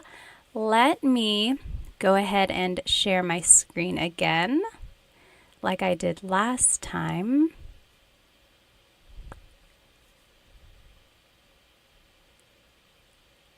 Okay, awesome. Welcome, everyone. If you are just joining us, go ahead and grab a piece of paper and something to write with. Today, we're actually going to be learning how to use gusto ko and ayaw ko phrases. So you'll be able to say things like what you like, what you don't like, or what you want. Let me see here.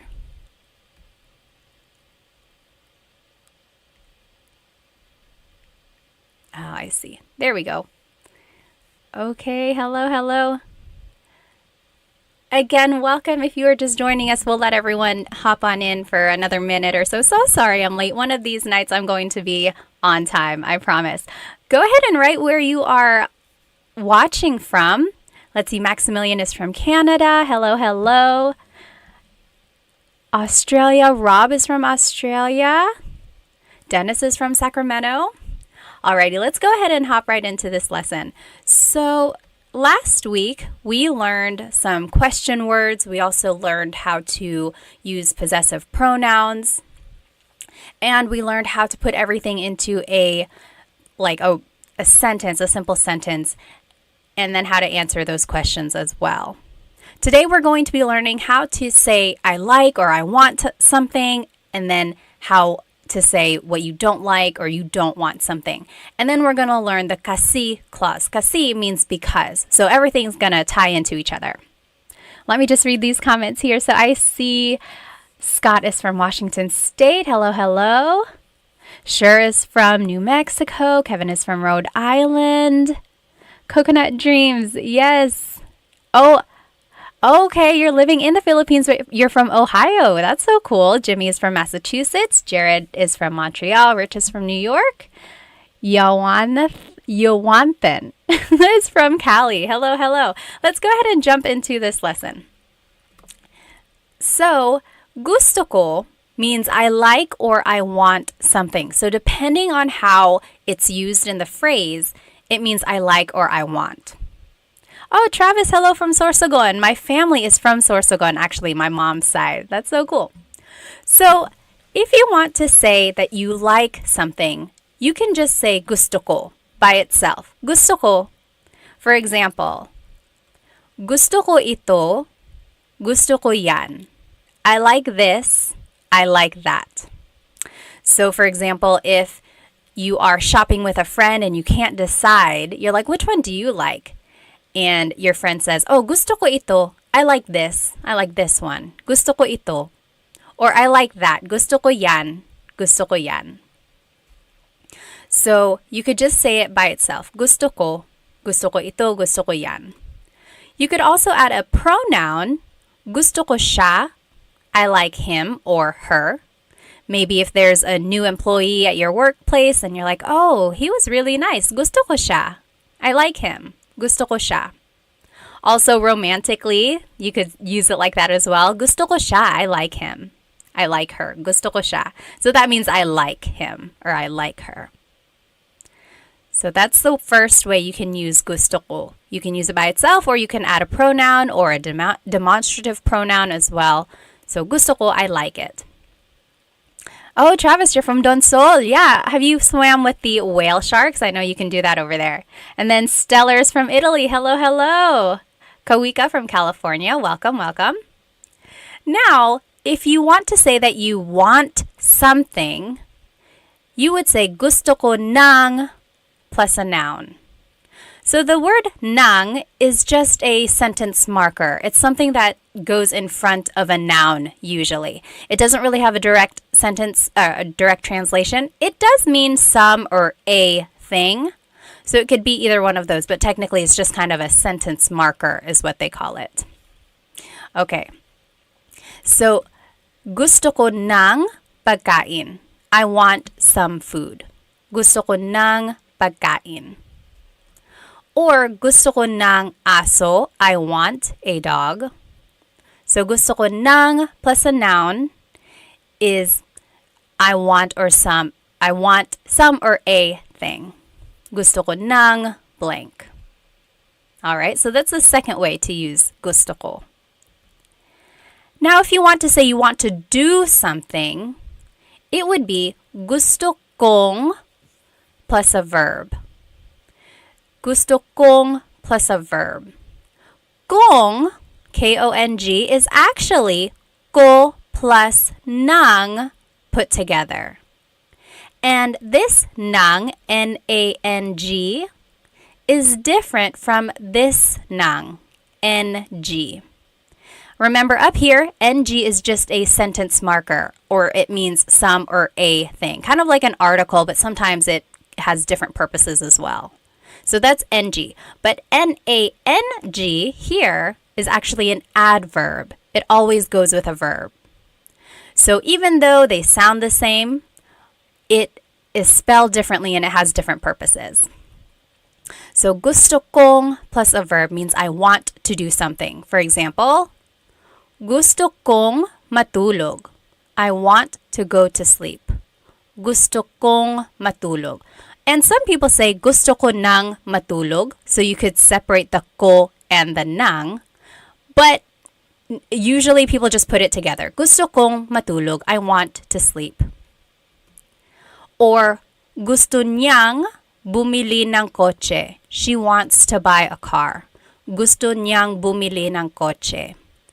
So if you know the different pronouns in Tagalog, here is a different pronoun. So in the first example, it was ko plus nang. In the second example, it's niya plus nang. Niya means he or she, versus ko means I.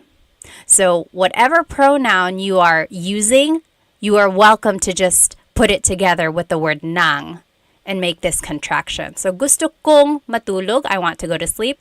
Gusto niyang bumili ng kotse, she wants to buy a car. All right, so that's the third rule for gusto ko. Oh, Travis, that's cool. Okay, awesome. You have swam with the whale sharks. I swam with the whale sharks in Cebu. That was a lot of fun too. Stellar, thank you, thank you. I'm so happy that you and your daughter are watching. That's so fun. Okay, now next, you can say gusto ko si plus a person. So if you want to say I like a person, it would be gusto ko si blank. For example, gusto ko si Tita Baby. I like Tita Baby. She is a great cook. Gusto ko si Tita Baby. I like Tita Baby. Or, only one example. Gusto ko si blank. So anytime you have a person's name following, you have to use this preposition si. So that's what would go before a person's name. Now, if you want to say I like it in a place, gusto ko sa, then the place. So now the word is sa. That's the leading word there. Gusto ko sa Japan. I like it in Japan. So gusto ko sa Japan because it's very historical. Gusto ko sa Japan. Versus gusto ko yung plus a noun. That means I like something. So the difference here in rule number 2, gusto ko ng plus a noun, versus gusto ko yung plus a noun. So very similar, but the leading word is different there. Remember up here in number 2, gusto ko ng plus a noun means I want something. I want some food. But gusto ko yung means I like something. For example, gusto ko yung buhok mo. I like your hair. Gusto ko yung buhok mo. So yung means you like it. Nang means you want it. Right? So we're not saying I want your hair. You say I like your hair. Gusto ko yung buhok mo. And then gusto ko yung damit mo. I like her dress. Gusto ko yung damit niya. Sorry, gusto ko yung damit niya. I like her dress. So gusto ko yung and gusto ko nang are very similar.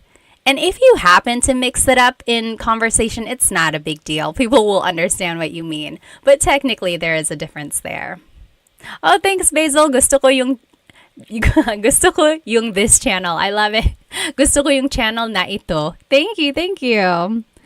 All right, any questions about these gusto ko grammar rules?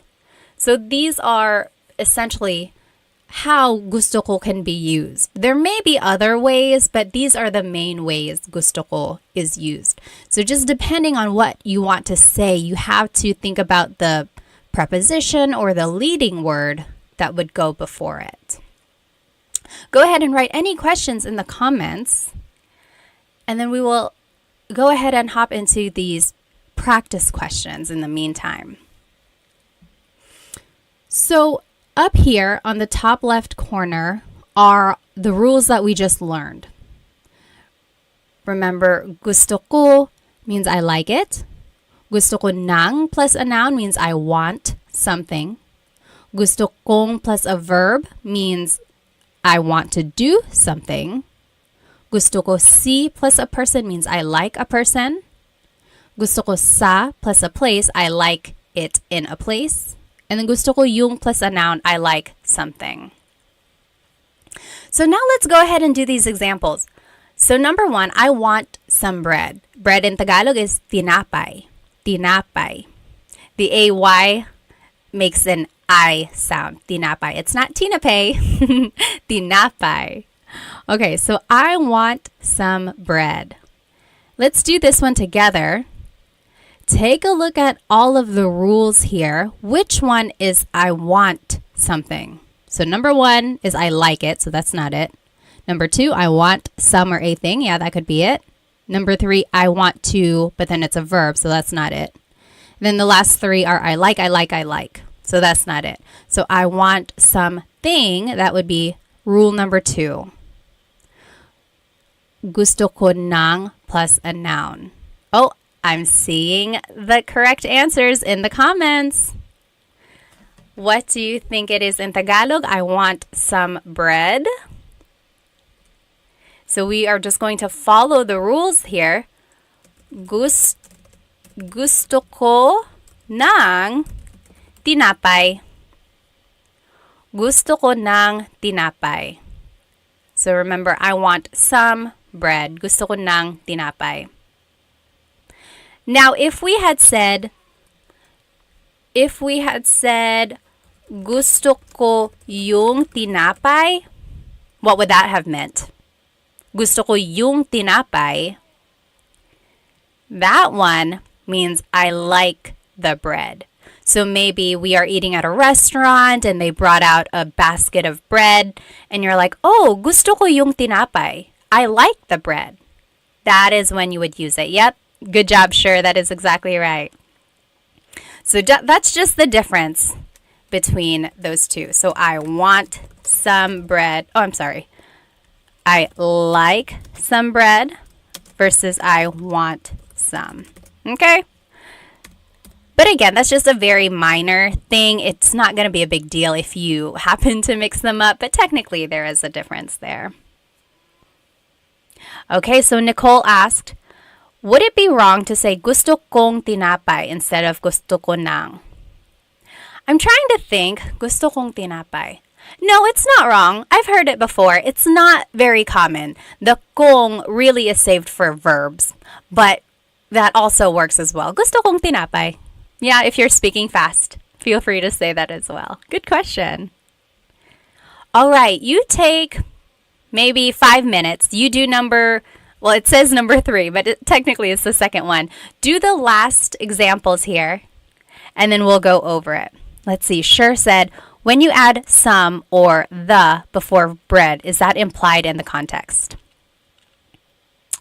I would say not so much implied, but the ng or the nang or the yung, that's the one that indicates it.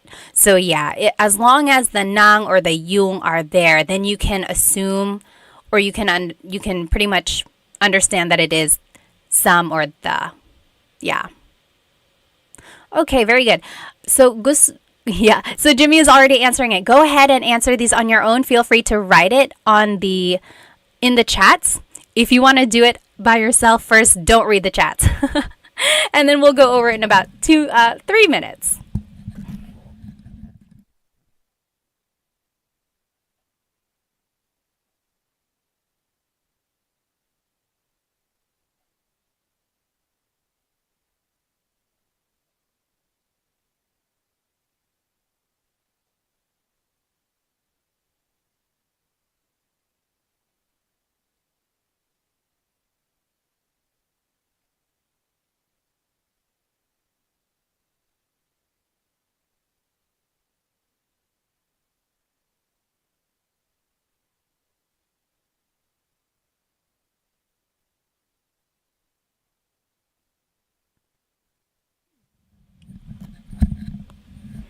If you are just joining us, we are doing these examples. That's why it's pretty quiet. So we are learning how to say gusto ko or I want or I like something in Tagalog. And then here on the left side are the rules we just learned. So depending on what you want to say, there are certain prepositions or leading words before the rest of the phrase. And then we are doing these examples by just plugging in the vocabulary into the sentence structures. So go ahead and maybe take a few more minutes.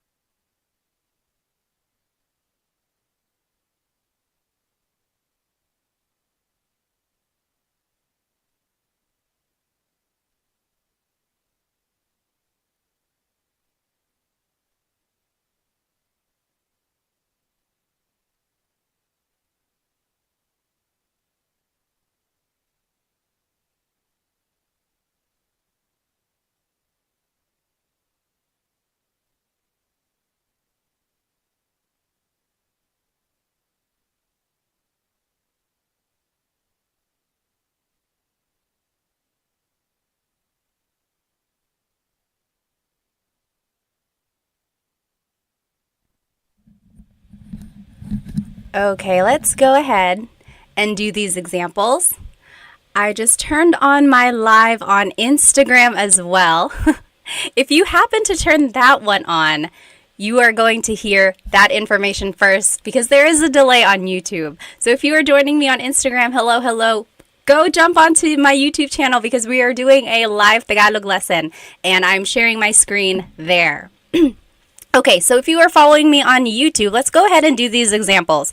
So we are learning these phrases for how to say gusto ko. So I like or I want something. And we are practicing these examples. Again, if you're just joining me, go ahead and jump onto my YouTube channel right now because then you can join our lesson. So number 3, I like Mr. Garcia. Yawanten says, gusto ko si Mr. Garcia. Let me see if I can log out of this. So remember, if you want to say I like a person, it is gusto ko si Mr. Garcia.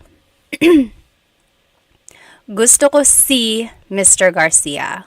So remember, anytime you want to say you like someone, the leading word or the preposition is si. Hello, everyone. Remember, jump onto my YouTube right now. Number 4, I want to go swimming. I want to go swimming.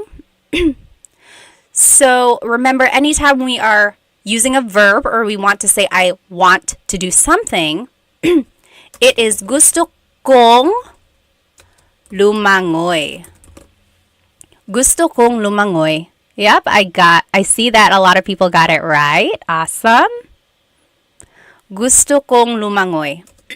So in pronunciation, or like when you're saying it in a conversation, you could say that, or you could say gusto ko nang lumangoy. Whoops. See, I made the mistake there. It's a different nang. It's N-A-N-G because it's an adverb. Good. Ribe or Ribe said, gusto kong swimming. I love a good Tagalog Taglish tip. So yes, you could easily just say gusto kong mag-swimming. So if you do not know a word in Tagalog, always feel free to just use Taglish. Yes, because the more you can use Tagalog, even if it's in small parts, I mean, that's better than nothing at all, right? All right, whoops. All these numbers are all off, but number 7, I like it in Australia. How would you say I like it in Australia? Hello again. Remember, if you are joining me on my Instagram, hop onto my YouTube channel. We are doing a live Tagalog lesson. You are able to see my screen that I'm sharing. Yes, so I'm seeing the correct answer in the comments here. I like it in Australia is gusto ko sa Australia. I like it in Australia. So you could be like, oh yeah, I've traveled there before. There are so many cool animals. Gusto ko sa Australia. I like it in Australia. Very good. I see the correct answers in the comments. Now, number 8, I like your house. Your house is bahay mo. I like your house. So I like a place. Oh, okay. So if you see number 8 and 9, they are very similar. Which one do you think it is? It's either number 5 or number 6, right? I like your house. Yes, very close. I'm seeing some close answers. Sure, got it right. Gusto ko yung bahay mo. Gusto ko yung bahay mo. I like your house. So in this case, bahay mo is like a noun. Gusto ko yung bahay mo, it's very pretty.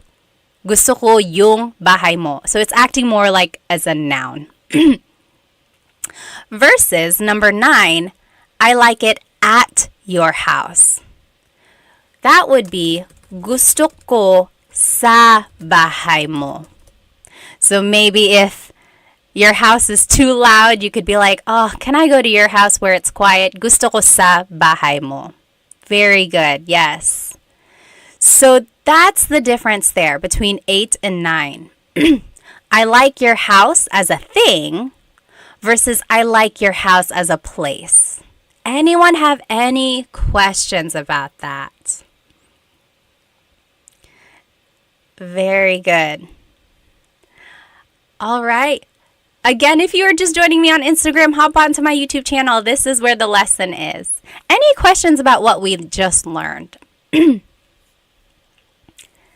Well, go ahead and type it in if you do have a question. Let's take a quick intermission, and you know I love a good poll. So our poll last week was, what is your favorite Filipino food? And it was between like lechon and adobo at the very end.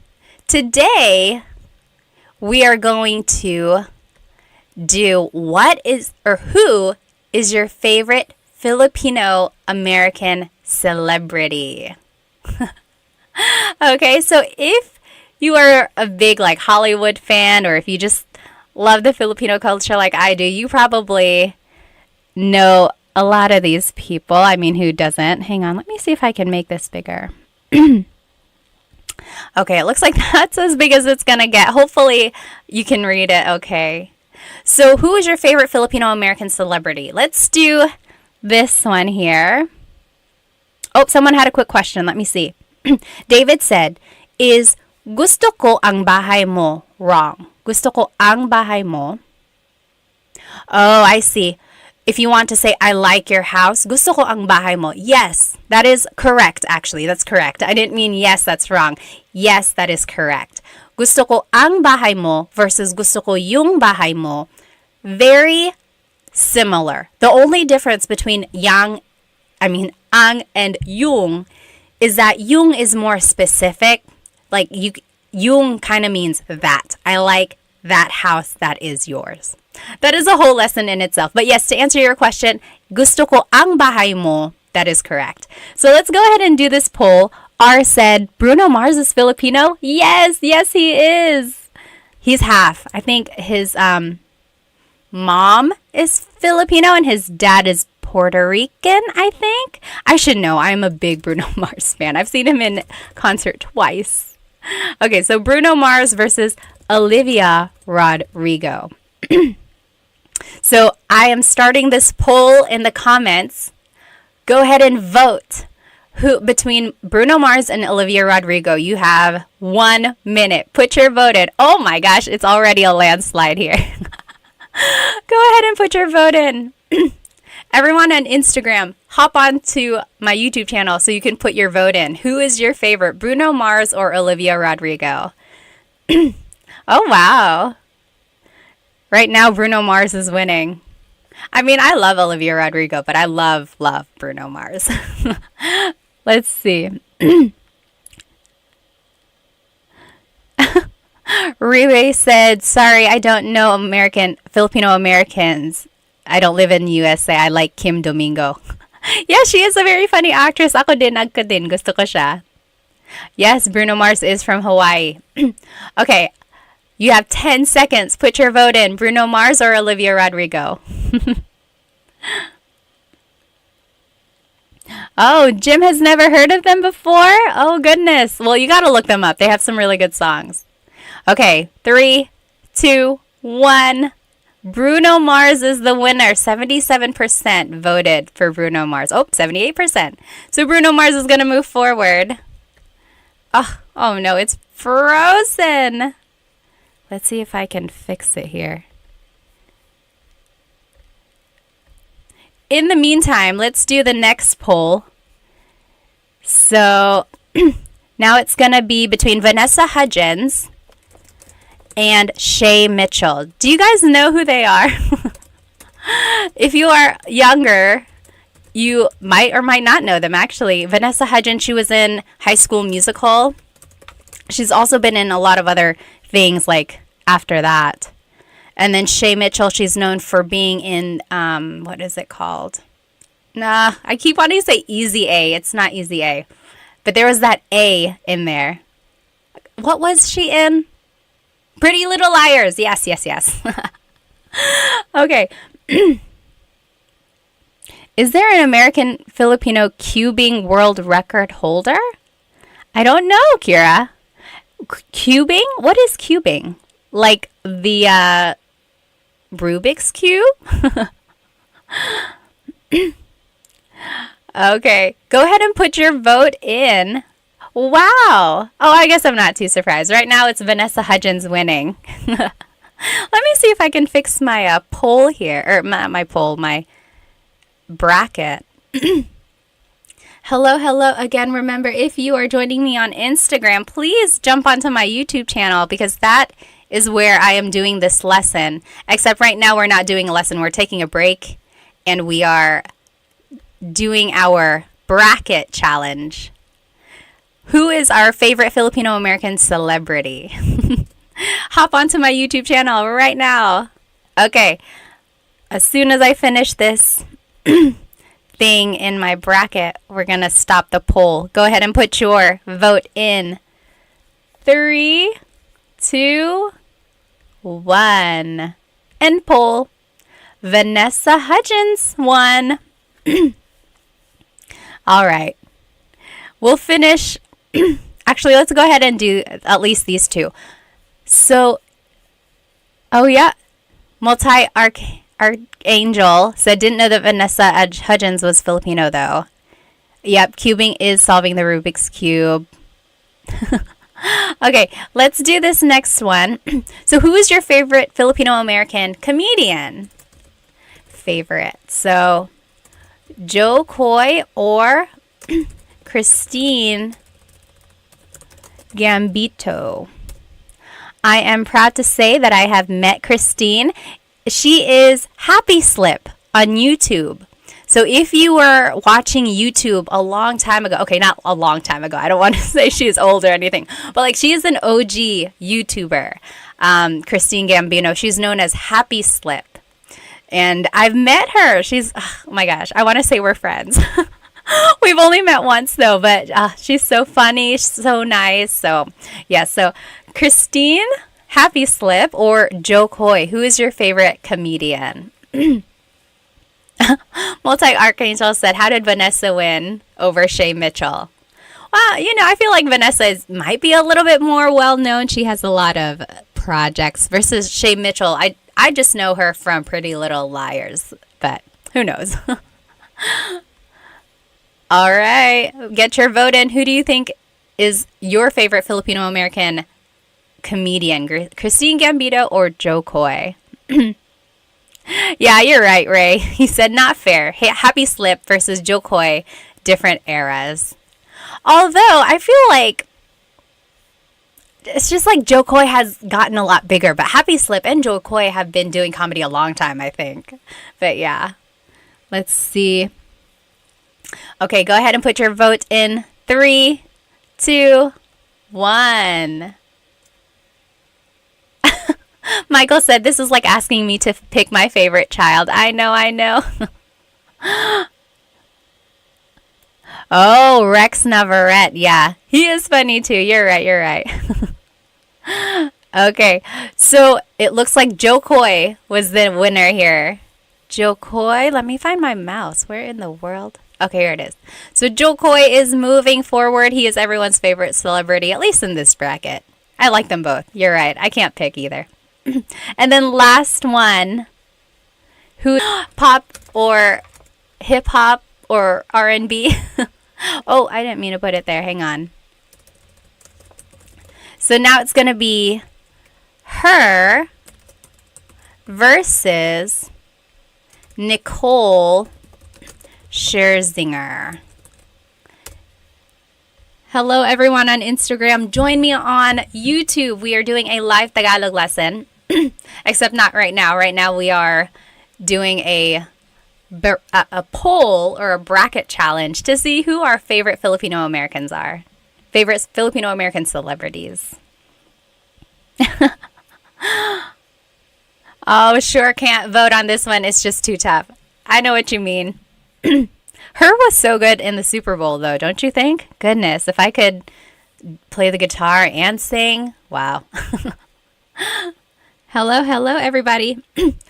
On Instagram, where are you guys from? Where are you guys watching? Go ahead and type it in the comments. In YouTube, we are from all over the place. There are people in California, there are people in Italy and Australia, Rhode Island. Someone is in the Philippines, but they're from Ohio. How about you guys on Instagram? Where are you guys watching from? Oh, wow. Pinoy Led Zeppelin. Yeah, a lot of people didn't know that these people on the bracket are actually Phil Am. They are. Let's see here. RJ is from the Bay Area. Oh, Ives and Bees, hello. I still have your candles. They are the best. I hope business is going well. They are from Miami. Ives and Bees, they are a candle and soap making company. You have to check them out. They gave me a Sampaguita candle. I think calamansi too, right? I almost don't want to burn them because I don't want it to go away. Let's see, San Diego. French the Great, kumusta po? Kumusta din kayo? Winnipeg, Canada. Okay, let's go ahead and see who the winner is. Oh, a lot of people here. Nicole is from Durham. Are we neighbors? Nicole, where are you? Where do you live? Let's see, Kira's from Houston.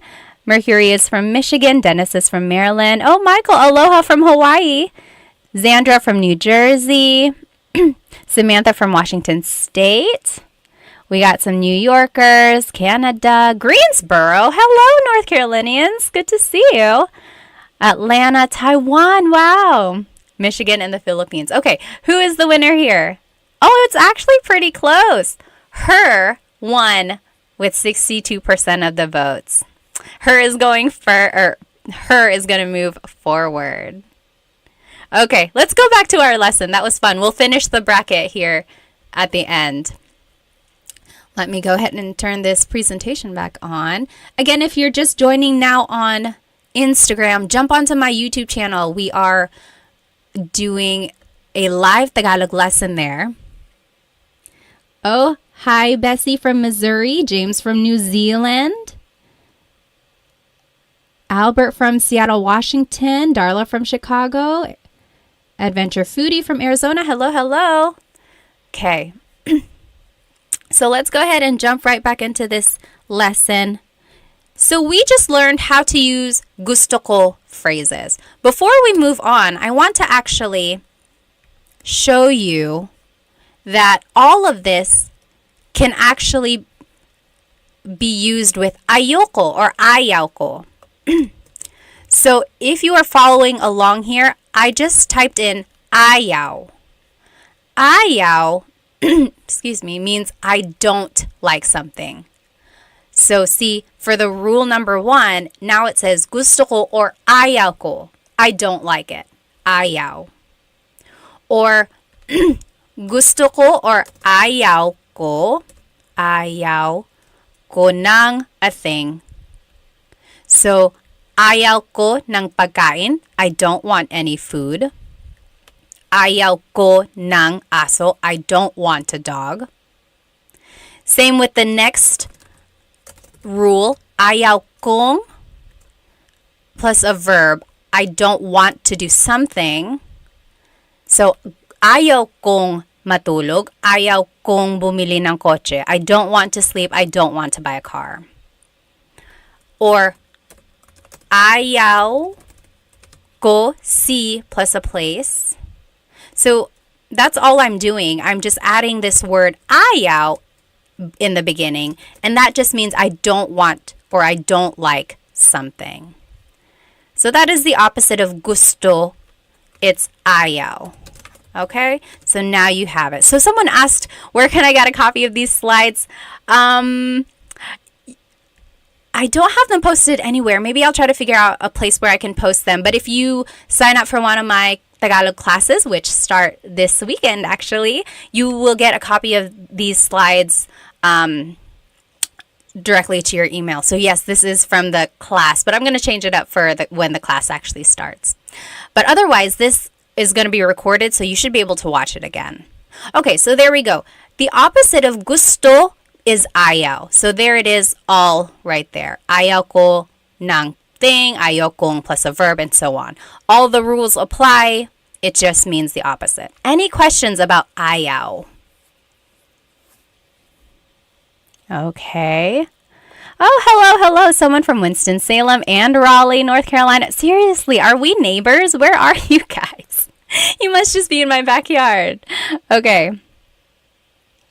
Am I going to leave this in any playlist? Usually the lives are under the live tab, I believe. At least that's where I see my last live. Okay, so any questions about gusto ko or ayaw ko? If you have a question about those, just type it into the comments. Okay, so now, can we use it on a person? Yes, so I guess that would fall under rule number 1. Gusto ko siya, I like him or her. But if you want to use it against a person, you could say, ayaw kita, I don't like you. I would say that maybe like jokingly to my husband or just to a friend if you want to tease them. Ayaw kita, I don't like you. Ayaw kita. Or ayaw ko siya, I don't like him or her. Okay, right? So if someone is mean and you're just saying like, oh, ayaw ko siya, ayoko siya. That's another thing with pronunciation. Usually it's pronounced ayoko siya. So if you want to sound a little bit more natural, you put everything together, ayoko siya. Ayaw ko siya is ayoko siya. But no big deal if you happen to separate them. Oh, Marcus asked a very good question. What is the difference between ayaw and hindi ko gusto? So, hindi ko gusto means I don't like something. Ayaw also means I don't like something. So, I feel like there are just certain times when ayaw works better than hindi ko gusto.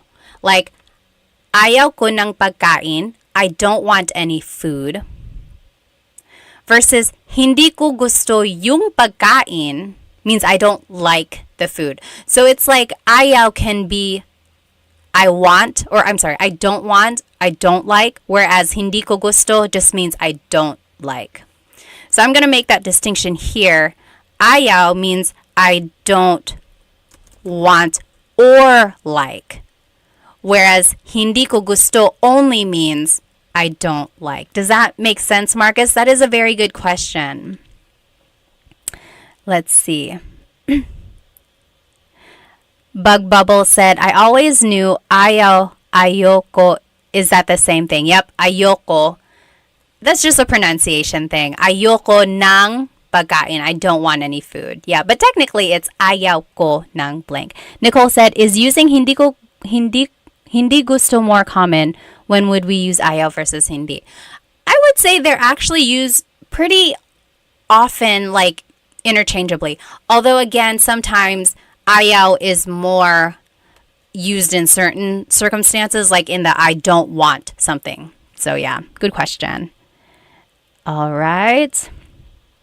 Mercury said, ayoko durian, the durian fruit because it stings. Yeah, ayoko ng durian. Okay, awesome. What's up with ko ng versus gong? So remember, that was up here in rule number 3. Does anyone want to explain? So just again, if you have already heard this, so sorry, feel free to kind of doze away if you want. But so kung is ko plus nang. N-A-N-G is an adverb, so it always goes with a verb. That's why we say gusto kong matulog. Anytime there's a verb, it's nang. Versus gusto ko ng ng. In this way, it's being used more as a preposition or an article, like some or a thing. So they are spelled differently because they have different purposes, but when you pronounce them, they are pronounced the same way. Okay. Oh, Amy said, you don't want to. Is it ayaw mo or something else? Yes. You don't want to. So if you want to say like, you don't want to go to sleep, like if you're asking someone, you don't want to go to sleep, you could say, ayaw mong matulog. You don't want to go to sleep, ayaw mong matulog. Yeah, ayaw mo. Does that make sense, Amy? So yeah, you could say ayaw mong matulog. Again, that's just the contraction there. Okay, keep asking those questions. We'll go ahead and just move on to this kasi clause. So kasi means because. If you were part of our class last week, we talked about the different words for questions and how to ask. So bakit means why, and usually the answer to a bakit question is kasi. So why did you do something? Well, kasi ... because ... So here are the different ways you can use kasi. And it ties into the gusto ko phrases we just learned. So, gusto ko ang sinigang kasi masarap ang sabaw. Gusto ko ang sinigang means I like sinigang. I like sinigang. Because masarap ang sabaw. Because the soup is delicious. Okay, so that's just 2 clauses or 2 phrases here that was put together by this word kasi. I like the sinigang because the soup tastes good. Next, you could say, paborito ko ang cake kasi mahilig ako sa matamis. My favorite is cake. Paborito ko ang cake because I like sweets. Mahilig ako sa matamis. So it's just putting together like 2 phrases. So if you know some simple sentence structures, it's just kind of putting those together with this kasi phrase. And then lastly, ayoko yung sausawan kasi maanghang. I don't like the dipping sauce because it's spicy. Okay, so those are just some examples here. If I were to ask you, ano ang paborito mong pagkain? What is your favorite food?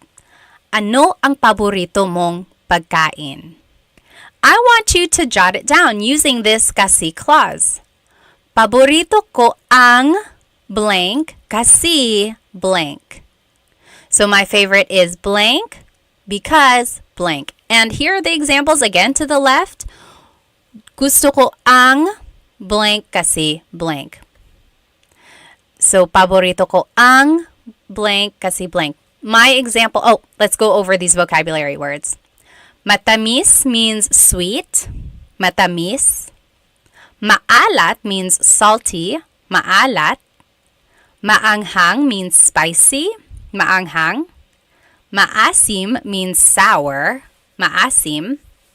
Matabang means bitter. Matabang. Mainit means hot. Mainit. And then malamig means cold. So for example, I would say, on a hot summer day, paborito ko ang ice cream kasi malamig. My favorite is ice cream because it's cold. Paborito ko ang ice cream kasi malamig. Or I guess a more fitting statement would have been like, gusto ko ng ice cream kasi malamig. Okay, go ahead and jot it down, or you can write it in the comments here. What would be your answer to this question? Ano ang paborito mong pagkain? Hello again on Instagram. If you're just joining me, we are on YouTube. I'm doing a live Tagalog lesson. You will be able to see my presentation shared on your screen there. We are just doing an example here of how to use kasi clauses. Let me see if I can catch up on some of these comments. Go ahead and jot it down. What would be your answer? You can write it in the comments as well.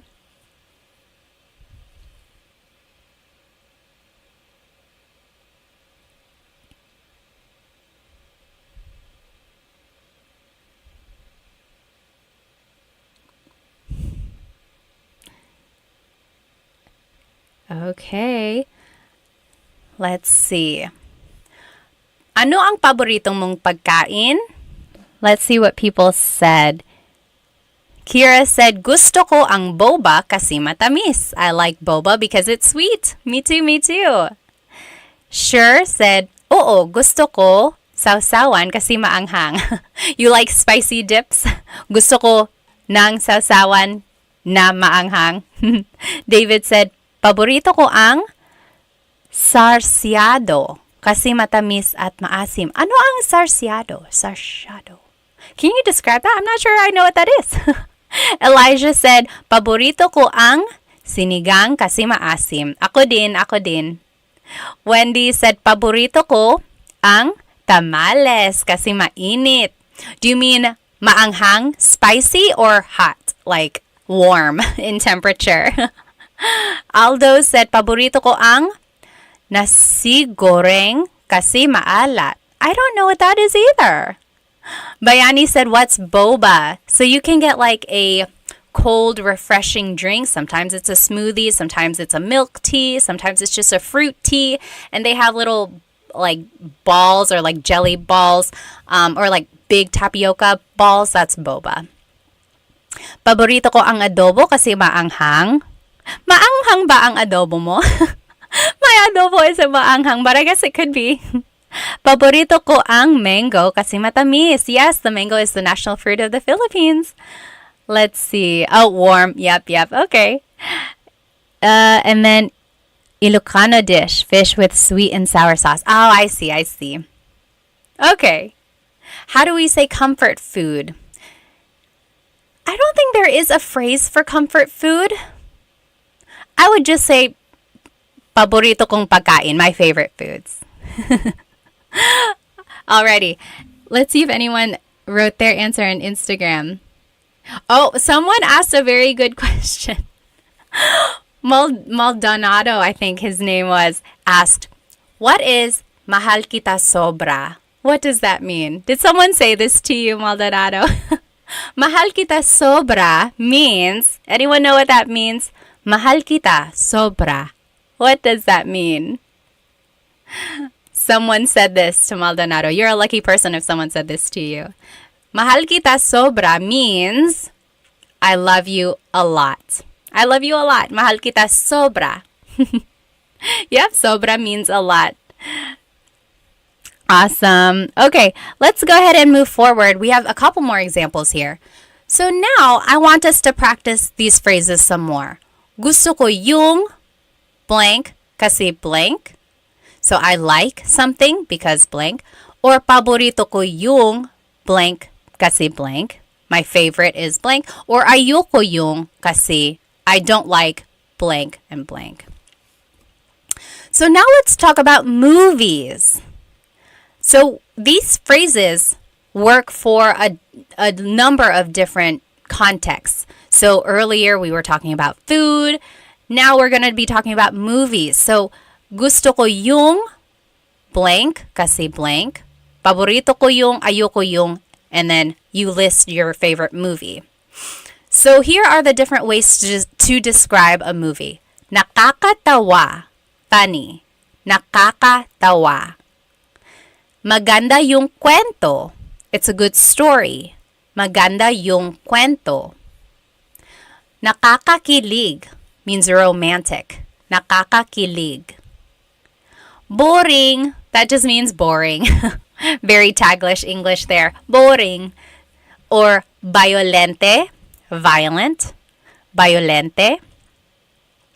Nakakalito, confusing. Nakakalito. And then nakakatakot, scary. Nakakatakot. So those are different things or different ways to describe movies. So I want you to write these phrases.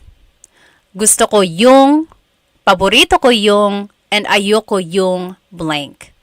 I like something, or I like a movie. My favorite movie is, and I don't like this movie because, and then you choose the adjectives from these examples. So I'll give you an example here.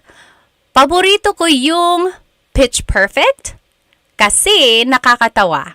My favorite movie is Pitch Perfect because it's funny. I don't know if that's my absolute favorite, but I love it. It's a good movie. Or ayoko yung Saw movies kasi nakakatakot at violente. So I don't like the Saw movies because they're scary and they're violent. Or gusto ko yung Titanic kasi nakakakilig. I like Titanic because it's romantic. So go ahead and you give examples for each of these phrases about a movie that you like and you don't like, and you fill it in with the adjective there. I'm just going to catch up on some of these comments. So go ahead and jump onto my YouTube channel if you are here on my Instagram. Oh my goodness, please don't call me tita. I'm not a tita. I'm just kidding. Feel free. Or just ate. Ate is fine too. Hello. Kamusta po? Okay, let me catch up on my comments here.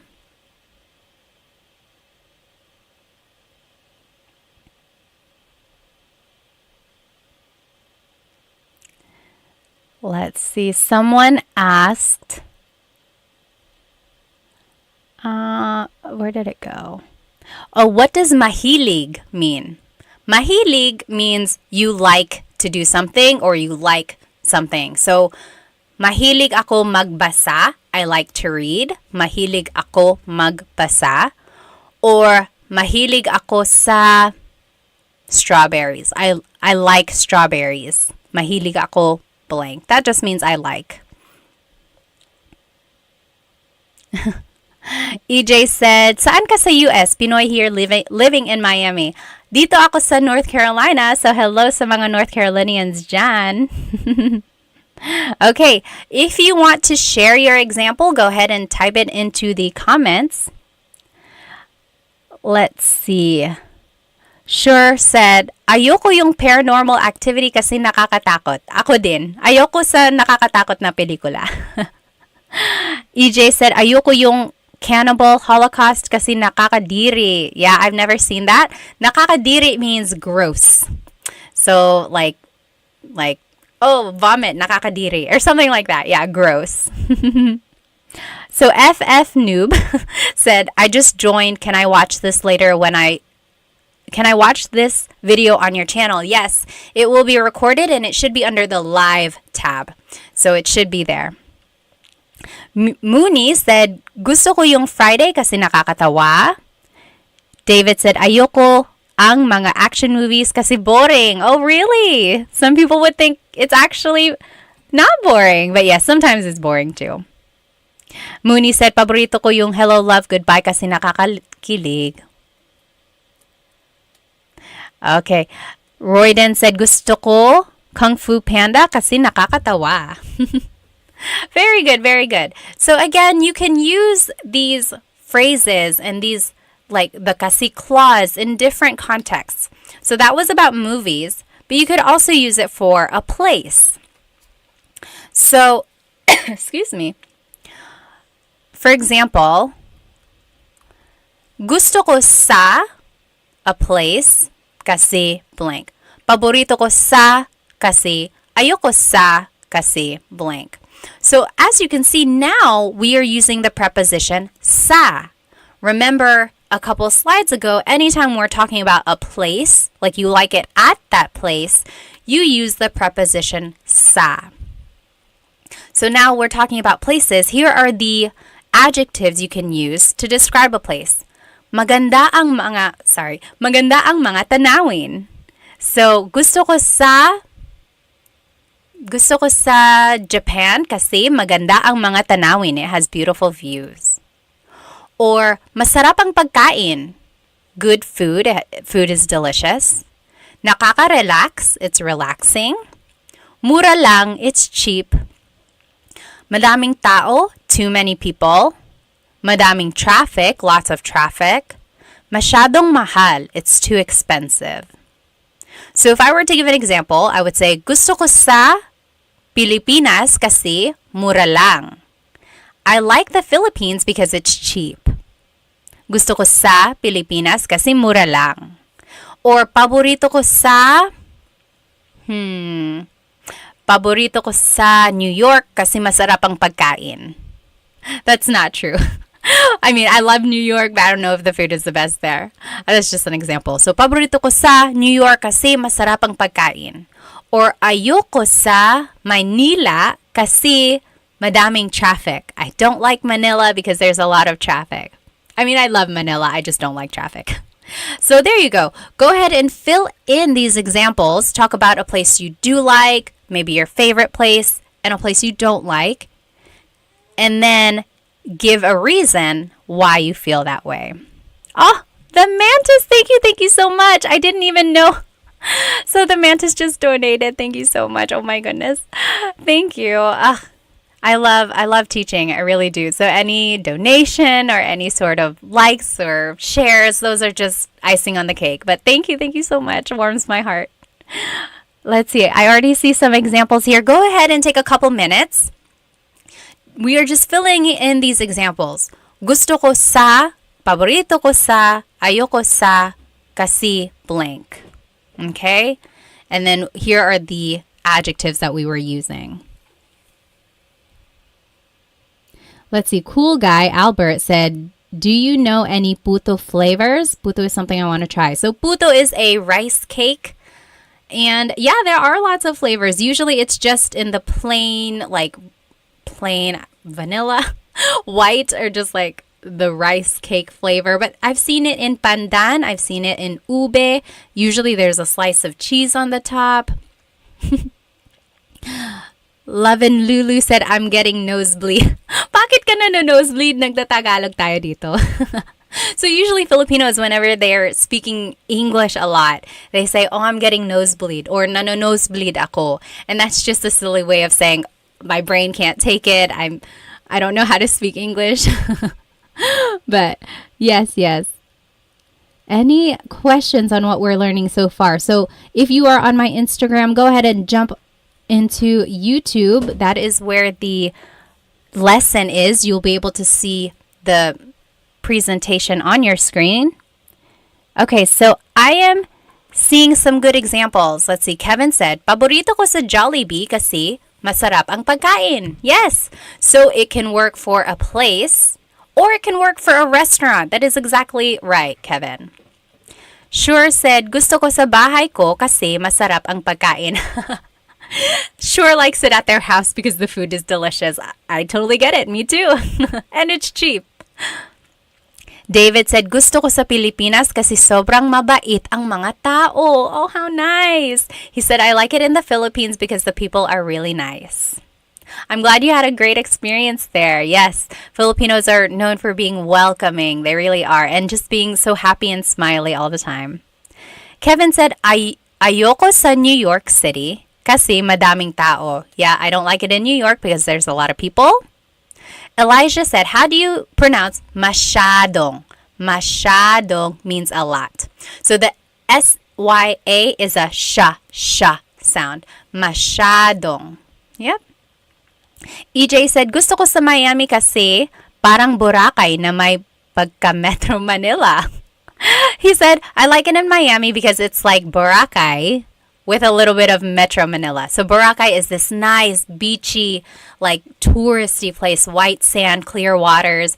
And then Metro Manila, of course, is known for being bustling and exciting, lively. So it has that city feel, but also a nice, relaxing feel. Nice. Okay. Kira said, ayoko sa England kasi hindi masarap ang pagkain. Really? I've been to England. I don't remember the food being terrible. Let's see. Royden said, ayoko sa Honolulu, Hawaii kasi madaming traffic. Talaga? Maraming traffic pala sa Honolulu. I've never been there. Let's see. Maximilian said, what is the difference between mahilig ako or mahilig ko and gusto ko yung? Let me think. When you say mahilig, it's more like you're describing that you like something in a continuous way. I don't know how else to say that. It's like you could also say it with hobbies. I would say actually they're comparable. Mahilig and gusto ko. Like, mahilig ako mag-swimming. I like to swim. Or you could say gusto ko mag-swimming. I like to swim. So yes, I would actually say they're comparable. They're almost the same.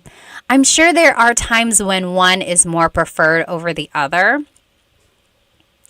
Or actually gusto ko has more uses. But yes, you could use them interchangeably most of the time. Yeah.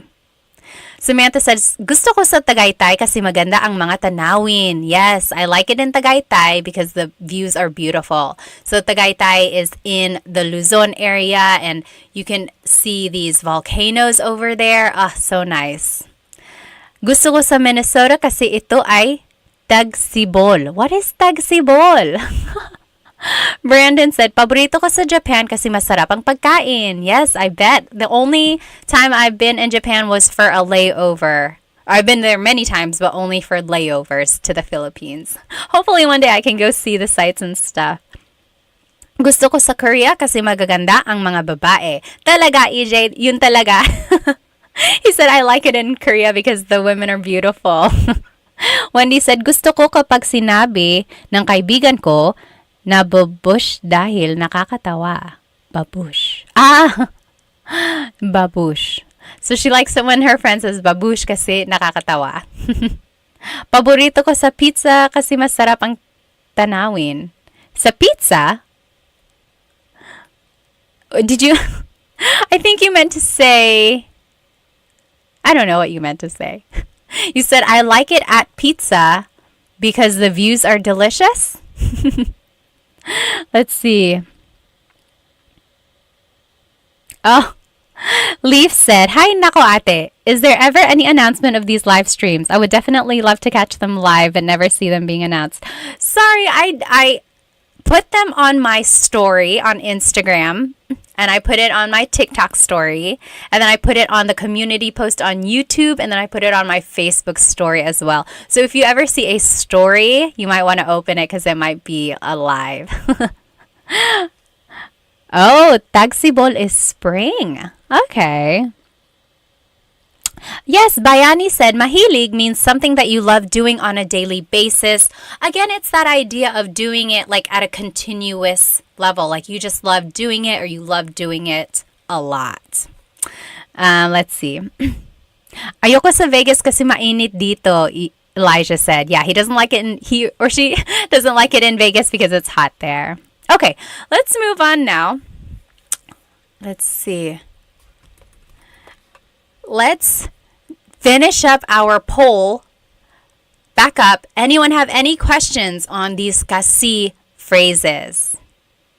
So, kasi just means because. So remember, if someone asks you a bakit question, so why, you can always ask kasi. Bakit ka umiiyak? Why are you crying?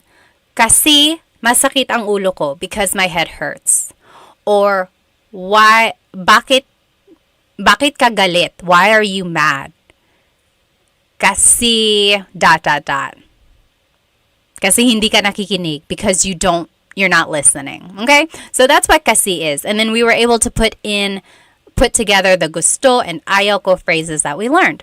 Any questions about these things? Feel free to write them in the comments. Otherwise, I'm going to go ahead and pull up our bracket challenge here. If you are joining me on Instagram, jump onto YouTube because then you can join our poll, our contest here. So we are choosing our favorite Filipino American celebrities. And let me show you what we got so far. So first, we were doing Bruno Mars versus Olivia Rodrigo, and Bruno Mars won that. Then we did Vanessa Hudgens versus Shay Mitchell. Vanessa Hudgens won that. Then we did comedians, so Christine Gambino or Happy Slip, and Joe Coy. Joe Coy won that. And then there was her and Nicole Scherzinger. Her won that one. That one was a pretty close one, actually. Let's do Bruno Mars versus Vanessa Hudgens. Let me see. I am starting a poll. So go ahead and sign into your YouTube account and then join our poll if you would like to vote. So Bruno Mars versus Vanessa Hudgens. So this is where it gets a little unfair because they're all different genres now, right? Because Bruno Mars is a singer, Vanessa Hudgens is an actress. But I mean, who's your ultimate favorite Filipino American celebrity? Go ahead and vote Bruno Mars or Vanessa Hudgens. I'm just reading up on some of these comments here.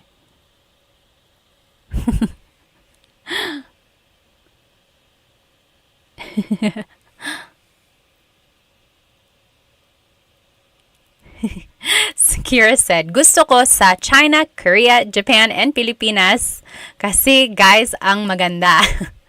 Or you could say kasi guwapo ang mga lalaki because the guys are handsome. Liza on Instagram is voting for Bruno Mars. Jump onto my YouTube so you can cast your vote in. So we are doing a live Tagalog lesson on my YouTube channel here. Actually, now we're not doing a live. We're not doing a lesson. We're actually just doing a contest to see who our favorite Filipino American celebrity is. And it's between Bruno Mars and Vanessa Hudgens right now. Take 10 seconds. Oh, I didn't know that. Sure said the lead guitar player from Metallica is Benoy. He's my fave. I didn't know that. Okay, 3, 2, 1. Bruno Mars. Bruno Mars is the winner. He is going to move forward. I didn't make my bracket right, but you get the idea. There it is. Next is Joe Coy versus her. Who is your ultimate favorite Filipino celebrity? Filipino American celebrity. Favorites. Let's see. Joe Coy or her. Oh, that's hard. I love her. And I love Joe Coy. But you got to choose one. Only one. If you were going to be stuck on an island, who would you choose to be with? Elijah said, I wonder if some of these celebrities speak Tagalog. I know Christine and Joe Coy do. I don't know. Maybe they do, or maybe they can understand. Kirk Hammer is the guitarist. Oh, okay, Jed. Awesome. Bayani said, kind of unfair because Vanessa Hudgens didn't get a lot of opportunities in Hollywood. Yeah, you're right. She was more on like Disney and stuff. Although she has other movies too. Oh, on my Instagram, we have a lot of votes for her. Oh, wow. Even on YouTube. I'm actually kind of surprised. I thought Jokoi would win. So again, if you're joining me on Instagram, we are on YouTube doing a live Tagalog lesson. We are doing our bracket challenge. And we're choosing between Jokoi and her for our favorite Filipino-American celebrity. Okay.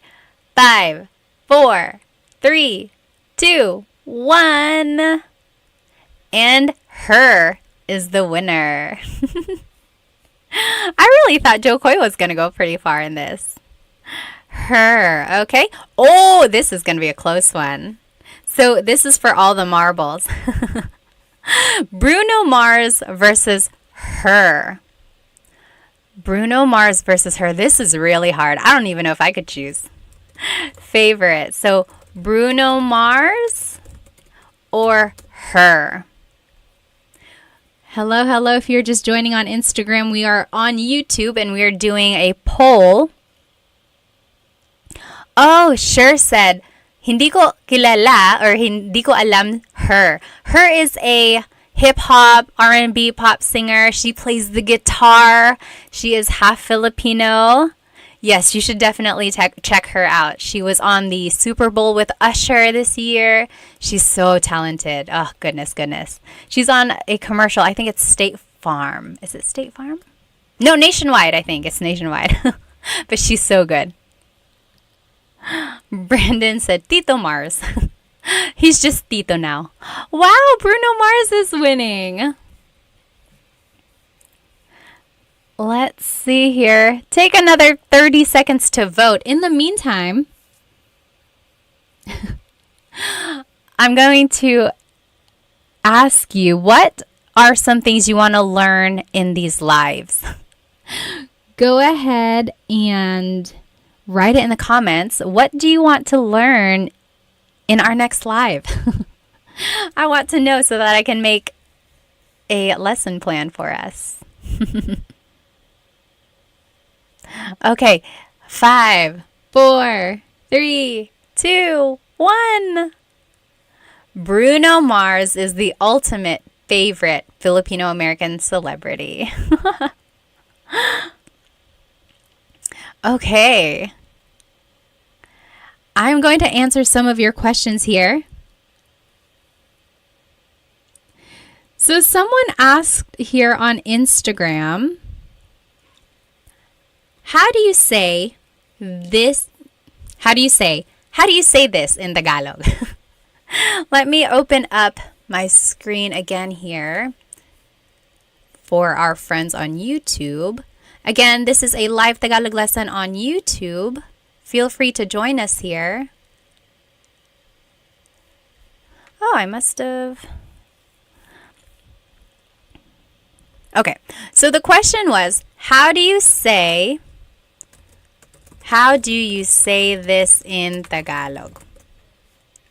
Oops, let me turn my screen back on. Oh, where is it? There it is. Oh, wrong. Anyway, if you want to say, how do you say this in Tagalog? It would be, ano ang blank sa Tagalog? Ano ang blank sa Tagalog? So, how do you say in Tagalog? So, someone asked that on my Instagram here. How do you say blank in Tagalog? It would be, ano ang blank sa Tagalog? That is a very good phrase to know, because if you're traveling in the Philippines or even if you're just trying to learn more vocabulary, always ask this phrase. So I would say like, ano ang car sa Tagalog? Ano ang car sa Tagalog? Kotse. Kotse, right? So ano ang blank sa Tagalog? Or ano ang Ano ang dog sa Tagalog? Oh, sa Tagalog, aso. So that is a good phrase to know if you just want to learn more vocabulary. Ano ang blank sa Tagalog? Yes. Let's see. What else? What else? Oh, someone asked, what is the difference between hindi ko alam and ewan ko? Hindi ko alam, ewan ko. Anyone know? What is the difference between hindi ko alam and ewan ko? Hindi ko alam and ewan ko both mean I don't know. That's all it means. And they're used interchangeably. Ewan is more slang. Like it's just quick and easy, whereas hindi ko alam is, I would say, the more proper or formal way to say it. Yep, Odisari said formality. Yep, pretty much. That's the only difference there. Let's see, a couple more questions before I let you go. David said ewan ko is more abrupt. Sometimes, yeah, maybe if you're like a little upset with someone, you're like ewan ko. Yeah, it could be. All right. Anyone have any other questions about anything we talked about? Sorry if I missed your question or your comment. Otherwise, I will see you next time. And let me go ahead and turn my screen back on. I will make sure that this recording is up on my YouTube channel. Hello. And it should be under the live tab. So if you weren't able to join us on YouTube, but you were here on Instagram, then you should be able to see the lesson recording there. Okay, well, I will let you guys go. I hope you have a good rest of the night, and I hope to see you next time. Paalam! Hello, everybody. Welcome to another live Tagalog lesson. Let me go ahead and start my Instagram as well. You know I like to do a couple different platforms. Hello, everybody. Welcome to another Tagalog Time live lesson. You are joining me on Instagram right now, but if you would like, you can jump onto my YouTube channel, but actually there isn't a presentation. Today, we're actually going to be doing something fun. We're going to be playing Tagalog Bingo. I'm sorry, not Bingo. Jeopardy, Tagalog Jeopardy. So I'll let everyone come in and we will get started by playing Tagalog Jeopardy. I'm so excited for this. In the meantime, go ahead and write where you are currently watching and your age and maybe a fun fact about yourself. Let me know if you need any audio changes or anything like that. My name is Pat. I'm 32. I'm currently here in North Carolina. It is 8:54 over here where I live. What time is it over there? Oh, it's backwards on the cam. Let me see if I can fix that. Hang on. I know there is a way to do it. I'm going to log off and log back on. Okay, hang on one sec. Wait, maybe I can do it from here. Oh, yes, I did it. Is that better? Can you see? Yes, that should be good, right? Okay, awesome. Okay, let me see where everyone is currently watching from. Oh, hi, Love and Lulu. Good to see you again. Oh, I like your dress too. Thank you. Let me see. Mick Buck is from Boston. Hello. Joe Markin is from Washington. It's Ash is from Texas. Hello. Callie is from South Carolina. Hello. Grace is from Canada. Subi is from Hawaii. Hello. Mr. QN is just said, ayos galing. Salamat. I'm in South Carolina, Callie said. And M. Daly is from San Diego. Hello.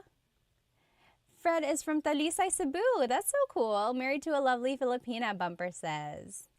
Watching from Singapore, Aubrey says. Hello.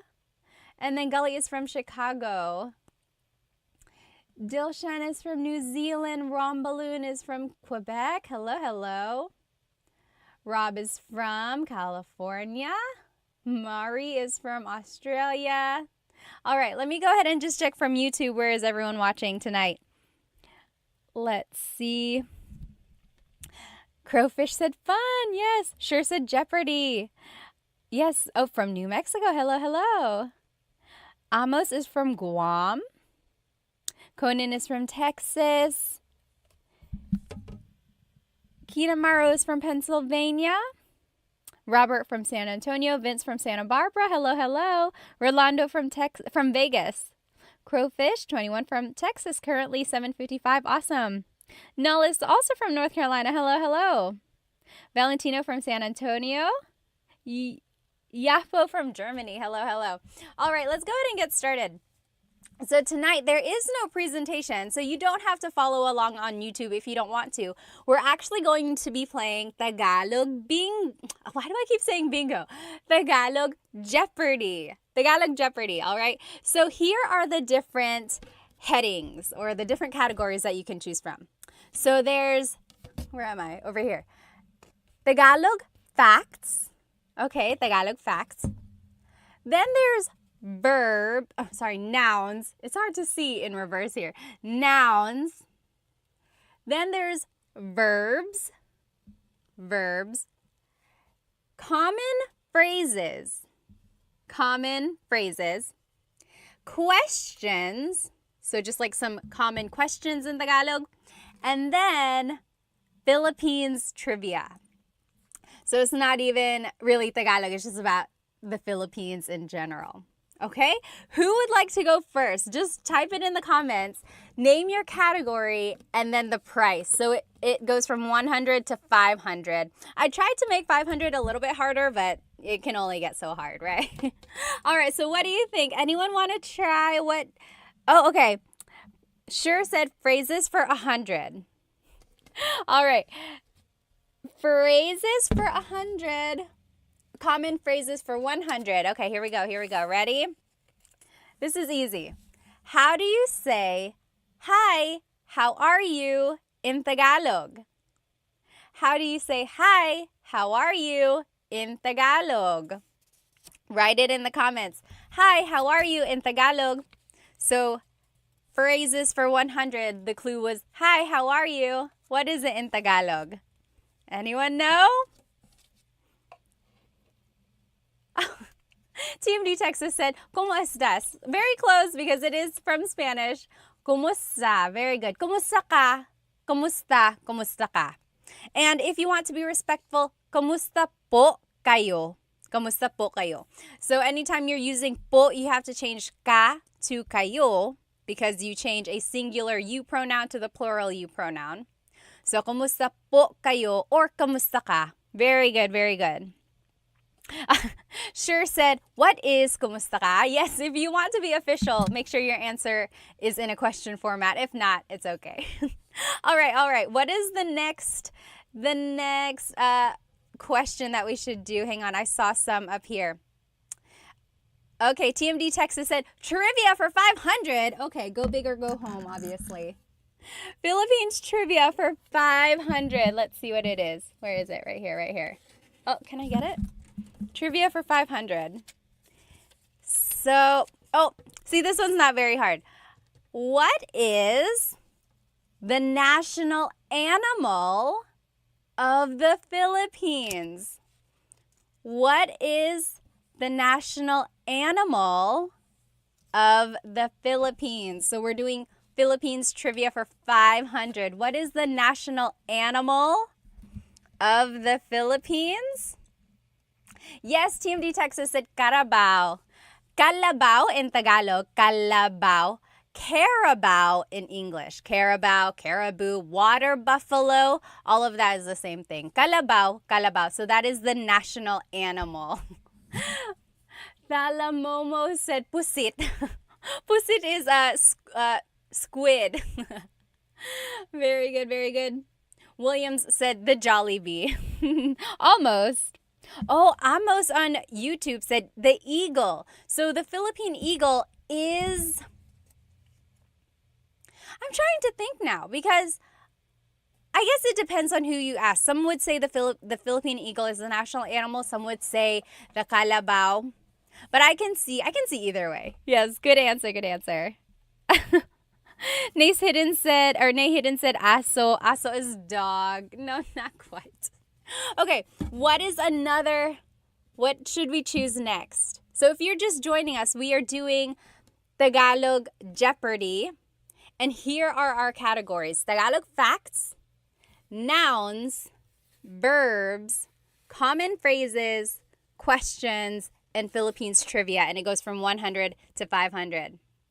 Okay, Brandon said verbs for 300. Verbs for 300. Here we go. I want you to give me a Taglish version of how you would say walking. Like, I want to go walk. I want to take a walk. How do you say it in a Taglish version? Anyone know? If you take in my class, you kind of know what I'm asking for. So I'll give you like two chances. You could either say the Tagalog phrase for to walk, or you could say the Taglish phrase. How would you say? Oh, very good. So Thalamos has the idea. He or she said, mas strolling ako. Very close, very close. David Jr. said, walk mo. Very good. Yes, sure said, magwalking. So if you've attended some of my classes or even here on these lives, I've given you the hint to use Taglish when you can. So if you don't know a verb in Tagalog, turn it into a mag verb. So magwo-walking ako. I will go walking. Mag-cook ako. I will cook. Or magsisleep ako. I will sleep. So in that way, you're using the English verb, but you're kind of doing the Tagalog conjugation. Okay, so magwo-walking. That was kind of what I was looking for. Anyone know what to walk is in Tagalog? How would you say I am walking in Tagalog? What is the Tagalog way to say it? Levin Lulu said, let's go walking na. Yes, that also works. Yes. Oh, Brandon Connor said, lalakad or maglakad, Matbak said. So very good. So you might hear maglakad. So maglalakad ako or naglalakad ako. But you might also hear the verb lalakad. Lalakad ako. I've heard that as well. They are used interchangeably. Some might prefer one over the other. So yes, lakad, maglakad, lalakad. Very good, very good. All right, let's keep going. What is our next question? Someone choose. So Tagalog, what is it? Tagalog facts, nouns, verbs, common phrases, or questions. I'm going to scroll up and see what people suggested earlier, just so you don't have to keep writing it in. Let's see. It's too far to scroll back. Okay, Tagalog facts for 300, KFXXO said. Tagalog facts for 300. Here we go. Are you ready? Name 3 languages that have influenced Tagalog. Name 3 languages that have influenced Tagalog. So there's been lots of influences in Tagalog, like not just 3. I'm sure like lots and lots, there are lots of components of Tagalog that have been, from different areas. But yes, name 3 that have had like a very major impact in the language. Very good, very good. So I'm seeing Spanish. Oh, Arabic. I didn't think of that. That wasn't one on my list. Yes, English. There's one more. Yes, there it is. So grub down Chinese. So I'm seeing Japanese in there as well. Yes, my main 3 from what I've kind of looked up is Spanish, then Chinese actually, and then English. So those are 3 main influences in Tagalog. And of course, Tagalog itself is an Austronesian language, as they call it. So there's a lot of overlap in languages in the Southeast Asia region. So there's a lot of like similarities there. Very good, you guys. Okay, next, let's see. What has what has everyone suggested? Question for 200. Question for 200, someone said. Here we go. How would you say, where are you from in Tagalog? So questions for 200, the question was, how would you say, where are you from in Tagalog? Where are you from? Yes, very good. Brandon Connor said, taga saan ka? Taga saan ka? So taga means from, saan means where, ka is referring to you. Taga saan ka? Taga saan ka? Now, how would you reply? Very good, very good. Almost polyglot said on YouTube, taga saan ka? Conan said, saan mo? Not quite, not quite. Yes, taga saan ka? And then how would you reply if you wanted to say, oh, I'm from Manila? Yes, Brandon Connor, you got it right. So, taga California ako. Makpak said taga Boston. And then you could say ako. Very good, very good. Rio Rossi, taga Tondo. Talaga, you must be tough. TMD Texas said, taga dito. I'm from here. Very good, very good. And David Jr. just said, San Diego po. You could say that. Very good. So if you want to say, where are you from? It's taga saan ka? Taga saan ka? Where are you from? If you want to reply, it would be taga blank ako. So taga Manila ako, and so on. Okay, very good, very good. Someone suggested verbs for 100. Verbs for 100. Here we go. Easy peasy. How do you say to eat in Tagalog? How do you say to eat in Tagalog? What is to eat?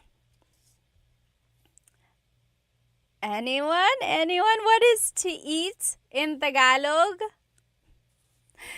To eat in Tagalog is kain. Kain, yes. Mari said kain na. Very good. Julia Chu, kumain. KFXXO said kaon. Kaon is actually Bisaya. I hear that a lot from my in-laws. Kaon. Very good, very good. Very close. Mukbak, kumain. Yes, very good. Everyone got it right. Kumain, kain. Yes. Kain, magkain. So, Sean said magkain. So, kain is actually not a mag verb. It's an verb, sometimes an in verb. So, yeah, you wouldn't really use mag with the word kain. But I see where you're coming from. All right, very good, very good. Okay, next, what is our next clue going to be? Let me see if I can scroll up and see what people have suggested. What should our next clue be? Okay, I see Philippine trivia for 200. Philippine trivia for 200. How many islands are in the Philippines? How many islands are in the Philippines, or how many make up the Philippines? This one is tricky, depending on who you ask. Yes, so Ria Rossi says 7,107. So that's a very common number. I think it's in like some songs. It's just like the trivia that everyone knows. 7,107. And then, see, R. Woody said 7,109. Some people are saying 7,000, 7,100. It really depends on whether or not it's high tide or low tide. This is what the internet says, and the internet is never wrong, right? Just kidding. Well, when it's low tide and all of the islands are out, yes, Samantha, you got it right, 7,641. So when it's low tide and all of the possible islands are out, it's 7,641. But the common number that everyone knows is 7,101, right? So it kind of just depends. Just know that there's over 7,000. Crazy, right? Crazy, crazy. Okay. Sure said trick question. It was a trick question. If you got over 7,000, I'm going to call it right, correct. Okay, next, what should we... Oh no, I'm getting a phone call. We'll have to skip that one. Okay, what should our next question B. So we have Tagalog facts, we have nouns, we have verbs, we have common phrases, questions, and then trivia. I think my nouns is falling down here. Okay. Oh, Kenneth said, how many of the islands are inhabited? That is a very good question. I don't know the exact number, but I know it's not all of them. Like a very large amount are just almost like rocks in the sea, and they count that as an island. Very good question. Okay, let's see here. Tablamo Game said nouns for 100. Nouns for 100. This is going to be easy. Ano ang dog sa Tagalog? Ano ang dog sa Tagalog? Easy, right? Easy 100. Ano ang dog sa Tagalog? Ano ang dog sa Tagalog? Yes, Going Banana said aso. Mukbuk said aso. Very good. You all got it right. Yes, Adriano, Lainey, Brandon, Connor, you got it right. Very good. Yes, almost. Polyglot on YouTube. Very good, very good. So dog in Tagalog is aso. Did you hear my question? Ano ang dog sa Tagalog? What is blank in Tagalog? Keep that question in mind the next time you want to say something in Tagalog. Don't get stumped by not knowing a vocabulary word. Just ask, ano ang blank sa Tagalog? And that's a good way to kind of get some vocabulary. Yes, Sure said, what is aso? Every time I see your question, I'm like, oh, are they asking? But no, you're just answering in the Jeopardy format. Yes, very good. Okay, Gatu said, Tagalog facts. Let's just do Tagalog facts for 100. Tagalog facts here. Oh, what is the name of the Tagalog alphabet? What is the name of the Tagalog alphabet? Do you know? I love the Tagalog alphabet because it's very phonetic. Oh, Brandon Connor said, baybayin. So there is a difference between baybayin and the Filipino or the Tagalog alphabet. Yes, Ria Rossi got it. Abacada. Abacada. So the abacada is the alphabet of Tagalog. Baybayin is the ancient Philippine script. So baybayin is considered like the oldest type of writing in Tagalog, in the Philippines. And that's also why Tagalog is considered to be like the oldest language in the country. And some people say that's why it's the national or one of the national languages, because it's like the oldest documented language in the country. But anyway, so baybayin is like symbols and represents kind of like the old ancient language. And that's what Tagalog is derived from. So that's not technically the alphabet, although it has a lot of influence in the language altogether. But the Tagalog alphabet is called abacada. Abacada. And I think it's very interesting because it's like all the letters are just the sound, like abacada. And then whenever you're saying the word, that's the sound of the letter. I don't know if that made any sense, but I think it's very interesting. Okay, what is our next clue? Are we going to do Tagalog facts again? Nouns, verbs, common phrases, questions, or Philippines trivia? Anyone? How about over here on YouTube? What would you like to do? YouTube. There's a little lag on YouTube here, but we'll let them choose this time. Oh, noun for 100, Amos said. Okay, nouns for 200. Oh, how do you say hands in Tagalog? Hands. How do you say hands in Tagalog? There's something about this that I want to make sure you know. So it might seem easy. Oh, see, Adriano said kamay. Kamay. How do you say hands? Is kamay correct? Yes, Going Bananas, you got it. Mga kamay. Mga kamay. So kamay is hand. One hand, kamay. But if I want to say hands, both hands or multiple hands, it's mga kamay. Mga. Don't forget the mga when you want to make something plural. So in English, we always add an S at the end. But in Tagalog, if you want to make something plural, it's mga. Mga kamay, hands. Mga aso, dogs. Mga babae, women. Okay? So mga was the thing I wanted you to get from that. Very good, everybody. Yes, sure got it. Yes, David, very good. And just don't forget the mga. All right, next.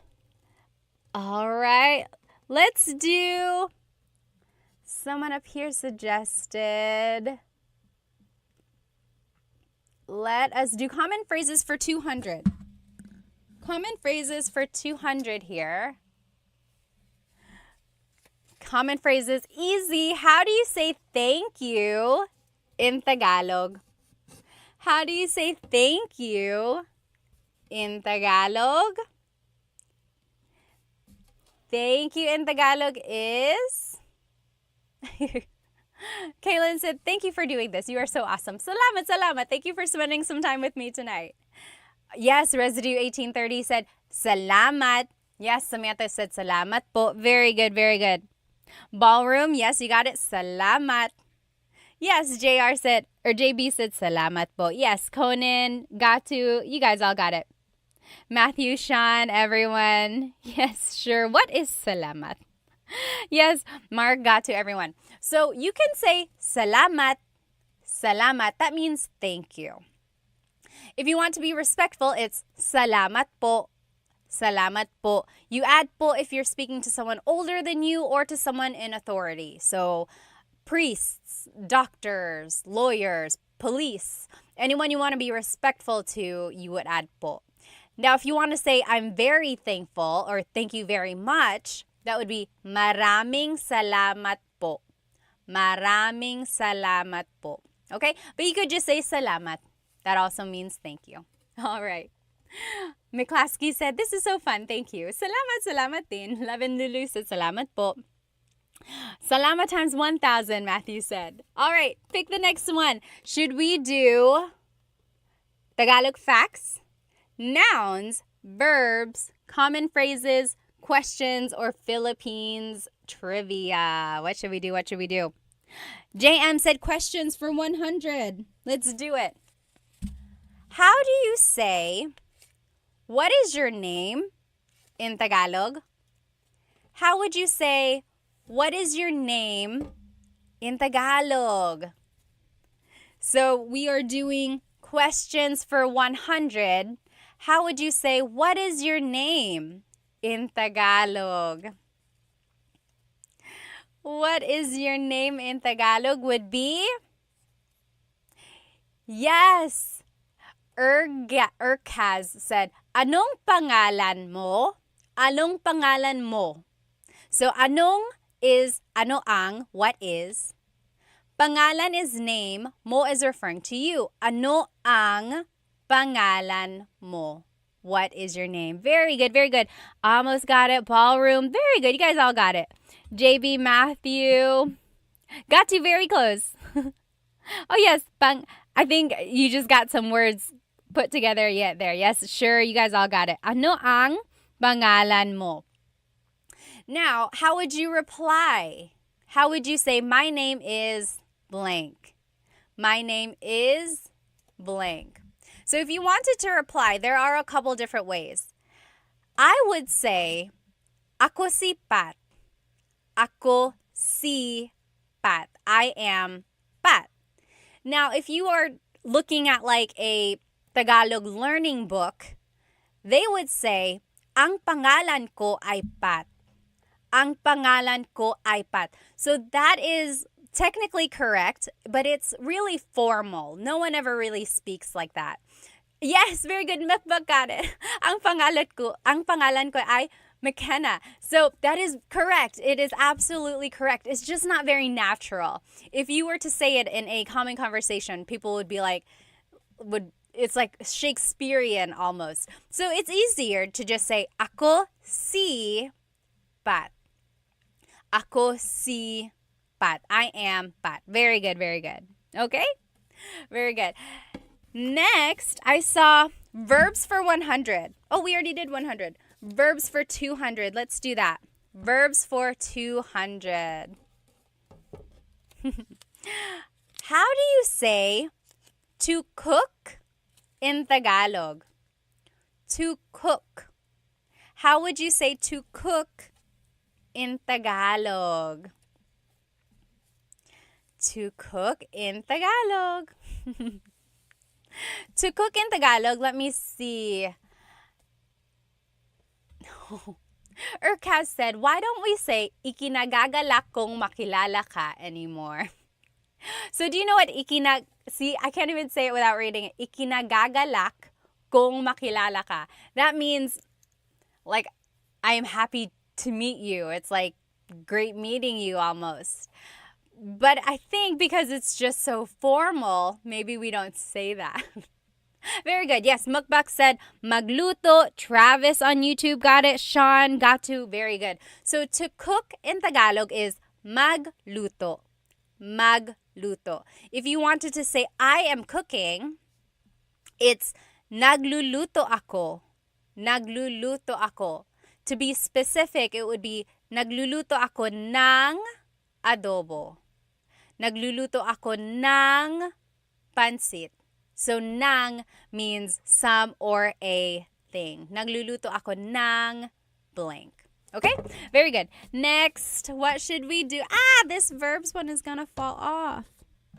So, we have Tagalog facts, nouns, verbs, common phrases, questions, or Philippines trivia. What should we do? Should we do Tagalog facts, nouns, verbs, common phrases, questions? Okay, we should do facts. McClaskey said. Let's do Tagalog facts for 200. Tagalog facts.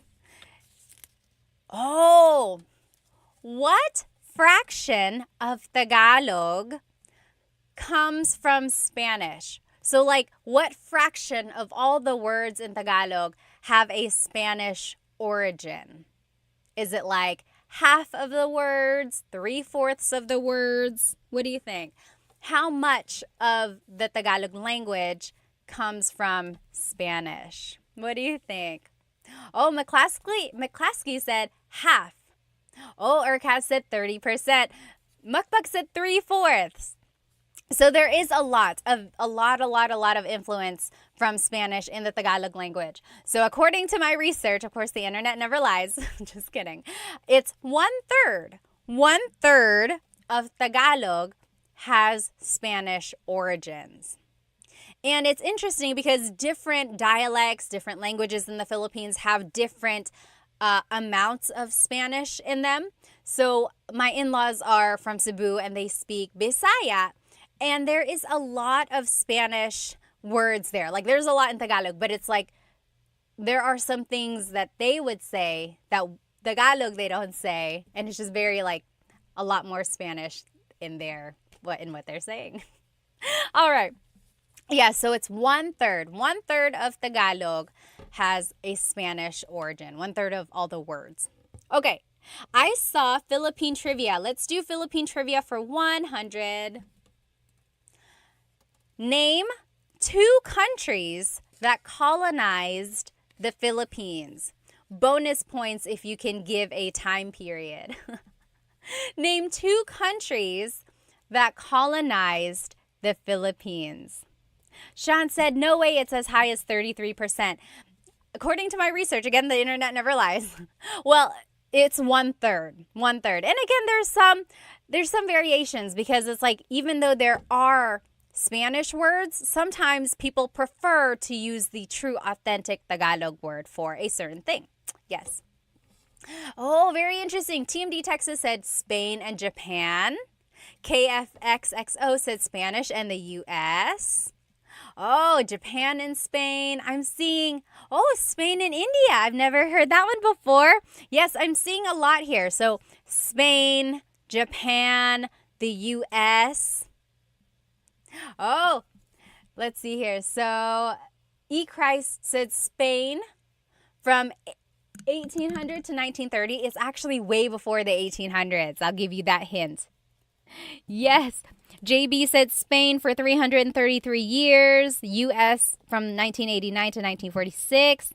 Sure, Spain for 300 years. U.S. after World War II. Yes, very good, very good. Okay, so Spain colonized the Philippines in the 1500s.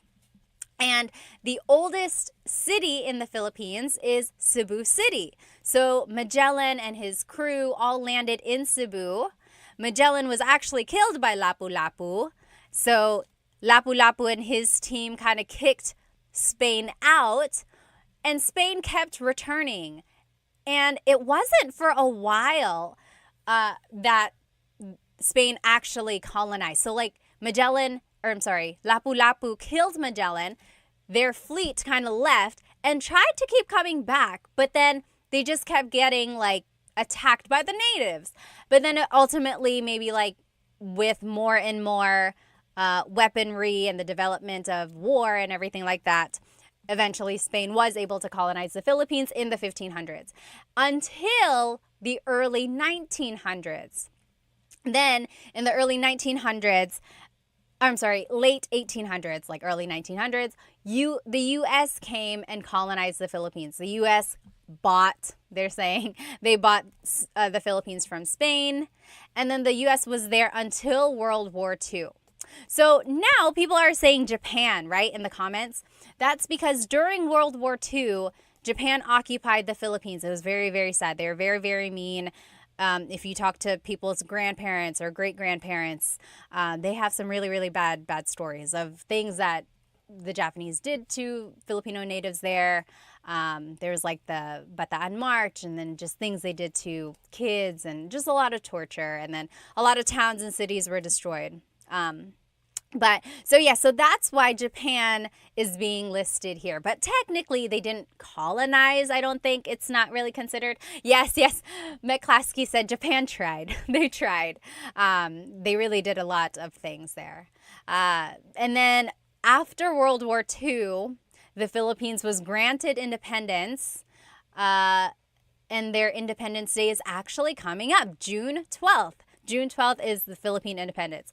What's interesting, actually, June 12th is the Philippine independence from Spain. July 4th is the Philippine independence from the U.S.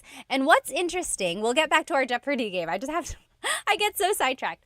I remember in high school, I took AP U.S. history, and my teacher asked, when is the Philippines Independence Day? And I was so confident that it was June 12th. I know for a fact that it is because I was in the Philippines on June 12th one year when I was a kid, and there was a big celebration for Philippine Independence Day on June 12th. So I shouted it out. I was like, June 12th. And my U.S. history teacher said, no, it was July 4th. And he was very sure about that. And that's what it said in the book. And you're exactly right. G.W. Wenny said July 4th is considered Filipino American Friendship Day. That's kind of like when the U.S. granted us like independence from the U.S. But in the Philippines, their Independence Day, they consider it to be June 12th because that's when we got independence from Spain. Very interesting. I'll never forget that. Like, I was so confident. I was like, June 12th. And he was like, no, it was July 4th. And I was just so confused because in the Philippines, it was celebrated on June 12th. So now I get it. Okay. All right. Next. So are we going to do Tagalog facts, nouns, verbs, common phrases, questions, or Philippines trivia? Okay, Sean said it wasn't bought. It was a settlement given to the U.S. after the Spanish-U.S. War. I see. It was like their settlement there. Yeah. Yes, Sean said given the Philippines. Very good, very good. Oh, interesting. Dio said the reason the U.S. granted independence was because they didn't want to rebuild the Philippines after World War II. Oh. Okay, Jay said phrases let's do phrases for 300. That's 400. We're just going to do 400 because that's what I grabbed. How would you say, we already did this. My name is blank. My name, just try it again. How would you say, my name is blank? I didn't realize I made another one for that. So remember, we learned, how do you say, what is your name? Ano ang pangalan mo? And then if you want to say my name is, it would just be ako si blank. Ako si Pat. Very good. Okay. I saw one up here. Let's see. Trivia. Let's do trivia. Philippine trivia for 400, David Jr. said. Philippine trivia for 400. The last Philippine trivia here. Hang on. Can we get it? Who is the current president? Oh, Alpha, thank you on YouTube. Became a Tagalog Time subscriber on YouTube. Thank you so much. Who is the current president of the Philippines? Oh no, lost my audio and microphone. Is it back? Can you hear me on YouTube? It said lost the audio on the microphone. Hello. Let me know if you can hear it again. Okay, very good. Almost polyglot. So I think you can hear me because you're answering. So who is the current president of the Philippines? So yes, President Bongbong Marcos. Who is Bongbong? BBM, yes. So Ferdinand Bongbong Marcos is the current president. He is the 17th president of the Philippines. His father was the president as well in the 1960s to the 1980s, Ferdinand Marcos. So Ferdinand Marcos has had like varying degrees of whether people like him or not. Some people have said he actually really helped the Philippine economy. There were a lot of developments. Some say that the Philippine peso was actually worth the most during his term. But then also there's the understanding that he had some dictatorship qualities. He really enforced martial law, and he had a really, really long term from the 1960s to the 1980s. Like, he prolonged everything. And then there's just the reputation where his family kind of spent government's money, and they got money from, other things. So there's some people fully support him. Other people would like to think otherwise. But the current president, Bongbong Marcos, is his son, and their whole family really has a long line of politics. Like, his sister, cousins, a lot of them are senators or just government officials in other areas as well. So that's just some facts. There's just some information. Feel free to look them up on your own. Okay. So next, are we, oh gosh, and there it goes. There's the verbs. So are we going to do Tagalog facts, nouns, verbs, common phrases, questions, or Philippine trivia? These sticky notes are the worst, I'm telling you. Okay. Hello, guitar said hi, Pat. All right. Let's see. Oops. Let's see. Okay, my class Clee said I was in the Philippines when Duterte was elected. Interesting. Yes.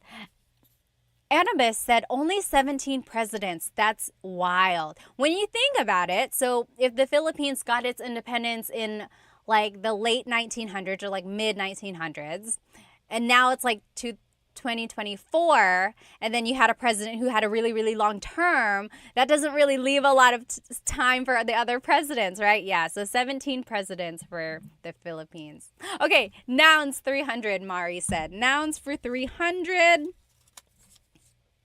Oh, this might be a word you don't say a lot. Ano ang cloud sa Tagalog? Ano ang cloud sa Tagalog? Ano ang cloud sa Tagalog? Do you know? What is cloud in Tagalog? Valentino said, you're doing great even with those stubborn sticky notes. I know. Next time I'm going to tape them or something. I wanted to do it virtual or on the computer, but then it was hard for me to figure out how to have my camera on and have it big enough to enjoy the actual game. You know what I mean? Oh, remind me to show you the back of this board. It's very interesting. Yes, very good, very good. McClaskey, Urkaz, you got it. Ulap. Ulap. Sure said mug cloud. So the mug prefix only works for verbs, unfortunately. Very good. Almost polyglot. Cloud is ulap. Ulap. Chibis Cheryl said, my husband is Filipino and doesn't even know. Cloud in Tagalog is ulap. Ulap. Yes. Again, it's one of those words you don't say a lot, like unless you have to or unless you like come across it. So ulap is cloud. Ulap. Ulap. All right, next clue. Let's see, where are we at? Let's finish up Tagalog facts for 400. It's the last one in that category. Then we'll take off this sticky note. Ta-da! It's gone. Tagalog facts. I love this fact, you guys. I love this. Where did the name Tagalog come from? Where did the name Tagalog come from? Oh. Ray Patson said, has anyone used sticky notes, like used the method of putting sticky notes around your house for learning Tagalog, and has that work? So I love that trick as well. Like if you are trying to learn vocabulary words, just put sticky notes on things around your house. Okay. Yes, Christ, you got it. So anyone else know? Yes, Annabus got it. Ballroom. Very good. Yes. Jay, you got it. Yes, Annadelle. So my question was, where does Tagalog get its name? So back in the day when the Spaniards colonized the Philippines, they heard native Tagalog speakers, talking near a river. And they were like, what is this language? Ilog in Tagalog is river. So the Spanish called it Taga-ilog, like the people living there, Taga-ilog, from the river. So like river dwellers. So then the people speaking it were considered Taga-ilog, and they just considered their language Tagalog. So it comes from the phrase Taga-ilog, from the river, and then it just kind of became the name of the language spoken there. Tagalog, Taga-ilog. Very good, very good. Oh, Jonathan said try Kahoot for a Jeopardy game. Yeah, I'll try that. I know Kahoot, they use that in schools. Okay, very good. Now, all we have left are nouns, verbs, common phrases, questions. Oh, we're all out of Philippine trivia, so that's gone. Nouns, verbs, common phrases, and questions. What should we do? Let's do... Anyone? Sure said, what a great lesson. I know, right? I love trivia, and I love learning things. Okay, we're gonna do, anyone? Nouns, they are tough, McClaskey said. Okay, so if you joined me, you might hear some thunder. It's thundering hard now. So nouns for 400. Tell me 2 ways to say bed in Tagalog. 2 ways to say bed in Tagalog. So the past couple weeks I've been doing lives and like repeat lessons, and I did a lesson on vocabulary words about the house. Do you remember what the Tagalog word is for bed? Bed. And there are 2 words or 2 ways to say bed. Yes, Going Bananas said kama. Oh, there are 3 ways. So Christ said tulugan. Tulugan. Tulugan means a place to sleep. Yes, that wasn't included in our lesson. So there's kama, which means bed. Christ said tulugan. Tulugan means a place to sleep. There's one more. Yes, McClaskey, you got it. Higaan. Higaan. Higaan is a place to lie down. Very good, very good. Very good. Yes. Sean, Jay, Claudio, you guys all got it. Conan, yes, higaan. Very good, very good. So those are 3 ways to say bed. Kama, tulugan, and higaan. I like that in Tagalog, you can just kind of turn a verb into a noun. So tulog is to sleep, tulugan is a place to sleep. Higa is to lie down, higaan is a place to lie down. Yes, Sir David Sir David R, you got it right. Very good. Let's finish off nouns since there's only one left. What is our last noun clue? Oh, this is kind of similar. How do you say chair in Tagalog? How do you say chair in Tagalog? Chair in Tagalog, two ways. I like this second way to say chair. It's not used a lot. Oh, yes. Binyebes said silya. So, okay, we'll say 3. That wasn't on my list. Yes, Mukbak said upuan. Upuan. Christ, you got it right. Oh, Annabis, it's tulog. Tulog means chair. Tulog. Not tulo. Tulog. Very close. Yes. Yes, Mark said upuan. J, maupo means, manupo. It's almost like you're saying manupo. It's not quite manupo. Yes, silya, upuan. And then there's another Tagalog word. It's considered like a very deep Tagalog word. What is like a deep Tagalog word for chair? Anyone know? The deep Tagalog word for chair is salumpuet. Salumpuet. Literally, salo means to catch. Salo. Puet is your bottom. So, something to catch your bottom. Salumpuet. Salumpuet. That's like the deep Tagalog word for that. Okay? Now, do we want to do verbs, common phrases, or questions? Baku said, is that commonly used day to day? No, absolutely not. So not a lot of people say salumpuet. That's just like a deep Tagalog word, almost like a trivia, good thing to know. But upuan or silya, those are what's used a lot. Okay, so Juan Diego said verbs. Let's do, yes, sure, that's correct. Verbs for, let's do 400. Verbs for 400. What is to sweep in Tagalog? What is to sweep in Tagalog? To sweep in Tagalog is the same as the noun of broom. Yes, Mr. Q and Binyebest, walis. Walis. So, nagwawalis ako. Nagwawalis ako. I am sweeping. Listen that I'm saying nagwawalis. Nag. I'm using it as a nag verb. Nagwawalis ako. But I could also say, winawalis ko ang sahig. Winawalis. So I'm using it as an in verb now. So when it's an in verb, it's an object-focused verb. And so, hello? Okay. So when it's an in verb, it's an object-focused verb.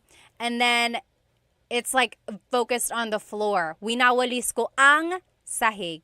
However, when it's a mag verb, nagwawalis ako, it's focused on me. It's an actor-focused verb. Very good. Let's finish off verbs since we only have one left.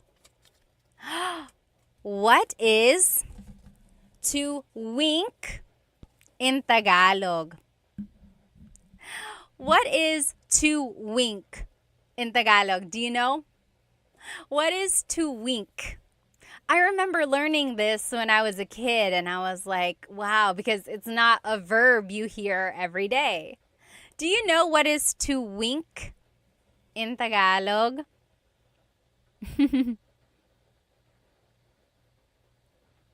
Sean said, why do Filipinos repeat words like walis-walis?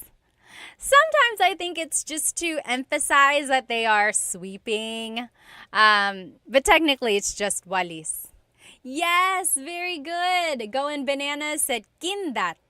Kindat. Yes, very good. So, kindat Kindat, wink. Kindat. So, kumikindat ako, I am winking. Kumikindat ako. Kindat, wink. Okay? Very good, very good. 2 more categories, only 4 more clues. Let's do common phrases for 3. Common phrases for 300. What are 2 ways to say, I don't know? 2 ways to say, I don't know.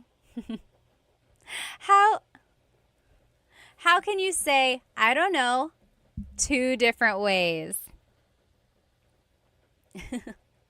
Yes, Justin Dizon said, hindi ko alam. Hindi ko alam. And then Cosmo Scary said, ewan ko. So those are the 2 ways you can say it. Hindi ko alam means I don't know. Ewan ko means I don't know either. So they are used interchangeably. Hindi ko alam and ewan ko. Very good. Let's finish off common phrases since we only have 1 left. Common phrases. How do you say goodbye in Tagalog? Or like how would you say it in a casual way? So you might hear me say it at the end of my videos, but that's actually not the common way to say goodbye. I just say it at the end of my videos just to kind of close my videos off. Yes, I know everyone is saying paalam, paalam because I say it. That is technically goodbye in Tagalog, but how would you say it like in a casual way? Yes, E-Cry said, kita kits, kita kits. Kita kits means like, see you later, see you soon. Yes, Micah said, ingat, ingat. Sir David, that's what I was looking for. Sige, sige. So, if someone is about to leave, yes, Annabis also said it. David on YouTube. So, a lot of people say, sige, ingat. Okay, take care. Sige. So, it's like, oh, sige, alis na ako. Okay, I'm leaving now. So, there's no real like goodbye. It's almost just like, oh, okay. See you later. Okay, so that's one thing to know there. Okay, we finished off common phrases. 2 more. Let's do questions for 400. How do you say, what are you doing? What are you doing? How do you say, what are you doing in Tagalog? Let's see. What in Tagalog is ano? Yes, Cosmo Scary said it on YouTube. Anong ginagawa mo? Very good. Justin Dizon got it. Anong ginagawa mo? Let's see here. A Amorous Rap Sing said, anong ginawa mo? That's past tense. Anong ginawa mo means, what did you do? Anong ginawa mo? But in the present tense, what are you doing? It's anong ginagawa mo. Okay? Anong ginagawa mo? And then the last clue of the night. Questions for 500. How do you say what happened in Tagalog? What happened in Tagalog? How would you say that? What happened in Tagalog? What happened in Tagalog is... I saw someone write it there. Oh. Sean, I'll answer your question in just a minute. Yes, very close, close, Micah. Yes, Abigail got it. Anong nangyari? Anong nangyari? What happened? Anong nangyari? Anong nangyari? What happened? Very good. Sean said, how do you say to a group of people, what are you doing? So if you're talking to more than one person, you wouldn't say, anong ginagawa mo? That's just one person. Anong ginagawa mo? What are you doing? But if you're asking a group of people, what are you all doing? It would be, anong ginagawa nyo? Anong ginagawa nyo? Nyo is the you plural. There we go. We finished it. We finished all of this. Do you want to see the back of this board? This is a little like wall decor. I don't really have space to put it behind me, so I haven't found a place to hang it up. But it is like a piece of wooden art with, does anyone know the name of this dance that's being depicted? This is considered the national dance of the Philippines. Anyone know? This is the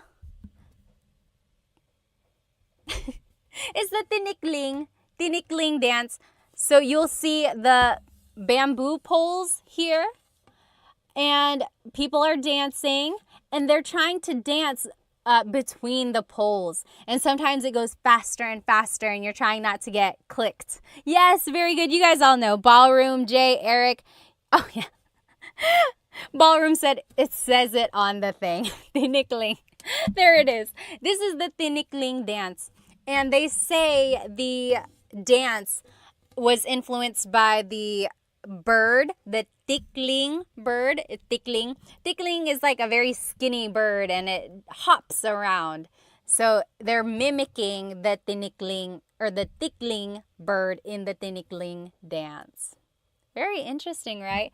You know where I found this? I got this from a yard sale many, many years ago. I was just like looking around on this lady's table, and this was there for like 25 cents. I was like, am I seeing what I'm seeing? She was not Filipino, so I don't know where she got it from, but I couldn't believe that it was so cheap and it's still so nice. I just gotta find a place to put it. Maybe I'll put it behind me. All right, you guys, I gotta go. I hope you have a good rest of your night. I hope you have a great weekend. We will try doing this game again. If you jumped onto this live late, I will do a repeat live. I'll try to figure out how to stick these on a little bit better. But otherwise, I hope you have a good rest of your day and night. Oh, Miss Date said, oh, nice, it was made for you. You're right, but you know, I wasn't even doing Tagalog Time when I found it. It just happened to to show up. Oh my goodness. I will see you guys next time, okay?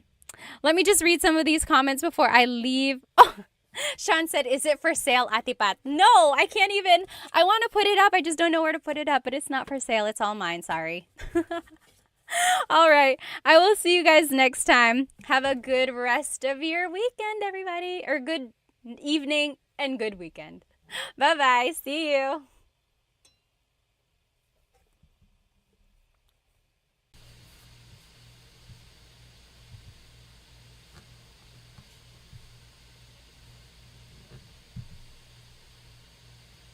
Okay, good. So we are going to go ahead and get started. So sorry for the delay. I have only gone live on Instagram, so I've never gone live on YouTube, but I wanted to give it a try because I know YouTube can make it horizontal versus when I go live on Instagram, it's always vertical. And I wanted to share my screen with you because I have so much information I want to share. And the way I used to do it was that it would just kind of display behind me and then I would cover it and everything. Let's just give everyone another minute to get on here. That's a good question. Why is the video quality 480 versus 1080? That is a very good question. Oh, I think it says on my end, it says the stream's current bit rate is lower than recommended. You know, I'll have to play around with it. Is it really bad, like the quality? Can you not see? Like if I were to show this, can you see it? Can you read it okay? Okay, it looks like it might be bad. Hang on one sec. So, okay, so some people are saying it's clear, it looks good, it's not bad. Okay. Okay, we'll just keep it like this for now. If it goes really bad, then let me know. Alrighty, so today we are going to be learning some possessive pronouns and question formation. Also, how is my audio? Is it okay? Is it fuzzy? Is it too soft? Let me know. And sorry if I'm looking to the side because I have two monitors here. This one is where all of the information is, and over here is where all of the comments are. Okay, good. So it looks like the quality is good. We're going to go ahead and jump right into this. So go ahead and grab yourself a piece of paper and something to write with. Audio sounds good too. Good. We got everything going. We're going to get going here. So I'm going to actually turn off my face just because I'm covering up some of what we need to see. So this is what we're going to be learning today. So we're going to be doing some possessive pronouns. So my, your, his or her. Then we'll learn some adjectives. Then we'll put it all together into a simple sentence structure. And then at the very end, we will learn some question words, how to ask questions in Tagalog. And one of those question words is ba, which I'm sure you've heard many times if you've talked to anyone in Tagalog. Let me just catch up on some of these comments here. There is a delay on my end, so if I'm saying it, you're probably hearing it maybe like 10 seconds later. Okay, alrighty. So let's jump right into it. So here are some possessive pronouns. I will say that there are different types of possessive pronouns. We are going to be learning my, your, his or her, ours. But then there are also other possessive pronouns that are mine, yours, like it's yours, and then theirs. That's a different type of possessive pronoun. These possessive pronouns are the ones that can go in a sentence. If you hear me pause, it's just because I am catching up on some of these comments. I really don't want to miss anyone's questions. Okay, alrighty. So let's just start by going over some of these possessive pronouns. Ko is my, bahay, or I'm sorry, like bahay ko, my house, bahay ko. Mo is your singular. So bahay mo, that's your house, bahay mo. Nya is his or her, nya. And as you can see, it's gender neutral. So this could be talking about a woman or a man. So bahay nya, it's his house or her house. You really have to listen to the context clues to determine who someone is talking about. And then natin is ours inclusive, namin is ours exclusive.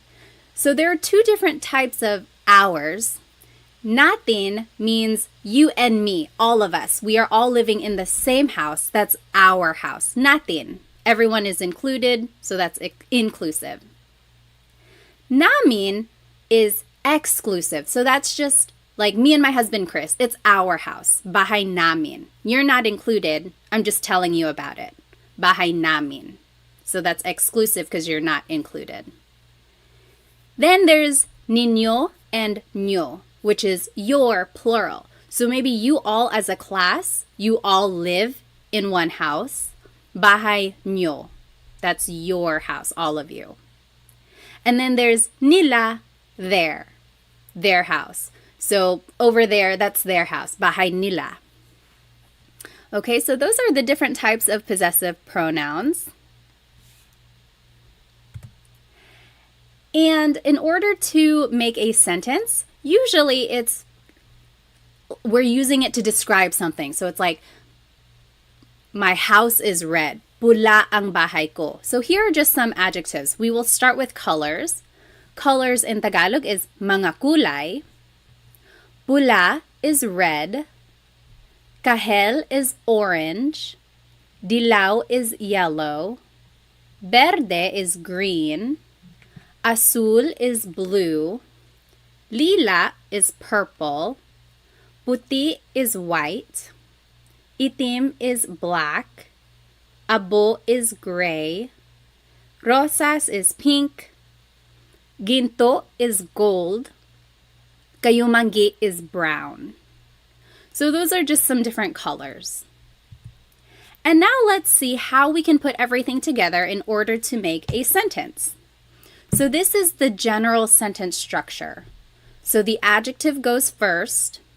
Then it's the word ang, which means is or are. Then it's the object. Then it's the possessive pronoun. So if we were going to do this together, can you still see it when I minimize it like that? Or not minimize, make it smaller. So let's take a look at the first one. His pants are blue. The adjective blue in Tagalog is azul. So azul. And then it's the word ang. Then it's the object. Pants, in Tagalog, I gave you a hint. Pantalon. And then it's the possessive pronoun, his. Let's take a look back here. Niya. Azul ang pantalon niya. So all we did was plug in the vocabulary that we know into this sentence structure formula. And in order to make something plural, technically it should be mga pantalon, but in common conversation, it's just pantalon. Azul ang pantalon niya. His pants are black.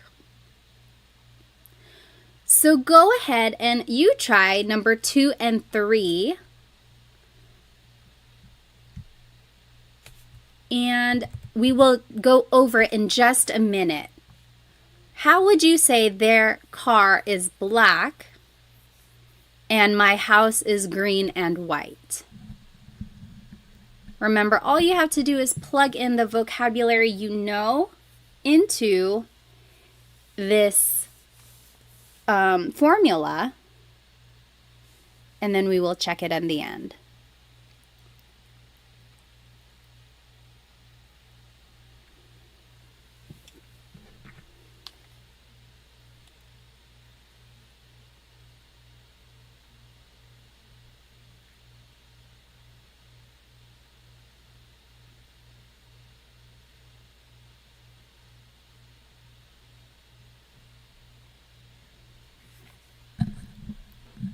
Yes, okay, so I am seeing some of the right answers, or one of them is already in the chat. Go ahead and take maybe just another minute or two just to answer or translate what is their car is black and my house is green.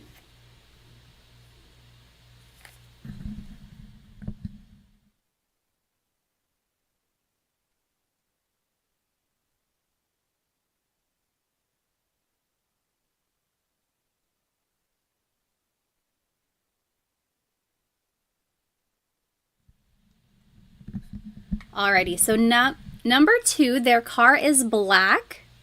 Tenfold for 10. Itim ang kotse nila. That's what they said. Itim. That's the adjective. Then it's the word ang, which means is or. I'm sorry, is or are. Object car is kotse. And then the possessive pronoun there is nila. Itim ang kotse nila.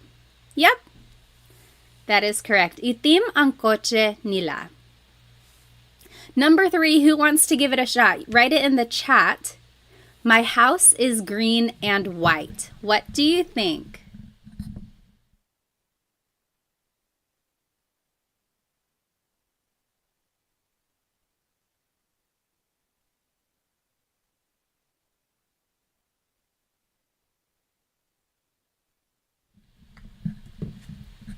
Oh, I see some good answers in the chat here.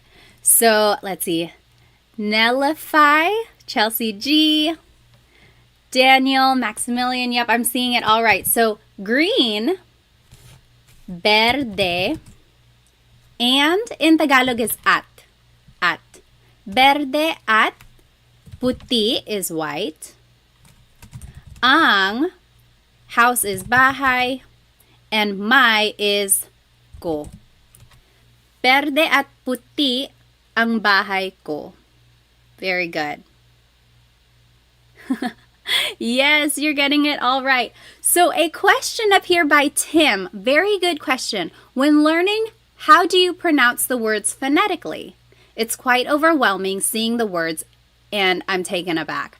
I completely understand that. Just from having learned a second language in high school, sometimes the pronunciation is the most intimidating part. You don't want to sound like too much like a beginner. It can get embarrassing. I totally understand. The good thing about Tagalog is that when you're reading it, just sound out every word or every sound and letter that you see. There are not very many silent letters. Everything is kind of how it's spelled. So I would say focus on the vowels. This is a whole lesson on itself, but let's just go over how vowels sound. I will actually go ahead and make a new slide for this. So the letter A is more like an ah sound, ah, ah. And sometimes in English, the letter A is very short, like bat and hat. We don't want it flat like that. We want it more open, so ah, ah. Not like an opera singer. It's not ah, but really make your mouth. Let me turn on my camera here. I think that might help. Sorry again, this is my first time coming on YouTube for the live. Yes, okay. So let's talk about pronunciation. So the letter A, ah, ah, ah. Not ah and not ah, just ah, ah. So let's practice saying salamat, salamat, salamat. It's not salamat and it's not salamat. It's really just like in the middle. It's flat. Salamat. Okay? So that's the letter A. Then the letter E is the same as in English. Eskwelahan. Then the letter I is an E sound. E. Isda, fish, or isa, one. E. Sometimes in English, the letter I has a very short I sound, like big or dig. We don't want that sound. We want an E sound. So that's the letter I. Then the letter O is O. Not aw, but more like an O. Sometimes I think of it like having a ball in your mouth. Your tongue gets kind of pushed back and down a little bit, and the inside of your mouth is open and wide. So O, like opo. It's not opo, it's opo. That's the letter O. And then letter U is an U sound. U. So ulan, upuan, rain and chair, u. Not like under or umbrella. The letter U in Tagalog has an u sound. So when you're practicing pronunciation, I would say focus more on the vowels first, and then consonants will come later, and then usually the stress goes on the second syllable. But all of that will come the more you practice Tagalog. Let's get back to our lesson. Very, very good question though. Let me just catch up on some of these comments here.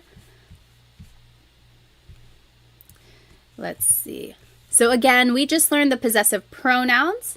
We learned some adjectives, and then we learned how to put everything together into a sentence. Yes, so Ben said, I heard Filipino only has one pronunciation for each vowel. For the most part, yes, all the vowels have a short sound. It's not like A can sound like 8.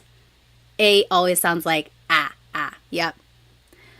I love your earrings. Thank you. They're from Sunkissed Pinay. I wear them all the time. Okay. Alrighty. So let's move on. So we just learned the possessive pronouns. Now we're just going to do some more practice. Over here in the top left corner are the possessive pronouns we just learned. So ko, mo, niya, natin, namin, ninyo, nyo, and nila. Those are the possessive pronouns. Then at the bottom left corner are the colors we just learned. And then in the middle are some vocabulary words that you might use in these examples. So aso is dog. Aso. Pusa, cat. Pusa. Coche, car. Coche. Bahay, house. Bahay. Damit, clothes. Damit. Buhok, hair. Buhok. And then top right corner are just some more adjectives. So masakit means something hurts. Hurts. Masakit. Sira, broken. Sira. Nawawala, missing. Nawawala. Masaya, happy. Masaya. Bago, new. Bago. Malayo, far, or far away. Malayo. Masarap, delicious. Masarap. And then malamig, cold. Malamig. So that was a lot of adjectives, a lot of vocab there. All of those things you might be able to use in these examples coming up. Then just to review, here is the sentence structure that we just practiced. Adjective goes first. Then it's the word ang, which means is or are. Then it's the object. And then it's the possessive pronoun. The possessive pronoun goes at the end. And then here's the example. His pants are blue. Azul ang pantalon niya. Everything just was plugged into this formula that we learned. So let's do the first one together. Your singular hair is black. So remember the adjective goes first. Black in Tagalog is itim. Then it's the word ang. Then it's the object. Hair is buhok. And then it's the possessive pronoun your, which is mo. Itim ang buhok mo. Any questions on that example or anything we've learned so far? If you have a question, just type it into the comments or in the chat. Otherwise, go ahead and do 1 through 5, and then we'll go over it. So just do half of them first, and then we'll go over it. So 1 through 5. Don't write it in the chat yet, just because I want everyone to be able to do it on their own. So go ahead and do 2 through 5, and then we'll check it.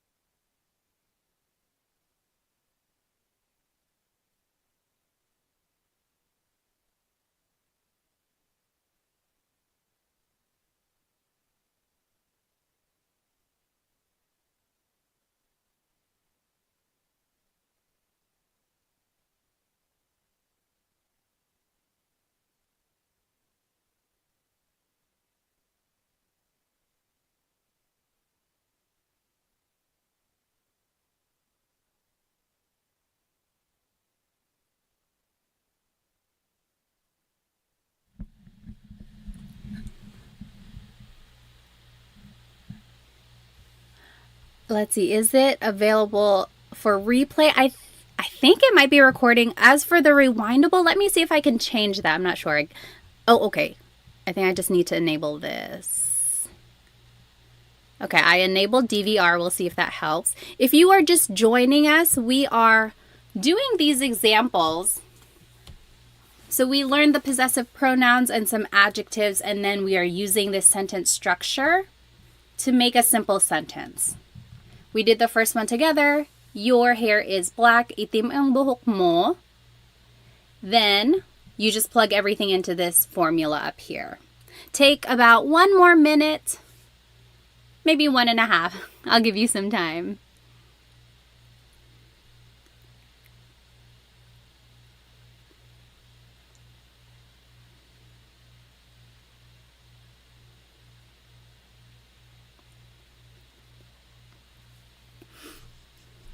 Oh, that is a very good question, Chelsea G. When would you say ma before the color? Like maitim ang buhok ko. Let me think about it. I want to give you a clear and concise answer. I'll think about it, and then after we do the examples, I'll answer your question. Very good question.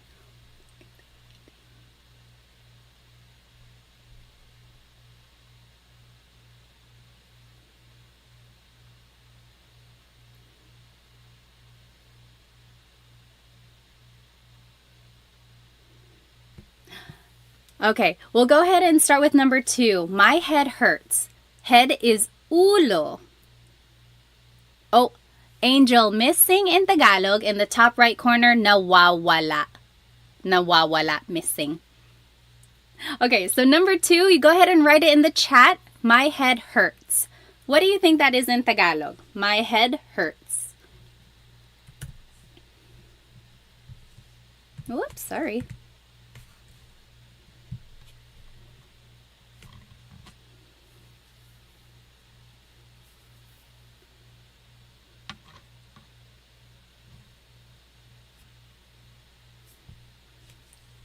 Yes, Maximilian, masakit ang ulo ko. So remember, adjective goes first, masakit. Then it's the word ang. Then it's the object ulo. Then it's the possessive pronoun ko. Masakit ang ulo ko. Yep. Number 3, my hands are cold. Hands in Tagalog is mga kamay. What do you think that is in Tagalog? My hands are cold. Let's see. My hands are cold.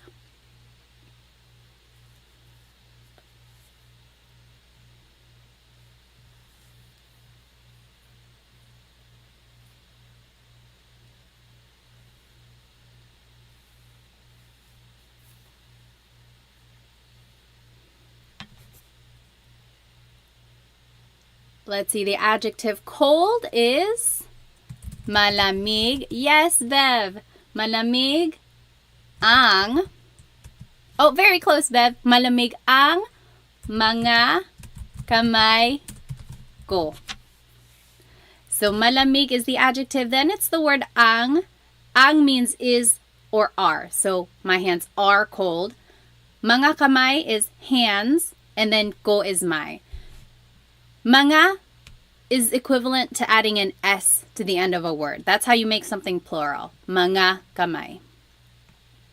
Very good. Number 4, our inclusive car is broken. Broken in Tagalog is sira. Then it's the word ang. Then it's the object car, which is kotse. And then the possessive pronoun our inclusive is natin. Sira ang kotse natin. Sira ang kotse natin. So remember the difference between inclusive and exclusive. Inclusive means it's all of ours. We all use the same car. It is our car. So, sira ang kotse natin. But if it's exclusive, that's just me and my husband. It's our car. Not yours, ours. I'm telling you about it. And then the last one, go ahead and write it in the chat. Their cat is missing. Their cat is missing. How would you say that in Tagalog?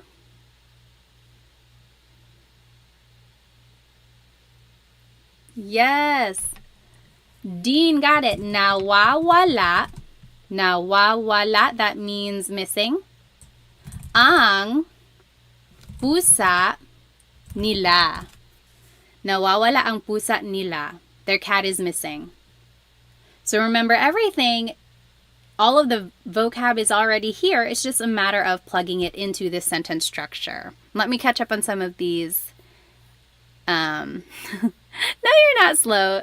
Totally fine, totally fine. When would you use I versus ang for the verb is? Let me think about it. So, I see what you mean. Because sometimes I can mean is. So Rachel asked a good question. When would you use I, ay, versus ang for the verb is?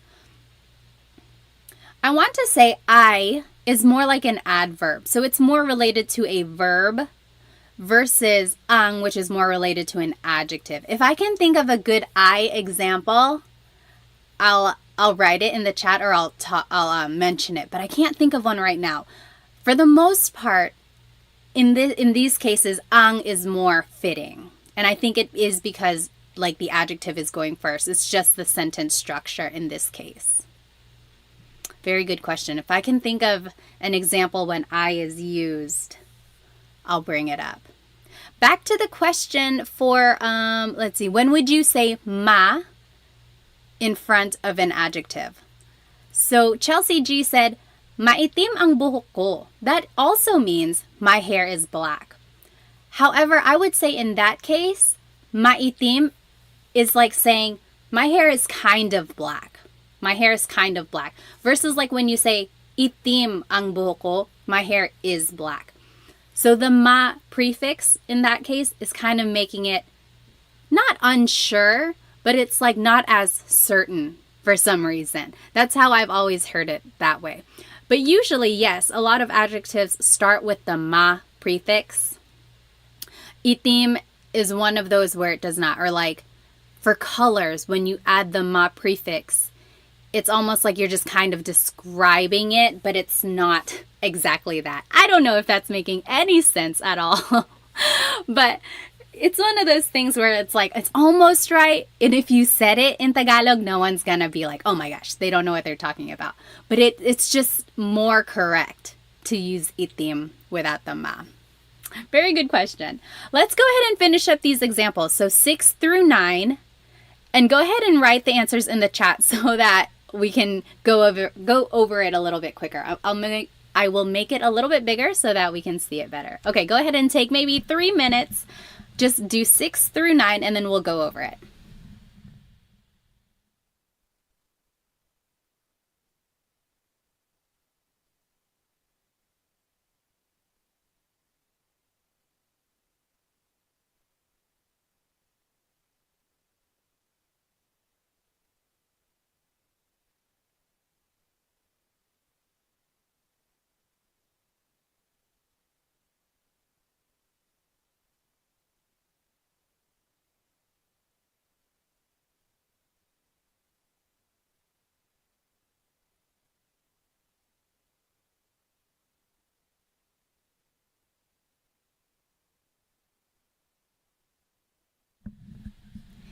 If you are just joining us, your audio is not broken.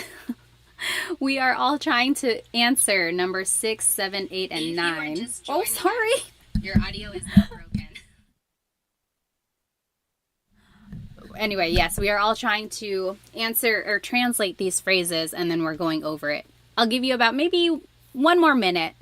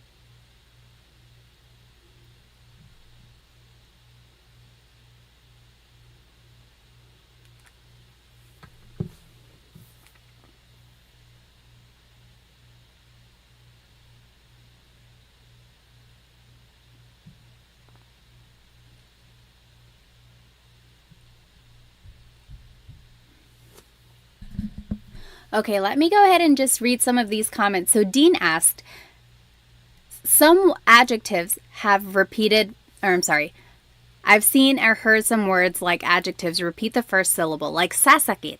Yes. I can think of a phrase like sasakit ang ulo mo. Don't watch too much TV because sasakit ang ulo mo. That means your head will hurt. So it's almost like a verb in that case. Sasakit, it will hurt. Or mawawala. Don't hold your phone over the river. Mawawala yan. It will go missing or you'll lose it. Mawawala. So sometimes these adjectives can be used like a verb.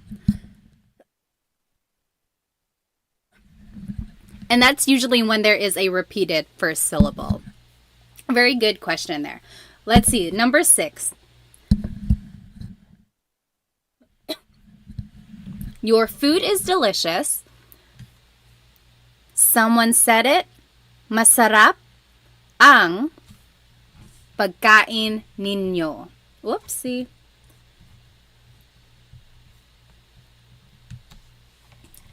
Delicious is masarap. Then it's the word ang. Then pagkain is food. Your, ninyo or nyo.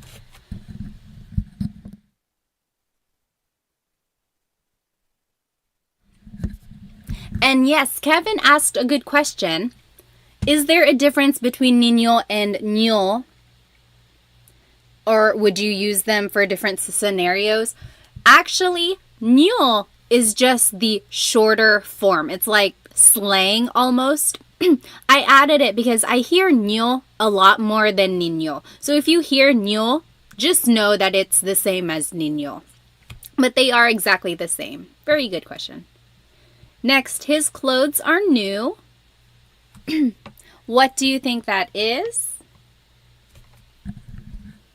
Yes, Angel. Bago ang damit niya. So again, you could add mga, because to make something plural, you have to add mga. But damit sometimes is understood as just being plural already. So you can add mga, or you don't have to. Doesn't make a difference. Bago ang mga damit niya, or bago ang damit niya. My kids are happy. Kids is mga anak. How would you say that in Tagalog?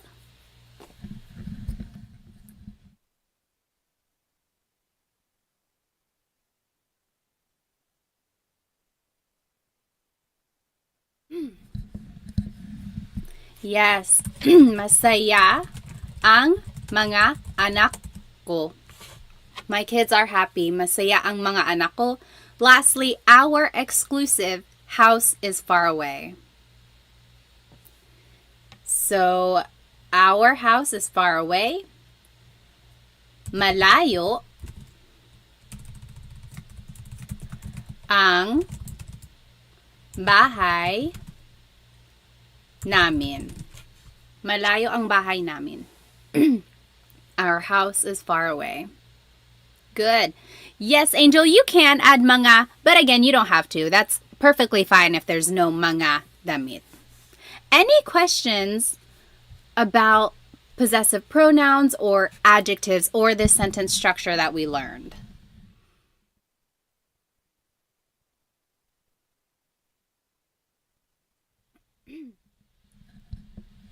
Okay. If you think of a question, feel free to write it in the chat. Otherwise, I want to try this poll here. They say you can do a poll. Hang on.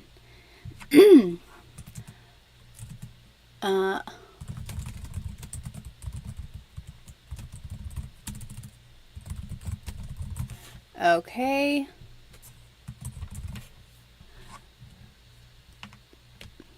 There was a question, what is broken in Tagalog? Sira. Sira, up here in the top right corner, sira. We are going to do this quick poll. Oops.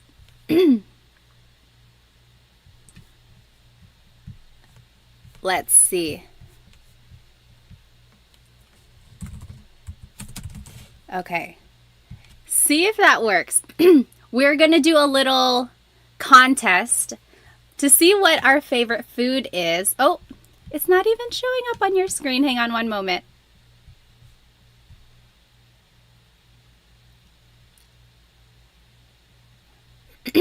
Okay, there we go. So let's see what everyone's favorite Filipino food is. We have this little bracket. We're going to see what the winner is. Can you guys see the bracket?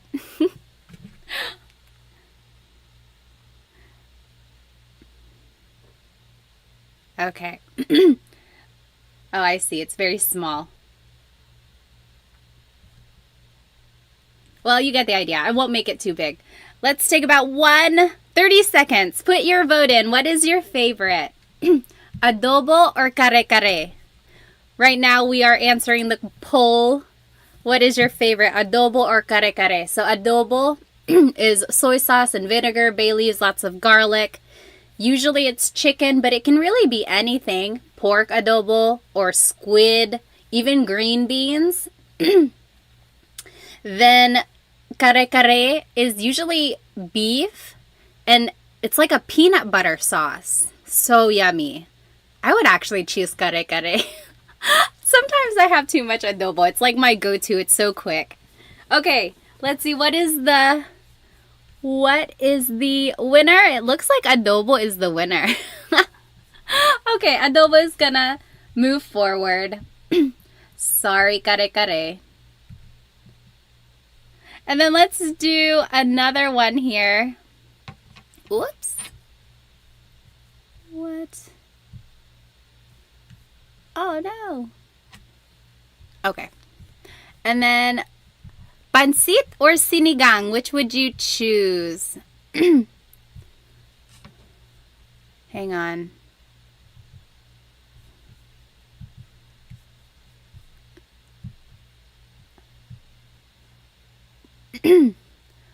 Let's see. Now I can't do a poll. Whatever. Which would you choose? Pansit or sinigang? Which would you choose? Oh yeah, adobo 1. So 70% by 30%. Por kare-kare. Favorite food. Sinigang or pansit? Okay, there. I started the poll. Put your vote in. Take 1 minute. And we'll see which one wins. Ooh, it's close.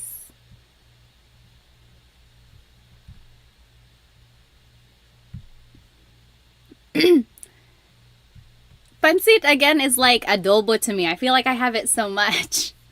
Or just like at any Filipino farm. Oh my gosh, it's 50-50. Oh no, Pansit is winning.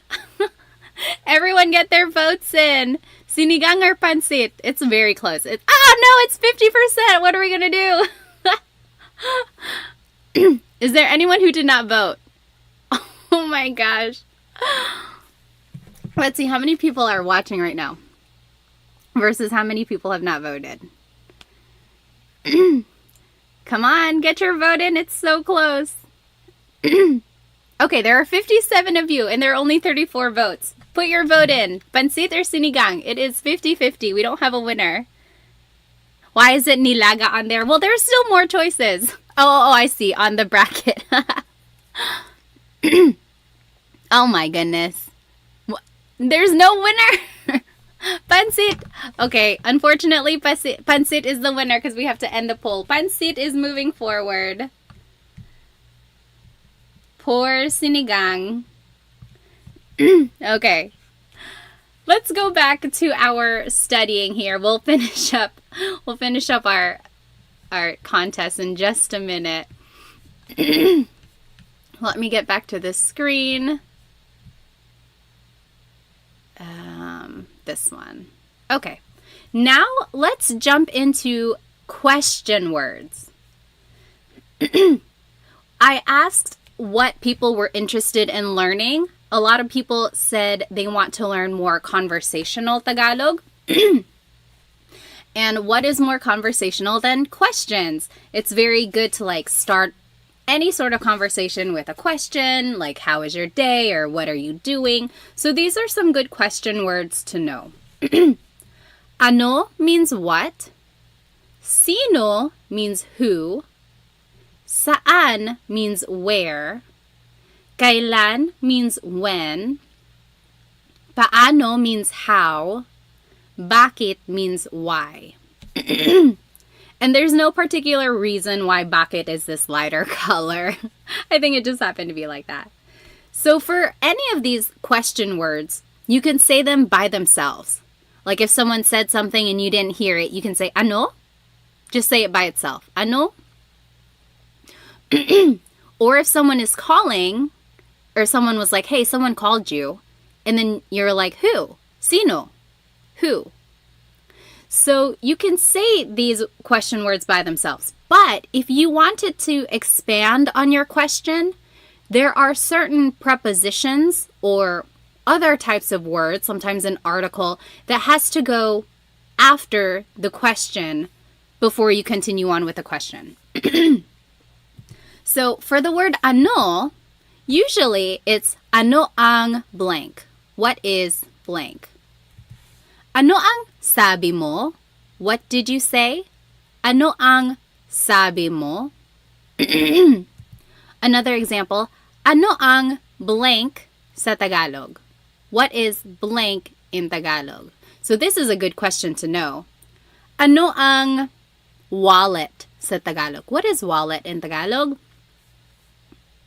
Or ano ang Cell phone sa Tagalog. What is cell phone in Tagalog? Both of those. Wallet in Tagalog is usually just said in English. Another question. Ano ang pangalan mo? What is your name? Ano ang pangalan mo? Next, the word sino, who, also uses ang. Ang. Sino ang blank?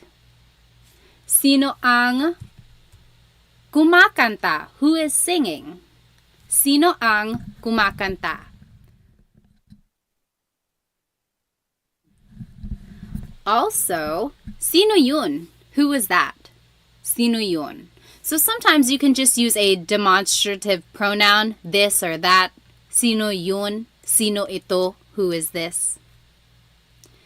Next, saan and nasaan.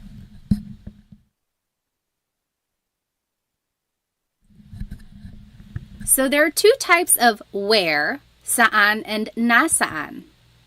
Saan always goes with a verb, like, saan pupunta si Jake? Where is Jake going? Saan pupunta si Jake? Or I'm sorry, nasaan always goes with a noun. Nasaan ang CR? Where is the bathroom? CR is comfort room, and that's what a lot of Filipinos call the bathroom in the Philippines. Nasaan ang noun?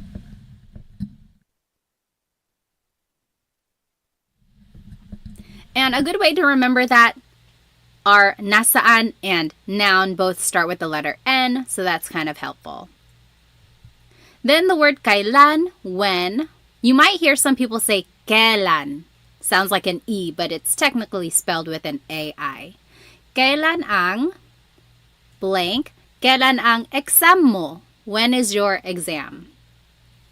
Kailan ang exam mo? Next, the word how is paano. Paano mo or paano niya, paano siya. So usually a pronoun comes after paano. How did you do something? How did she do something? So those are just, it kind of goes with the question, how, and then pronoun follows. Then, paano mo ginagawa yun? That's an example. So, paano mo ginawa yun? How did you do that? And lastly, the word why is bakit.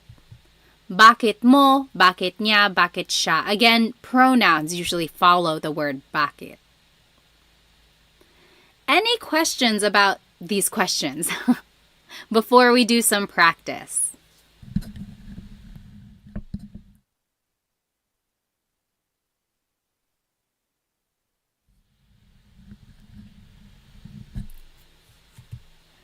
Let's see here. So on this next slide, in the top left corner are the question words we just learned and the usual sentence structure or the format of the question. Bottom left corner are the possessive pronouns we just learned. And then to the right are the questions that I want you to translate into Tagalog.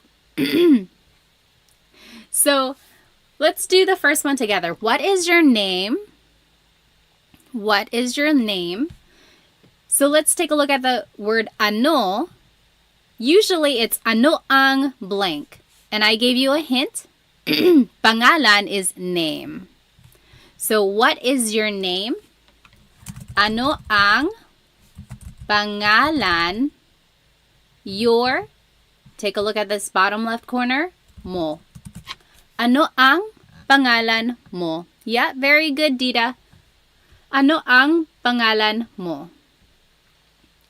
You go ahead and do 2 through 6, and we'll go over it.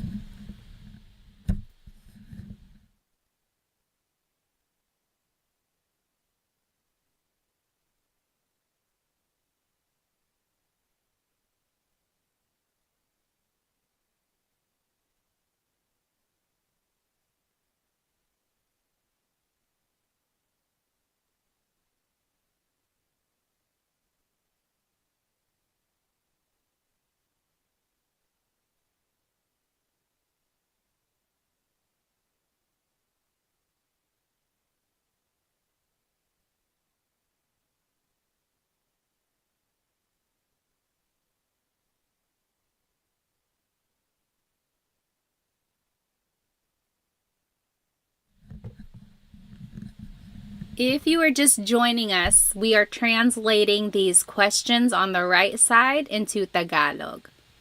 And we learned the Tagalog words, which are up here.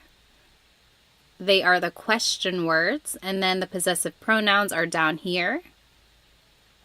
Yes, James, good. So if you know the answer, you can start typing it in the chat, and you are welcome to check your answer. I'll give you maybe another minute or two.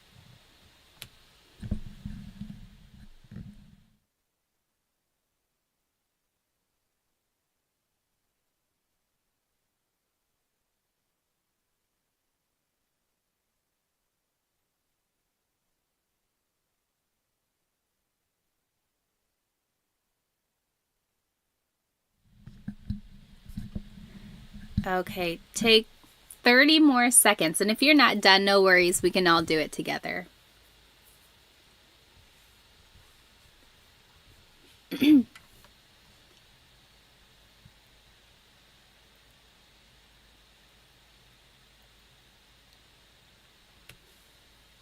Okay, number 2. Where is Alex going to sleep? Where is Alex going to sleep? So let's take a look at the word where. So we have to choose, is it saan or nasaan? So since it's matutulog, that's a verb. Saan matutulog si Alex.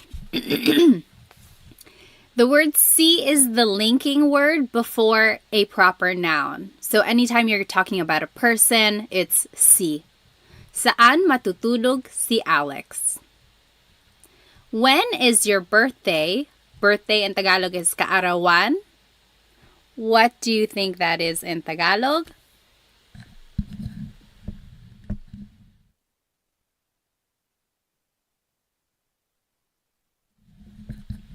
Yes, James. Kailan ang kaarawan mo? Kailan ang kaarawan mo? Oh, good question. So Maximilian said ni or si. So take a look back at number 2. Sometimes ni is the linking word. That's more of a possessive linking marker though. Like bahay ni Alex, kotse ni Alex. So that's Alex's house, Alex's car. That's ni. But if you're talking about what Alex is going to do, it's si. So, saan matutulog si Alex? Okay, next. Who is their father? Tatay. Tatay is father. Sino ang tatay? There in Tagalog is nila. Nila. There was a question up here. Oh, Chelsea, when do you use ang versus yung? So we've been using ang, but sometimes you might hear sino yung tatay nila. Ang translates to is or are. Yung is also is or are, but it's very specific, like there, like that specific dad. So who is their dad versus who is their dad? Okay, that's a very bad explanation. A good thing to, or like a good explanation is the dress versus the dress. So, ang damit versus yung damit. Yung is the emphasis, the dress. It's that particular dress or that particular dad or that particular thing. That's when yung is used. Yung is used a lot, actually, in common conversation.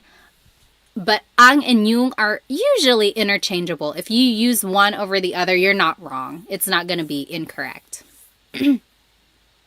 The more you hear Tagalog, I think you'll catch on to when people use ang versus yung. When in doubt, go ahead and use ang, I would say, because it's usually more correct a lot of the times. But yung is also used a lot. Okay, where is your house? Bahay. Where in Tagalog is either saan or nasaan. We're asking about a noun, so it's going to be nasaan. Nasaan ang bahay mo? Nasaan ang bahay mo? Yep.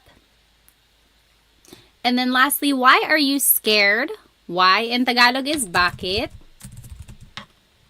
And then it's usually the pronoun. You is ka. Bakit ka natatakot? I don't expect you to have known this because we didn't talk about the pronoun ka in this lesson. But if you have heard this phrase before or if you are familiar with ka, then that is the pronoun that you use. So it's different from mo because this isn't a possessive pronoun. Ka is a subject pronoun. And some verbs use a possessive pronoun, some use a subject pronoun. And that's another lesson in itself. Any questions about this lesson? So yes, James, what is the difference between nasaan and saan? Very good question. So saan always goes with a verb. So where is he going to sleep? What is he eating? What are they watching? Anytime it's asking about a verb, or I'm sorry, that last one wasn't one. It's like anytime it's related to a verb, you use saan. But if you're asking about where something is, then you have to use nasaan. Nasaan and noun, that's kind of how I look at it. I'm just reading the comments here. Yes. Okay.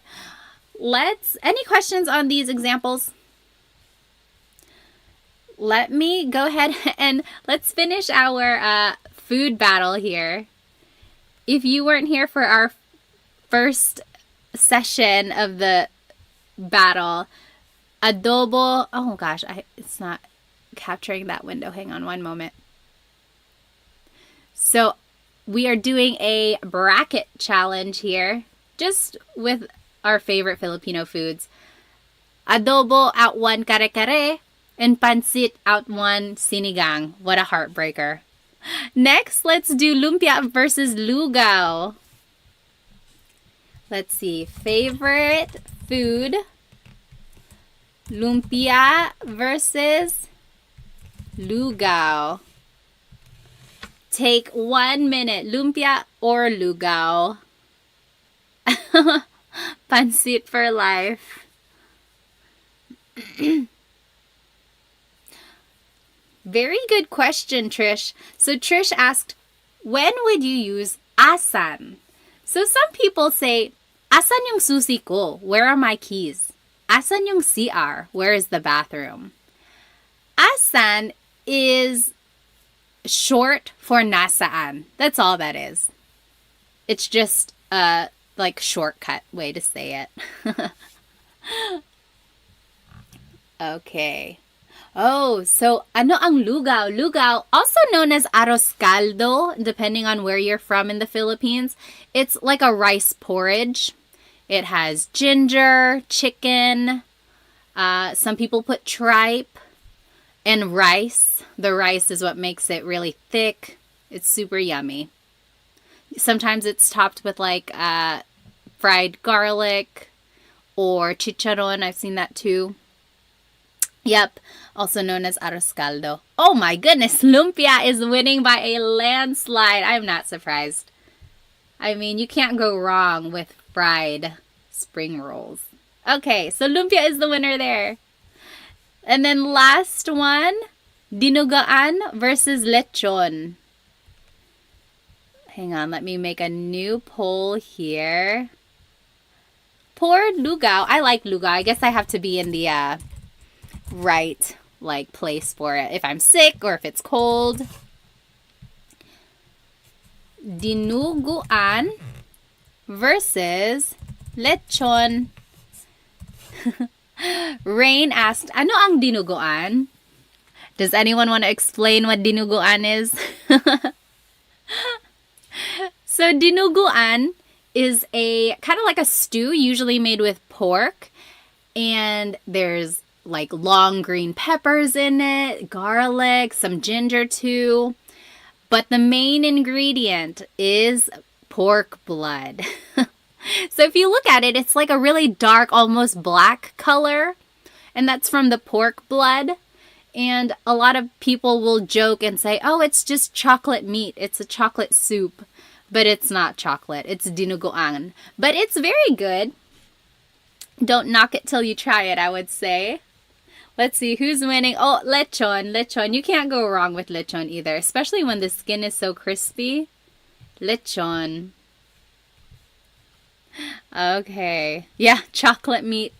Yeah, I think everyone has heard that, especially if you have someone who's not Filipino at a party. They're going to say, oh yeah, try this. It's just chocolate meat. Okay, let's go back to our lesson here. Now, we are going to be learning about this word ba. Let me switch over. Oops. Let me switch over to the other slide. There we go. So, ba. This is a question word. There is no real translation in English, but it's used when the question is asking for a yes or no answer. So, for example, kumain ka na ba? Yes or no. Have you eaten yet? Yes or no.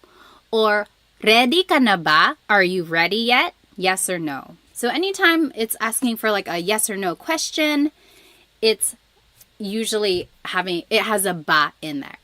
But whenever you want to add ba, there are certain placements of it in the question. It's not like the word po, where you can add po at the end of anything you say to make it respectful. Ba, you actually have to add in certain places in the phrase or in the question in order for it to make sense. Okay, so usually, ba goes after the word na, which means already, or after a pronoun like ka, mo, or ko. So if any of those appear in the question or in a phrase, ba would go after that. We will see examples of these. So, nandito na ba si Benji? Is Benji here yet? There's the word na. So ba goes after that. Remember, if na appears in the phrase, that's where ba would go. Or, bumili ka ba ng bigas? Did you buy rice? Bumili ka ba ng bigas? There's the pronoun ka. Remember, it was in the rule. Ba goes after a pronoun. Bumili ka ba ng bigas? Did you buy rice? I want to point out that if you take out ba in any of these questions, then it's just a statement. Nandito na si Benji. Benji is here. Nandito na si Benji. Or, bumili ka ng bigas. Go buy rice. Or, you bought rice. Bumili ka ng bigas. So, when you take out the word ba, then it's just a statement. As soon as you add the word ba, it turns it into a question. I think that's so interesting. One small word has such a big impact on its meaning. And here's just another example. Nakapunta ka na ba sa Pilipinas? This is showing that if there's a pronoun and the word na, ba would go after both of those. So remember in the rule it said if na and a pronoun are in a phrase, ba would go after that. So if both of them are in a phrase, then ba goes after both of them. Nakapunta ka na ba sa Pilipinas? Have you been to the Philippines yet? All right, so that's rule number 1. Next, ba goes after an adjective or a noun. For example, Kotse ba yan ni Sarah? Is that Sarah's car? So there's the noun kotse. Ba is after that. Mabait ba si Tito Boy? Is Tito Boy nice? Mabait is an adjective meaning nice. Ba goes after that. So it goes after an adjective or a noun. Okay? And then ba goes after a verb. Naligo ba yung mga bata? Did the kids take a shower? Naligo ba yung mga bata?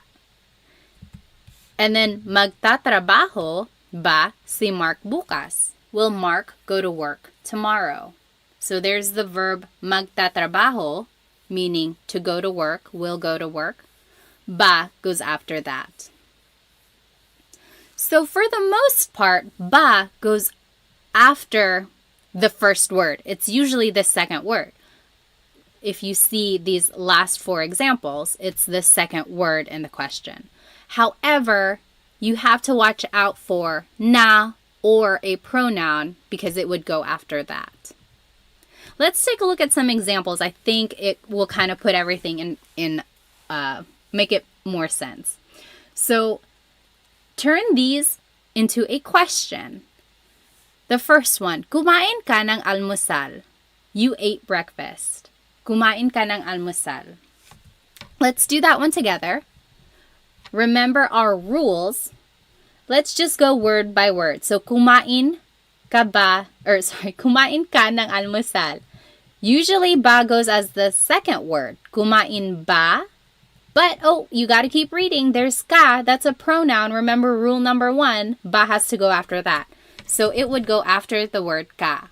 Kumain ka ba ng almusal? Kumain ka ba ng almusal? Because remember, technically it goes after a verb, like in rule number 3. But you got to keep reading and you'll see that there's a pronoun and it goes after pronouns. So I want you to go word by word throughout these examples and see if you can figure out where ba would go. So for number 2, nasa eskwelahan na ang mga bata. The kids are at school already. Where do you think ba would go? You can type it into the chat. Nasa eskwelahan na ang mga bata. Where would ba go?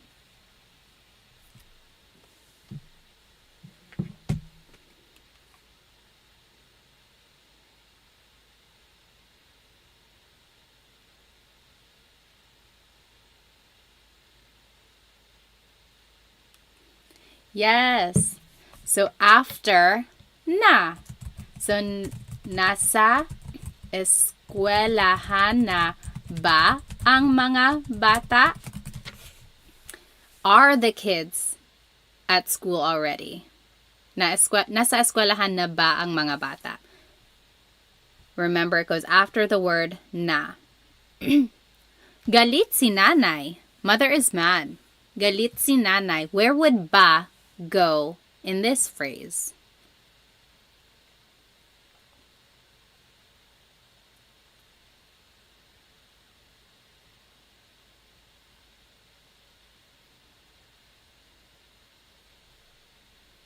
Galit si nanay. Mother is mad. Where would ba go?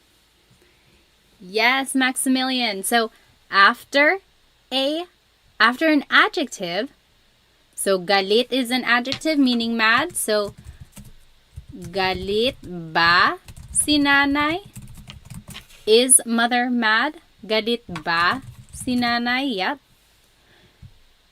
Up here, that should be number 4. Bahay yan ni Ate Mary. Bahay yan ni Ate Mary, where would ba go? Bahay yan ni Ate Mary.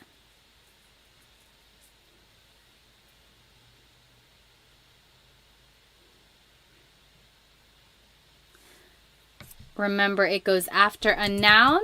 So, bahay ba yan ni Ate Mary. Yeah, very good. Number 4, aso mo yan. That is your dog. Aso mo yan. Where would ba go there?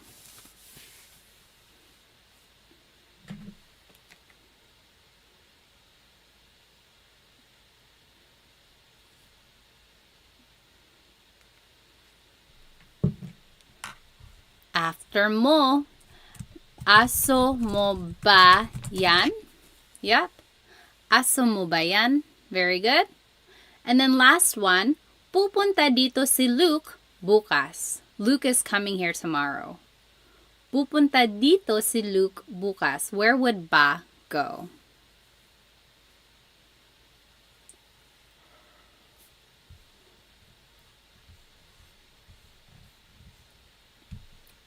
Yep. After pupunta. So, pupunta ba dito si Luke bukas. So, after a verb, that was rule number 3. Pupunta ba dito si Luke bukas.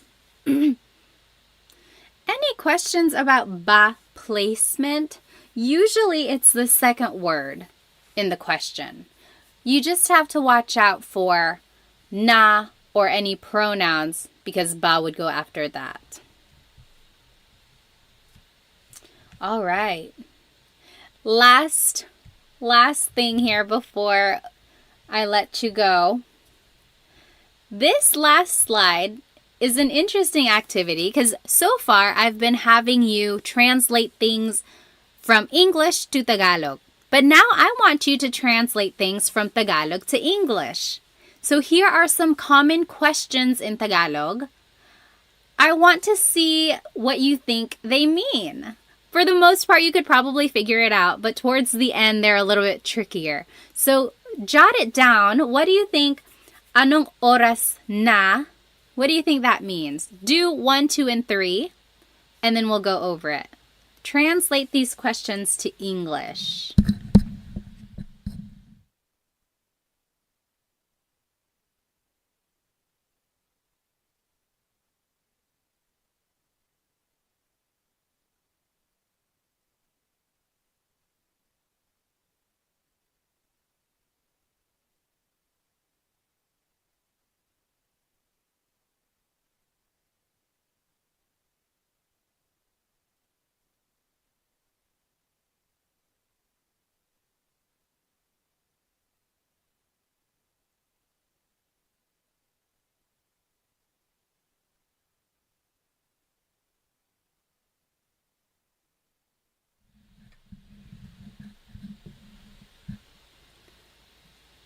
Okay. Let's go ahead and do 1, 2, and 3. Anong oras na? Oras means time. What time is it? Yep. What time is it? Saan ka? Yep, John got it. Where are you? Saan ka? Number 3, anong sabi mo? Sabi means to say. Anong sabi mo? Yep, Jimmy got it. What did you say? Let's do the rest together. Sino ka? Sino ka? John got it. Sino ka? Who are you? Remember, sino means who. Saan ka pupunta? Saan ka pupunta? What do you think? Oh, good question. So Max said, why did you add ng to ano? Technically, this is ano ang sabi mo. And then you put it together and it's anong. That's all that is. Saan ka pupunta? Where are you going? Yes, Chelsea G, where are you going? Number 6, kailan ka uuwi? Uwi means to go home. Kailan ka uuwi? John got it. Good. John got them all. When are you going home? This one is interesting because it can mean when are you going home or when are you coming home. So if you're at a party and you're giving your friend a ride, you could say, oh, kailan ka uuwi? Can I ride home with you? When are you going home? Can I get a ride? But if your mom is calling you and she's like, hey, kailan ka uuwi? When are you coming home? It would be the same thing as well. So it's either going or coming. You just got to listen to the context. Sino ang kasama mo? Kasama means to be with. Tony got it. Who are you with? Sino ang kasama mo? Number 8, bakit ka umiiyak? Umiiyak means crying. Yes, Dita, why are you crying? And bakit ganito? These last two are tricky. Bakit ganito? So bakit means why. Ganito means like this. So it's technically asking like, oh, why is it like this? Why is it happening? Why is it happening? Why is it like this? So it's like, oh no, I got a flat tire. Bakit ganito? It's more rhetorical. And then number 10, paano na ngayon? Paano means how. Na means already. Or like an emphasis sometimes. And then ngayon means now. So it doesn't translate directly, but it means like, what am I going to do now? What now? So these last two are just rhetorical. They're not like literal. So if you hear anyone say these last two, that's just what they mean. Bakit ganito? Paano na ngayon? Those are things that you say when things go wrong. You're like, oh no, why is this happening? What now? Alrighty. So those are the questions that you might hear in Tagalog. And then now you know how to use ba. You know some question words as well. Let's see, does anyone have any questions before we finish our food contest? Any questions about anything we learned today? We learned so much. Hopefully you can use some of these questions the next time you are talking to someone. Let's go back to this last contest here. Let's see.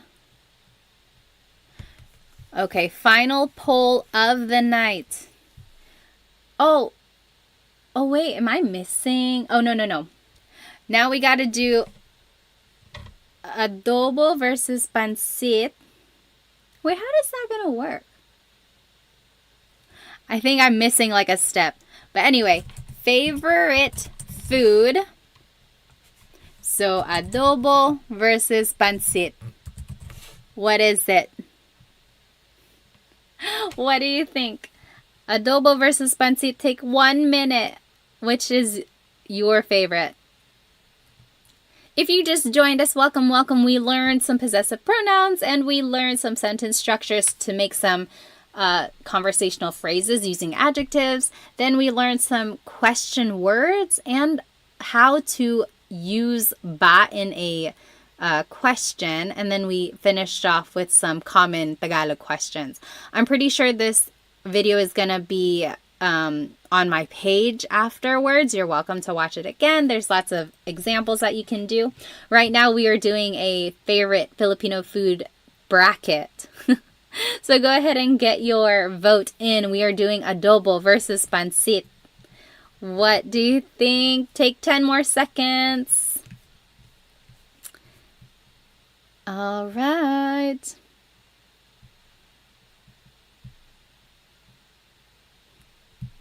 Okay, let's see. Oh, adobo is the winner. Adobo with lots and lots of rice, of course. Okay. And then last one. Or I guess we would have another one after this. Let's see. Lumpia versus lechon. Favorite food. Lumpia versus lechon. Oh, that's a hard one. They're both crispy and yummy. Which would you choose? Lumpia versus lechon. Let's see. Lumpia versus lechon. Those are both very popular party foods too. I think I would probably choose lumpia. Oh no, it's 50-50 again. Make sure to get your votes in. Every vote counts. Oh, lechon is winning. Let's see. Get your vote in. Lumpia versus lechon. 10, 9, 8, 7, 6, 5, 4, 3, 2, 1. It is a tie. Oh, lechon won. Oh no, now lumpia won. Okay, 3, 2, 1. And oh, lechon won. Lechon is the winner. And then last one. Now it's between lechon and adobo.